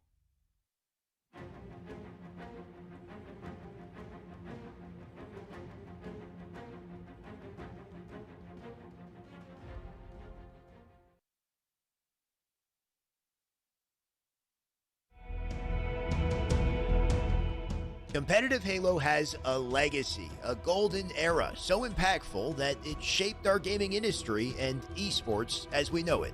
Today, over a decade later, Halo is back again, and with it, a whole new era in competition. If you're new to Halo Esports, you might be wondering what's so special about it. What makes Halo unique? What makes it stand out as a competitive shooter today? You know what? That's a damn good question. Let's break it down. In competitive Halo, 2 teams of 4 face off in arena combat. Balance and skill is everything in competition, and Halo achieves this with what we call even starts. Every player enters the fight with the same equipment, a battle rifle in hand and 2 grenades. The foundation of Halo's multiplayer experience is the combat. In Halo, we call this the dance. It's a short but calculated exchange where players use skillful movement and gunplay to break through their opponent's shields and land a finishing blow. Your shields are your lifeline in Halo. They deplete when taking damage and recharge when evading gunfire. Breaking your opponent's shields takes several well-placed shots. As long as you hit the target, it doesn't matter where those bullets land. The moment you break the shields is the ultimate test of precision. Land a headshot for an instant kill. With a battle rifle, 3 bursts to the body and 1 to the head results in a perfect 4-shot kill. And trust me, pull this off, and it's pretty damn satisfying. And with shields and in position to get into the base and then pick that flag and throw it out the front. Oh, lovely shots from APG. Defeating your opponent puts them on a 10-second respawn. This advantage is important, especially if you take down the whole team at once. With your opponents off the map, your team has time to control important positions and power weapons. And this is the true key to winning in Halo. Power weapons spawn in contested locations throughout the map, and teams need to work together to earn and control them. Your classic fan favorites, like the rockets and the sniper, are back in action, alongside new weapons as well. My personal favorites are the Mangler and the shock rifle. In the right hands, these weapons, they're kind of deadly. Look at this, Cloud9 looking to mount up a comeback here in round 2, and it would be a statement from them if they were able to close it out. Oh my word, Lucid! Not only the first one, but the second as well onto Stellar Penguin. Do not peek! No! Lucid! And that's not all. New to Halo Esports is equipment, limited use items that spawn in specific locations on the map, and this has a drastic effect on the game. The grapple can be used to make quick map rotations, escapes, or to take you right into the fight. You can also use it to pull things towards you. Just don't forget to say, "Get over here," when you do it. Or the repulsor, the ultimate defensive tool. Time it right and return projectiles back to sender. You can jump with it too for a devastating angle of attack, and let's just say that's not all it's good for. And now Ola, maybe thinking about a play ball, maybe thinking about sending someone for a swim. It's a play ball. All of these elements, the even starts, shield system, combat, the sandbox, they all come together to create this balanced competitive experience that requires teamwork, strategy, practice, creativity. The result is the ultimate form of skill expression, and it's just exciting to witness. And that, to be honest, is just a fraction of what makes Halo so great. So, welcome back to Halo, and good luck in the arena.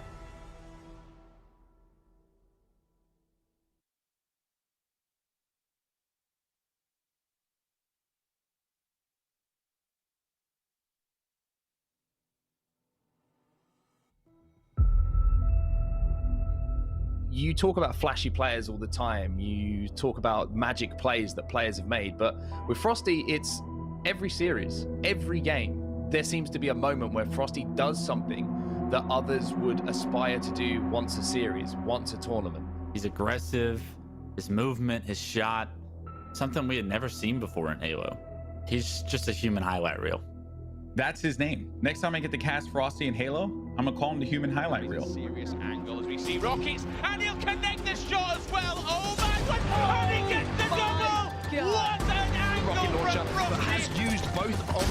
weapons in. Frosty ends the game with a disgusting no-scope. Goodness, Frosty, the young man coming out huge with a double. Can he find the over? There it is! Overkill, the first one of the weekend. Right now, especially Frosty's able to pick his kill on the candy guy. He hits the no-scope. Frosty picking up a double kill. Now he's going to toss his flag. Oh, scored! In 2015, the young Halo prodigy known as Frosty burst onto the scene, winning his first ever event within a year and quickly making waves with his aggressive playstyle and game-breaking mechanics. The way he moved, at the pace that he played at, the shots that he hits, it was insane to me. 38 to 28. The Rob is back a little bit. Triple kill comes through. Frosty looking for his second over of this event of this series. He went from like not even existing to in every single game nonstop. I knew that he was like actually good. I got one. Dude, he's cut TP. 3 dead. I don't know how you Never does he waver in individual confidence. He's always assured of himself. He always knows that he can get the job done. I mean, he just makes, on the surface, some like weird boneheaded plays, but like they're actually perfect and calculated, or I hope they are. Otherwise, he's a madman. To be alongside players like Royal 2, Lethal, and Snakebite, and to be going for a sniper rifle off of spawn says everything. I think you need to know about the talent that Frosty has. They know what you can do, and they wanted to let him off the leash. There is one player that always stands out to me, and I think Halo fans across the globe.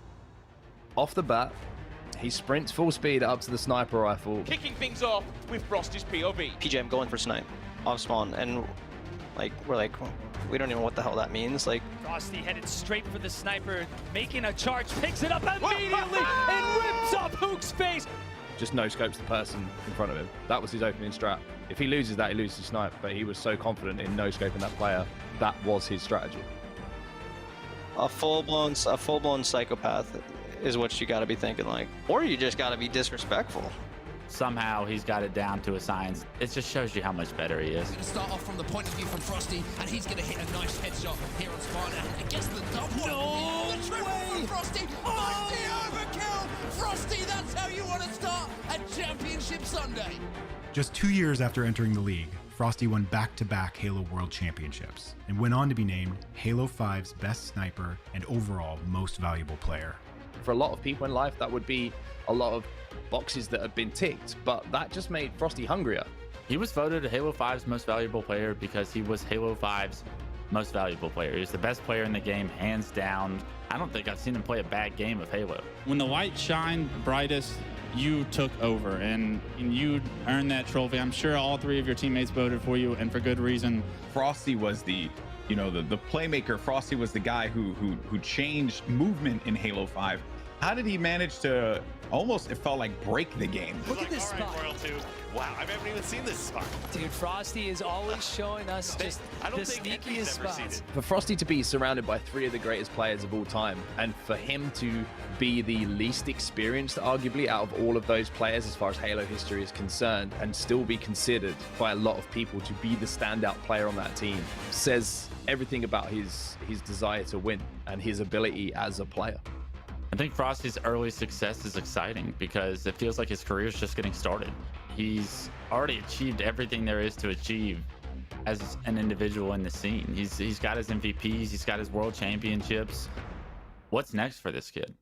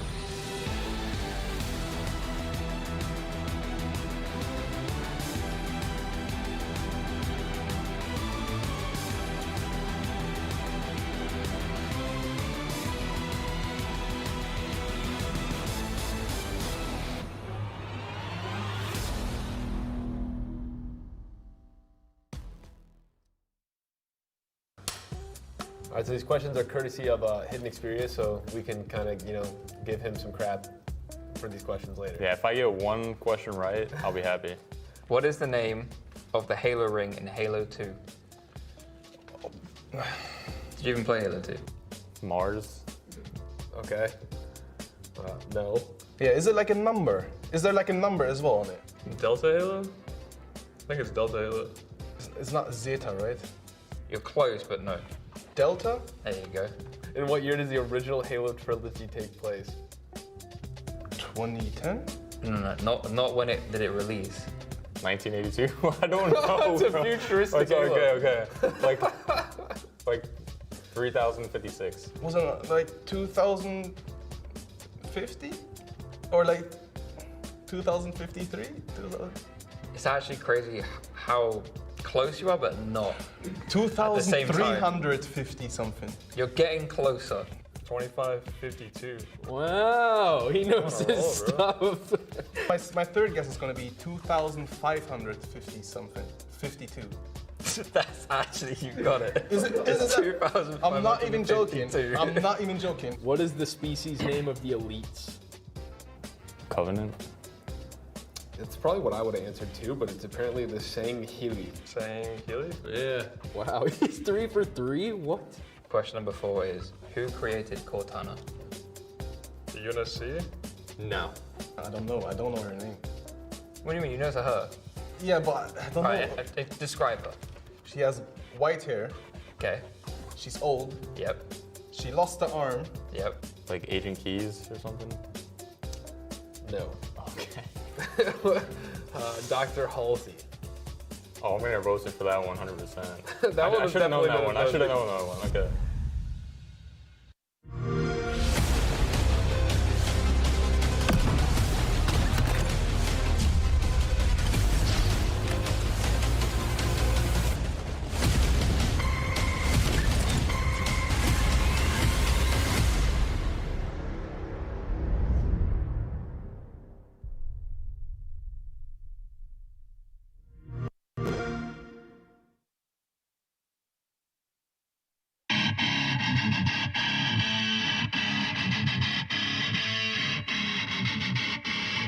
Barton there tries to use a thrust to get to the overshot quickly, then turn the corner, however, unable to do so. Now look at this Stellar push. Oh, come in here, double kill, killing spree for Stellar. Now up by 5, there's another one, triple kill. He's got a sniper rifle. Oh my goodness me. Oh! Does have a shock rifle though. Grenades, Renegade will pick up that kill. Shock rifle out of their hands. Can they get the trade though? Rhino versus Renegade. Oh! If it didn't connect, it is going to push the player back though and actually do a sizable amount of damage. That's 2 cleared out of that one from Complicated. Maybe a third too. Yep, a kill for him. He's maybe looking for another one as well. The throw is good, and that's a nice triple. It looks like Sextals are getting the better of it. Here comes Trippy though. He's going to drop down one middle. That's a lovely kill from him. It's a nice double. He's looking to make it 3! Trippy with a triple. Flank over for this power-up. Well, I just want to hear how they're organizing and coordinating. Was that a premature play ball, or was that Optic sneaking behind them? Optic have the ball in their hands. They have the lead. It's a 4-point difference. Pistola, he's going to stay alive somehow. Oh my God, alive! The hardest kill in Halo. So far in these first 2 games, Nick shows the United roster picked him to be their 4th. Yeah, and I think the shock rifle can do so much damage again and again as Nick's starting to really put on a demonstration of what the shock rifle can do. Defense of this. Oh my God! They are always in the hands of the likes of Lucid. Oh my God, Lucid, you are an absolute beast. They know they only have 2 seconds to spare right now as Optic is on the verge of a sweep. Nice double kill out of Falcated. Not able to get that against the triple kill. Falcated points will not be going to be 249 to 248. This is going to get this win. This is neck and neck. And FaZe gets the win. FaZe gives Optic their first map loss of the tournament. What a comeback. That's 3 down for Cloud9. 1 last remaining player to try and get a touch. Stella does somehow get a touch, even as the last man on the map, and then hits the perfect. It's a fresh cannon in the end of the shock rifle. Oh my word. They absolutely do. Oh my gosh, here comes the grapple for Renegade. Oh my God. Where's the shot and hide? Where's the shock rifle? Has the opportunity to hit a perfect kill, just like he hits there on previous world champion. Do it again. 7-2, Renegade, but Rhino has managed to get that sword. He tries to fly in. Will he get the kill? Yes, he will.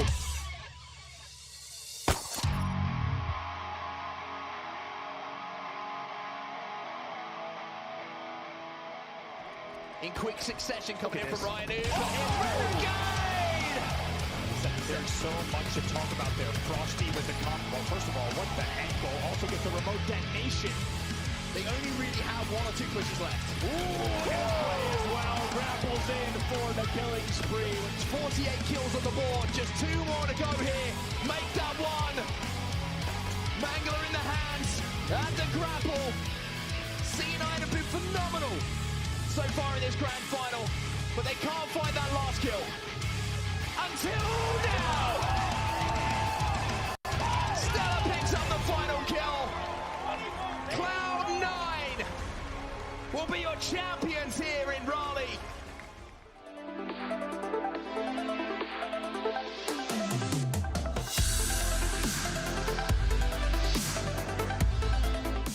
HCS Anaheim is presented by AMD, Astro Gaming, the Marines, Zowie, and Xbox Plays.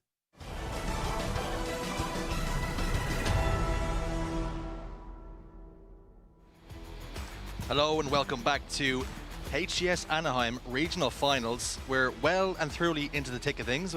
We've already sent some people home. The cream is starting to rise to the top, and unfortunately, FaZe coming off the back of a Game 5 loss to Sentinels. They find themselves 1 series away from being eliminated.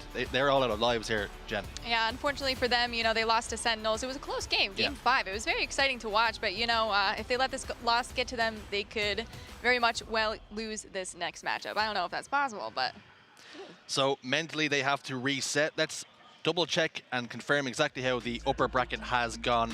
Cloud9 are going to be up against Pioneers, Optic Gaming up against Sentinels, what games they're going to be. But Cloud9, Fnatic, we do know, of course, that went all the way to a Game 5. We're seeing Game 5s left, right, and center. FaZe, Sentinels, they're there too. Pioneers, G2. All of 4 upper bracket matches went to, all 3 of 4 went to Game 5. Here is the elimination bracket then. FaZe is going to be our game up against UYU. E-United up against Esports, Arena Red. Taking down Space Station the round before. G2, Oxygen, Fnatic against XSET. Some beautiful games to sink your teeth into. If you don't particularly want to watch this one, A stream, C and D stream, they're there for you too. B stream, of course, in association with Xbox. And here's the places you can watch. You can go to twitch.tv/Halo, and you can also, on the flip side, go to YouTube if you're not a big Twitch fan. You can go to twitch.tv/Xbox, which we are currently on for the FaZe and UYU stream. And you can also go to twitch.tv/HCS Red and Blue to catch the other matches that will not be casted. And we also have Twitch drops available. Jen, we can't get them because we're here. We're not watching on our phones. Please, somebody at home, do that for me. Dean, girlfriend, mother, anybody. Yeah, I will send you my Twitch info, thank you, because those BR skins, those pistol skins, those AR skins are pretty sick, and you can get some poses as well. It's always good to get some poses. Speaking of poses, maybe some posers. Optic Maniac, look at that profile picture. Coming up all gangster. I'm a big fan of King J and Aliak myself, and Oath is up there too. You know, this is a heavy hitter coast stream. We see Formal there. He's been known now as a bit of a mercenary, just waiting for a team drop. He's a bit of an ambulance chaser, it would seem. Waiting for his team changes and some opportunities. So looking forward to seeing what team he ends up on in Optic. Maybe it's going to be some other team. We see TSM sniffing around him, but let's turn our attentions to the game at hand. You know, we've got FaZe up against UYU.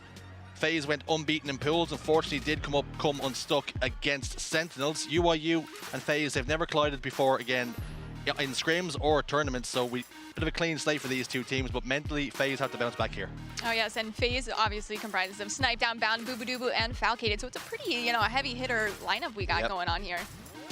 Of course, UYU have it all to do. In pools, they went 1 and 2, so at least on paper here, Jen, FaZe are the favorites. I agree with you, but Tony Sun, Carmea, Cycle, and Piggy Saiyan.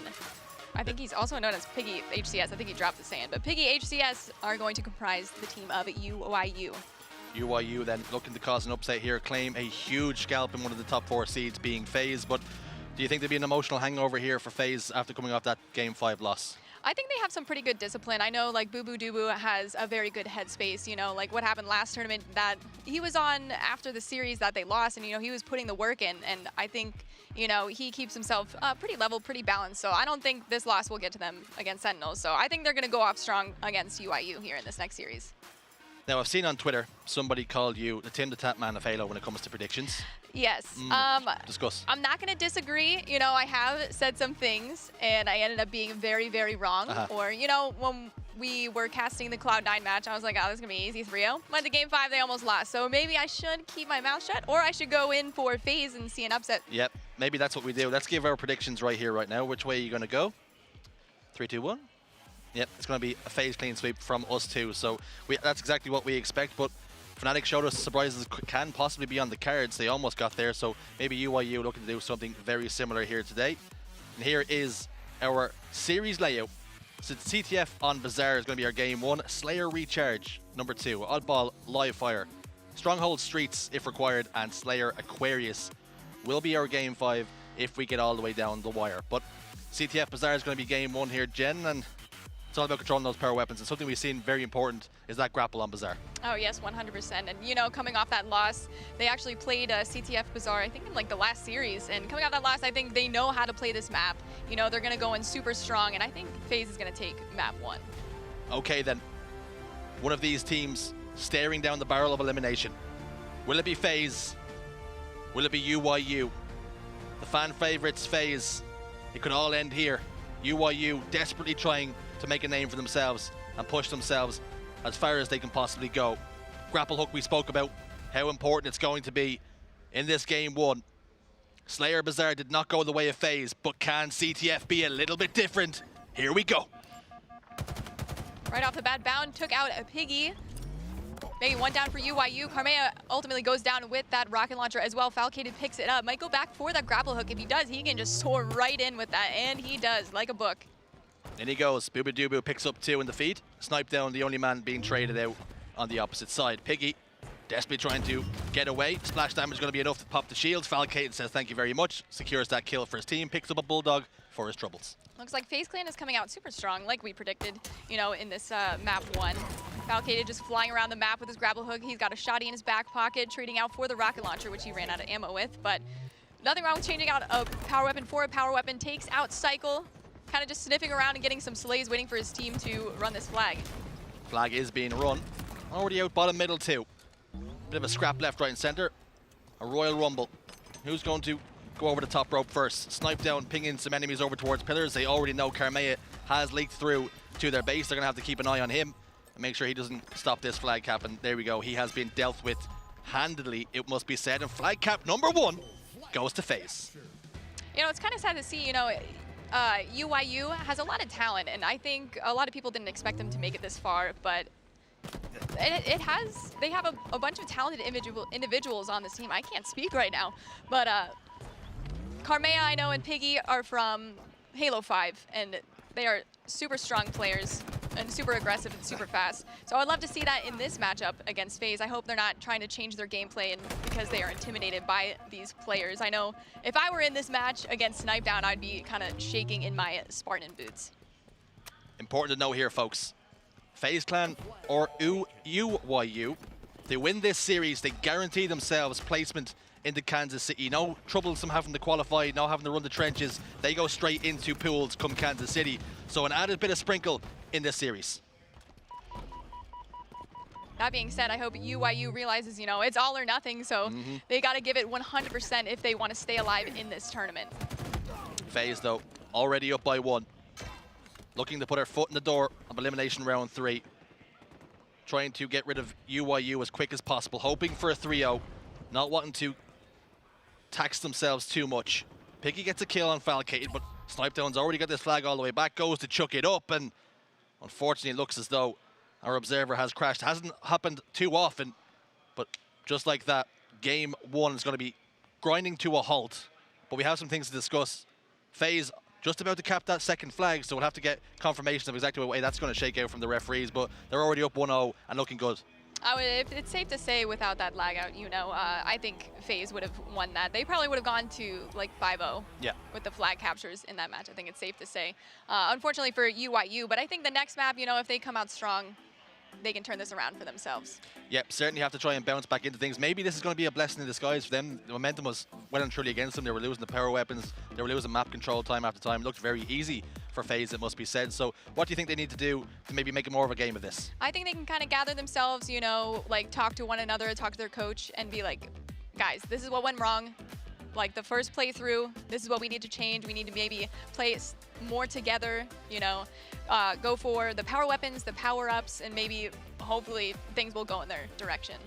Maybe things will go in their favor, but one thing we do know is it's already going in FaZe's favor. The pendulum already swinging in FaZe's direction. They're up by 1-0, and not to forget, like we said, this guarantees your placement for Kansas City if you win this series. So FaZe will like that. They don't have to run the gauntlet come Kansas City, so that can be important too. You don't have to worry about possibly having to play any qualifiers. You go straight in.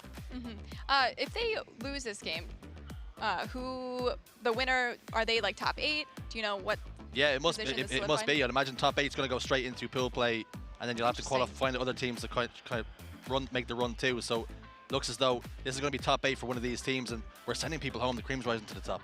It'd be very heartbreaking to see UYU sent home. I know FaZe is the more practiced team. Yeah. They are definitely more in the spotlight than UYU, but we can't count them out because, like we said, we've been surprised before. We haven't been surprised before. Yeah. I've been wrong. I've been the Tim the Tap Man of Halo. Tim the Tap Man. Jen, the not so tap woman.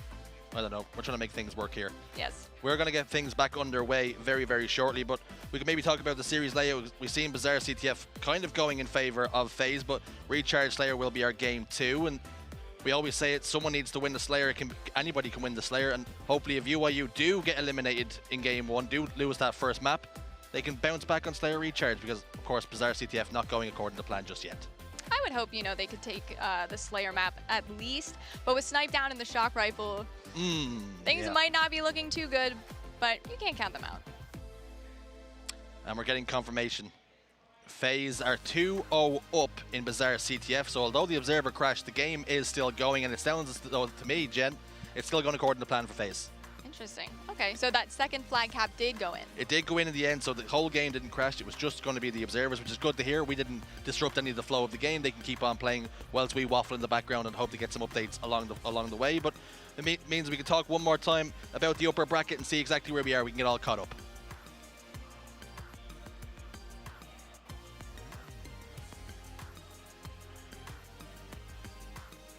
And here we go then. Cloud9 versus Pioneers.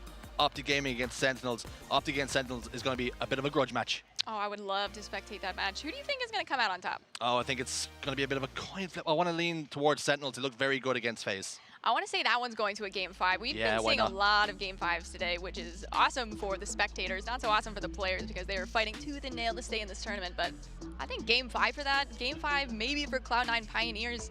After the upset yesterday between Pioneers and United, if they come out strong as they did last night, United also, speaking of fighting tooth and nail to stay in the competition, your old team, they're looking to cling on in there, and they're down the elimination bracket as well. They did lose to Optic, so they're after dropping down.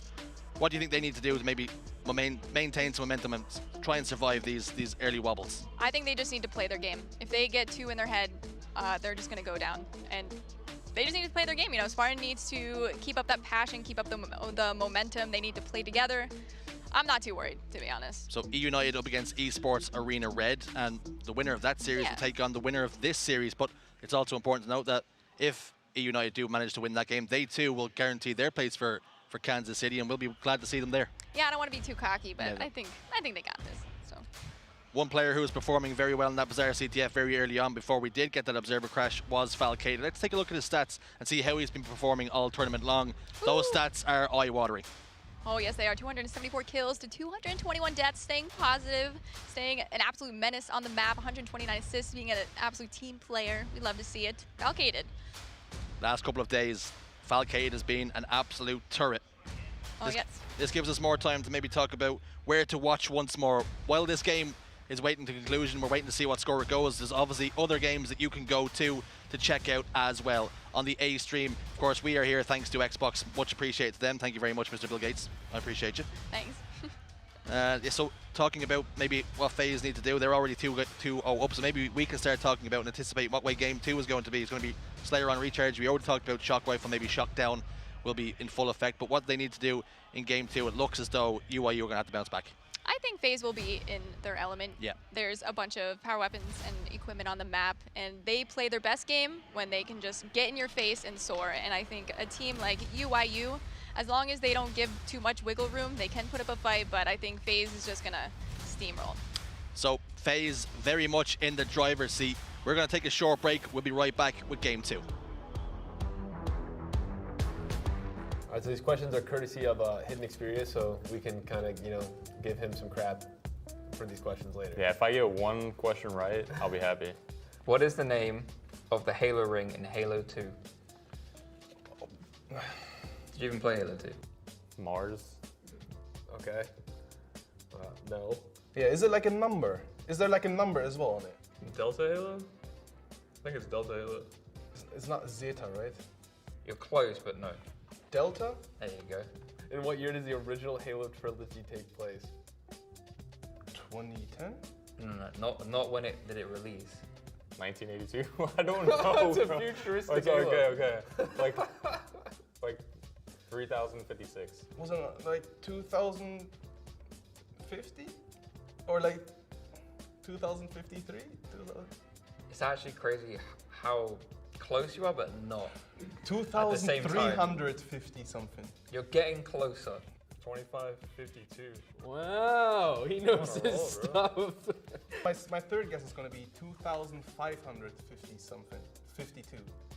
That's actually, you got it. Is it 2,552. I'm not even joking. I'm not even joking. What is the species name of the elites? Covenant. It's probably what I would have answered too, but it's apparently the Sangheili. Sangheili? Yeah. Wow, he's 3 for 3? What? Question number 4 is, who created Cortana? UNSC? No. I don't know. I don't know her name. What do you mean? You know it's a her? Yeah, but I don't know. Right, describe her. She has white hair.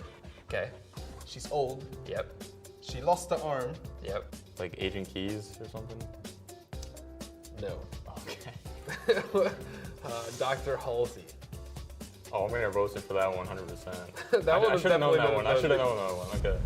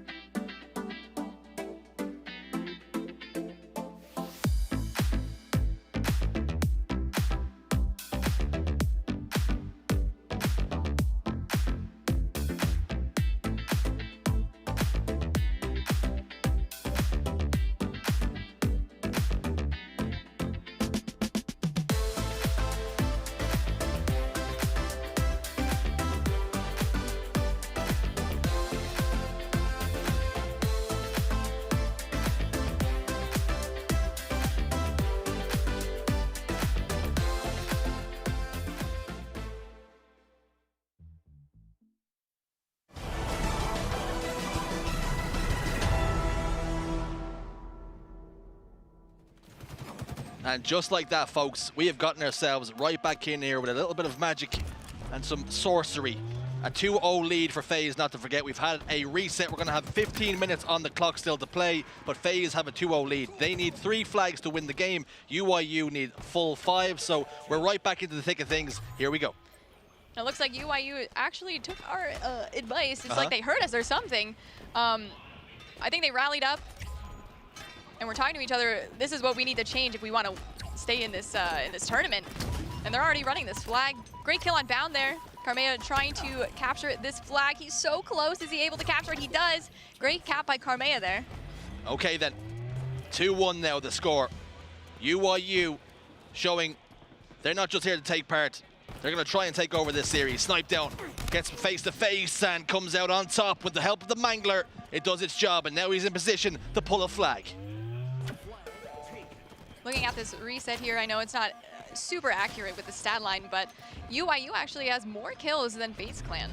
So I do like the strong start out of them. They're actually on this return, unable to get the trade there. Looks like 2 players alive for FaZe Clan in the treehouse. Might be able to continue running this flag. Unfortunately, it gets the return.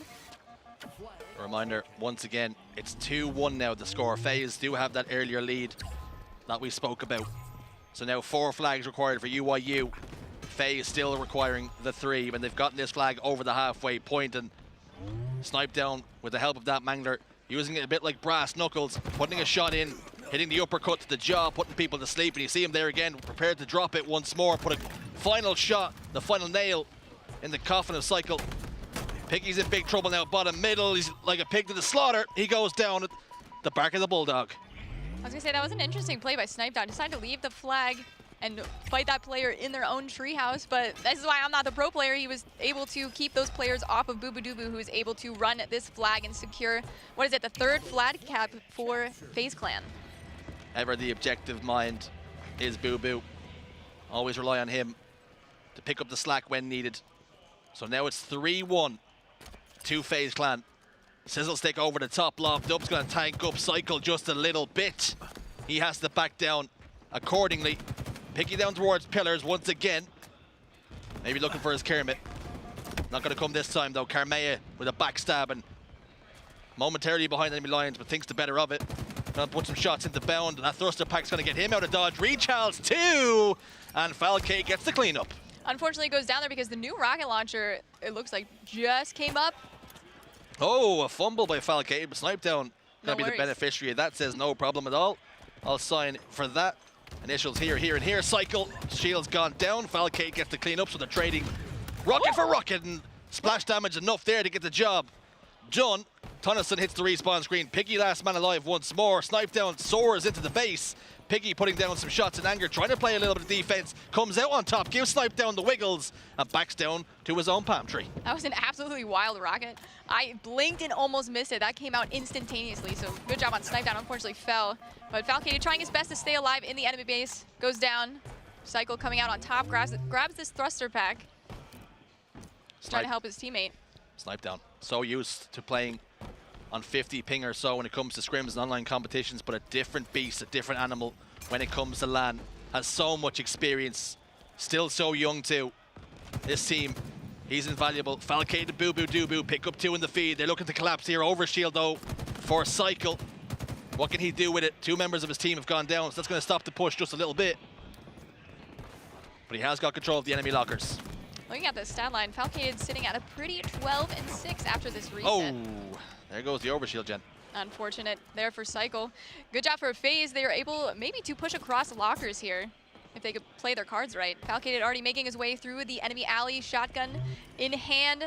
Sniffs out Piggy, checking his corners to make sure there isn't another teammate there. Sniffs out Piggy. Bacon on the menu now. Oink, oink. He's going to hit the respawn screen. Butcher's going to hold to him. Karmea puts some shots down to play defense. Boobadooboo says no and adds him to the grave also. The obituary's looking thick here. Cycle spawns up towards what must have been lockers. Came back to play defense, unable to do so. Boobadooboo's got his hand on the flag, but it's going to be a flag standoff here. They're trading flags. This next few slays are going to be pivotal. Oh, for sure. I love this run by Tony. Throwing it out to his teammate who is sitting top rockets. There's 2 members of UIU sitting in the enemy BR. I'm not sure if Boo Boo has any idea. He's running it through the main doors. Hopefully no team. Oh, yeah, the one teammate actually was able to take him out and is on the return. 2 members dropped down on the return. That was a great play there by UIU. Played it super patient, sat in the BR, knew Boo Boo Doo Boo was going to push through those double doors and just dropped in and murdered him. Straight up murder, and it looks as though, unfortunately, we have seen another crash on the side of the Observer. It is the way it shakes out sometimes, that's the way it goes. We've had no situations where that's been a problem really throughout, but of course, when we get a good series like FaZe against UIU, it decides to act up just a little bit, but gives us more to digest, more to talk about again. FaZe looking good, but UIU, they're right back in things. They came out much stronger than they did the first time, I would have to say. So hopefully, you know, they can rally up again. Yeah. Say, we did much better, but we still have more room for improvement if we want to win this game. Yeah, definitely more signs, more room for improvement for them. They are still down in the match, of course. It was 3-1 when we did get that Observer crash, so we will get confirmation of exactly what's going on. Perhaps in the background, although the Observer crashed, maybe the game is continuing and we just don't know about it. We will get confirmation of that and fill you guys in. But another point and another time to bring up where exactly you can watch the streams. You know, you got twitch.tv/Halo going to be the main stream. We're over here on Xbox. Thanks again once more. C and D streams also have some games going the whole time, and there's going to be some serious streams going on, serious games. We're into the business end of the tournament. Oh, plenty of Halo all weekend. So like he said, you know, you can watch here. You can watch on the Alpha channel, twitch.tv/Halo. You can check out HCS Red and HCS Blue, where there is no commentary, but still awesome gameplay here in Anaheim, California. Also, lots of watch parties going on as well, Jen. We've got some streamers in the mix. We've got the likes of Maniac. We've got Formal, Oath, you mentioned, Uber Nick. They're all doing their thing. And we've also got some Twitch drops to go along with it. But any of the streamers that you might think that will be a good watch for anybody at home? Oh, you can't go wrong. Honestly, I watch all of those people every single day. You know, I get on my lunch break at work and I throw on a King J stream and I have the time of my life, and my lunch break unfortunately flies by, but it's just non-stop entertainment in the Halo category. So what we're going to have to do, unfortunately, here is take another break. When we come right back, we'll have a result for you guys and we'll be jumping straight back into game 2.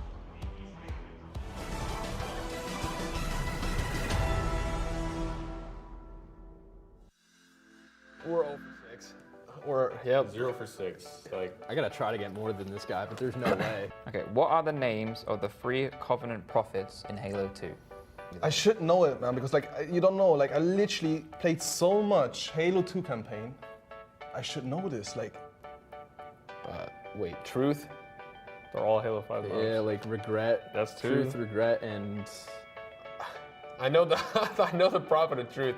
I'll give you a hint. These are the names of 2 of the maps in Halo 5. it's not going to be a prophet called Fisher, bro. All right, we'll think of like more generic.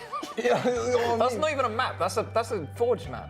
Yeah, it's still a matchmaking. All right, okay, not a Forge map. How have you gone with Fissure out of all the Halo 5 maps? You Bro, picked Fissure. because he said maps, and if you say maps, I'm just Colosseum, like, you know what I mean? Like, that would have been closer. Okay. I think maps that are purple. I'm literally giving it to Truth. you, Robbie. There you go, there's one. Is there one? Yeah. Wait, prophet is called Truth. There's 3. Okay. Yeah, Truth. Come on. Lie. I'm one of them. I'm literally giving Oh, this Stasis? to you. No! Bro, you said DLC, bro. Yes! So many DLC maps you can play. It's a remake of a Halo 4 map. Mercy, bro. Yeah. I would have went through so many maps, and you guys would have laughed so much. Fisher, you didn't even see it. It's a Forge map. Yeah, but it's like, if it's a map or matchmaking map, I'm gonna say that. But okay. Which generations of Spartans do you play as in Halo Infinite multiplayer? Which generation? 7. So generation 7? No. I have no idea. It's got to be like some crazy number. 6? Spartan Force. Spartan Halo Force. 4. Oh. Which city is the Earth portion of Halo 3 set in? Which Metropolis? I can't even pronounce this. Voy?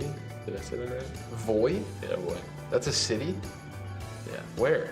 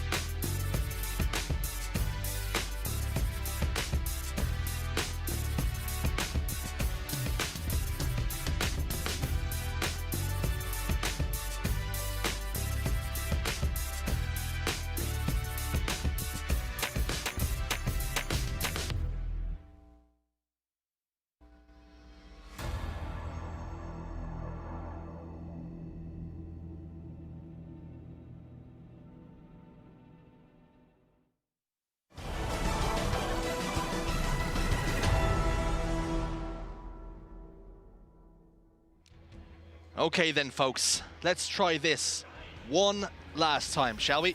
Third time's a charm. FaZe up 3-1 in game 1 of elimination round 2.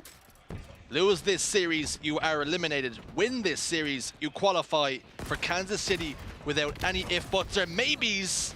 3 dead for the boys on FaZe. Make it 4 and an overkill for Cycle. Unbelievable. Cycle with the overkill and gets the overshield. This is a much stronger start than we've seen this entire map. So, you know, this benefited them somehow. The reset, they've come to life. Overkill for Cycle, but taking far too long here. Decide to play his life. Overshield diminishing all the time. Bound gets tagged up just a little bit. Falcate is there to assist. He's going to get eliminated very shortly and does. Killing spree locked in after that overkill. 2 more members hit the respawn screen for FaZe. They're in trouble. Flag out on the move and already towards the treehouse. I was nervous they were playing that a little bit too slow, but, you know, they played it super calculated. Karmea already has it to their jump up. Phenomenal play by UIU here. Cycle trying to cut off the players, trying to overextend. Keeps them at bay, at least doesn't get a kill, but allows Karmea to flag capture there. Flag punched in then. UIU close the gap once more. 3-2 now. The score to FaZe after the reset. Sizzlestick's gonna go down onto that balcony. Not gonna tag up anybody, but Bound's in big trouble. He hasn't paid the electricity bill, and because of that, it's gonna take him out. Boo Boo Doo Boo over towards Rockets, getting faced full of might, and he goes down. 3 dead here for UIU, but 3 dead also on the other side for the boys on FaZe. Falcate trying to claim some sort of map territory, and with perfect shots like that, he does just that. Falcated trying to sneak into the enemy cafe here. Playing it nice and slow, waiting for his team to push in. Decides to take this 1v1 against Karmea. Realizes there's another one in there. Unfortunately goes down. Karmea beats him down. Beats him right in the snot. Sends him packing. Karmea then catches Bound on the double doors. Clears him all the way out. Tries to turn 2, but with the help of a teammate, did not need to. Cycle got that final shot into the back of the skull, sniped down. Plasma Pistol going to take Falcate down just a little bit, going to give him a bit of a tickle, but not enough to put significant damage down onto him. Now we see what can Tony do, just enough to take down Falcate. Snipe down, picks up one of the feet as well. Trading back and forth, this game still remembered. 3-2 to FaZe. Booba Dooble's got the flag in his hand. It's super interesting. UIU is doing a pretty good job overextending and getting that flag out. I think they have a sneaky player that always gets by and somehow throws it out, and sometimes it works out in their favor. Unfortunately, this past time it did not, but that is fine because Tony does not get the return. Bound was able to get a touch on that. Hopefully gets to live here in the lockers. That would be super dangerous for UIU. Does go down, unfortunately for them. That could have been huge, but the flag is down in no man's land right now. Snipe down, being the warden of top tower. Gets taken down. Boo Doo Boo still running this flag. Playing Spider-Man Simulator here. Might grapple hook this flag to himself. That looks to be his plan for sure. Unfortunately, he has been back down. Took just a little too much time, and that gave UIU all the impetus they needed to get right back on top of things. Bound gets that flag touch once more, like he did to keep it alive the first time. He has paid the price with his life, but Piggy's the last man alive. He's desperately trying to stay alive over towards Fruit. But Snipe Down does not concern himself with those matters. He gets the flag and he's looking to punch it all the way home. I do like how each member of FaZe takes turns going through the objective. You know, they're not like, oh, Boo Boo Doo Boo, can you grab that flag? Like, I'm just gonna keep slaying. They are each doing their part, and I love to see that, especially in the elimination finals. Everyone has to do their part if they want to stay in this tournament. FaZe require one more flag cap to secure game 1 in this series. It is 4-2 here. Falcated, with the help of the Mangler, gets one onto Karmea. Piggy scampering away once again with the overshield, but he's got 2 members of FaZe here. Realizes straight away he's in a sticky situation. The assist comes through from Tony, who picks up a double kill, so the damage not going to waste. Falcated isolate over towards Rockets. UIU have the flag on the move. Great teamwork and team shots there from UIU, allowing Tony to run this flag, hopefully throw it at least bottom mid. Maybe he's going to turn and slay, maybe he's going to choke that flag juggle, but that is fine because he went back and threw it out, trying his best to stay alive here on the Dino spawn. Snipe Down being an absolute menace on the enemy pillars, goes down, thankfully for UIU. Maybe they can get this through the double doors. I feel like if they do, that's an easy flag cap. Did snipe down, delay that flag just enough for his teammates. Grenades are coming through and almost taking Tony down. A swift breeze would have eliminated him there, but unfortunately for FaZe and fortunately for UIU, it's now 4-3 in the game. FaZe need 1, UIU need 2 to close out game 1. He's a runner, he's a track star. Tony Sun with the flag cap and nearly tying this game up. Who would have thought? We have a series in our hands here. We have a series in our hands. It keeps happening. Every time we think there's going to be whitewashes, the underdogs let us know we're here for a reason. Bulldog, though, will do the damage over towards Treehouse. Falcated recognizes this flag might be dead in the water. Opts to stay alive, keep control of UIU's Treehouse. And he's going to be paying a serious tax to get evicted from here. He's just begging for one of the players from UIU to push into the treehouse so he can just shoot them right in the mouth with that shotgun. Gets a perfect kill on Cycle. Still waiting to use this bad boy. Nice skin he's got going on. Just wants somebody to get up and give his Bulldog a kiss. Oh, give it a pat in the head. Fortunately, though, nobody looking to get up close and personal with that. And who can blame them? Cycle puts down a couple of warning shots onto Bound. You can see him trying to grapple the Rockets, does so successfully on the second time of asking. Will this be enough security now? Is this the insurance policy he needs to lock in that final flag cap? It's already over the halfway point. Snipe down, playing defense for his team. Assist comes through. Bound doing a fantastic job. Turns 2, 3 dead now. This should be the final cap, and is. FaZe take game 1 in the end, 5-3. I think they put up a good fight. I think they put up a great fight. Despite being in the ring that long with FaZe, I'm proud of them. I think they could really take this map 2. Map 2 is going to be a Slayer. It's going to be Recharge. Ooh. Let's try and dissect this just a little bit. After those restarts, FaZe were unfazed. Recharge Slayer is going to be game 2. You were a little bit worried. You were talking about that shock rifle already. Why is that going to be so detrimental to UIU? FaZe doesn't miss. That's all I have to say. FaZe does not miss, and they will get up in your face and use that shock rifle like a shotgun, and Snipe Down will use it like a sniper. So long distance, short distance, they're just dangerous. Dangerous, hot and dangerous are FaZe with the sniper rifle. They make sure that they do not miss their shots, and in the hands of any single one of those on the team, they can do the damage required in this Slayer here. It's going to be very important to control the power-ups, the power weapons. Indeed, that camouflage is going to be instrumental. Oh, for sure. I think towards the end of that last match, UIU was starting to wake up. I think this next match, they will be fully awake, I hope. I'm thinking FaZe is going to take this map, but you can't count them out. I don't want to jinx anything. It might happen. But I'm hoping UIU comes out strong and shows FaZe, you know, we can win this. We can be a strong team. They don't want to go out and whimper. They want to at least take a game off them. Take a map. Take one. I would love to see them to take a map. This map here, maybe. Let's take this map. What do you say, Jen? Give them this map. Screw it. Yeah, let's just mess around and take this I'll map. tell you what, production, we're going to cancel this whole game. Yeah. And we're just going to give it to UIU, and we're going to go to game 3. How does that sound? Take a screenshot, put it on the fridge. Yep. I'd do that. Frame it. For sure. Possibly. Sign it. Hang it on the wall. Sign it, maybe. But game 3 is coming, or game 2, excuse me, is coming right up right now. Here we go. FaZe Clan already up by 1. Snipe Down. Going for that shock rifle. This is dangerous. Going for the shock rifle, secures it for his team. Ping down, letting his teammates know there were 2 in tower. Sniffs out the 3rd. Can he get this win? He can. Carmea unfortunately goes down. So sad. Snipe Down with the shock rifle still in his hands. Hungry. Waiting. Bound. A shark in the water. With the Mangler. Able to take down Tony and Cycle. Hungry is the right adjective to describe exactly what's going on here, and he's feasting right now. Picks up another kill to make it 3 without reply. He hasn't died a single time just yet. Gonna get back down here just a touch, but not before on the way out, taking down Tony with that frag grenade.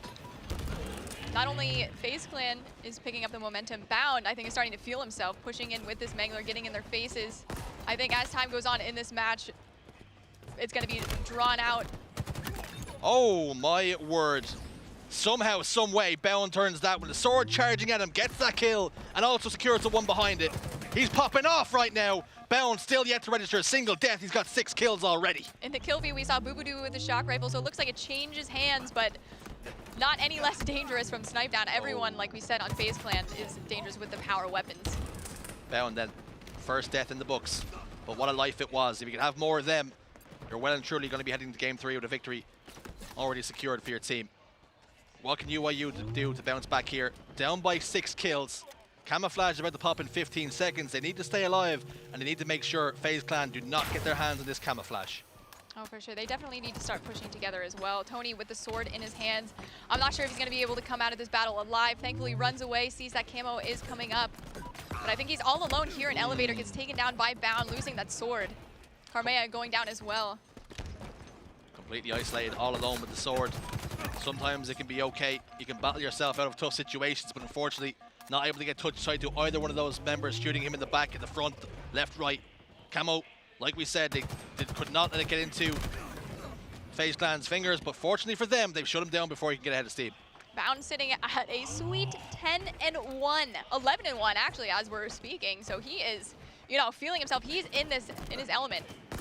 Well, I spoke about if Bound can have many more lives, like a 6-0, 6-1 life, and he's just turned up and done it again. He's got 5 kills. That's his second killing spree of the game. The man is not missing. He's locked in. He's lasered. He's focused. If he keeps this up, this game is going to be over sooner rather than later, unfortunately, for UIU. Sniped down with the shock rifle. Goes down. Tony's like, that is mine now, mother trucker. Unfortunately, goes down as well. It's just a hot potato with the shock rifle. Falcated.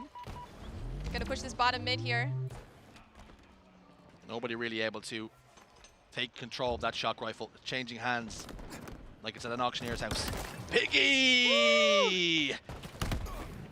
More like bacon now. You've been fried. I'm trying to see, you know, the shock rifle stay in someone's hands for more than 5 seconds. I want to see some highlight reels in this match. Let's get some clips. That's the challenge now that we laid down for you, Carmea. Yes. What can you do for us? I believe. We see Snipe Down's about to go into your line of sight. You're back down with that plasma grenade, though. Opting to re-engage at a different time. Different line of sight now. They know exactly where that shock rifle is positioned. Booba just slips away, hits the body shot. Not going to be enough, though, to get the kill. Booba backs him down. He's also got a bit of trouble pushing him. Oh, and Falcade shuts him down. A nice play there, trying to clamber his way up with the use of the grapple. FaZe Clan definitely called that out, isolated that player in the turbine. They're like, let's just get this guy. This guy's by himself. Let's just take him out, and we can just take out the rest of the team, and that's exactly what happened there. 30-22, FaZe Clan up by 8 kills here in this Game 2 Slayer. And Camouflage just popped up. Repulsor play, but Snipe Down still manages to pick up that kill. Camouflage has not been picked up just yet, and you can see exactly why Snipe Down's got his interests and where they lie. Is he going to try and expose himself? Sword coming through. It's Sword versus Sword! And Boo, he's a man of the Sith. This was a little stronger, a little larger.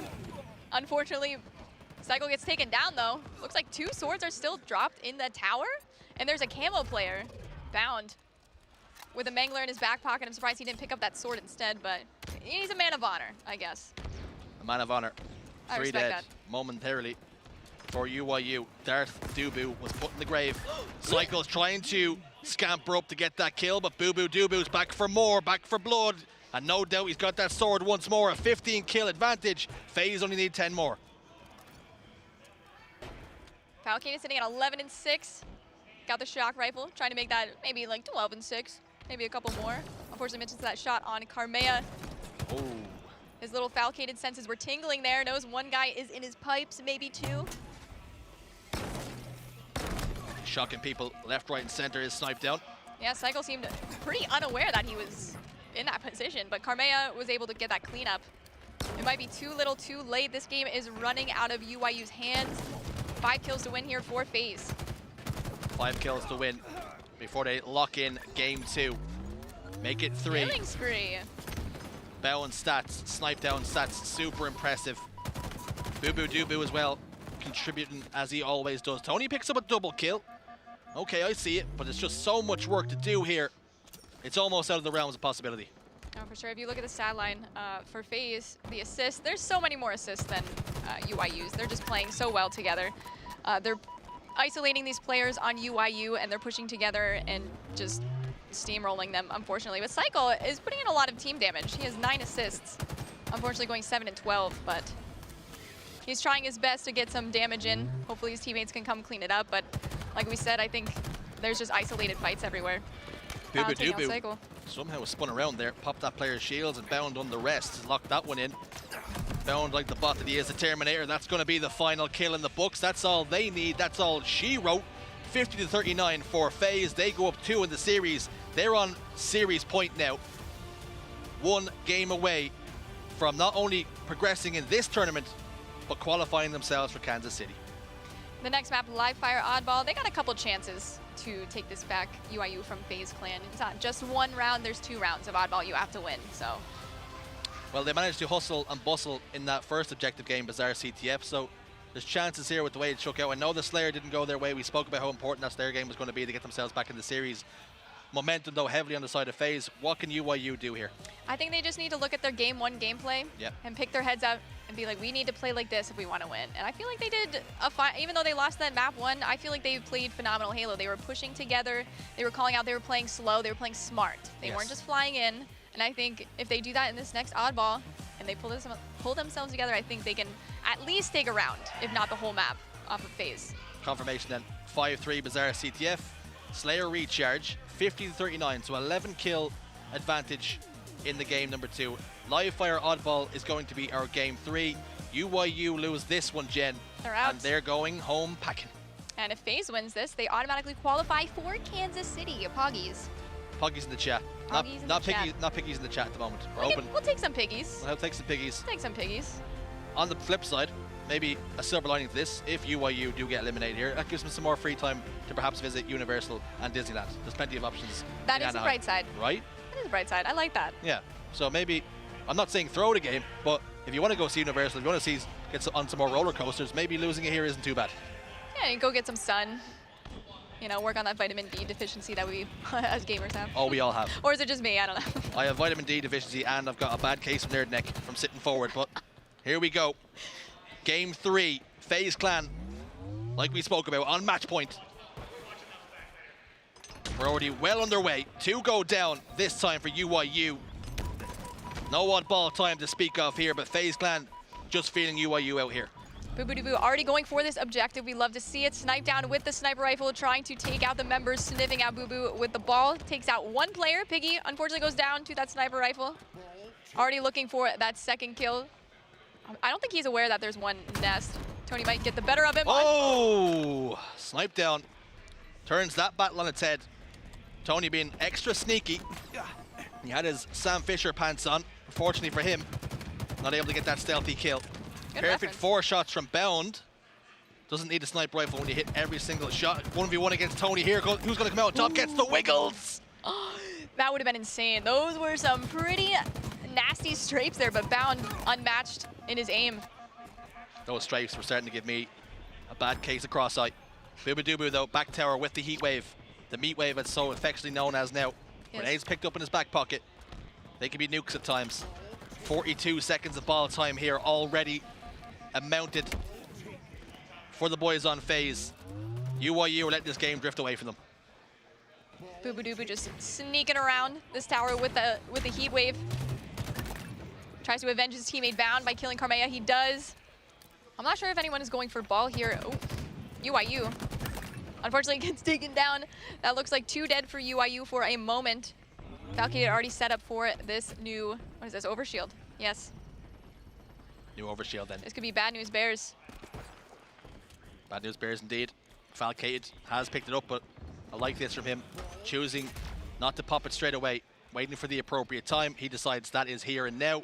The push is going to come through. Karmea over towards this sandbags here. You're going to be face to face with the overshield. He's going to have that mangler. He knows he has to back down. Does Falcade keep the distance? And he does just that. Not able to do the significant damage was Karmea. So he secures that kill for his team. Tony trying to scamper away top middle. Mangler round drilling into his back. Ball's going to be played by Bound. Milks a little bit of time on the way out. 63 seconds to 6. It's a significant lead here, Jen. Falcade doing a great job trading there.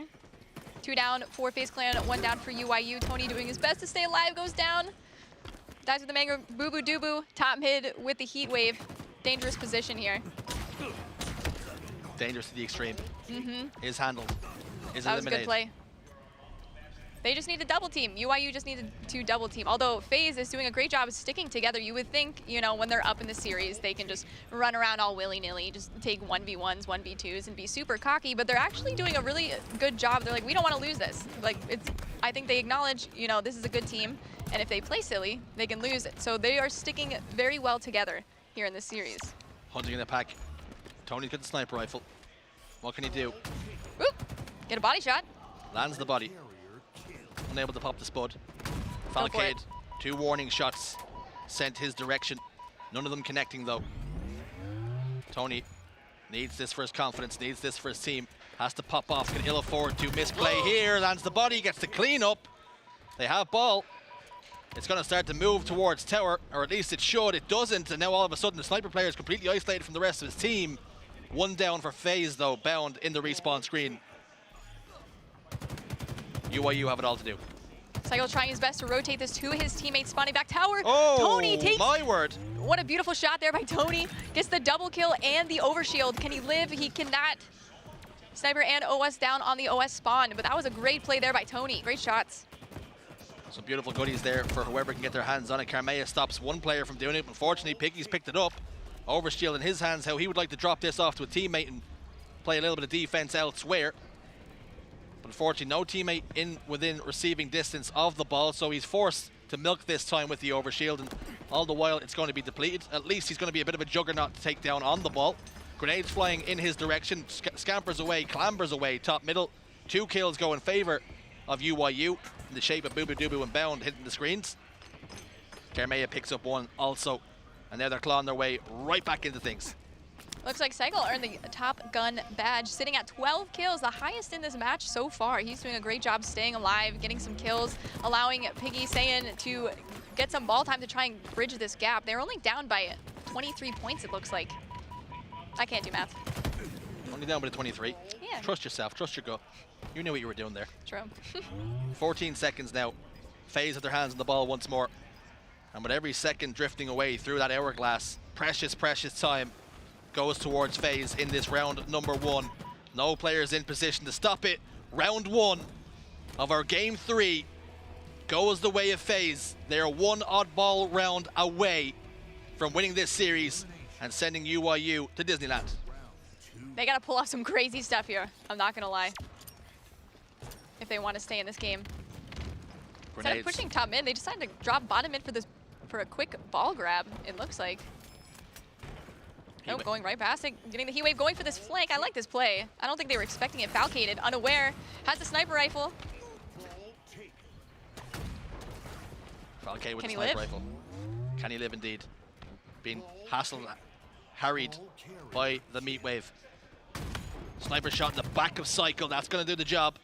Overshield about to get picked up, but whisked away with the help of Boo Boo Doo Boo. That's going to be an overshield for FaZe. They've got 3 seconds. They don't quite have ball time because it's been reset. A huge play by UIU and a huge play by Carmea as an individual just to reset the map a touch while his teammates are in the respawn screen. But unfortunately, Boo Boo Doo Boo going to work with the overshield. Looks like they can get a lot of ball time here. Boo Boo Doo Boo with the overshield. Unfortunately, not now, but he had the heat wave. Sniped down, bringing this ball back tower. 2 dead momentarily for FaZe Clan, but they can still rack up the ball time. They have members of Uwu, I keep wanting to say. I keep wanting to say Uwu. I should just lean into it. Spawning in A, trying their best to make it across map and stop FaZe Clan from earning more points. Carmea, as he soared off sandbags, got a shot at the heat wave for his troubles. Boo Boo Doo Boo on the hunt here and cooking people all the way through. How do you like your Spartan? Well done. I saw Bound just fly in there like a crazy maniac. You can tell he's feeling himself when he's just flying in like that past 2 members of UIU. Snipe down with the ball time. Love to see it. Like I said, everyone doing their part, except for Falcated, of course, not going for objective. Yeah, okay. 0 objective time. He's like, you guys can do that. I got the kills. Bound, after an impressive performance in round 1, finds himself with 0 kills in round 2. 2 assists to play with though, 4 deaths, so perhaps he can pick it up, but Bound hasn't registered a single kill for his team, but somehow, some way, they've got 51 seconds and another overshield for Bound, so perhaps a kill coming his way very shortly. Oh, for sure. This is guaranteed. Unless, speak of. There it is. Oh, no, he's good. He's punched it He's in. like, all right, we can win now. I got a kill. Waiting for Donnie to push this dummy door here. Wonder if he's going to ego chow. Of course he is. Goes down. Tony asserting dominance there. Tony gets the Xbox job flip done. that. 77 seconds here. Snipe down. Recognizes he's in big trouble. Gets in the position to play the ball. Cycle's trying to head him off the pass before he's able to do so, but members of FaZe in hot pursuit to escort him home. They have that insurance policy, scampering away bot middle, opted not to play the ball at all, milking it all this time. 87 seconds. They're chasing him all the time. He's the last man alive, but he's still milking time here. This is Barry Allen. He's just running this around the map. UIU trying their best to catch up. Able to grab it, trying to throw this A, get some ball time going. And they are on the board, 4 seconds and counting, but I'm not sure how long this is going to last, although 2 just went down for FaZe Clan. I know what you people at home are thinking. Snipe down with the ball. Was he traveling? No, we could very clearly see he was dropping it, he was dribbling it. The ball was hitting the ground, so we can't flag him up for that. That's not against the rules. He's playing by that. 9 seconds required now for FaZe Clan to qualify for Kansas and also punch their ticket into the final and next round. Not the final, excuse me, just the next round. Getting ahead of myself, getting all excited. Sniper rifle here for Tony. Needs to go huge. Can ill afford to make any more mistakes, can UIU. Overshield in 16 seconds or so now. And how UIU need this more than ever. They can definitely rack up some more ball time if they get this next OS. And Tony still has the sniper rifle in his back pocket. Although the ball is left scoreboard, Falcated is going for it. Overshield's coming up in a moment here. Looks like UIU is going to secure this. And they're going to rotate this back tower. I love this play out of Cycle. Being the warden of scoreboard, trying to get his teammates to safely travel to that back tower there, trying to hold them off, get some picks. Overshield almost completely obliterated, gets traded out there.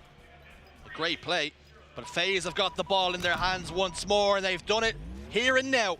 Not interested to go into a game 4 nor a game 5. Job done. GG no re. UIU eliminated FaZe, qualified for Kansas, and punched their ticket into the next round. An impressive performance for them, a 3-0, and the momentum well and truly on their side now. They put up a good fight. You know, they can go back in theater and see what they have to work on. I think they can come back much stronger next tournament. So I don't think this is a complete loss for them. I think they did a good job against FaZe with all of these legends lined up. I'd be proud of myself, you know. UIU, they don't lose, they learn. Is that what we're going to say here? Yeah. Yeah, you don't lose, you learn. You've got the job done. You learned as much as you possibly could, and with the way the tournament shook out, who would have expected they would have gotten as far as they did? So great performance out of them. Fantastic stuff. Game 1, 2, and 3 though, it's a clean sweep. No signs of reverse sweeps this time around. 5-3, 50-39, and 2-0 on live fire oddball. A very convincing performance out of FaZe. Bizarre CTF was a bit of wobble after those restarts, but they got the job done. They maintained their composure, and they lock it in. And there is the bracket then. What does it all mean? Cloud9 up against Pioneers, Opti Gaming against Sentinel still to play. And as we drop down to the elimination bracket, what does it all mean? What was it for? FaZe will now play E United as after they got the job done. As Jen's nerves I'm go not through the stressed, roof. you're stressed. No, you're stressed. No, you're No, you're I'm not sweating. FaZe Nope. E United round 3. That's going to be a tasty one for us to watch here. G2 awaiting their opponents, awaiting the winner of Fnatic against XSET. So we'll find out what happens there.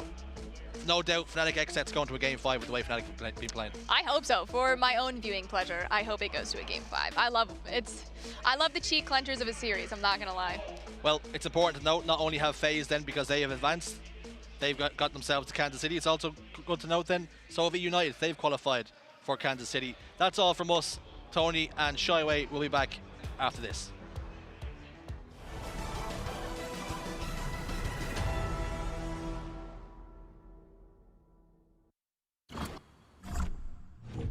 I've got you under my skin. I've got you deep in the heart of me. So deep in my heart that you're really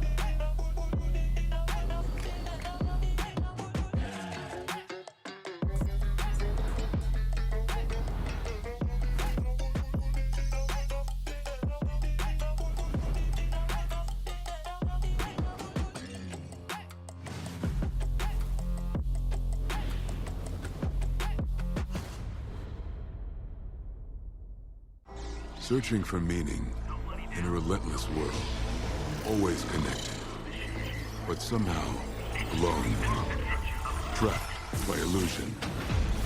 We offer another path, where the battle to belong begins.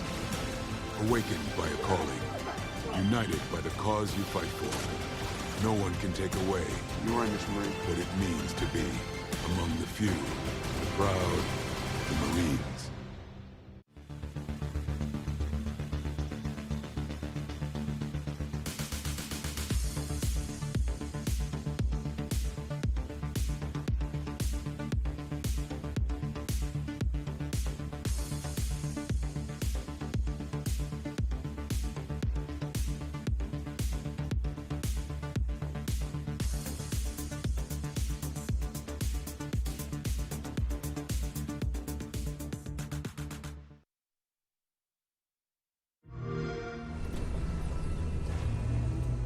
We built this facility off the grid to train the next generation of Spartans.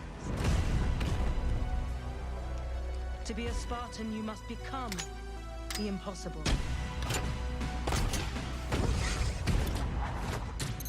Greetings, Spartan. It would be my pleasure to serve at your side.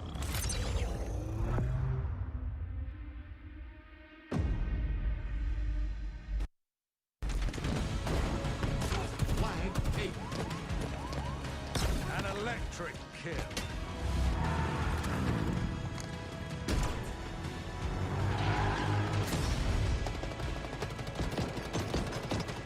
Cluster luck. On your feet, Spartan.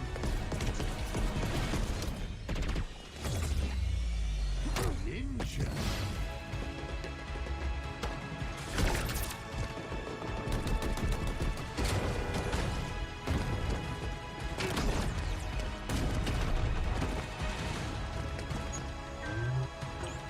Zone captured.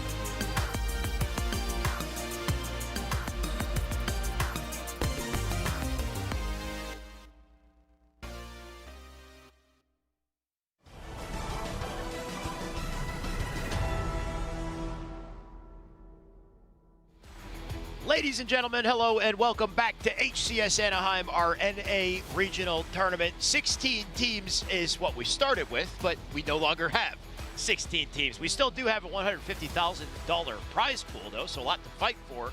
But things are getting down to the end of the line here for some of these teams in the elimination bracket. Of course, I'm Shyway. I'm joined with Tony once again. Tony, my man, welcome back to the B Stream. How you doing? You got to be on the desk a second ago, too. How you feeling? I did. It was actually really good. I made my A-Stream debut and back here to the B-Stream, which, I mean, we turned the B-Stream into the A-Stream. That's what we do around here. That's literally it. You know, I know that you wanted to come back to the A-Stream, and I think you will. I think it's the first of many. We got plenty coming up, Tony, but like you said, we're going to turn the B-Stream into the A-Stream. Let's pick up the energy here because we have a hell of a series coming up. We've got Elimination Round 3, E United and FaZe. One of these teams are going home at the end of this series, and let's take a look at the bracket as well because it's been quite a journey to get here. Yes, although we have E United and FaZe on the screen here, we have Cloud9 and Pioneers in the winner's bracket, semifinals to make it into the top 3. Same thing on the other side as we have Optic going up against Sentinels. We are down to the nitty-gritty.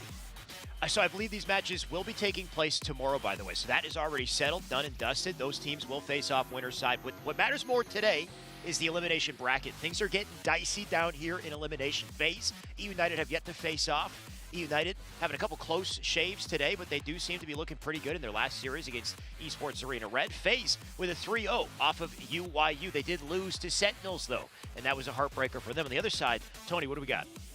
Yeah, we have G2 waiting for the winner between Fnatic and Exit, which I actually believe is going on right now on the mainstream. Right. G2 just waiting patiently for that matchup. So, like I said, we're getting down to these final teams. I believe everybody that's in the tournament right now is guaranteed probably top 8 at this point. I believe so. And going forward and eligible to make it into Kansas City. And in case you don't know where to catch us, I mean, you got twitch.tv/Halo. That's going to be the alpha stream right here, the real alpha stream, the best stream. B stands for best, not Bravo. Right. It's twitch.tv/Xbox. Thank you so much, Xbox, for sponsoring the stream, and thank you guys in the chat for checking us out. Then you have the C and T stream over towards red and blue, and mind you guys for being rewarded for all this gameplay. Not only do you get rewarded with learning and try to implement that into your own game style, you also get those amazing Twitch drops. I mean, looking at it, I would love the BR skin, to be honest. I should have my stream open in the background just to get a couple of these drops, because like we said, participation in these streams, hanging out in there, you can get access to some of these weapons potentially.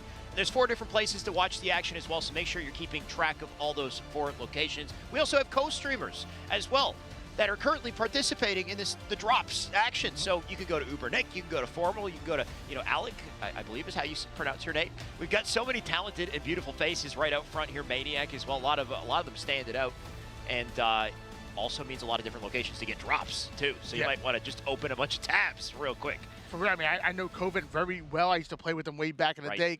King J, a professional player on Built by Gamers. You have Formal, who so surprised is actually not here right now. It's crazy to think that with his level of talent and accolades, him not being here, but I'm sure we're going to see him in Kansas City. That's the thing with Formal, is he's such an incredible talent that he's not going to jump onto a team unless he knows that team can win the tournament. And I think that's one of the biggest kind of prerequisites for him, understandably. And that's also why this tournament is so interesting, because there's so many storylines. You got a team like Optic Gaming, as talented as they have been early on, and the waves that they made early on, they kind of, I want to say, underperformed following that until maybe today, until maybe this weekend, because all of a sudden Optic are looking great. If they don't stay that way, does Formal knock somebody off the team and replace it?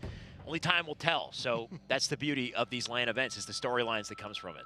Yeah, after Royal 2 became ineligible to play at Raleigh, Optic Gaming were the '1 seed going into Raleigh. Right. But I mean, everybody really stepped their game up, including Cloud9, who have gone 4 back-to-back tournaments, starting from Raleigh and trying to make this their 5th tournament.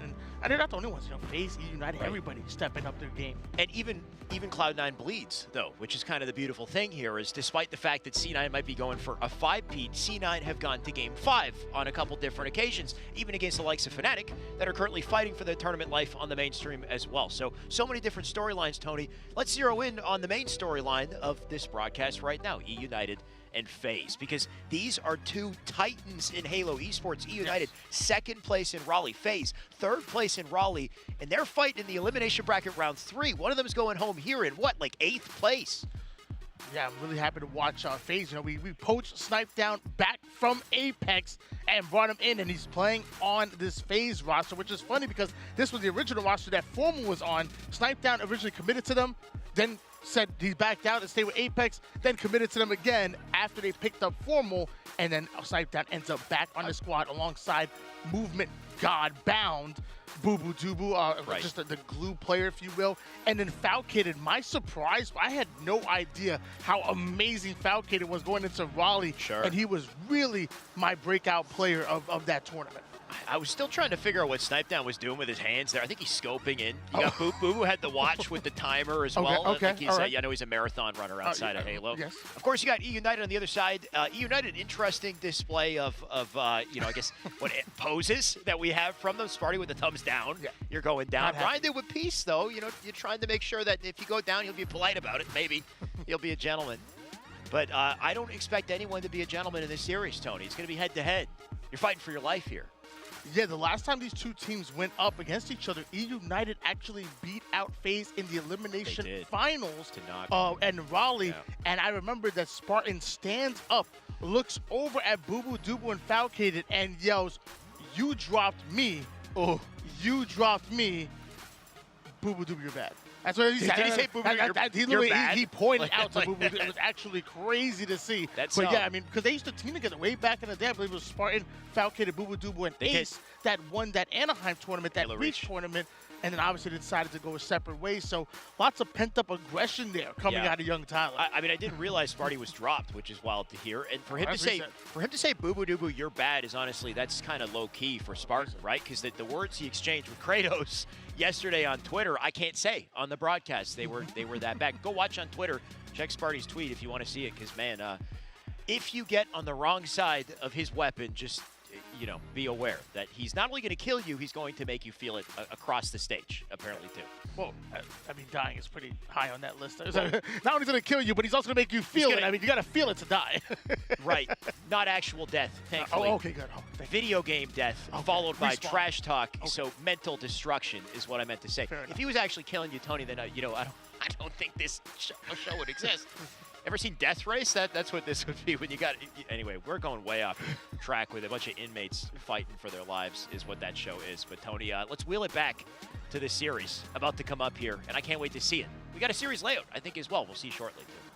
Yeah, I'm really excited. And I don't know about FaZe. I talked about, you know, bringing Snipe Down back, and obviously that's great, and Falcade as well. Yeah. E-United, I mean, they're an exciting team to watch. You have really led by Spartan, that vocal and that Slay leader. And then on top of that, Rain and Ryan, who can pop off at any given moment. And on this series, they're going to need all 4 of the members to pop off if they want to take down a team like FaZe. What are some of your keys to success on game number 1? Going into Stronghold's live fire? Well, real quick, I'm just going to read it off, though. Of course, Stronghold's live fire, Slayer on Streets, CTF Bazaar, Oddball Streets, and Recharge are the maps that we're looking at in this layout. Stronghold's live fire, I think the tried and true, the B and C setup typically runs the show. You got the high ground. You also have a great shell around the map where you can work together to lock down the corners of the map, lock down the rotation out from A. You're also forcing your opponents, in many cases, especially if you can push for that trip, you're going to force them to spawn outside, over on OS, over on dummies, which is, in my opinion, a worse place to spawn than if you lock them down on B. Something we saw earlier with Sentinels is they tried to do a C-B hold, I think, against FaZe. Sorry, C-A-C hold against FaZe. They force spawn their opponents in B, but doing so, if they lose the fights there, then they have easy access to get to A or C rather than having a BC hold, which I tend to find works a little bit better. If they rotate it out to B, force the spawns outside, who knows what would have happened. I think I went a little too far with that one, though, as well, Tony. Let's take a look at the players instead. Let's zoom in to some of the individual players in the match. We got Sparty as well. Spartan, 433 kills at the moment. This young man is slaying like we said he is, and also 207 assists as well. So really positive when it comes to the KDA. Like I said, he's not only the vocal leader of the team, he's the one that's going to get loud both to the other team but also to his teammates to try to bring that passion and share it to his teammates and energize the team. He also leads them kind of in battle. He's in the front lines. He's putting in that damage. Like you said, he's one of those interesting slayers where he's not baiting his teammates. He's in there taking the right damage. He's pushing forward, and that's the kind of slayer that I would want on my team. He's definitely a menace. Last time we looked at his stats earlier today, I think he had like 220 kills, 117 assists. So he is what, like more than doubled that just about in a day, in the matter of a day. Looking absolutely nasty, and a hell of a KDA as well. I think just the mid 300s in the deaths. So massive performance out of Spartan. I only expect it to continue. I assume we have a player on the FaZe side to focus up on as well. Let's take a look at him. Falcated. Yeah, like I said, this is my breakout player of the actual tournament from Raleigh. You know, Vader, he reached out to me. He told me, he said, you have to watch out for Falcon. I said, yeah, Falcon is great, but I mean, he's team with Bound and Snipe down. You know, what is he, the support player on that team? Right. No, he's a main slayer. This man puts down damage. You're seeing it right here, right now. 344 kills. Also having the 145 assists. It looks like he's chucking the Fs up. That's not for fail. That's for FaZe right there. He's throwing the Fs up for FaZe, or it could be Falcated as well. This young man, you always have to account for him on the map because he's not only has so much firepower, but he's also very creative. Probably one of the better plays that I've seen with the Repulsor, with some of his creativity with getting these kills. It's interesting, like you said, Falcated, such a talented player that hasn't quite had the opportunity to take the spotlight until now, I think, with FaZe. And now I think he's kind of become the quarterback of the team, to the point where the team has kind of had to restructure their roles around him. So Falcated, big player to watch out for, expecting to make plays in this one. We got predictions though, Tony. Where do you think this is gonna go? Because, I mean, this, I think, could go either way. These teams are so evenly matched in their history. If we go back to LAN, United might have the edge, but even that was a close series. So I think we might counter each other on this. Tony, where are you going with it? Do we have 3, 2, 1? Okay. I don't even see, where's the other? Okay, yeah, do your thing. Go take your time. I mean, you already know what you want. I know why. I know what I want too, but I thought that, I was hoping that you would counter me, but I think we're both on the same side with this one. All right, well, let's see. 3, 2, 1. Yeah. You're so boring. I don't even see, you know, we should have set it up. Come on now. Well, I don't see United on the table. I'm going to United. All right, give me United. You gotta find it. All right. Let's try this again. FaZe was right there. I still would have gone FaZe regardless of whether or not United was on the table. I think maybe I'm just a Bound fanboy. I don't know. These boys, they play quick. I like the play style. They're fast. They're aggressive. Yeah. I'm going to play off the play style. I think United is like the exact opposite in the way that they play this game. They're more calculated. And exactly. That's why I love my team, E United. Why I picked first. I did not pick FaZe. I picked E United first because their coordination, their teamwork, their ability to play for each other, and also the way they're able to change the pace in the game, almost Cloud9-like, where they can slow things down if they want, get those slays. But once they have the numbers, they can really start to up the tempo. So I'm going E United like I have been from the very start. Edit that part out. I don't trust it. Yeah, exactly. Like you said, you don't even trust it. You picked FaZe first. I did not. You changed your mind that's not true. I picked FaZe. So I mean, already you're on weak ice. You're on thin ice, Tony. So I don't know. I think FaZe is the way to go. What do we got next? We got skins. Let's take a look at some of the skins. By the way, this is not the only thing that you can support in Halo Esports right now. Skins in Halo Esports are a great way to support the prize pools, right? Our prize pool went from 125K up to 150K just off of these skins purchased. And Tony, I know you're rocking several. Oh, absolutely. I got my I had my FaZe VR in there because I want to hit my shots. But then on top of that, you already know I'm rocking the Fnatic emblem because the Fnatic emblem is so sick. And as far as armor coatings, I gotta go Cloud9. Cloud9's been winning, so I gotta go with Cloud9 because I want to win all of my matchmaking games. Well, if you combine that, I promise you guys, you will win easily 20% more of your games and actually hit 15% more of your shots. That's Uncle Tony approved. Uncle Tony approved. I just go with the winners, Tony. I just would have just gone all Cloud9 straight off based off the fact that they've been winning. I'm the fanboy. You're a fanboy? You are. You're front running. You're out here front running. We're going to Cloud9. I think the beautiful thing is, regardless of what you're a fanboy of, you got the opportunity. You got 9 different skins you can select for yourself. So before we jump into the match, let's take a look at a quick skins video as we prepare for the game. We'll be right back.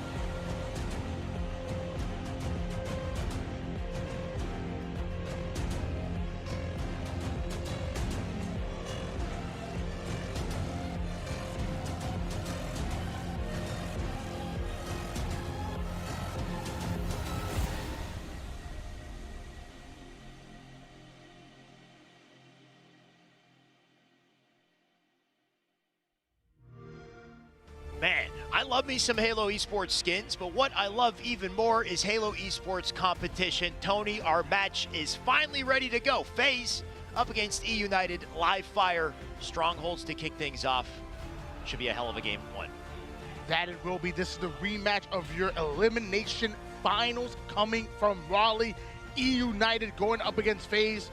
I got the boys E United taking this game, or sorry, excuse me, this series, and Alex has them with FaZe going the distance here. Who's gonna come out on top? You have the sniper, you have the power-ups. Don't forget about the drop wall, the repulsor, and one of the kings of the map has to be the heat wave. So much to work with, so many opportunities for E United to lose this series to FaZe, like I said. And we'll just have to see how it happens, of course. No bias. Can't wait to see both these teams perform. It's wild to see their position here in elimination bracket this early in the tournament, but somebody's going home and somebody's going in. We'll find out who it is. Started off with Spartan. Spartan making his way over toward the C-side of the map, and he's gonna have to run into two different players, one of them being his former teammate. Snipe down, ends up getting the easy kill onto King. Nick having the sniper rifle in hand. Easy body shot, gonna have the double kill with the back smack and almost getting the triple onto Rain. Nice. Ends up taking out 3 out of 4 members, does Eric Rona. Rain does manage to stall the situation with that repulsor, though, and gives E United a chance to recover from something that could have been deadly off a snipe down. As I say it, BC currently controlled as well, so 26 and counting. Ryan Noob with a snipe. Camo on Boo Boo Doo though. He's got a heat wave as well. Boo Boo, look at the opportunity he has. Shots into Rain. Rain not dead yet. Boo Boo now caught out. He does get 1 kill, but honestly, E United, they played that well. Love the patience coming out of Boo Boo Doo, going down to 1 shot and throwing an excellent denial to get the kill, but sadly, he ended up giving up his position a little bit early, and the cleanup comes in, and he's only going to get 1 on the board. Spartan now going in for the challenge, able to take down a first one, but not able to take down Snipe Down, who both teams are fighting for dear life for Bravo. Because Boo Boo couldn't find the big impact with that play, E United, they kept their numbers. They managed to rotate out to B, keep the snipe in their hands, and keep the setup in their favor. 67 and counting here. Ryan Noob with a line of sight on to Snipe Down. Just playing it patient for now. You can see Bound Foul looking for a push up to C, so Ryan Noob, can he pick up someone on the rotate? Just needs an opportunity. Sparty already has 1, so the defense looking good, assuming Ryan Noob can keep defending. E United dominating this game number 1, but FaZe able to take away Bravo. So now they're having a 2-cap being A and B, which is really strong. They can control that sandbag side and stop anybody from pushing, whether it's from the power-up side street of the map or even the open field going from the C side. I like this A-B setup coming out of FaZe. Was definitely an ideal setup for E United with BC, but what pulls them out is that OS, right? Or camo, sorry, that has been collected. We'll find out who has it in a sec. Might be Bound. It is Bound with the camo on the body. A currently held, so is C. Likely E United pouring out from B. You can see them already on C side, so Bound, he's got a whiff of it, but 2 dead. He's got to play this carefully. Bound likes to actually drop down bottom middle, making his way over toward the pillar sides. Camouflage and Mangler in hand. Lets his position known. He thought someone was going to drop in and go in for that melee beatdown or Mangler beatdown, but sadly not able to do so. He'll be hunted down, and Ryan Noob not in a much better position, going all the way down to 1 shot and staying on the nest side, but the shots are starting to fly, and he's going down. Nice attempt at a Ryan Noob, making himself a hard kill though. Snipe Down has to work extra hard for it and expose himself a little longer. Does get the kill onto Nick as well though, so he's starting to heat up here. AB still held down. And the rotation to C coming in. If they keep their numbers and win this, they'll have the map in their hands, assuming the dummy doesn't ruin Snipe Down's day here. He'll re-rotate, but C currently being capped by FaZe. They got him where they want him. E United still holding on to the lead, but FaZe ends up putting the double cap in. It's actually going to be an AC hold, so very hard to hold both of those positions. Eventually, they're going to rotate towards B, but Boo Boo Doo with the sniper going to put that player in the dirt, and he's not done yet. He's going to up the tempo here, and that's 3 down for E United. This is good. I like the fact that they got Boo Boo rotated out to B here. Going to flip the spawns by doing this, and Boo Boo can just hang out back B with the snipe and hold the sight line. Great position to be in if he stays elusive. Picked up the nades on his way there too. He's got a lot of firepower to work with just to check the spots. All 4 members of E United though, they're pouring out from C, so Boo Boo got to make a decision and do it quick. And that was the keeper Boo staying elusive, but sadly it is going to be spotted. Luckily, he ends up getting the trade-off and kills, but 3 down go FaZe. E United should be taking advantage of this, exactly what they're doing. And now with a BC setup, once again going in favor of the boys in blue. What's Snipedown going to do with the camouflage, though? E United's answer to get back C was so effective, though, right? 4-stack to do it. And now they put Snipedown in a tough spot. He gets a trade, but honestly, the best E United could have hoped for with everything he had there, especially because King Nick is still alive to make a play. Can't snap onto Bound. Gonna try to rotate out to B here. Fight's still going down. Boo has a backspec. They got presence on C. He tags body, but Nick drops that snipe, and now FaZe Clan are in position to grab it. Bound making his LAN debut here at Halo Infinite. Actually, Raleigh, this is only his second LAN that he's attended his professional career, and man, has he had one amazing one making his way over towards Bravo, almost getting the cap, and the trip cap now gonna go in favor of FaZe Clan, but you know they're not happy with just that. They want to get the slays as well. They definitely do. You can see E United is suffocated on A. Bound immediately off their spawn. Bound is already in position to tag him up. Nick's here as well. But Bound once again. Did that stick? Oh, it almost hit him. The hit marker from the heat wave came in and confused me. Either way, he's about to drop 2. He played that beautifully. Bound with the double. That ruins the resources at E United. They can't get back to the hills in time. And now we got a trip cap. Sparty's the only one to stop it. E United were on an incredible run in the beginning of this game, but FaZe Clan have literally diminished their entire lead that they had, and now they're really putting on it. E United needs to spawn up, start to push together, and make something happen. Dying one at a time simply is not doing it, and now all 4 members go down of E United, and that's definitely not going to do it as well as FaZe once again having the trip cap, and are already putting pressure on the A side spawners. One thing's for sure in the long game here, FaZe are winning their fights. E United, you can see it on the scoreboard. Apart from Nick, Rain right now 3 and 8. Sparty, even Sparty is negative, right? I think a big part of E United's game plan is whether or not Spartan can pop off. And the biggest way to shut him down is to, okay, I think he was maybe trying to burn the ammo or something. Shut him down with the snipe. You know what? King Nick is the one with the snipe, so maybe he'll shut down FaZe. Oh my God! Instead, that was such a my God! What a triple! Big brain play out of Nick, and he's still going. King Nick, New Jersey's finest, coming in with that beautiful play. The snipe right to the dome from top mid. Ends up getting the remote detonation for the double kill, and the triple kill was absolutely saying young Nicholas is going off. Can we just recount that quickly? He tags body on Falcated and then shoots the nade for the kill and then spins with perfect reticle placement on the spawner behind the podium and snaps and kills Boo Boo. Everything was so calculated in that play and so well executed. That it was 17 and 10 right now is a young King Nick with 8 assists as well, but now you have Spartan going in for a flank. He has a teammate with him. They still have the C-B side set up. Bound was over towards top tower. Spartan gets a shot off, goes in for the melee, able to get the killing spree. Now going to drop down as another one goes down. Numbers going back in favor of E United, and they're not done yet as they've just taken the lead. Now Rhinoob's got the snipe. All of a sudden, E United starting to heat up here. Off that play from King Nick, that's got to be a confidence boost for the team. Rhinoop, all he has to do is follow it up and FaZe. They'll be staggered. Snipedown right now, he's weak back B here. Gonna toss all of his nades in there, make sure Snipedown dies. Unfortunately, Snipedown being elusive as hell. He does cap B. That forces Rhinoop out forward, and then Rhinoop dies to Snipe. So Snipedown with a massive play, shuts down the sniper, and now Bound has it. My God. Snipedown catching a few grenades from across the map. Bound. It did end up going down, so that snipe's going to change hands. Body shot coming in immediately, not able to hit the second one, and all the snipe ammo being burned. Excellent use of the repulsor to try to avoid as much damage as possible, but eventually Snipedown goes down, and so do 3 out of 4 members of FaZe Clan. Definitely some beautiful plays out of Snipedown to be a hard kill there. Slowed the roll of E United, tied the game as well. Maybe give Bound an opportunity to use the camo here. Can he make a play with it? Snipedown still in C, 1 player in the tower above. And Bound, convenient timing to make sure that player dies. That's Sparty on the death screen, Boo Doo in B, so the map in the palm of the hands of FaZe right now. Just a matter of collapsing on spawns, and I think Bound knows where to go. The map in the hands of FaZe and looking to close it. They're looking to close the hand, make a fist here. Bound having the heat wave in hands, chucking some excellent grenades, ends up taking down the first one. Now going to work onto the second one.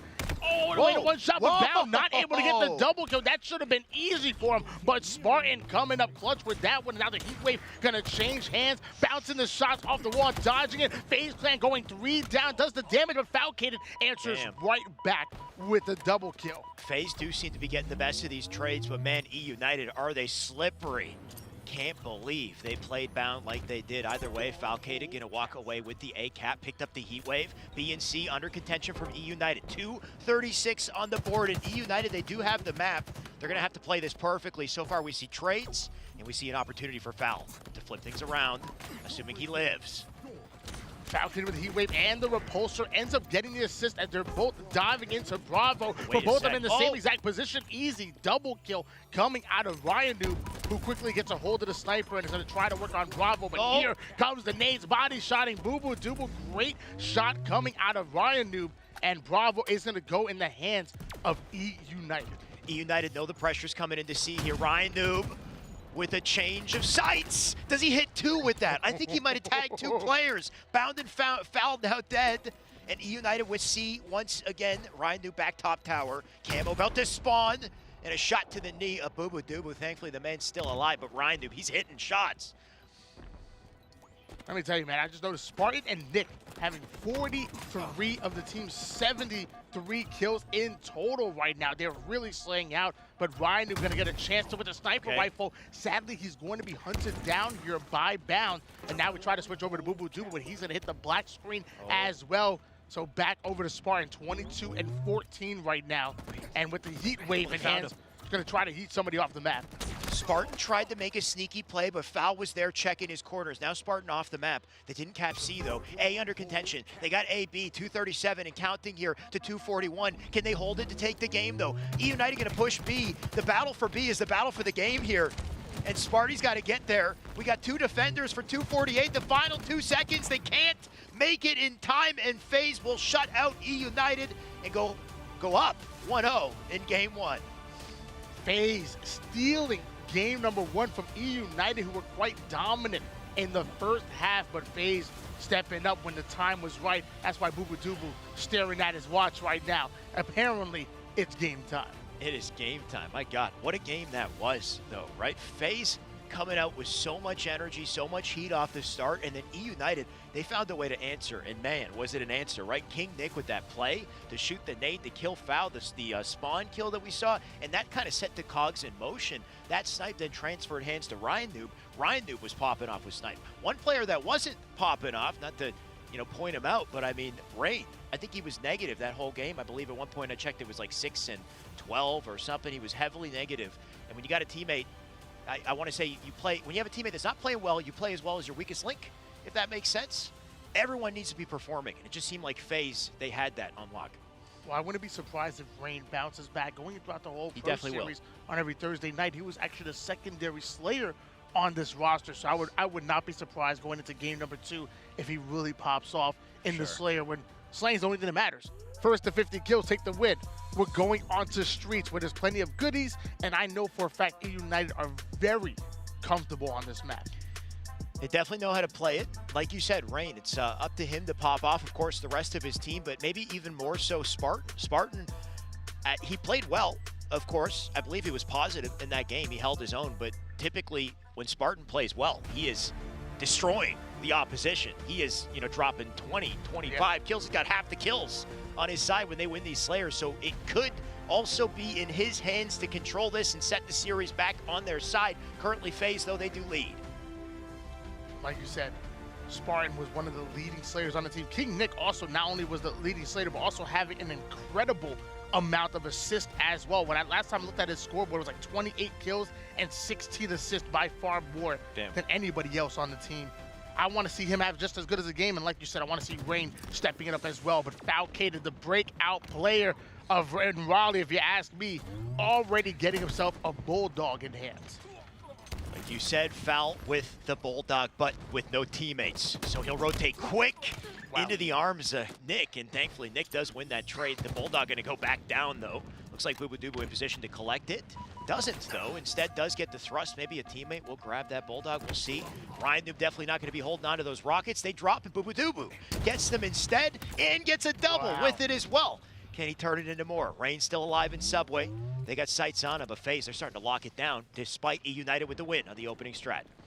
Yeah, E United definitely started off the game absolutely incredible, but FaZe answering right back. Booba with the Rockets going right after Spartan takes down Falcated. So, looks like both of these teams fighting for that map control, and FaZe still knowing exactly where E United spawns, so they're continuously pressuring the A side of the map.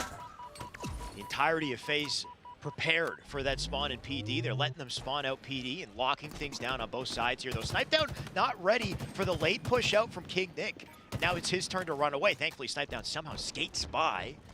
King Nick still alive in PD. They know he's there, though. And a good time to reposition. Looks like he's got the carbine to work with, too. We'll see if it comes into play. Gonna try to play it slow here on B as well, and Snipedown will try his hand again to fight him.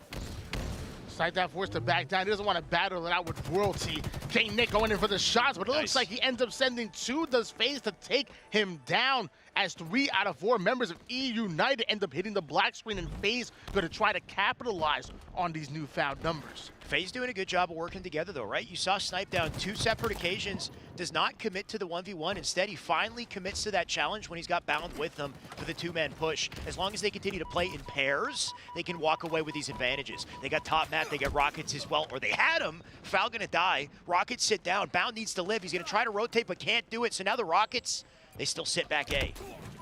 And Snipedown hits the black screen as well. E United having multiple players up. This is exactly what you want to see out of E United. Bound now going to be by himself over towards PD. He's going to be by himself. I want to see him capitalize on that, but hold on. I was incorrect. He's not by himself. Is also back A with the Rockets, so definitely want to slow things down there. Definitely want to be careful on the push. Does tag a player. It's not enough to get the kill. Still got one more rocket and an opportunity to impact as well. That's 2 dead and a second double onto Nick. 3 members of E United down in quick succession. Rain's still up in Subway. Not sure they know he's there. He got Bound in Subway as well. We'll see how they elect to play. It looks like everyone's spawning up alley. Sparty and Nick actually looking for a play through B side. All 4 members up here at FaZe Clan, they're actually cutting the map in half, having players multiple around the B street and over towards the C side. But it looks like it doesn't really matter here, because E United's gonna burst through the door and absolutely squad wipe FaZe Clan. E United looking really good. 2 separate 2v2s in 2 corners of the map, and E United just won absolutely everything. Now the entire team spawning together back A, and E United with a shell ready for it. What they don't have is high ground or a shotgun, though, but it doesn't matter, apparently. Rain steps up, gets the kill on the foul. Now they got Shoddy, Bound dead too. Things starting to cycle in the favor of EU. You said you wanted to see Rain step it up, and he's currently 8-3 with 4 assists. Are you not entertained, Mr. Shyway, as Rain is looking really good? Not sure what that nade, but maybe not as good. Maybe I think he thought he had a frag, maybe, but that was an interesting one. That's okay. Scoreline still looking good for sure. Playing anchor here in the back of Subway, but about to face 2. And once again, FaZe rolling in pairs. We've seen this a couple times. As they do it, though, apparently, I was going to say Ryan Noob slips away with Rockets, but he doesn't, right? Foul takes him out, so Rockets now sit down. Foul still going, though. Nice little lane switch, but Sparty ready for it. Will drop him. And can they get back to Rockets in time to swing the game here? And Boo Boo Doo Boo, he's got no choice but to back off, so they did get them a new opportunity for Ryan Noob. And I think Boo Boo Doo Boo was able to get away with the Stalker rifle, but the Rockets in the hands of Ryan Noob takes down the first one, almost able to get the double kill. Damn. But Boo Boo Doo Boo finally gonna fall thanks to the Bulldog. And here comes Spartan with that shotgun in hands, barking loud and pushing up with Rain. E United playing this so quick right now. Something uncharacteristic of them, but they find those opportunities when they know they're up numbers, and they will chase you down. Now that they got high ground, now they slow the game down. Now they play for angles, 30-22 here. Spartan just gonna own the alley side. Bound looking for an opening. All of his nades will create it as he gets his stick into a double in tires and stays up. Ryan Noob still up in PD. Was that? Oh, that was Ryan Noob's nade, I think. Unless it was Snipedown, that was a nerdy nade. What a play coming out of Bound to pull off that double kill. Beautiful nades coming in, but sadly multiple players are still going down here. only a 6-kill game going in favor of United. So, I mean, obviously United are comfortable with that, but I think FaZe are feeling like they can come back at any given moment on board with Boo Boo Dubu defending the B Street right as Rockets are coming up. FaZe do also have the favorable spot on the map here, too. They're starting to push up into Subway. As I say it, we do got a trade to start. Ryan Noob with an answer as well, 34 out of 27. 2 members of FaZe up. Boo Boo got the Stalker once again and the Shoddy. Does he drop one for a teammate or go for it all? Looks like for now he will save it, but he needs to be the line of defense for these Rockets. So far, so good. If you're going to drop anybody from getting to these Rockets, it's Sparty you want to take down. And Bound with a flank, too. I didn't even see it coming. He'll come through from back A. Rain takes 2, but I think they break away with Rockets here. Bound ends up getting a double kill, almost getting that triple kill. Snipe down, going all the way down to 1 shot, but trying to defend that Rocket. This could be guaranteed 1 kill, and then also momentum going in favor of FaZe. So no wonder he wants to slow things down, does not want to put it to waste. Now you have 3 FaZe members funneling here towards the B side, and Ryan, who is sitting red, he's about to get help from Nick. This is a very important battle. Snipedown also having a bit of a tough game, so you'd like to see him find his opportunities. Unfortunately, that Rocket was not one. Does he go for Ryan Noob? Full aggro in. Ryan Noob trying to be a nuisance, can't do it. Boo Boo will take it. Another assist in for Snipedown. The fact that he's alive is a bane for E United. Look at this, 2 more now dead, 1 more remaining in the back of Subway, and 3 members of FaZe gonna hunt this man down. It's Nick. Gets a trade though. Great trade coming out of King Nick, and Snipedown gonna quickly hunt him down. Almost didn't get the kill, but multiple players coming in out of E United to cover his back. Spartan off the screen ends up hitting the double kill. Ryan now making a player 1 shot, going in for the melee, and now he's shooting bodies and letting him know. Let him know, Ryan Noob. Let him know. Excuse me, Ryan Noob, was that peace sign in your team photo all for show or what? What are you trying to do? He's saying Deuce is the FaZe clan because they about to be out of the tournament. Apparently, man, I didn't know he played so dirty. All of a sudden, Ryan Noob making him feel it. And as much pressure as you put on your opponents with body disrespect, do you put pressure on yourself? So far, so good for E United, though. 42 and counting. Your Sparty with a kill and Sparty with a shotgun with Rockets coming up here. This is not good for FaZe. Spartan with the Bulldog in hand. Excellent shots onto Boo Boo Dubu, putting him down to 1 shot, his former teammate. Now he's gonna wrap, and he actually catches the mid-angle, ends up getting the kill, and almost taking down Falcated as well. Love the IQ play coming out of Spartan. This rotation out of Sparty could be the one for the game. Where did the Rockets go, though, right? They spawned up. Somebody grabbed them. I think it might have been United. FaZe right now, limited resources. Stalker in the hands of Ryan Noob with a line of sight. I assume FaZe have... Okay, no, you don't have everything. And they're still respecting it. Not for long, though. As I say it, Rain somehow goes down to a melee from Bound. Boo Boo with a trade, too. Multiple weapons down here below B. And Boo Boo Dubu, the man with an opportunity. Rocket launcher in the hands of Boo Boo Dubu and multiple players here on the B side as this game is about to slow down. E United, though, pushing over towards the purple street side. The Rockets come in, but not able to find one as E United getting the 47th kill on the board. Now Spartan ends up putting the 48th. Good kill coming out of him, and now they're only 2 away from tying up the series. Tony, what is it with these Rockets, man? They just don't make sense to me. Like, I mean, Boo Boo, he shot that wide, but so many opportunities you'd think would work out for FaZe that just don't, and maybe it's because E United, they just shut them down. E United, they'll take game 2, they'll take our series to 1-1. They say we don't have a series until both of the teams able to put 1 on the board, and we have that right here, right now. This 3rd game gonna be so important to gain that momentum. It's a best of 5, so the first to put 3 wins on the board are going to be advancing forward and knocking the other home. Like you said, Tony, now it's a series. Wasn't a series till both teams got a win. They both got a win. All of a sudden, things are looking different. Not only did they get a win and momentum, they put a couple teabags in there, too. They got a little bit of body disrespect there from Ryan Noob, of all people, get down and dirty. And because of it, I wonder what kind of precedent that sets for the series going forward. Of course, FaZe, no strangers to a deficit, no strangers to this position. They'll have to bounce back. Hey, a few teabags in that can energize your team, but also sometimes it can have the adverse effect. You know, it can actually energize the other team. Say, hey, look, you're gonna make us mad. now we're going to play better. I know you said multiple times, you teabag Bound and Renegade, you teabag the Bull, and you're going to get the horns. Those are two players I wouldn't want to teabag. They're probably feeling the same way does FaZe and Falcated, because he was the one on the receiving end of Ryan Noob's respect crouching. Right. Respect crouching is what we'll call it. And I know, like you said, it's something to think about on both sides. Do you opt to go for the crouch? Because if you do, you put pressure on yourself as well. I've heard that from Bound also. So make sure you're ready. If you're going to take that game plan, you're ready for the consequences, potential consequences of it. So far, our series, of course, tied 1-1. This is a best of 5. We got a few more games to go. We are getting ready with that next game. I believe we do have a very short break before we get there. So stay tuned. We'll be right back with the match ready to go. We're going to fly right in.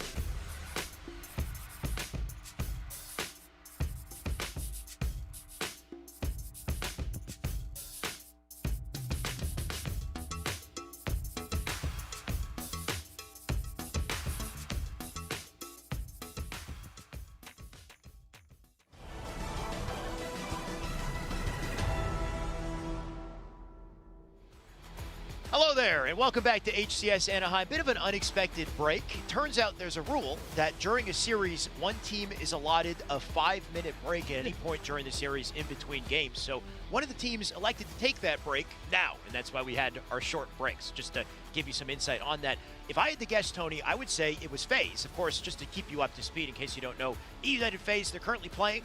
It's 1-1 in the series in a best of 5. E-United just won the Slayer. Yeah. So if I had to guess, FaZe just took a break.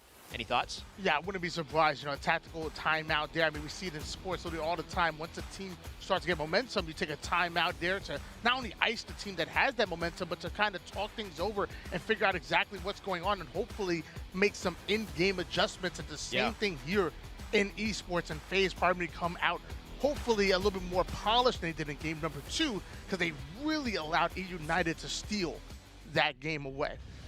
It's an interesting rule for sure. Apparently the rule, by the way, getting updates, takes place only after game 2 can the team choose that 5-minute break. But FaZe, they're going to take full advantage of every opportunity they got at their disposal to ensure that they win. If you go down in game 2 like that, you need to rally the troops. You need to talk amongst yourselves and make sure that you come back to game 3 with a mindset, a winning mindset.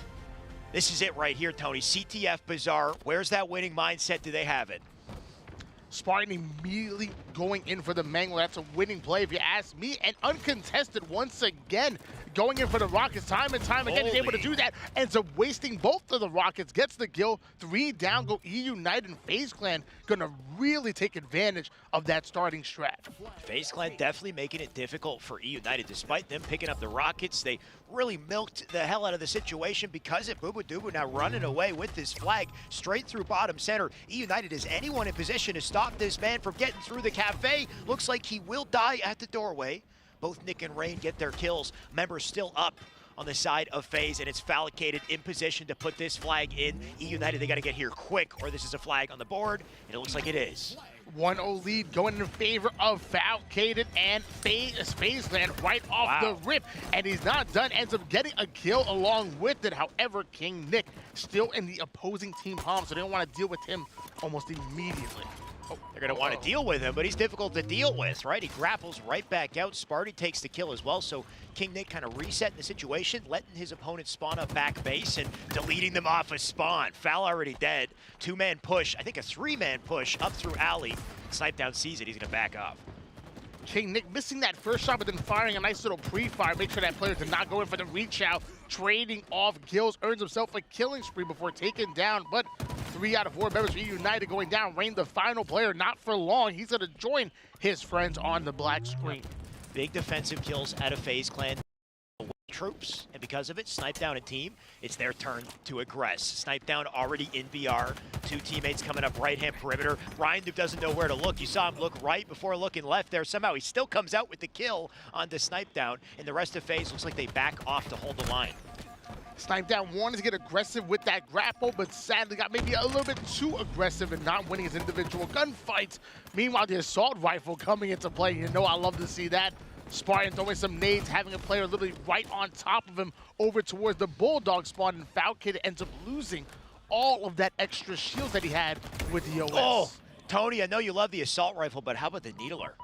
I mean, this thing is, no, you don't like it? That's the Noobler right there. The pink mist? You trying to shame Walshy and his Needler plays? Man, Walshy swears, but doesn't he swear by this? Where's T-Squared to let me know how Walshy feels about the Needler? The Needler was so bad in Halo 2 that he used it for bad manners. Exactly. And it's the Noobler as Spartan starting to advance forward here with the Bulldog. That's a gun that everybody must love because they get you easy kills.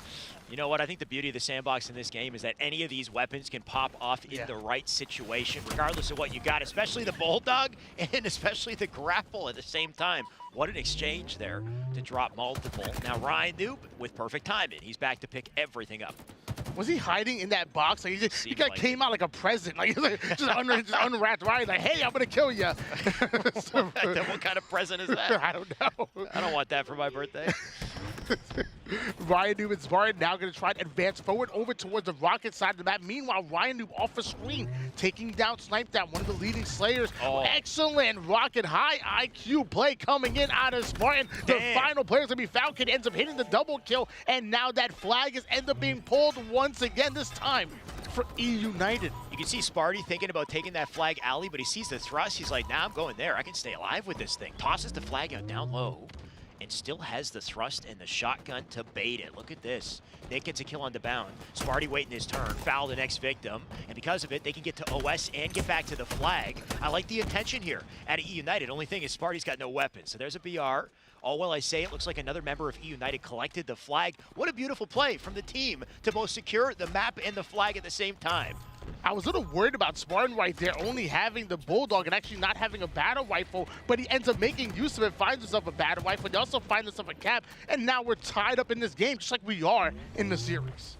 Tied up, and that might continue for the foreseeable future unless somebody can break through. You know what? E United might be the ones to do it. 2 dead already. King Nick gonna try to survive here. Spider-Man's his way out. Gonna come back for the thrust, maybe. Instead, no, he wants to grapple. In a good position, too. Vantage point on the locker. If he holds this, it's important for his team. Maybe get a couple kills, too. Boo-Boo not down. King Nick chilling over towards the bottom side of the map, even having himself a couple of dynamo grenades. Does end up getting a couple audio ticks, takes down Valkyrie for the killing spree. Going in for the bounce. So killing spree +1 earned by King Nick. And now all 4 members of E United not only alive, but starting to advance forward. However, Spartan will be the first one to fall. We saw King Nick pop off in game 1, and he's starting to do so here in game 3, Tony.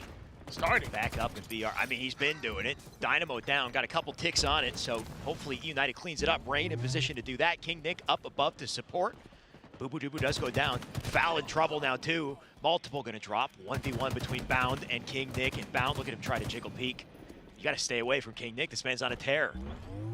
King Nick having a 3.0 KDA right now. Once again, the box coming into play here, but King Nick sniffing him out. The nades coming into denial nades. And King Nick gets out of that situation alive, although he is 1 shot. And look at this game of cat and mouse. Foul finally gets the kill, but Bound staying alive there was so annoying, right? He chases him around a circle, and then he has to be elusive as well. Finally, they get the kill too, but it just makes the strategy difficult at E United. Nice little melee exchange too. Boo-Boo Doo-Boo, I think he was waiting down below to turn that around, and man, did his shields get melted quickly. Former teammates, now enemies. Boo-Boo Doo-Boo getting the clutch kill onto Spartan and steals away the overshield. Meanwhile, Bao now having the rockets in hand and still having 1 in the chamber. Rain and Spartan off a screen, end up getting back-to-back kills, but that one's not going to connect. Actually not doing any damage whatsoever onto Rain, and that just leaves an easy cleanup here from Bao because he's in the middle of the map. Not only a cleanup, but multiple gonna die here. Ryan now taking Boo-Boo Doo-Boo. 2 members left on FaZe. They're now in trouble. United gonna start to push up here. King Nick trying to play it safely. Looks like thankfully the Dynamos are up as well. King Nick and his awareness on these Dynamos, he's had it all game long. He continues to double back for them, and they're so effective, as we can see. Mangler in the hands of Ryan New. I don't know how he was able to see Bound right there, but ends up getting the kill. Bound trying to be a bit cheeky. So cheeky plays on both of the sides of these 2 teams. Spartan utilizing the Bulldog, ends up getting himself a double kill, and that should be a flagpole coming in out of E United as FaZe. 3 out of 4 members go down for them, so now E United, all they have to do is worry about the spawners that are coming out of lockers and are overextending. And you can see FaZe so quick to overextend, but they're not out of the woods, that's for sure yet. I thought somebody might have grabbed that flag right away because you can see Snipe down currently sitting on top of it, Bound up above too. 2 members of FaZe, the only 2 alive, are guarding that flag like a goalie. But can Rain push on through this? E United, they can play this slow and still take it. And Rain can really make something happen because he can get really creative with both of those grapples. He kind of grapple away from a situation and then grapple the flag over to himself, or just cap it in because I did not realize that the return was coming in. And now we have a 2-1 lead going in favor of the boys in blue, and still 2 grapples in play coming out of Timothy Tinkler. And I mean, it was just a matter of time. Tony, look at the stats on screen. 17 kills out of Nick, 18 for Sparty, 15 Ryan. I mean, it's nowhere even close in the Slays category for FaZe Clan. They just can't seem to find an answer. They can't win their 1v1s, not taking trades. And because of it, it's just a matter of time till E United finally burst down the doors and get a flag that goes through. Foul now in trouble too, he's dead. It's just the slaying power at E United in game 3. It's just night and day right now. 2-1 lead going in favor of E United. And as you say that, FaZe do end up getting a 3 down, so I know you want to see that. Because with 3 minutes and 21 seconds on the clock, there is definitely enough time, but I want to see FaZe do something before they really are forced to make moves, as opposed to right now having plenty of options to make them. I mean, they are the aggressors, but if they take too long, their options are going to be limited. Sparty just pestering them. Ryan Noob comes in with the AR to get the trade. Boo-Boo Doo-Boo very quick to clean up Sparty, but now Boo-Boo Doo-Boo in trouble. Going to have to play it patient. Rockets up as well. FaZe going to double back for the Rocks, come back on the attack. They keep E United back in spawn. So another opportunity for FaZe here, less than 3 minutes to pull it off. Snipe, I think yes he does, have the Rockets. And not quite a kill, right? It seems like it's so difficult to get a guaranteed kill with these damn Rockets. Because of it, Snipe down goes down in a trade. Yeah, the Rockets really kind of being annoying here, especially at this level of gameplay, because all these players are so crafty and know how to dodge as much damage as possible. Right. But Bounce, already running the flag here for FaZe. Ends up getting it towards the middle of the map, but ends up throwing it right in the hands of somebody, returning it. E United might be able to get this right back to base here very soon, and there it is. Unfortunate flag toss, right? You think you're tossing it out to safe. Wait, did they forget he was here? Snipedown was poking in and getting defense on that flag return. Eventually, he just decided to stop shooting back. And I think because of it, they assumed that he rotated out. So Snipedown, a bit of a big brain play there to just not move and wait for his opportunity. Now he's got an OS. Now he's got a couple kills, too. Another 3 down, go E United and FaZe Clan looking to up the tempo here. Snipedown going in for the challenge with the overshoot, ends up getting the crucial kill. 3 out of 4 members down once again. Ryan, the final player. Snipedown gonna actually move the flag a little bit forward and go right back to Slaying. Slays go in favor of FaZe Clan, and now the flag is on the move and over towards the 50% portion of the map. Snipedown starting to heat up when it matters most. Flag right through the double doors. Fallicated with a defensive kill, but Sparty still cleans up. Snipedown. Flag sits down. Boo Boo can collect it. I don't think anybody's in position, but just in case they are, I like the fact that Boo Boo takes the long guaranteed route with the flag. That's a 2-2 with a minute left on the board, and despite the disadvantage in Slays, FaZe, they're starting to heat up. Boobu Dubu ends up getting a kill while advancing forward towards the cafe side. Goes in for the challenge onto Spartan. Gonna win that gunfight, and numbers still in favor of FaZe Clan. They have sucked all the energy out of the room. They really have. All of a sudden, things looking very different on the side of E United. They do have a shotgun. FaZe up above, though. That's falcated. Not worried about it. Not going to drop down into Rain's territory here. Just trying to be aware of where this man went. Rain playing it safely, though, too. I like the respect. Try to find the situation that works with the shotty here. Ryan, they're still hiding down there. Join him with Bound. And now that they've gotten a kill, now E United can start to move quicker. People say when it rains, it pours, and we're going to find out right here, right now, because not only do they need slays, but they need multiple rounds of slays if they want to catch the flag. The flag ends up being pulled, but Boo Boo Dubu giving them the wiggles right there, coming in out of nowhere, and the back smack is going to come in and earns himself that bulldog. Boo Boo was behind the pillar. Rynoob, I believe, had a whiff of it, but somehow Boo Boo jumped and he disappeared. Next thing you knew, he was behind them. So he must have jumped over somehow. Rynoob not seeing it, and FaZe managing to get the flag off of it. We're now not in sudden death. I think this one's going straight to overtime. Tony, 1 flag left to close this out. We'll find out who can take it. Ladies and gentlemen, 1 flag to win them all. We all know how great Spartan and E United are with their starting strats, but FaZe have been matching them left and right. Their starting strat going to be so important because around the slays can net them a cap. Bound going straight in for the beautiful shots, ends up earning himself the overshield, and that's going to allow him to get aggressive, but he is going to take some damage here from his teammates. Like you said, starting strat is everything here. I think currently we're 2 for 2, but the one with progress on the map is Bound. Bound in the back of the base already, but does not want to go for the flag immediately. He's alone here. Going to try to delay. As long as he's holding this part of the map, though, he's always a nuisance for E United. Look at this. They don't know he's here as well. Bound.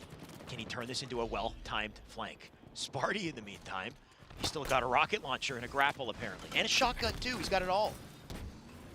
That he does. I would love to even drop one of those for his teammates, but you know what, Spartan's like, I'm going to be a little greedy here. I know what I'm doing. Has 1 rocket in, ends up firing it, ends up taking out Snipedown really quick, whipping out the bulldog, makes Boo Boo Dubu have shields, but Boo Boo Dubu still comes out with the kill, and now that bulldog just sitting in the middle of the map. So nobody really getting away with an advantage off that opening strat. We're kind of reset back to even here. Bound looking to make it uneven, though. He does get the kill. Foul with 1 as well. Rain about to drop, too. So E United, they're dropping like flies. That's a double for Bound. And Bound going to waste no time moving up on the map through alley. Sparty waiting for it, though. He's got to live. That Dynamo Grenade going to slow down the push coming in out of Bound, forced to actually rotate back over towards his side, but he does have some teammates with him, so nades starting to early come in towards the lockers, and he's going to up the tempo because 1 or 2 kills, and it looks like they're going to be pulling that flag as 2 down go E United, and Bound already making his move. This whole round, this whole overtime, FaZe are the ones who've had the chances. FaZe are the ones who seem to be winning the fights. Despite E United's hot start, despite their slays, things looking different here at the end of the line. Bound with the flag, gonna take it out to center, whiffs the pull. He's gonna go for OS instead, got a teammate there. Teammate will do it. But this positioning, these resources, FaZe, they can close it out here if they clutch up, and it's got to be sniped down to get the touch. He's got to get on top of it, and he can't quite do it. Too many members of E United in the way. They'll get the re, and all of a sudden, FaZe, they got to work way harder. A big blunder coming out of bounds right there. United were 3 down. If that flag was over towards the middle of the map, it would not have been so easily recut, but it was right over towards the United spawn still. So now Bound going to try to make up for that mistake. Ends up getting himself a nice double as the Mangler trying to go in for the third one. Ends up trading off Gil, but excellent damage coming in out of young Adam Gray. It is a good point. That Bound fumbling that run kind of changed everything. It forced Snipedown to overcommit. At the same time, you think maybe Snipedown with the OS could just get the touch and the trade, maybe. Couldn't quite do it. Despite it, FaZe, they're not going to let that turn down their momentum. They're still heating up here. Rain in front of the doorway to block things off, but a Mangler in the hand of Falcated will shut that down. Flag once again, same spot. This time Snipedown's turn to pick it up. We're still in overtime where first flag cap is going to take the win. Once again, the flag over towards the middle of the map, and both of these teams fighting for that numbers advantage. But FaZe Clan losing 3 members. E United now going to try to work on that return. Falcated throwing an excellent grenade, gets the slay. Ryan Noob getting away with the rocket launcher as well.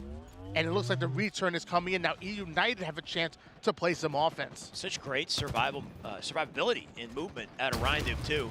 To fade back with the rocket, wait for the timing, and then the way he thrust it out to survive. Now that he's up, look at the flank on the Bound here. Bound going to try to pester him. Does actually have the help of Falcated to take him out. Fal, can he turn that 1 kill into 2?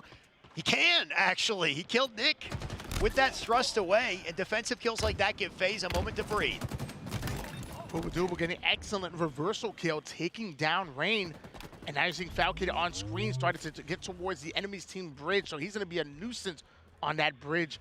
Boobadooboo going right up through the double doors. 2 members of E United make their way onto Bulldog's side. So this is a very important battle as the flagpole is going to go down. Boobadooboo takes down Spartan and ends up getting the interlinked damage coming in. And that flag has still made it out of the base. Flag's out. Attention drawn to Boobadooboo. He does die, but a massive play from Boo to ensure everyone's sights are set on him. Now Bound, now fumbling another flag by the doorway. Unfortunate for him. FaZe, they still got numbers. They can still defend it. It's up to Snipedown in the locker. Sparty not going to waste any time getting in his face, and maybe he should have hesitated because Snipedown just put him down and might have just put down E United's chances of coming back in this game. FaZe, they will plant that flag in a long-fought battle, but they go up 2-1 in the series. That they do beautiful plays coming in out of FaZe, and now they're only 1 win away from taking this series and knocking E United home a lot earlier than expected. Once again, Boobadooboo watching pointing to the watch and saying, "It's game time." It's been game time, but damn, what a game that was. And a lot of time spent in that damn bizarre CTF. It tends to be that way. And I mean, it's wild to see it though, because we talked about it early game. The slays out of E United, they were outslaying 32 out of Sparty, 30 out of Nick. So many situations, especially the first, I want to say 2/3 of the game, is just E United hammering FaZe on spawn, hammering FaZe on spawn. They're trying to find an angle, find an opening. All of a sudden, the dynamic changed in overtime. In overtime, FaZe were the aggressors. 3 separate flagpoles in overtime, and finally one comes through. Despite the fumbles and everything, FaZe, they find their footing. That they do. And like I said, only 1 win away from taking this series, and now we're going to see what E United are truly made of. Yeah. They're going to have to claw their way back into this, and I'm going to call it right now. Okay. I think we're seeing a game 5. These 2 teams are too good. I think we should. I think they're too good. I think it's kind of meant to be. A game 5 would be a hell of a way to close the series, close our casting for today as well, Tony. It's an interesting storyline as well, right? We go back to Raleigh, FaZe, and Sentinels. We had a wild series that we got to cast together. FaZe clutched up against Sentinels. They took it, but then lost to E United. In this tournament, FaZe now lost to Sentinels in a close series, and FaZe might now beat E United. So the script's starting to flip here. Yeah. Unless, of course, E United clutches up, and that clutch is going to have to take place right here. Oddball on Streets. And what's really crazy to me is that back when E United and FaZe ended up meeting up again, it was in the elimination finals. It was for top 3, making it to the grand finals. This is different. And this elimination round 3 that these 2 Titans are going up against each other, but it's time to get down and dirty. Oh, and it's time to go to the streets. I want to see a fight. I want to see a clean fight. You know what? Make it a dirty one. I don't even care. How can Low you say blows. you say it's time to get down and dirty? And then you say I want to see a clean fight. Make it a dirty one. It's fine. I expect dirty plays, and I expect Foul to be the one to lead the charge. So here he goes. My God, what an off the rack to kick things off, but he is going to die just about as quickly as he got the kill. Despite it, though, can FaZe work with that opening for the ball? Oddball quickly going in the hands of FaZe, and they're already spawning over toward the PD side, so they have their setup quite locked in at the moment. Here's the A side setup. Ryan, who does end up going down here for E United, so whenever you're trying to break a setup, you have to try to stay alive, and you cannot be the first one to go down, and E United are, but Rain luckily has the Rockets. Rain with the Rockets, already one kill, a second on the snipe down. Well, it happens, though, ball time still ticking for FaZe, 11 and counting. And they're going to try to hold it, and Foul gonna make that game plan down once again. Got to pay attention to the slides Foul's been hitting. He did it off of his opening strat. He does it once again beside the shot he spawned. A quick angle that he gets with that curb slide, and he flies right up in your face close to the distance with the shotty. Boo taking that center angle here, but two members are going to quickly go down onto the black screen. So now it's FaZe having to break the setup, but they don't have the numbers in order to do so. So what does Boo do? Backs down over towards the purple side of the street and just waits for his teammates to push up. Excellent cross-map shots. And going right into Nick. He's going to be the first one at the black screen. Spartan going to answer and taking down Ryan going down as well. And now here comes Spartan trying to defend the B side of the map. Spartan, a turret in the center of the map here. He got shots into Foul, shots into Bound, back to Foul again. And just the fact that he's sitting here doing damage is so difficult for FaZe. They can't find the guaranteed angle on him because he's so elusive. And then he's got his teammates rotating through. Ryan Noob kind of coming through. Look at this. He's also pinging the location out too. Sparty's, what a playmaker, right? To have angles in all these spots, put damage in, and also tell his teammates where to go to make a play.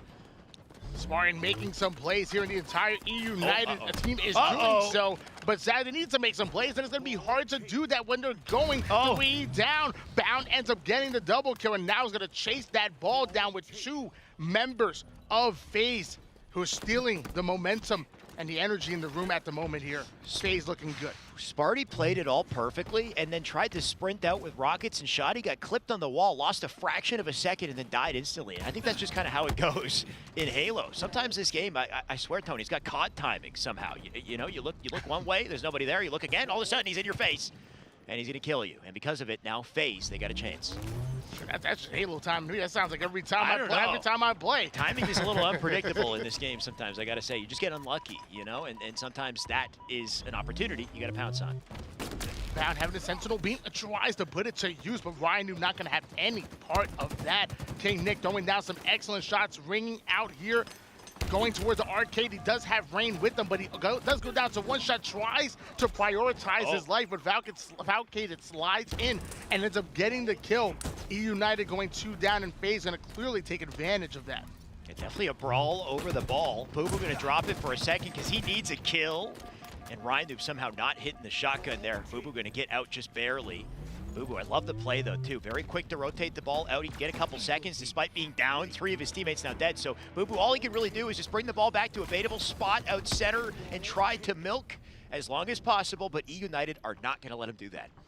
Boo Boo tries to launch that, but gets intercepted. Yeah, pretty much. Right off the rip. Safety going right into the C side, and now E United getting the setup here on the B side. They're fighting for their tournament lives at the moment. Ryan Noob putting down some shots, ends up getting the assist, and then the second one goes down as well. Stalker Rifle and Bulldog, what a combo coming in, Alex. What a combo, and what a round of slays we saw off of it. The timing so perfect too, right? E United, they got map control, they got rockets for free off those slays. They got Stalker as well, just peppering him off spawn. And 56 points with the oddball. They got a setup in play. Slay's still coming. FaZe, they're about to feel the hurt here. So are his teammates, apparently, too. But it's all working out for E United. King Nick getting the double kill, almost getting the triple kill, forced to trade out that empty rocket launcher, but the Sentinel beam can do some damage in the right hands. Tries to get the first few shots onto Valcade. Spartan ends up taking down Boo Boo Doobu off the screen. And now King Nick going in for the flank. Makes Valcade know exactly where he is. Excellent shots on the snipe down. 3 out of 8. That almost all 4 members down here for FaZe Clan, and the setup is still locked in for E United. They're approaching that 90 3-point mark. King Nick with some beautiful reticle placement and a steady beam out of that Sentinel. You got to watch out for him. Ball rotation out of Sparty too. All members of FaZe, they're going to push up through Subway, try to get hands on the ball, but very quickly E United, they rotate out. 95 and counting here as FaZe can't seem to get to him. And the ball will drop at 97. A couple more slays out of E United, and a couple more of that Sentinel beam out of King Nick, and it's round over. E United's backs against the wall here. They are able to put up 97 seconds worth of points, only needing 3 more to take the win, but FaZe Clan wanting to put an end to that. Valkid and having the Stalker rifle over towards that top Subway side, watching the cutoff. Easy shots going on to Nick. That's going to be a perfect kill, but there's 2 members coming in towards the purple street side. Spartan ends up getting the kill onto Valkid, steals away the ball, and round number 1 going towards E United. Round 1 in the favor of EU, and what a beautiful setup they had on Subway side to do it, right? The round of slays and all the weapons they had in their control, and they just used that to hammer them off of spawn. So one thing we got to see out of FaZe, we got to see them get back to the weapons, get back that control early on. I didn't see it on screen, but I started to hear some melees. I think E United might have been meleeing some bodies after the round. I was hearing the melees in. Bound. Well, they're down in the series, though? Right. Well, they're down in the series? Not like this, right? Because look at you wake Bound up. He'll make plays. He's already got a double. That he does. Not sure exactly what happened to the Bulldog. Might have traded hands over towards his teammates as the ball quickly going towards FaZe. And waiting for the Bulldog is Rain. Rain having a player over towards that bottom ball side, ends up getting the cleanup kill, having another one over towards the B stairs, then switching targets over towards Tires. Rain putting shots on everybody on the map. This man is quick with it, right? Reticle's so efficient, snaps from one location to the other. There's no hesitation in his movements. Same with that fight between Sparty Foul. They'll both drop because of it. Ball still down in center. Nobody wants to collect it till they guaranteed they got the advantage. And what a way to make an advantage. Ryan Noob has a shotgun here. Off a screen, you have multiple members chasing that purple street side. Ryan Noob chasing that player all the way down to the C driveway. Ends up getting himself to the assist, but ball time going early towards FaZe. A snipe down, taking down Rain off a screen and cutting the map in half is FaZe, holding the ball towards the purple side because they know that literally all of E United are stuck over toward the B side of the map. Excellent awareness coming out of FaZe Clan. Sparty, what a trade, right? He's so quick to trade that out with Bound. Bound could not escape behind the corner. Because of it, FaZe, they still don't quite have resources. They're getting ball time. E United hot on their tail, though. Boo Boo now down. And ball gonna have to be dropped from Snipe Down. Snipe Down looking to slay it. Unfortunately, can't quite do it. Nick will take him. Ball now out. Nick trying to play this carefully. It looks like so far E United in a battle of attrition here. They'll walk away with the ball. The Snipe, I think, or sorry, the Rockets, I think they have as well. I was trying to figure out how many nades did King Nick have. I saw like 8 instant explodes right there. Bulldog in the hands. Excellent assist coming in out of King Nick as E United once again getting those numbers, multiple falling here from FaZe Clan. Boo Boo Dooble gonna get the initial kill that they need by taking down Ryan Noob. And now King Nick is back-to-back, having no idea he's there. Bound ends up walking right in front of them, and that's gonna be the easy kill here for young Nicholas. Bit of like a pseudo mind game though, right? Bound was hiding, thinking he had the cheeky play, but Nick, one step ahead, he hides in the other corner, and he gets the kill with the shotgun for it. He's already picked up a second, and he's gonna do this once again. Foul, you are walking into a trap. Spree out of King Nick, and he doesn't get the double. Bound shuts him down, but the time though in the favor of E United as they start to catch up. Yeah, while all that's happening, what does Rain do? He rotates the ball over towards the C subway side, and the spawners are coming in towards B, so they should be able to support him. Drops the ball over towards the middle, so it's in a baitable position. And the melee coming out of nowhere. This man has eyes on the back of his head. The communication coming out of E United ends up getting the big kill. Now putting in the shots on the Boo Boo Dooble. Rain is literally putting shots on everybody on the map. The same thing he did in round number 1. Rain out here looking like Mr. Miyagi, just wax on, wax off, right? He just looked out to his right. Where was that guy even coming from? He just karate chopped him on the right-hand side, and man, sniped down. What the? What? Wait. Oh, he only got one. You got ninja'd? Nah. That was the weird. That's not a ninja. Come on. I mean, either way, Snipe Down could have got more off that foul. Oh, it takes a trade, too. It's a scrappy fight here, Tony, and it's tied. Well, don't worry. You know, Snipe Down could always hit up Rain. asking for some melee lessons, you know, because Rain, let me tell you, man, Rain hitting that 360 on that play was absolutely crazy. Meanwhile, Snipe down, you know, a little whiffing a little bit. You got to get to the gym, you know, get some pump, get some pump in there. Snipe down with ninjas, though, he's already, wait, where did it go? Okay. Go long, right? That rocket just got launched way in the air. Ryan Newby caught it. He's got an opportunity with it, too. I was going to say, did you see that clip out of Tylenol with the backsmack? Snipedown tried to backsmack Tylenol. He got ninja. Oh, gosh. Snipedown's already got PTSD from ninjas, let me tell you. Ooh, well, Ninja's former teammate, Ryan Noob, making some plays here with the Rockets. Going to be taking some heavy damage. The Stalker rifle so good coming in out of Boo Boo Doobu, able to get the cleanup. 3 down, go E United once again, who are fighting for their tournament lives here. They do have a 1-round advantage, but don't give FaZe Clan any kind of momentum. This has been dangerously close, though, right? 35-all was held for minutes there, as it just seemed like it was a game of Slayer. Now, finally, FaZe, they break away a little bit here. 1:37 on the clock. Is time starting to become a factor? 51 and counting, though. FaZe looking to hold on. Sparty whittling away at the defenses. You can see FaZe, they're trapped in a pinch. Ryan taking a bit of damage from his teammates, but putting down much more on the enemy team. Curve slides his way over towards front C. Now going to go in for the challenge on the Boo Boo Doobu. Excellent movement coming in out of Ryan that we're seeing here. Putting down damage, taking as little as possible. Now continuing to push the tempo. Finally going to take down Boo Boo Doobu. Multiple falling here for FaZe Clan. Only 1 minute on the board here, so E United, they got limited options. They got to make a decision quick. They get to the ball, they can stop the timer. Ryan, they've just tried to be elusive while it happens, but FaZe, if they get a nice wipe of Slays here like they might be doing, foul gets one, then they can get to the ball and close out this round. But as I say it, I think E United getting the best of this, take it back, Bound ready to turn the favor and pick up the ball too. And it looks like ball hold gonna be the play, but at some point you start to wonder, do you bleed the time or do you hold the ball? 57-35 lead going in favor of FaZe Clan at the moment. Currently playing Slayer 2.0, not putting ball time in the hands of them yet. They were trying to milk the timer a bit for a bit, but now they're going to put some more points on the board as King Nick tries to make a play with the Rockets going down to one shot. Does end up going in for the challenge, but not able to take down Snipedown. How many whiff Rockets have we seen in this tournament? It's wild, dude. I have nothing to say about it other than Snipedown, he lived. And because of it, FaZe, they still got opportunities to close out this round. 17 seconds. I mean, at this point, just defend the ball and slay. Boo Boo knows what to do. And as I say, he picks the ball. Oh, no, you know, he rotates it to a safer spot. That's even smarter, right? Throw the ball in the back of the map, and with 6 seconds left, E United, what can they do? Not much. We are officially tied up in rounds, and we are going to a 1-round wins them all. E United take this, and we're going into a game number 5. But if FaZe Clan win it, they are sending E United packing. Let's get it. This is it. The round for the series right here, and a favorable spawn for FaZe.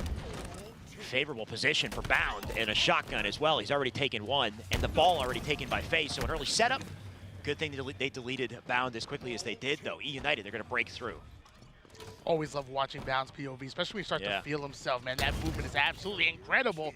Also, King Nick's Rockets are pretty good, too, taking down the player. And now ball time going to go in favor of E United. However, they do have to deal with the player, not only in PD, but Snipedown, who's approaching the planters. And now he has friends. There was actually 3 members on the B Street side. King Nick going to take down one. Now this turns into a flank, jumps right over to Heaven, right next to another one, ends up getting the double kill.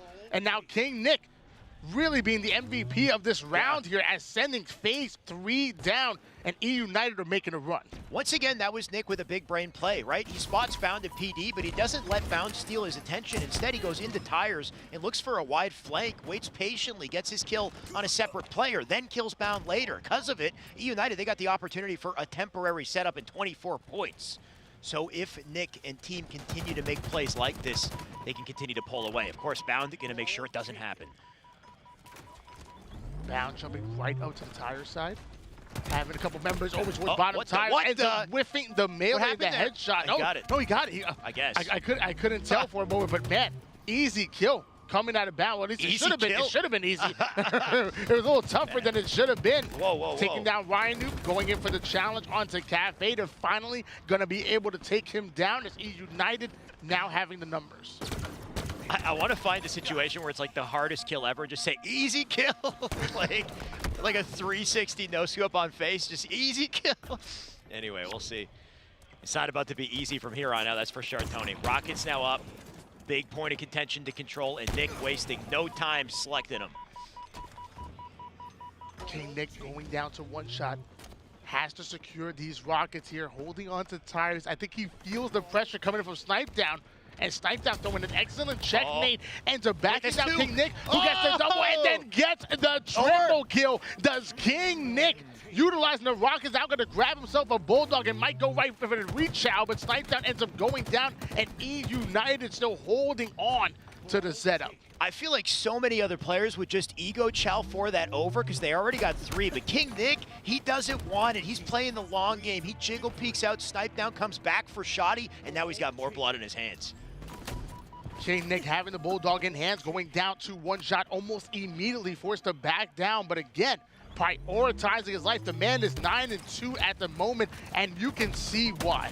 Oh, they need 2 to kill him, and 2 they will send. FaZe with a double push on both sides into Subway, gonna neutralize that ball real quick. As I say it though, 63 seconds for E United. They can't afford swings like this anymore. FaZe, they gotta lock it up and do it quick. And Boo Boo Doo trying to lock things up with the Bulldog. Excellent shots going in. Spartan going down to one shot. Who do you kill? Having 2 in front of him, but not able to get the kill on either one of them. 2 down. Go FaZe Clan, and E United once again going to up the tempo and get onto this ball time. FaZe couldn't afford any more ball time, but here we are. E United stealing it from them. That was some like Naruto Shinobi level baiting out of those 2 players on E United. The right back, Boo Boo shoots one to the right, shoots one to the left. Like he can't get either because they keep poking and prodding at him. Boo Boo once again gonna try to kill Rain, but Rain getting his backside instead. And that actually I'd say was more of a ninja than what we saw earlier, Tony. That might be the round in the game too. Look at this, 90 accounting. No jutsu needed here for E United, still holding on to as much time as possible.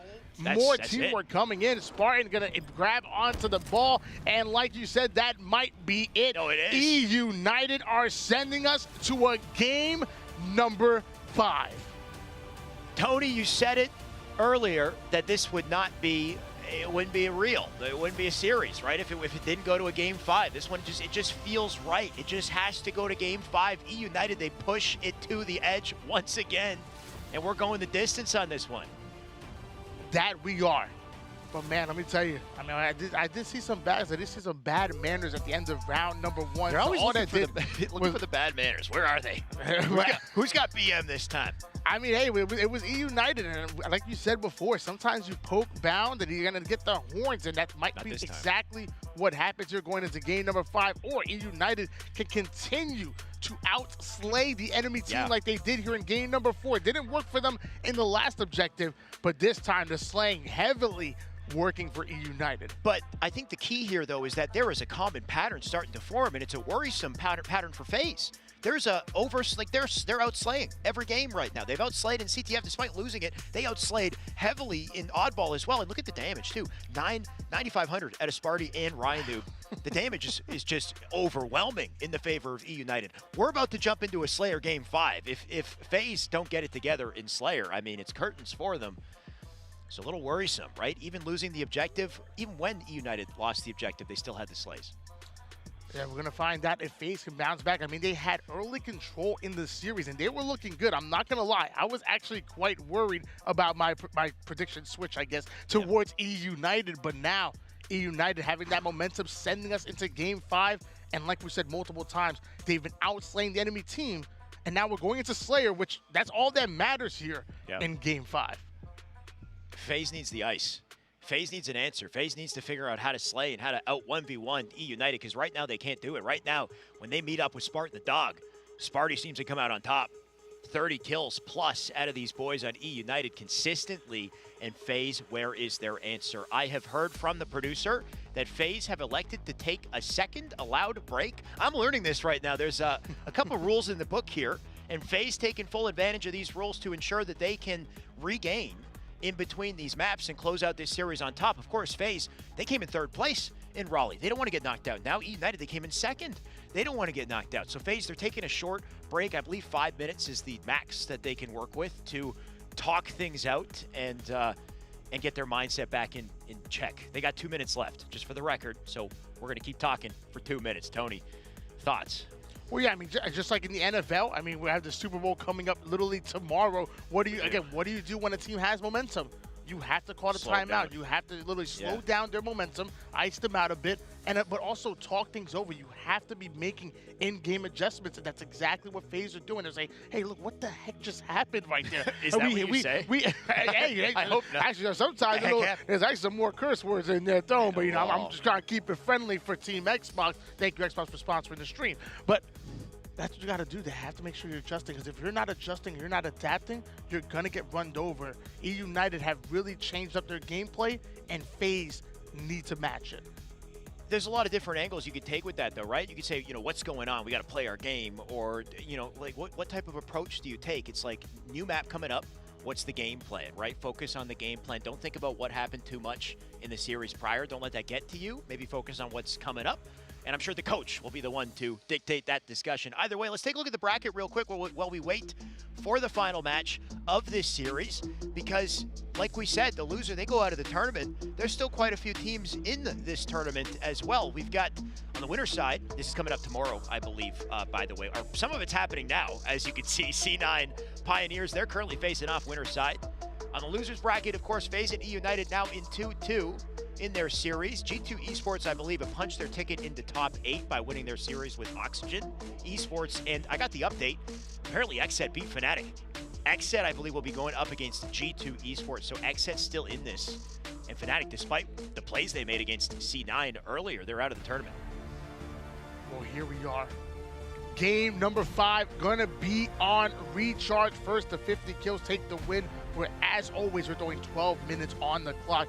And this time it's about who wants it more. No more chances. FaZe, United. Alex. Yes. What are the keys to success? Win your 1v1s, right? Win your damn 1v1s. FaZe, they need to, especially against Spartan. Don't let Sparty pick up the shock. Like you said, Tony, there's no more chances on either side. It's do or die. And you're going to die if you let Sparty pick up the shock, I think, in my opinion. This dude does not miss. And don't forget about the camouflage, the mangler. Don't forget about anything on the map, which is really hard to control everything. And we're going to see who can do it most. Spartan already putting the long-range shots onto Falcated. Ryan Noob off a screen, taking down Bounce. So the first kill, first blood being put in by United. And they're also going to net themselves a camouflage mangler combo for King Nick. That first blood is so crucial because it could trickle into quite a bit more. Nick on the prowl here, waiting patiently though. We've seen him make a few big brain plays in this tournament so far, and this might be another. Does get the kill on Bounce, spots another coming out from his right-hand side, and doubles back to get the kill on Foul. Man, Nick has been popping off in this series to save his team. Man is royalty, and we're all just peasants in the sights of King Nick. Now having the shock rifle in hands, he can make some plays as well as we have all of United here towards the A Whirlpool side of things. Spartan going right at Boo Boo Doobu. He immediately going to drop the shock rifle over to his teammate, most likely going to be Spartan. Oh my God, he gave it to Sparty McFly. Who else but Spartan to oh, wait a second. You always got to hold your breath for every moment that somebody walks into the sight line of Spartan the dog. He starts to hit these shots, things start to change. 9-6 on the board. Make it 10, and that might extend. Spartan going to slow things down, and so do the entire United squad. Slowing things down to almost a snail pace, not letting anybody make any mistakes, just allowing Spartan to find some heads to click on here. Spartan now going to try to advance forward over towards a perimeter that's actually going to be top gold, ends up catching a grenade and having no idea as a player on top gold, who ends up moving forward. Perfect. Spartan ends up finding him, not going to hit the melee, but excellent shots come in, at least the grenade to stop him for quite some time, but Bound ends up getting the kill. Well executed, play by Bound and Foul. Bound was just peppering him from across the map, just hitting a couple cheeky shots, but making himself so difficult to kill, and he opened up an opportunity for Foul to push in full aggro and secure the kill. They shut down Spartan, and by shutting down Spartan, they've given themselves a chance to breathe and a chance to stalk their prey, too. Boo Boo's got camo, sword. We saw what King Nick can do with the camo and mangler combo, but I'm telling you, Boo Boo Doobu can do even more when you have the sword and the camouflage, but not able to find anybody. Finally, somebody popping into the site. It's going to be Ryan Noob that makes it easy with the sword, and then the nades going over towards Nick, who's going to back down onto the Whirlpool side. Shots are starting to ring out, but FaZe are in trouble thanks to the beautifully placed nade here by Spartan, who ends up getting that double kill on the kill feed. FaZe definitely in trouble. Like you said, despite Sparty going down with that shock, it's still 18-11, so FaZe yet to make a dent in the defenses of E United. All members spawning up attic pipes. How do they break out of this? And how do they avoid the line of sight of Spartan, who's got another shock? Only 3 shots, but 3 potential kills when it's this guy. 18-11 lead going in favor of E United, and FaZe gonna have to make something happen here. He goes Do for that. not allow FaZe Clan to put some separation in the scoreboard. The perfect kill gonna come in, ends up earning himself a killing spree. Excellent shot coming out of Spartan, and he still has a few more. Just one more, actually, and couldn't quite connect it. Bound's been quite difficult to kill with the shock, but maybe the sword will do the trick. Rain puts him down. You can see Bound how quick he is to shoot the scope off of Spartan. Make things difficult, but if you got a sword, not much scoping or de-scoping can be done here, right? Rain just gonna continue to bounce up and down and at it. The nade's gonna fly in almost like they knew exactly where Rain was. Ends up putting it down to 1 shot, but he is staying alive. Meanwhile, off the screen, E United getting multiple kills, putting FaZe Clan 4 down as E United, and they have now doubled the score of the boys in red. FaZe staggered here. They can't find an answer. They continue to spawn together, and E United continue to find a perimeter around the map to collapse on them from all sides. We're seeing it once again now with Spartan and Camo. Look at the efficiency, too. Snaps onto both Foul and Boo Boo, and now that he's weakened them, E United, they're starting to get aggressive. We've seen this all game. They take down one, and they use their numbers to just run over the rest. Still having the camouflage, as I said, it might be coming into an end here. But he does still have the manual slides right under an enemy player. Ends up getting the kill and getting back the shock rifle. Does Tyler. Goes right in after Bound. Gonna barely miss that one. But let me tell you, he has plenty more to go. FaZe, they got to find a way to out-rotate here, right? They're continuously getting crept up on, and now Sparty's got a shock once again. Had they just backed off and kept it away, then he might not have a chance to close out the game with it. 30-17. It's not unwinnable, but Tony, it's unlikely that they pull it back with this type of pressure. Unless Bound, he's had a sword. Bound comes in for the killjoy at the very least. At least you're able to take down Bound, but I mean, he has no sword ammo left. He ends up using almost all of it as a Falcated. Gonna whiff a shot with the shock rifle, immediately gonna back down towards the A side of the map, try to make something happen here for FaZe Clan. Falcated has to go off. FaZe needs a playmaker. Foul's gotta be that playmaker. And the shock is the weapon to make the play. He just can't find the opportunity just yet. E United, Tony, they've done this time and time again, right? They have an advantage. When they have an advantage, they slow the game down. Because why bother?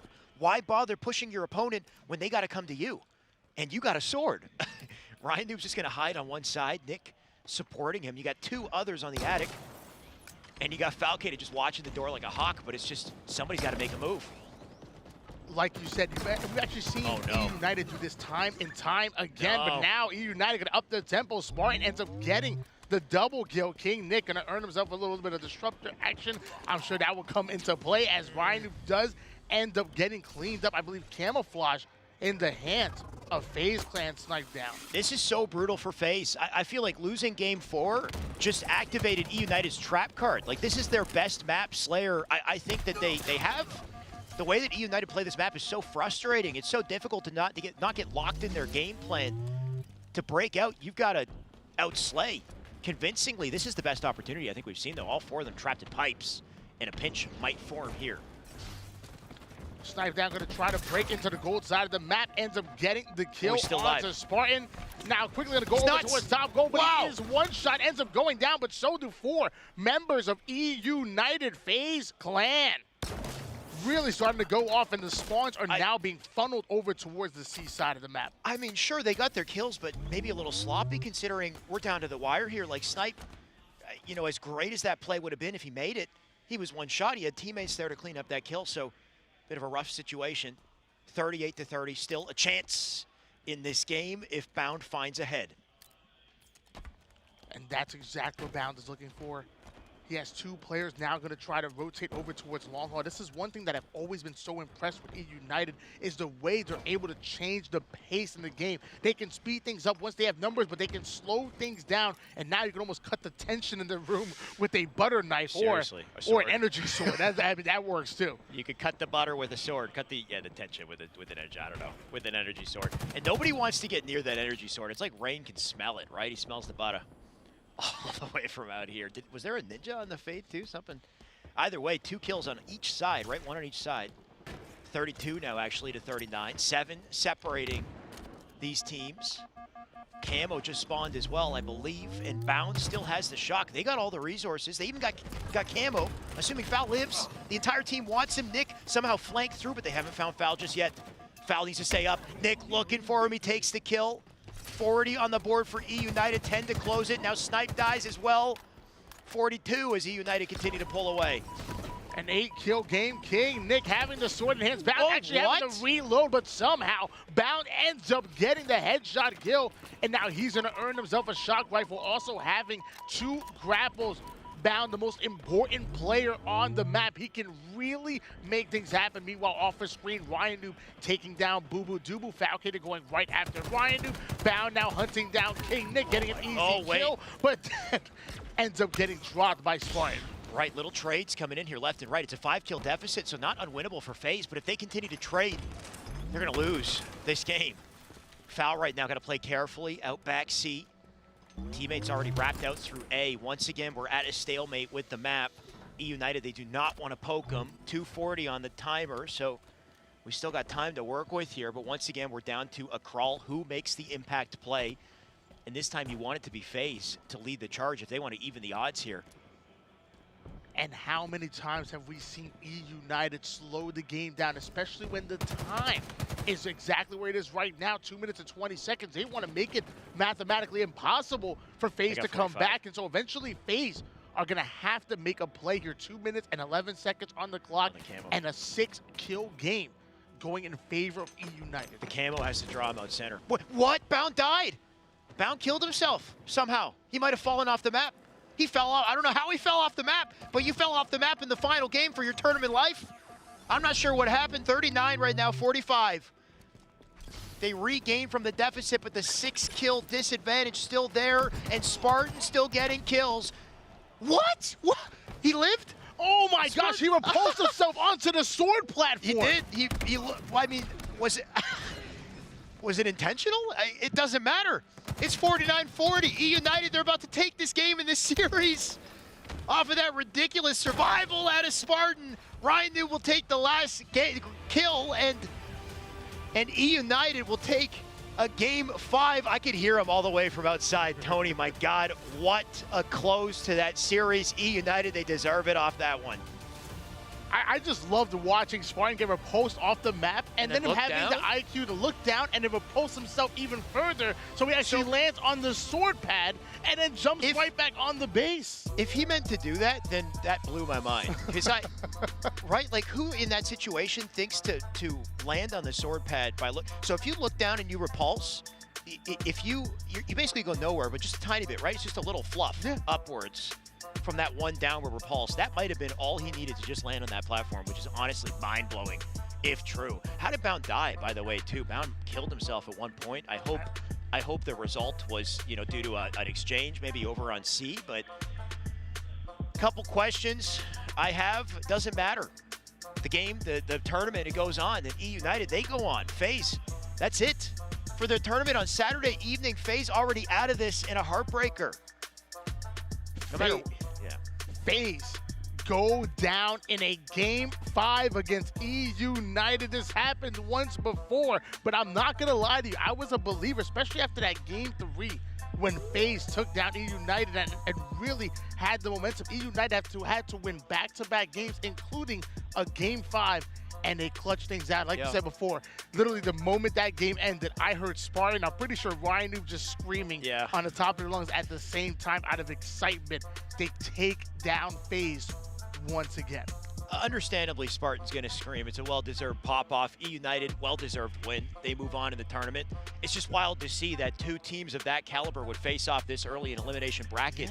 Unfortunately for FaZe, their tournament life ends here. We still got other teams in the competition, other big hitters that remain, and other big matchups yet to come, right? Cloud9 in their series with Pioneers, I think, is still going down, and apparently a 2-1 as far as what we can see on winners bracket. So Pioneers, we know they can clutch, and maybe Pioneers can push that the distance. We'll see. You can check that out on the Alpha broadcast, twitch.tv/Halo. Optic and Sentinel still have yet to face off a winner's side as well. Tony, that should be a hell of a matchup. E United, they move on. G2 have yet to face their challenger. But man, what a series, what a, like a storyline, right? XSET, I think, are still in too. XSET defeated Fnatic to knock them out. And Kratos and team, they're still in this tournament now with a higher placement than FaZe, which is wild, I think. Yeah, well, FaZe a little bit further in the actual elimination bracket, so technically not. Okay, but we'll work out the having details. A chance to do so. They get to FaZe G2, and they have a chance to go further, but they're a little bit behind in the actual bracket itself. That's fair. But yeah. I think we're going to find out the concrete details on this after the break, so stay tuned. We still got some tournament left to play for Saturday evening. A hell of a tournament it's been so far. Make sure you also have the Alpha broadcast, twitch.tv/Halo open. We got Charlie and Delta. All matches are being streamed in this tournament, so don't miss the action. We'll be right back.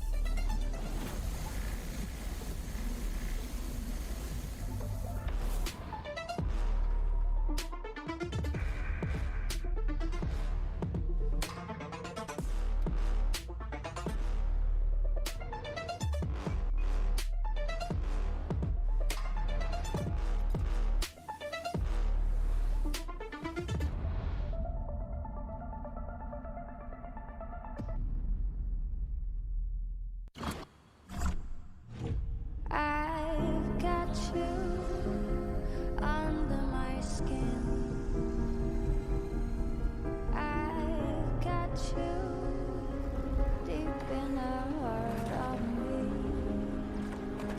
So deep in my heart that you're really a part of me. I've got you under my skin. Searching for meaning in a relentless world. Always connected, but somehow alone. Trapped by illusion. We offer another path, where the battle to belong begins. Awakened by a calling.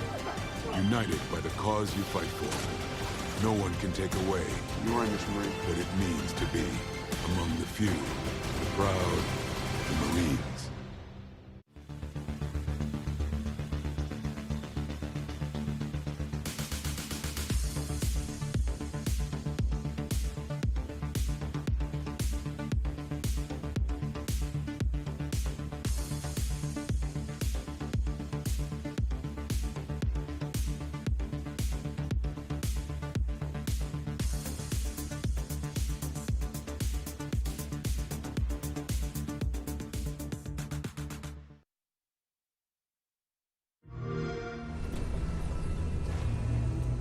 We built this facility off the grid to train the next generation of Spartans.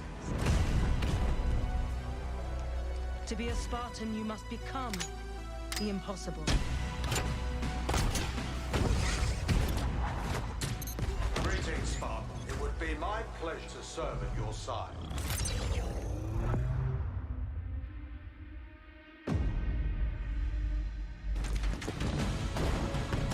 Flag 8. An electric kill.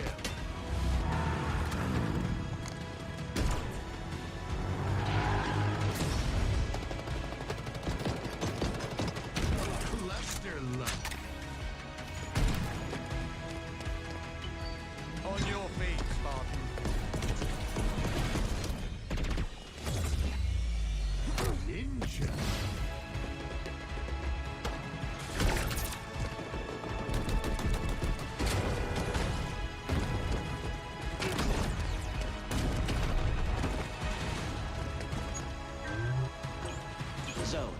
answered.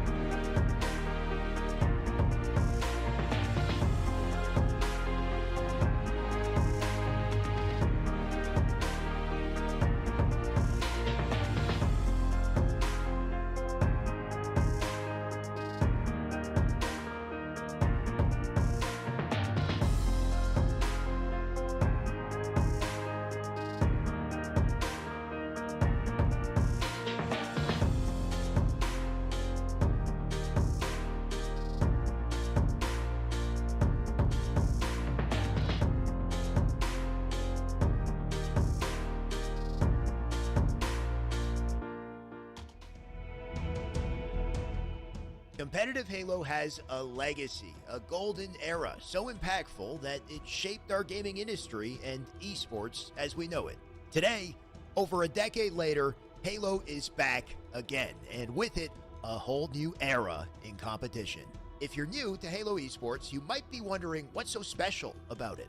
What makes Halo unique? What makes it stand out as a competitive shooter today? You know what? That's a damn good question.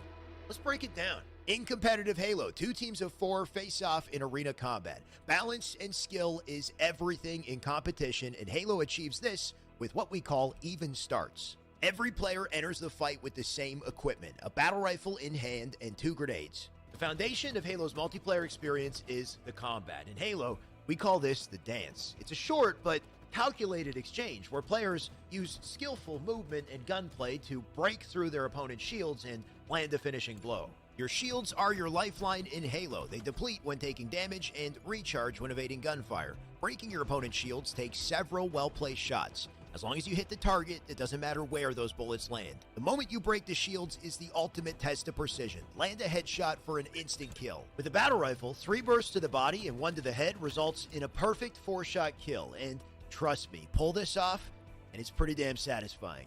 And with shields and in position to get into the base and then pick that flag and throw it out the front. Oh, lovely shots from APG. Defeating your opponent puts them on a 10-second respawn. This advantage is important, especially if you take down the whole team at once. With your opponents off the map, your team has time to control important positions and power weapons. And this is the true key to winning in Halo. Power weapons spawn in contested locations throughout the map, and teams need to work together to earn and control them. Your classic fan favorites, like the rockets and the sniper, are back in action, alongside new weapons as well. My personal favorites are the Mangler and the shock rifle. In the right hands, these weapons, they're kind of deadly.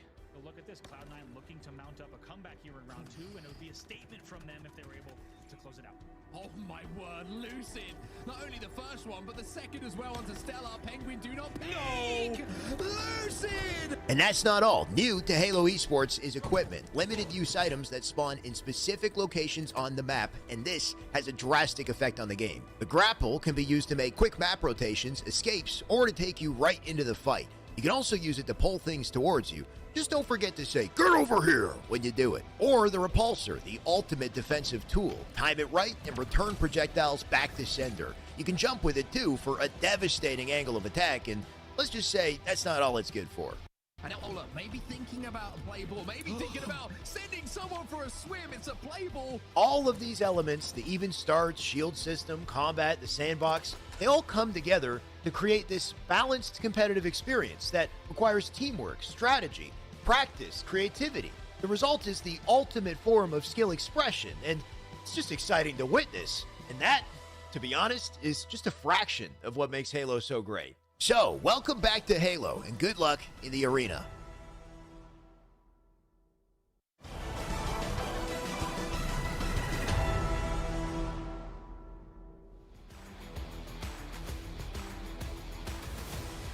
Hello and welcome back to HCS Anaheim. It's our final game of the day. I'm casting, not with Gaskin, not with Jen. It's with big man Dave Walsh. Dave, it's good to see you.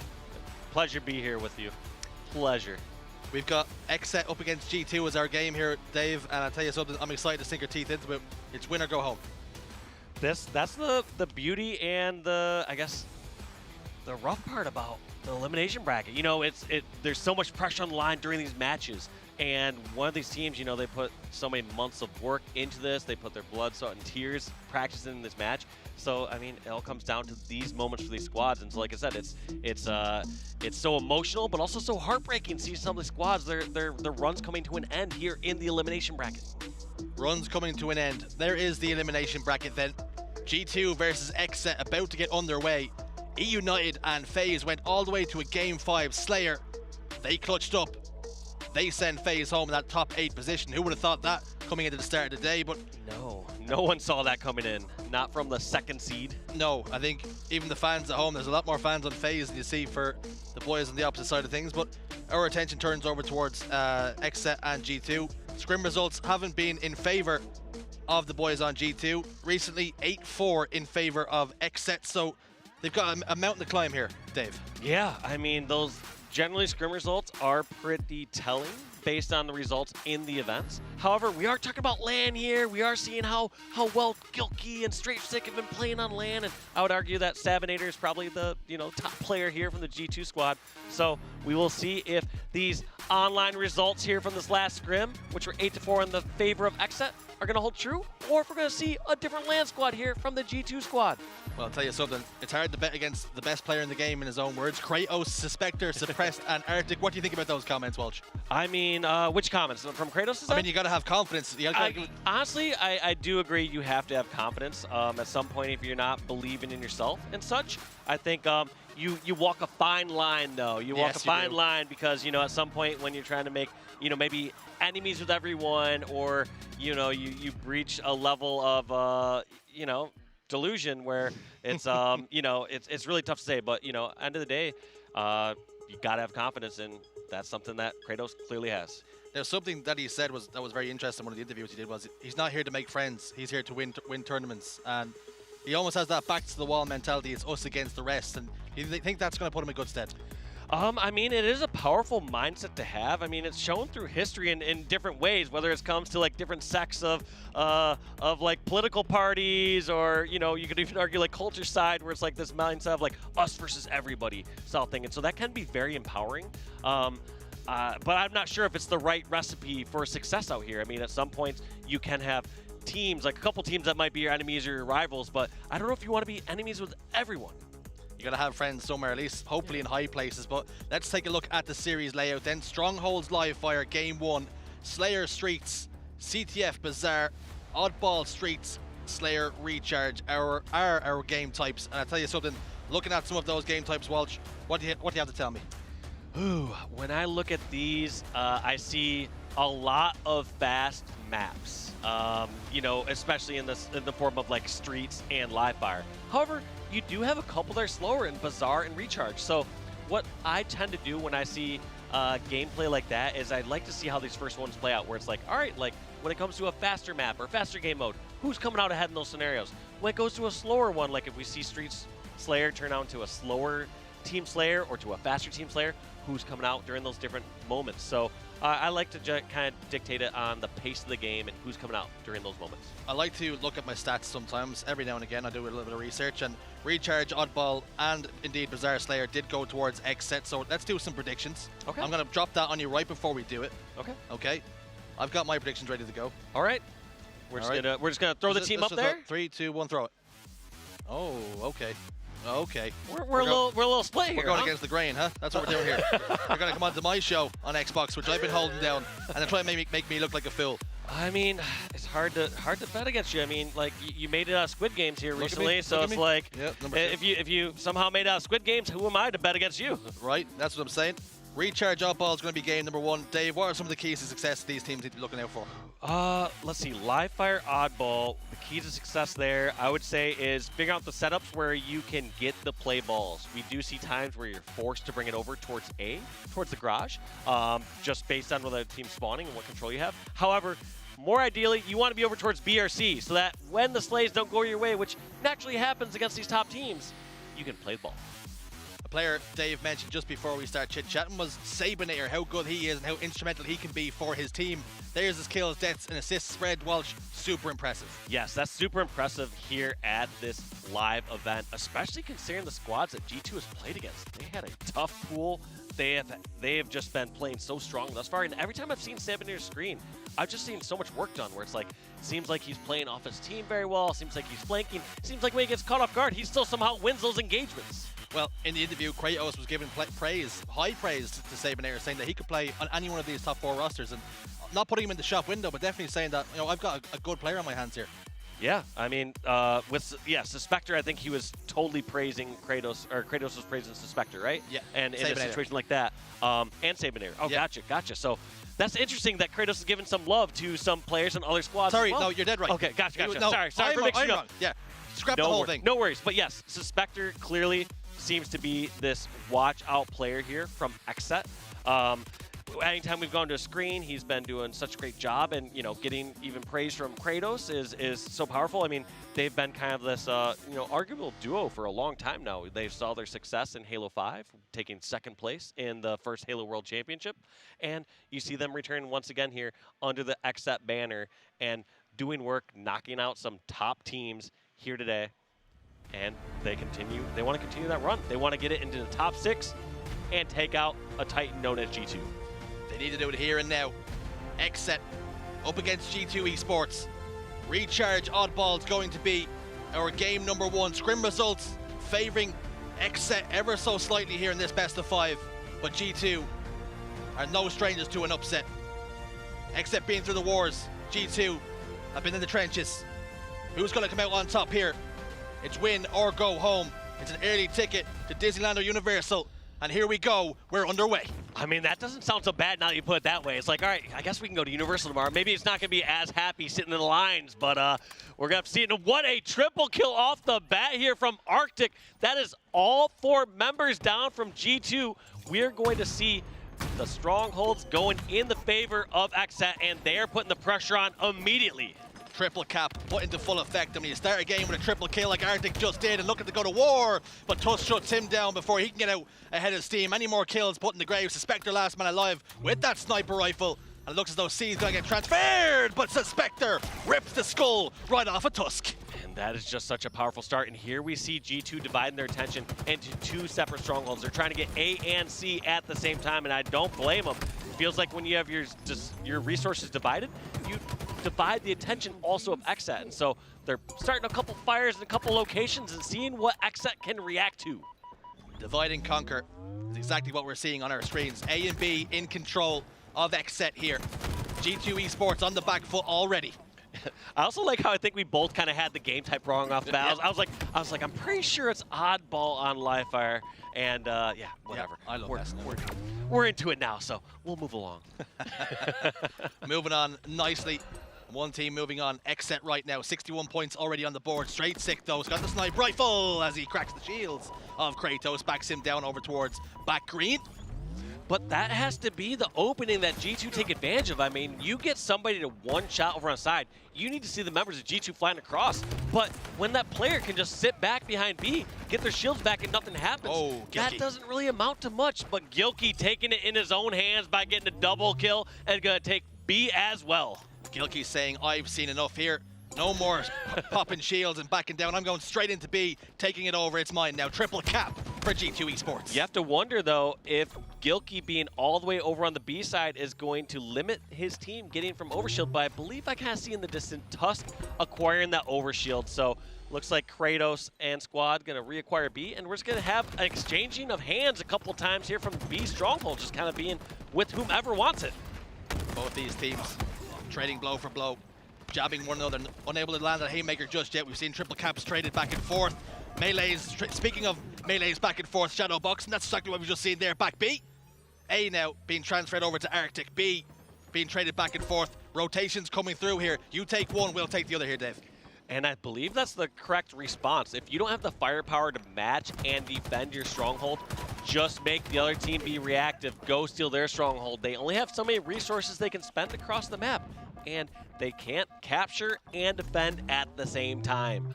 A mistake teams make more often than not, trying to defend what you have instead of going and getting what you don't. And we're seeing these boys knowing exactly what they need to do. Ditch one, get the other. Tusk though, back tower. Straight Sick gets eliminated by Suspector. Player down to no shields, he gets handled. Gilkey sends him off the map with a force push too. Picks up a double kill, but pays the price with his life. Well worth it, though. I mean, we're now seeing G2 get a little bit more comfortable. I think one thing we did see with XSET is just not how hot and cold they were, but how hot they were when they did have trip caps rolling. They looked so strong in their previous series that we saw them in. And so in a situation like this, where you're able to kind of at least put a damper on it, you know, we now see G2 in the lead, but more importantly, just kind of slowing the pace of the game. You want to try to see a team that's, you know, kind of runs on those streaks. Try to make them, you know, you run on fumes. Make them run out of that energy. Make it a slower paced game and a more methodical game. Don't fuel the opposing team's fire. Dampen the mood.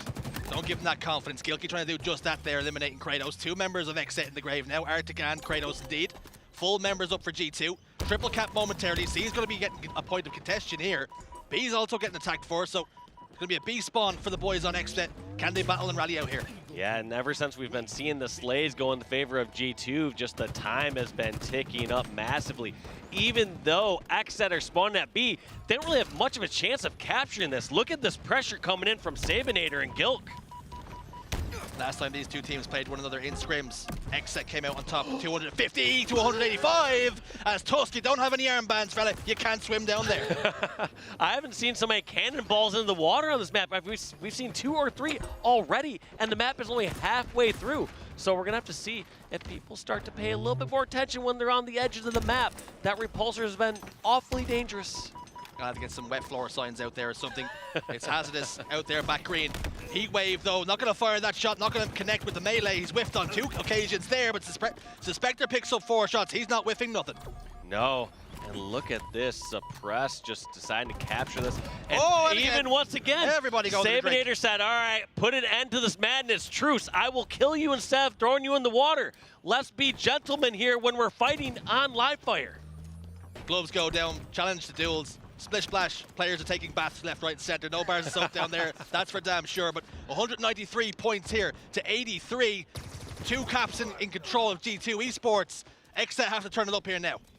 Yes, they do, and they're doing it right. They're trying to stop this bleeding, but that trade, as we talked about before, they're getting C, but at the same time, you see G2 capturing A. So anytime you're just going 1 for 1, it's not as big of a deal.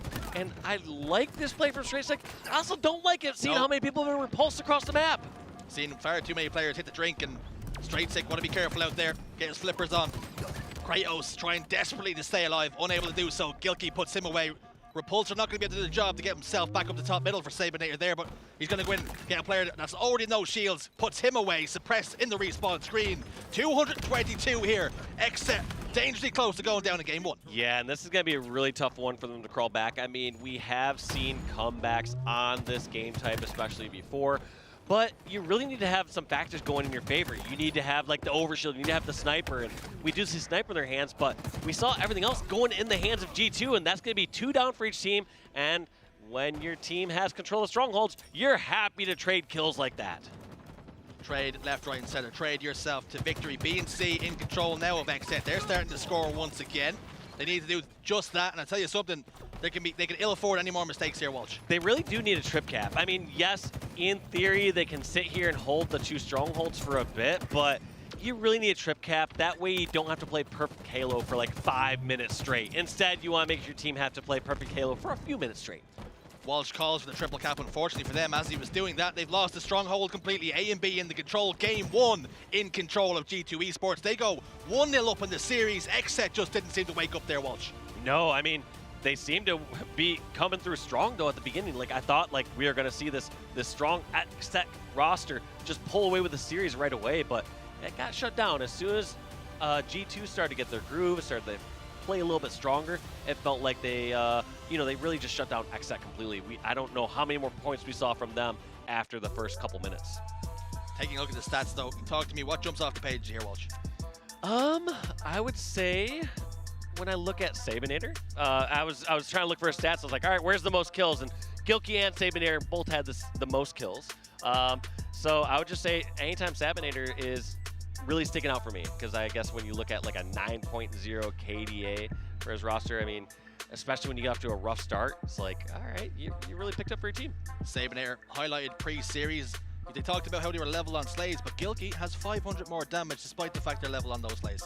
Yep, that is a great point. And then when I also look over on the other side, it looks like Kratos had the most damage for his roster, whereas it looks like Tusk and I think it was Gilkey both had the most damage from G2, right around 4,000 each. Okay, damage control. All right, you're going into this game, you're down 1-0 in the series already. We know Kratos has that passion, he has that fire. What does he say to the boys to rally them back here in the Slayer? I mean, you can kind of go 2 routes. You either try to get people fired up and say, all right, this is where we step it up, or you just try to say, forget the past. Like, that last game is gone. Who cares about strongholds on live fire when we have Street Slayer up next, and this is our game mode.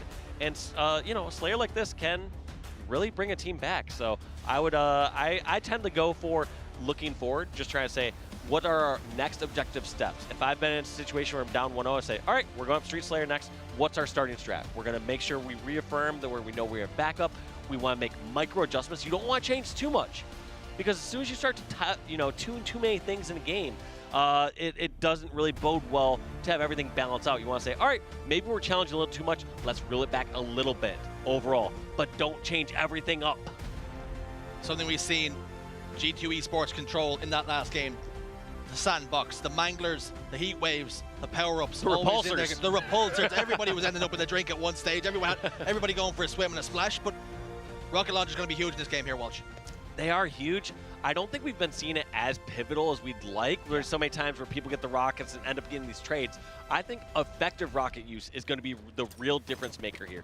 A player that can get the rockets, stay alive with them, get a kill or 2 without dying is going to be a real game changer. And look at this, Sabinator just snagging those right away. We see these sort of different starts as the game kind of goes on, where some players, go for the weapon right away and get away with it, and then people are like, oh, all right, we punished that immediately, and now we're gonna sit back a little bit, and then it goes back to that rock paper scissors mentality, like, well, going right back for the weapon again. Picked up those rocket launches, almost brought them home. He was happy with what he had. He wanted to go home and show them to his mom. Didn't get the first kill though, but managed to lock in that second one. Strike 6 got the Bulldog, and he's going to go barking in towards that tram area, but unfortunately for him, he gets eliminated on the staircase. Suspector says, that's all from you. I'll see you next time. I was more going to call Sab a snitch. He brought it right to the PD, like, look what I found over here. This seems like an illegal weapon, officer. I don't know what this is doing here. And to be safe, I'm just going to shoot these bullets out just so it can't hurt nobody. I'm just going to disregard these rockets. I don't want to see any damage on the map. That's what we're going to see. But on the scoreboard, 6 kills to 5. Those rockets not playing any sort of huge factor early doors. And is it a misplay then? Yes, a misplay. You got away with the rockets from bottom center. Yes, you ran to some player who had thrust. And thrust, you can argue, can get away from rocket. But you had the jump on that player. You saw them first. You did not land that rocket. That is a misplay. Double kill for Sabinator. We highlighted him before the game, and that's exactly why.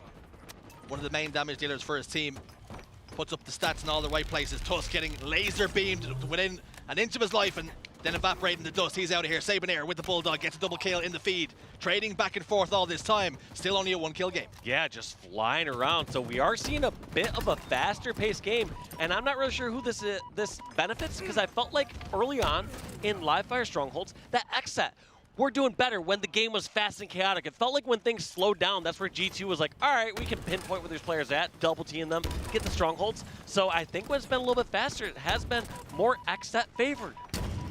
XSET trying to keep Officer, things. once again, I have these rockets. We need to get these off our streets. I want to live in a safe neighborhood here. It's an up-and-coming neighborhood. Not with the rocket launcher doing damage just like that. Sabonator puts down Suppressed. They're trying to keep things nice and scrappy. When G2 Esports would like to keep it more Scooby.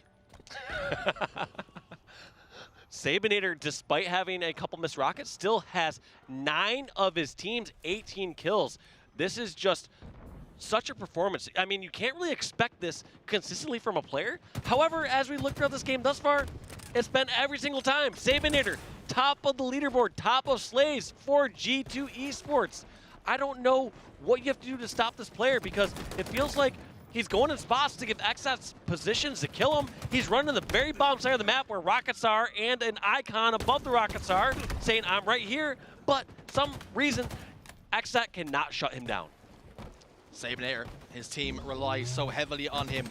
Anything that's good flows through him. He's the one that makes the damage and opens up the map for his team. As I say that, 3 dead momentarily here for XSET. Suspector, last man alive. He's going to be spawning his team over towards Tram. Red gun in the hands of Straight Sick for those extended lines of sight. He's got top tower control, and he'll be feeding information to his team all this time. Yeah, we're going to see how XSET decides to push out this Tram. We've been seeing this map kind of divide in a couple ways. You know, there's definitely the fast-paced moments of this game where it's a little chaotic, no one really has full control of anywhere. But then when the game slows down, it's generally like one team has Tram and C controlled, the other team has A, and it's really, I don't really see what the best routes are to really break that. Do you have any insights as to how you would recommend breaking from C side over to A? Well, with it being a 7-kill game, they really need to try and slow things down here. I think it has to be a 4-man push one way or another. It's do or die here for their team. They have to flood something, get on the same page. Because at least if you're doing something together, you fail, you succeed, it doesn't really matter. But you're doing it together, you're all on the same page. Straight Sick bottom tower, though, with the red gun, putting down so much damage. I agree with that fully. It feels like I would much rather do an arguably suboptimal play together than both, you know, people running different strategies on their own. So I agree, finding something together. I never feel like running all in the same spot is the right play. However, you can, this map is so small that you can cross map over from Neons, over from B, and help from any sort of spot. So you can still be close enough, but far enough away. Walsh talked about how the rockets not been used optimally. Tusk had control of them, 2 rockets in the chamber, and all he done was shoot smoke. He didn't get a single kill out of them, and he hit the respawn screen. So again, we're not seeing those rockets used. They're supposed to be a power weapon. They're supposed to open up the map for your team. It's a 4-kill game now, and they're all trapped inside PD. What can Arctic do? Trying to bob and weave. Is he going to be able to get the job done? No, he's not. It's a double kill for Tusk. That is huge for G2. I think the other thing that's also notable about those rockets is, yes, they've been underutilized from G2. However, they have not been in the hands of XSET. Yes. So that is also very noteworthy that, yes, even though G2 maybe get 1 kill per every 2 rockets, we are seeing 0 kills from all 0 rockets that XSET have been acquiring.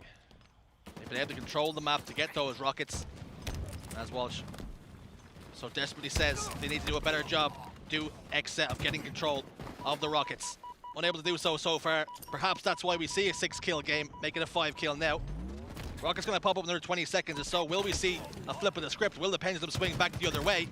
Now a 4-kill game. Kratos puts one in the grave. Pace is picking up a little bit, and as we've been saying, XSET have really thrived in some of those scenarios. So we've been seeing them get a couple kills, stagger G2, and G2 just trying to hide out a little bit. And so we're going to have to see if one of these times they can get these staggers going on right before rockets, and this is one of the first rockets we might see XSET touch. And no, Suppress taken down. Straight Sick from G2 picking up another set of rockets. That's 4 set of rockets going in the hands of XSET.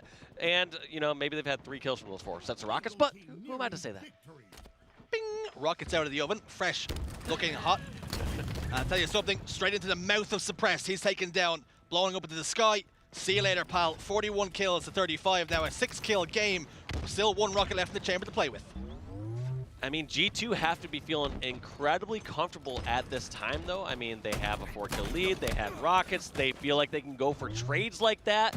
It's just such a comforting feeling knowing when you have the lead that says, all right, you know what, if I'm in a fight where I'm even slightly ahead, you might be of a BR burst up or so, you can still just go in for that melee trade and realize that it's going to be beneficial for your team. Now what will we see here from XSET? They realize they haven't got a lot more lives left to play with. It's going to be very detrimental to them if they start throwing the lives away. I wouldn't be surprised if we do see the game slow down just a touch. And it could go all the way down to the next 55 seconds when we do see that next set of rockets and we see Neon in control of Suspector. And I also just saw some indecisiveness, it felt like, from Suspector. It felt like Suspector was, you know, half toying with the idea of pushing into C, half like, do I push and shoot towards B rails? And I feel like that indecisiveness cannot exist at the end of the game. You have to have a game plan in mind where it's, all right, I'm going to push in towards these C stairs, make a play happen.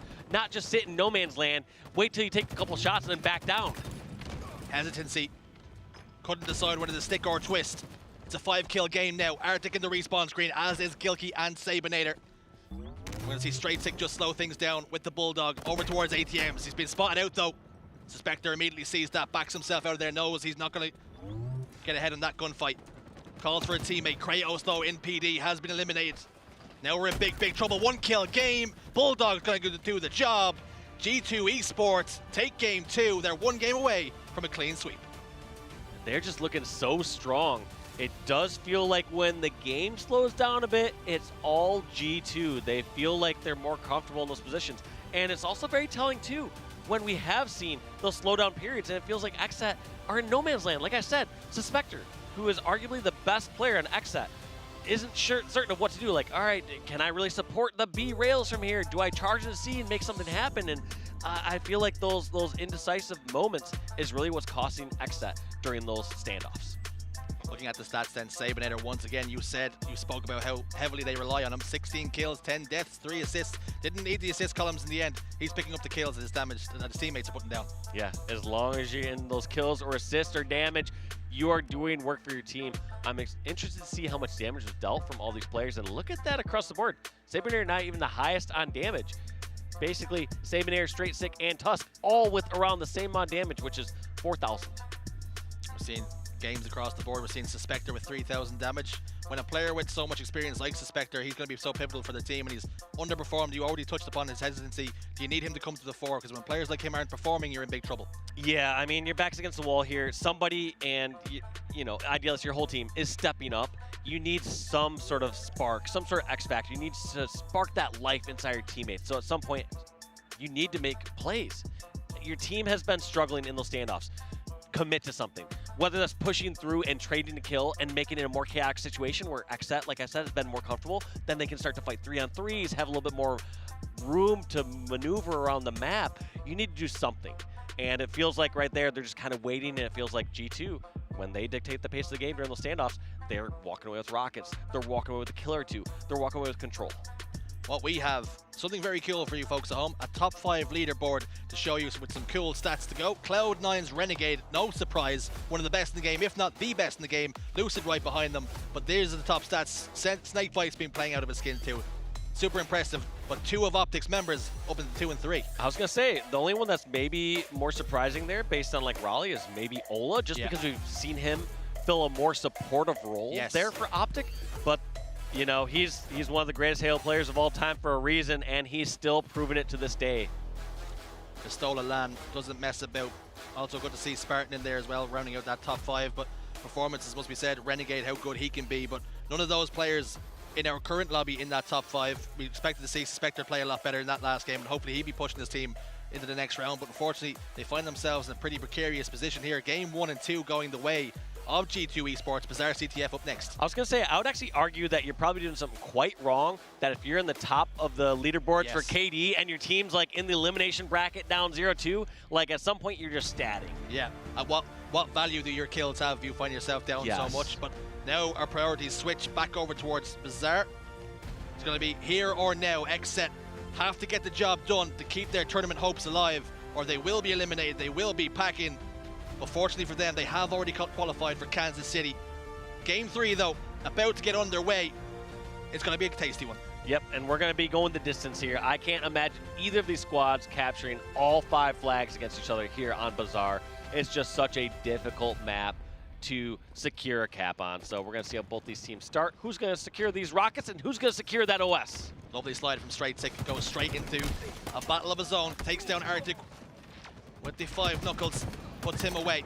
Sableair's also going to get taken down. Rockets in control of Sableair. You guys will never get these rockets as he's just firing them both off again. I have yet to see XSET fire a single rocket in this series. At this point for the memes, I just want to see them fire at the sky, take something down, kill the chicken bottom middle, at least get some sort of slays. But Suppressed takes down Gilkey. And we're going to see trades go back and forth. These two teams still trying to jostle for position. And look at that maneuverability from Arctic, getting shot in the back from Alley, and still just making it such a difficult kill. So even though 3 members of XSET are down, those precious extra seconds that Arctic is buying the team might be the difference maker to stopping this flag run.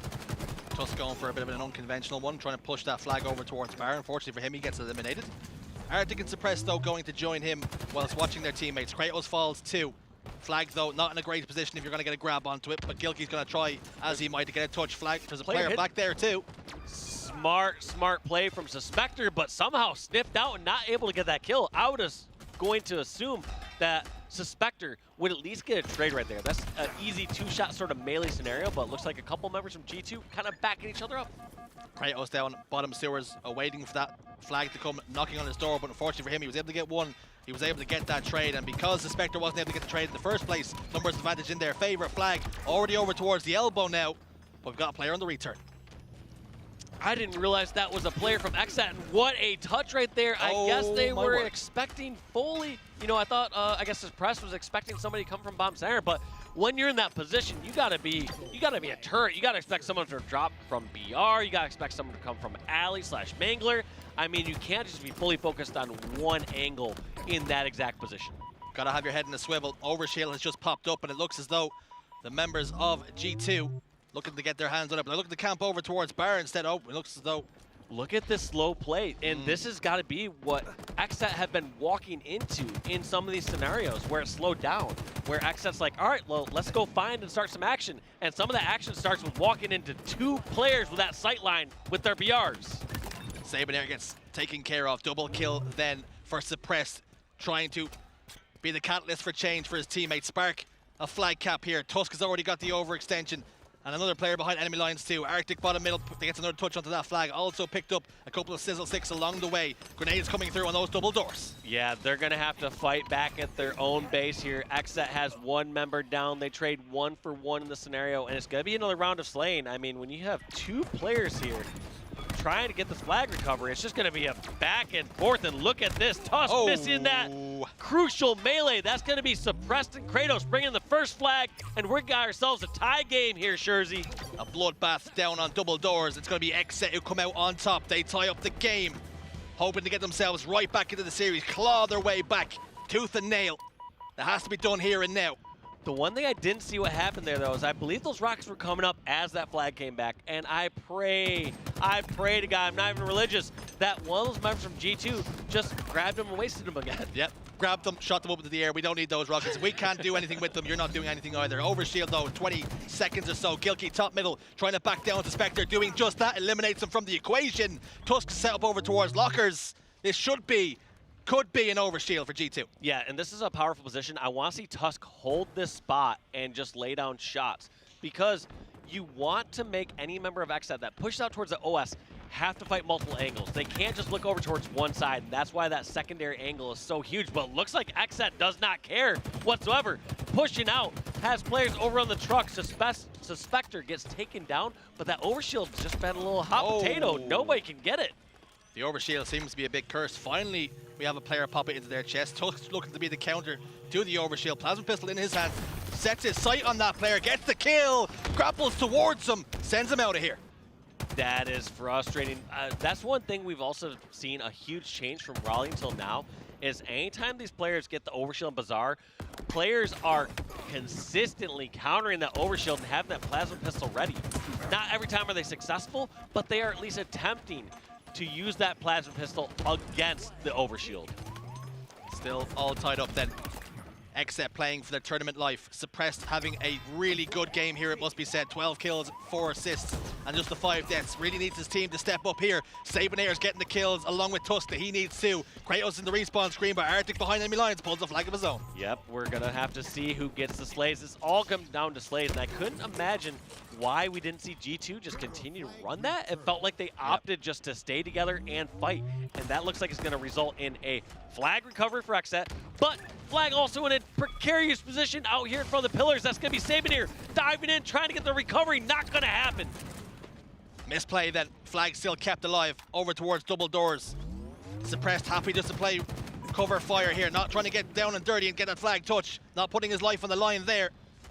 Kratos gets the touch that they so desperately deserve. Yeah, but this is such a difficult spot for G2 because they had their opportunity to try to get that reset before, and now they have to try and make their way over towards the BR, towards the palms, and it's going to be so difficult to coordinate a second attack, especially when Xset are going to be spawning closer to it and having reinforcements faster.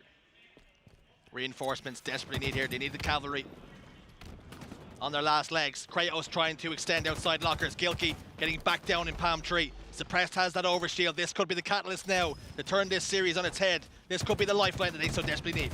And there's another wasted rocket from Sabonair. I guess you can't call it wasted because it took out that overshield. But before that, I was just going to say, Suppressed really stepping up here for Xset. We kept talking about Suspector maybe being that player that we see a first rocket. Sorry, hold that thought, yes. We have a rocket. We might see the first rocket fired here from Xset during the series. I do not want to miss it. We're going to see. Oh, thank God. 100% rocket efficiency from Xset so far this series. You love to see it. There we go then. Kratos finally puts the rockets to good use. Gets 2 for 2. Bang for his buck. And now he's got control of the enemy base, trying to desperately stay alive here, though.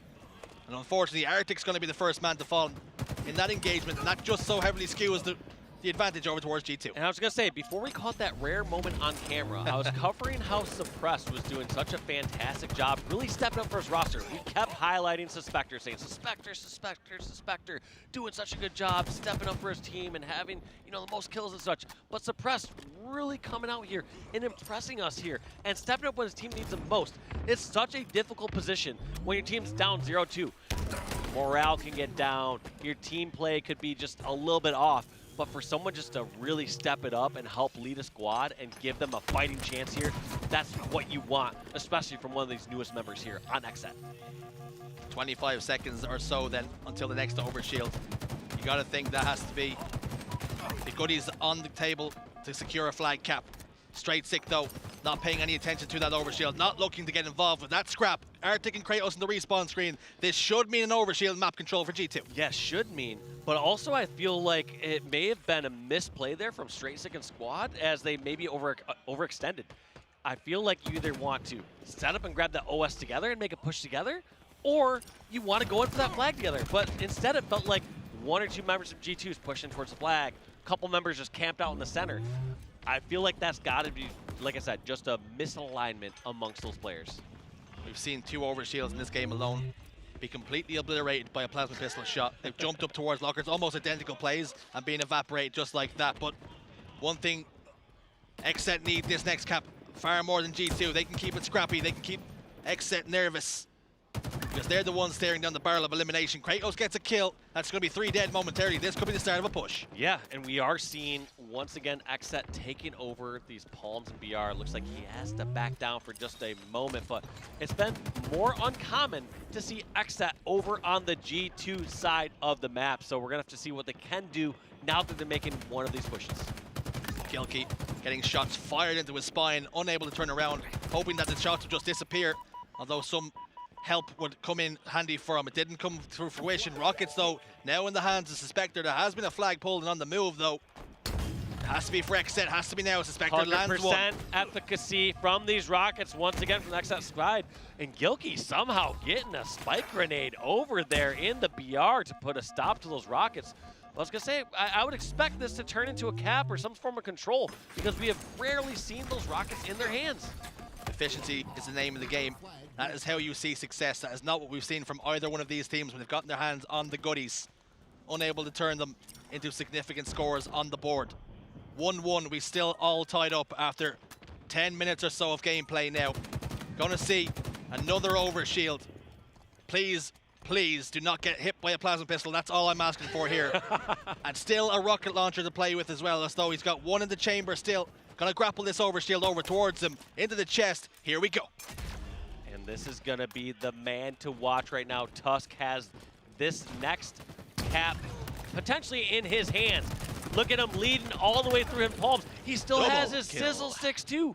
So if he decides to try to clear out Alley, he knows Alley's clear now since he just threw the sizzle stick out, but I would have expected him to kind of help a little bit more in that flag escort, but it looks like his teammate has it just fine. So now it's just going to be playing the delay game as this is sprinting across the bottom side of the map and almost gets the ninja.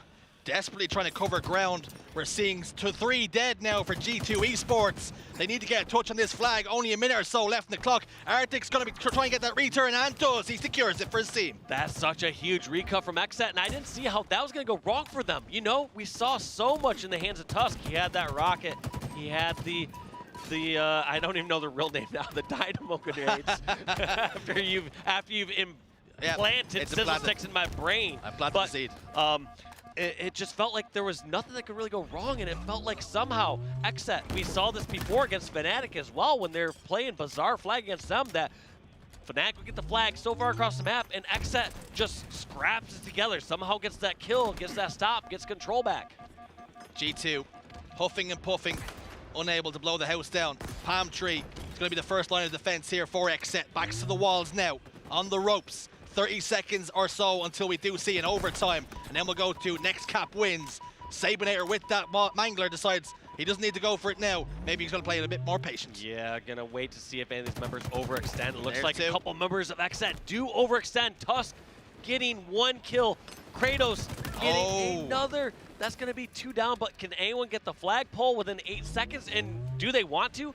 It's always such a gamble or risk to grab this last second pull here on Bizarre.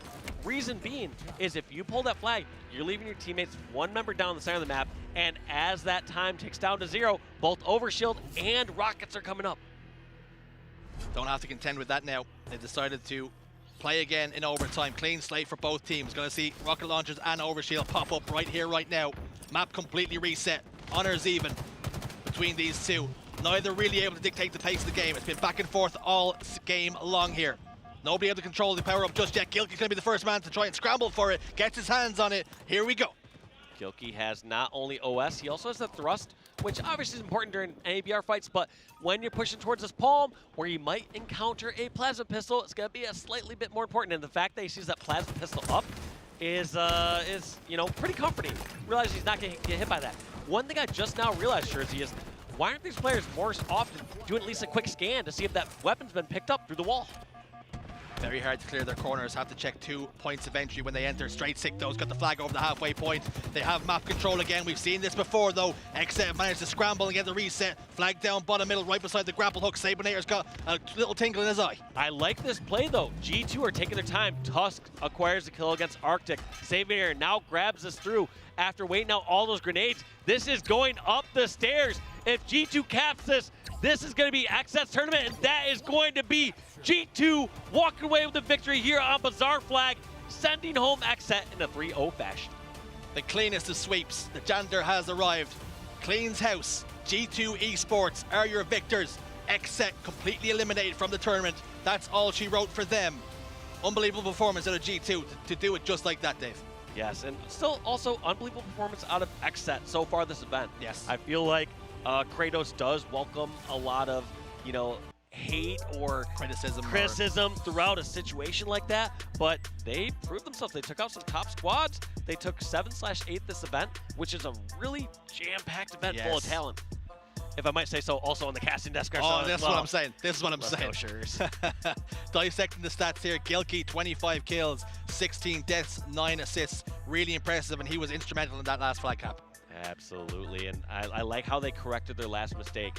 It felt like the answer almost to anything that was going right for XSET was slow it down. Yes. You know, when it came to a Slayer and things were getting a little too chaotic, slow it down. When it came to running a flag back, even though it felt like you had more control across the map, slow it down.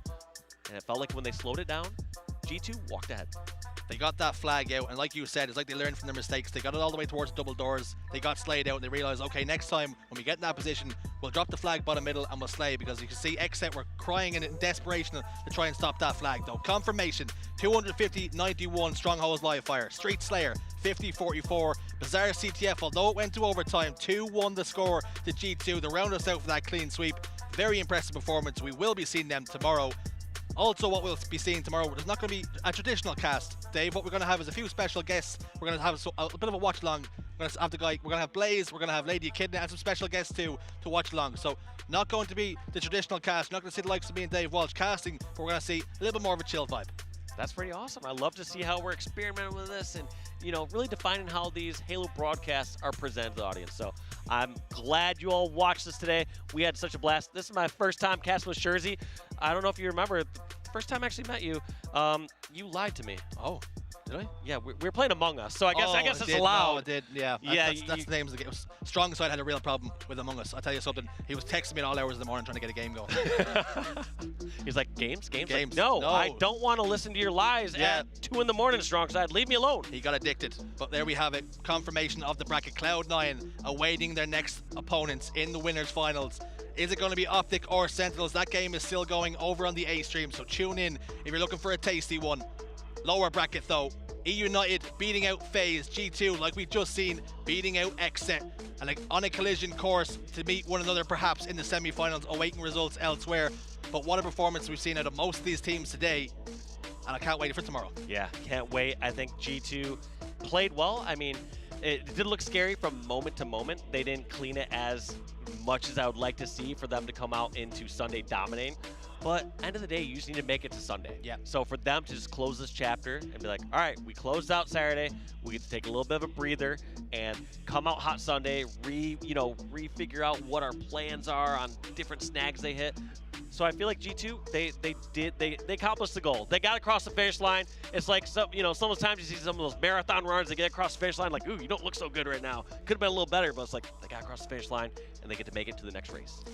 They qualify then for Sunday. That's what the goal is. Make it the championship Sunday. They've done just that. We cannot wait to sink our teeth into tomorrow's action. That's all from us though for today. Be sure to check out A-Stream for a whopping series going on right now. That's all for us. Take care of yourselves.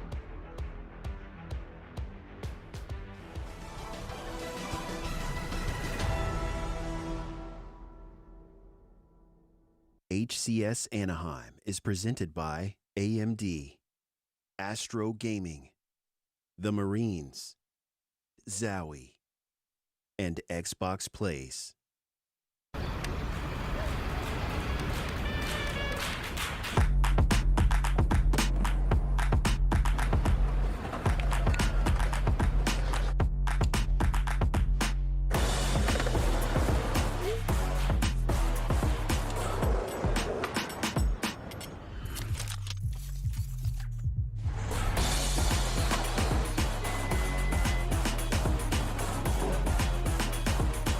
Nice play.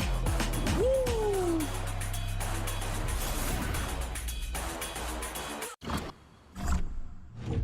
I've got you under my skin. I've got you deep in the heart of me.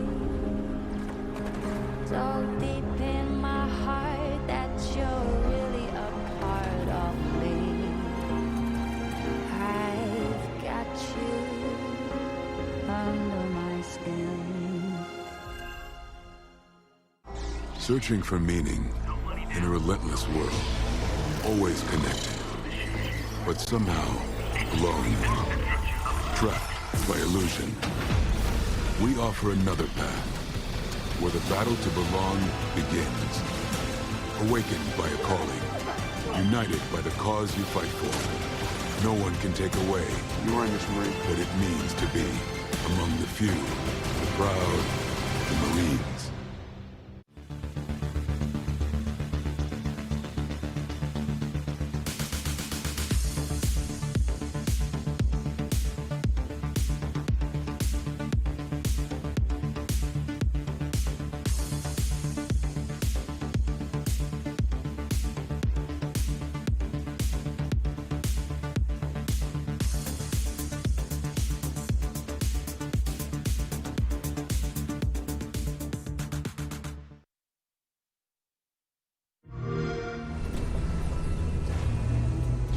built this facility off the grid to train the next generation of Spartans. To be a Spartan, you must become the impossible. Greetings, Spartan. It would be my pleasure to serve at your side.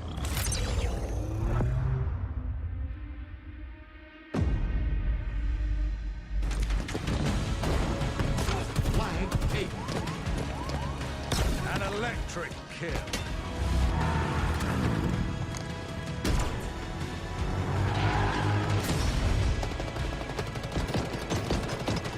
Cluster luck.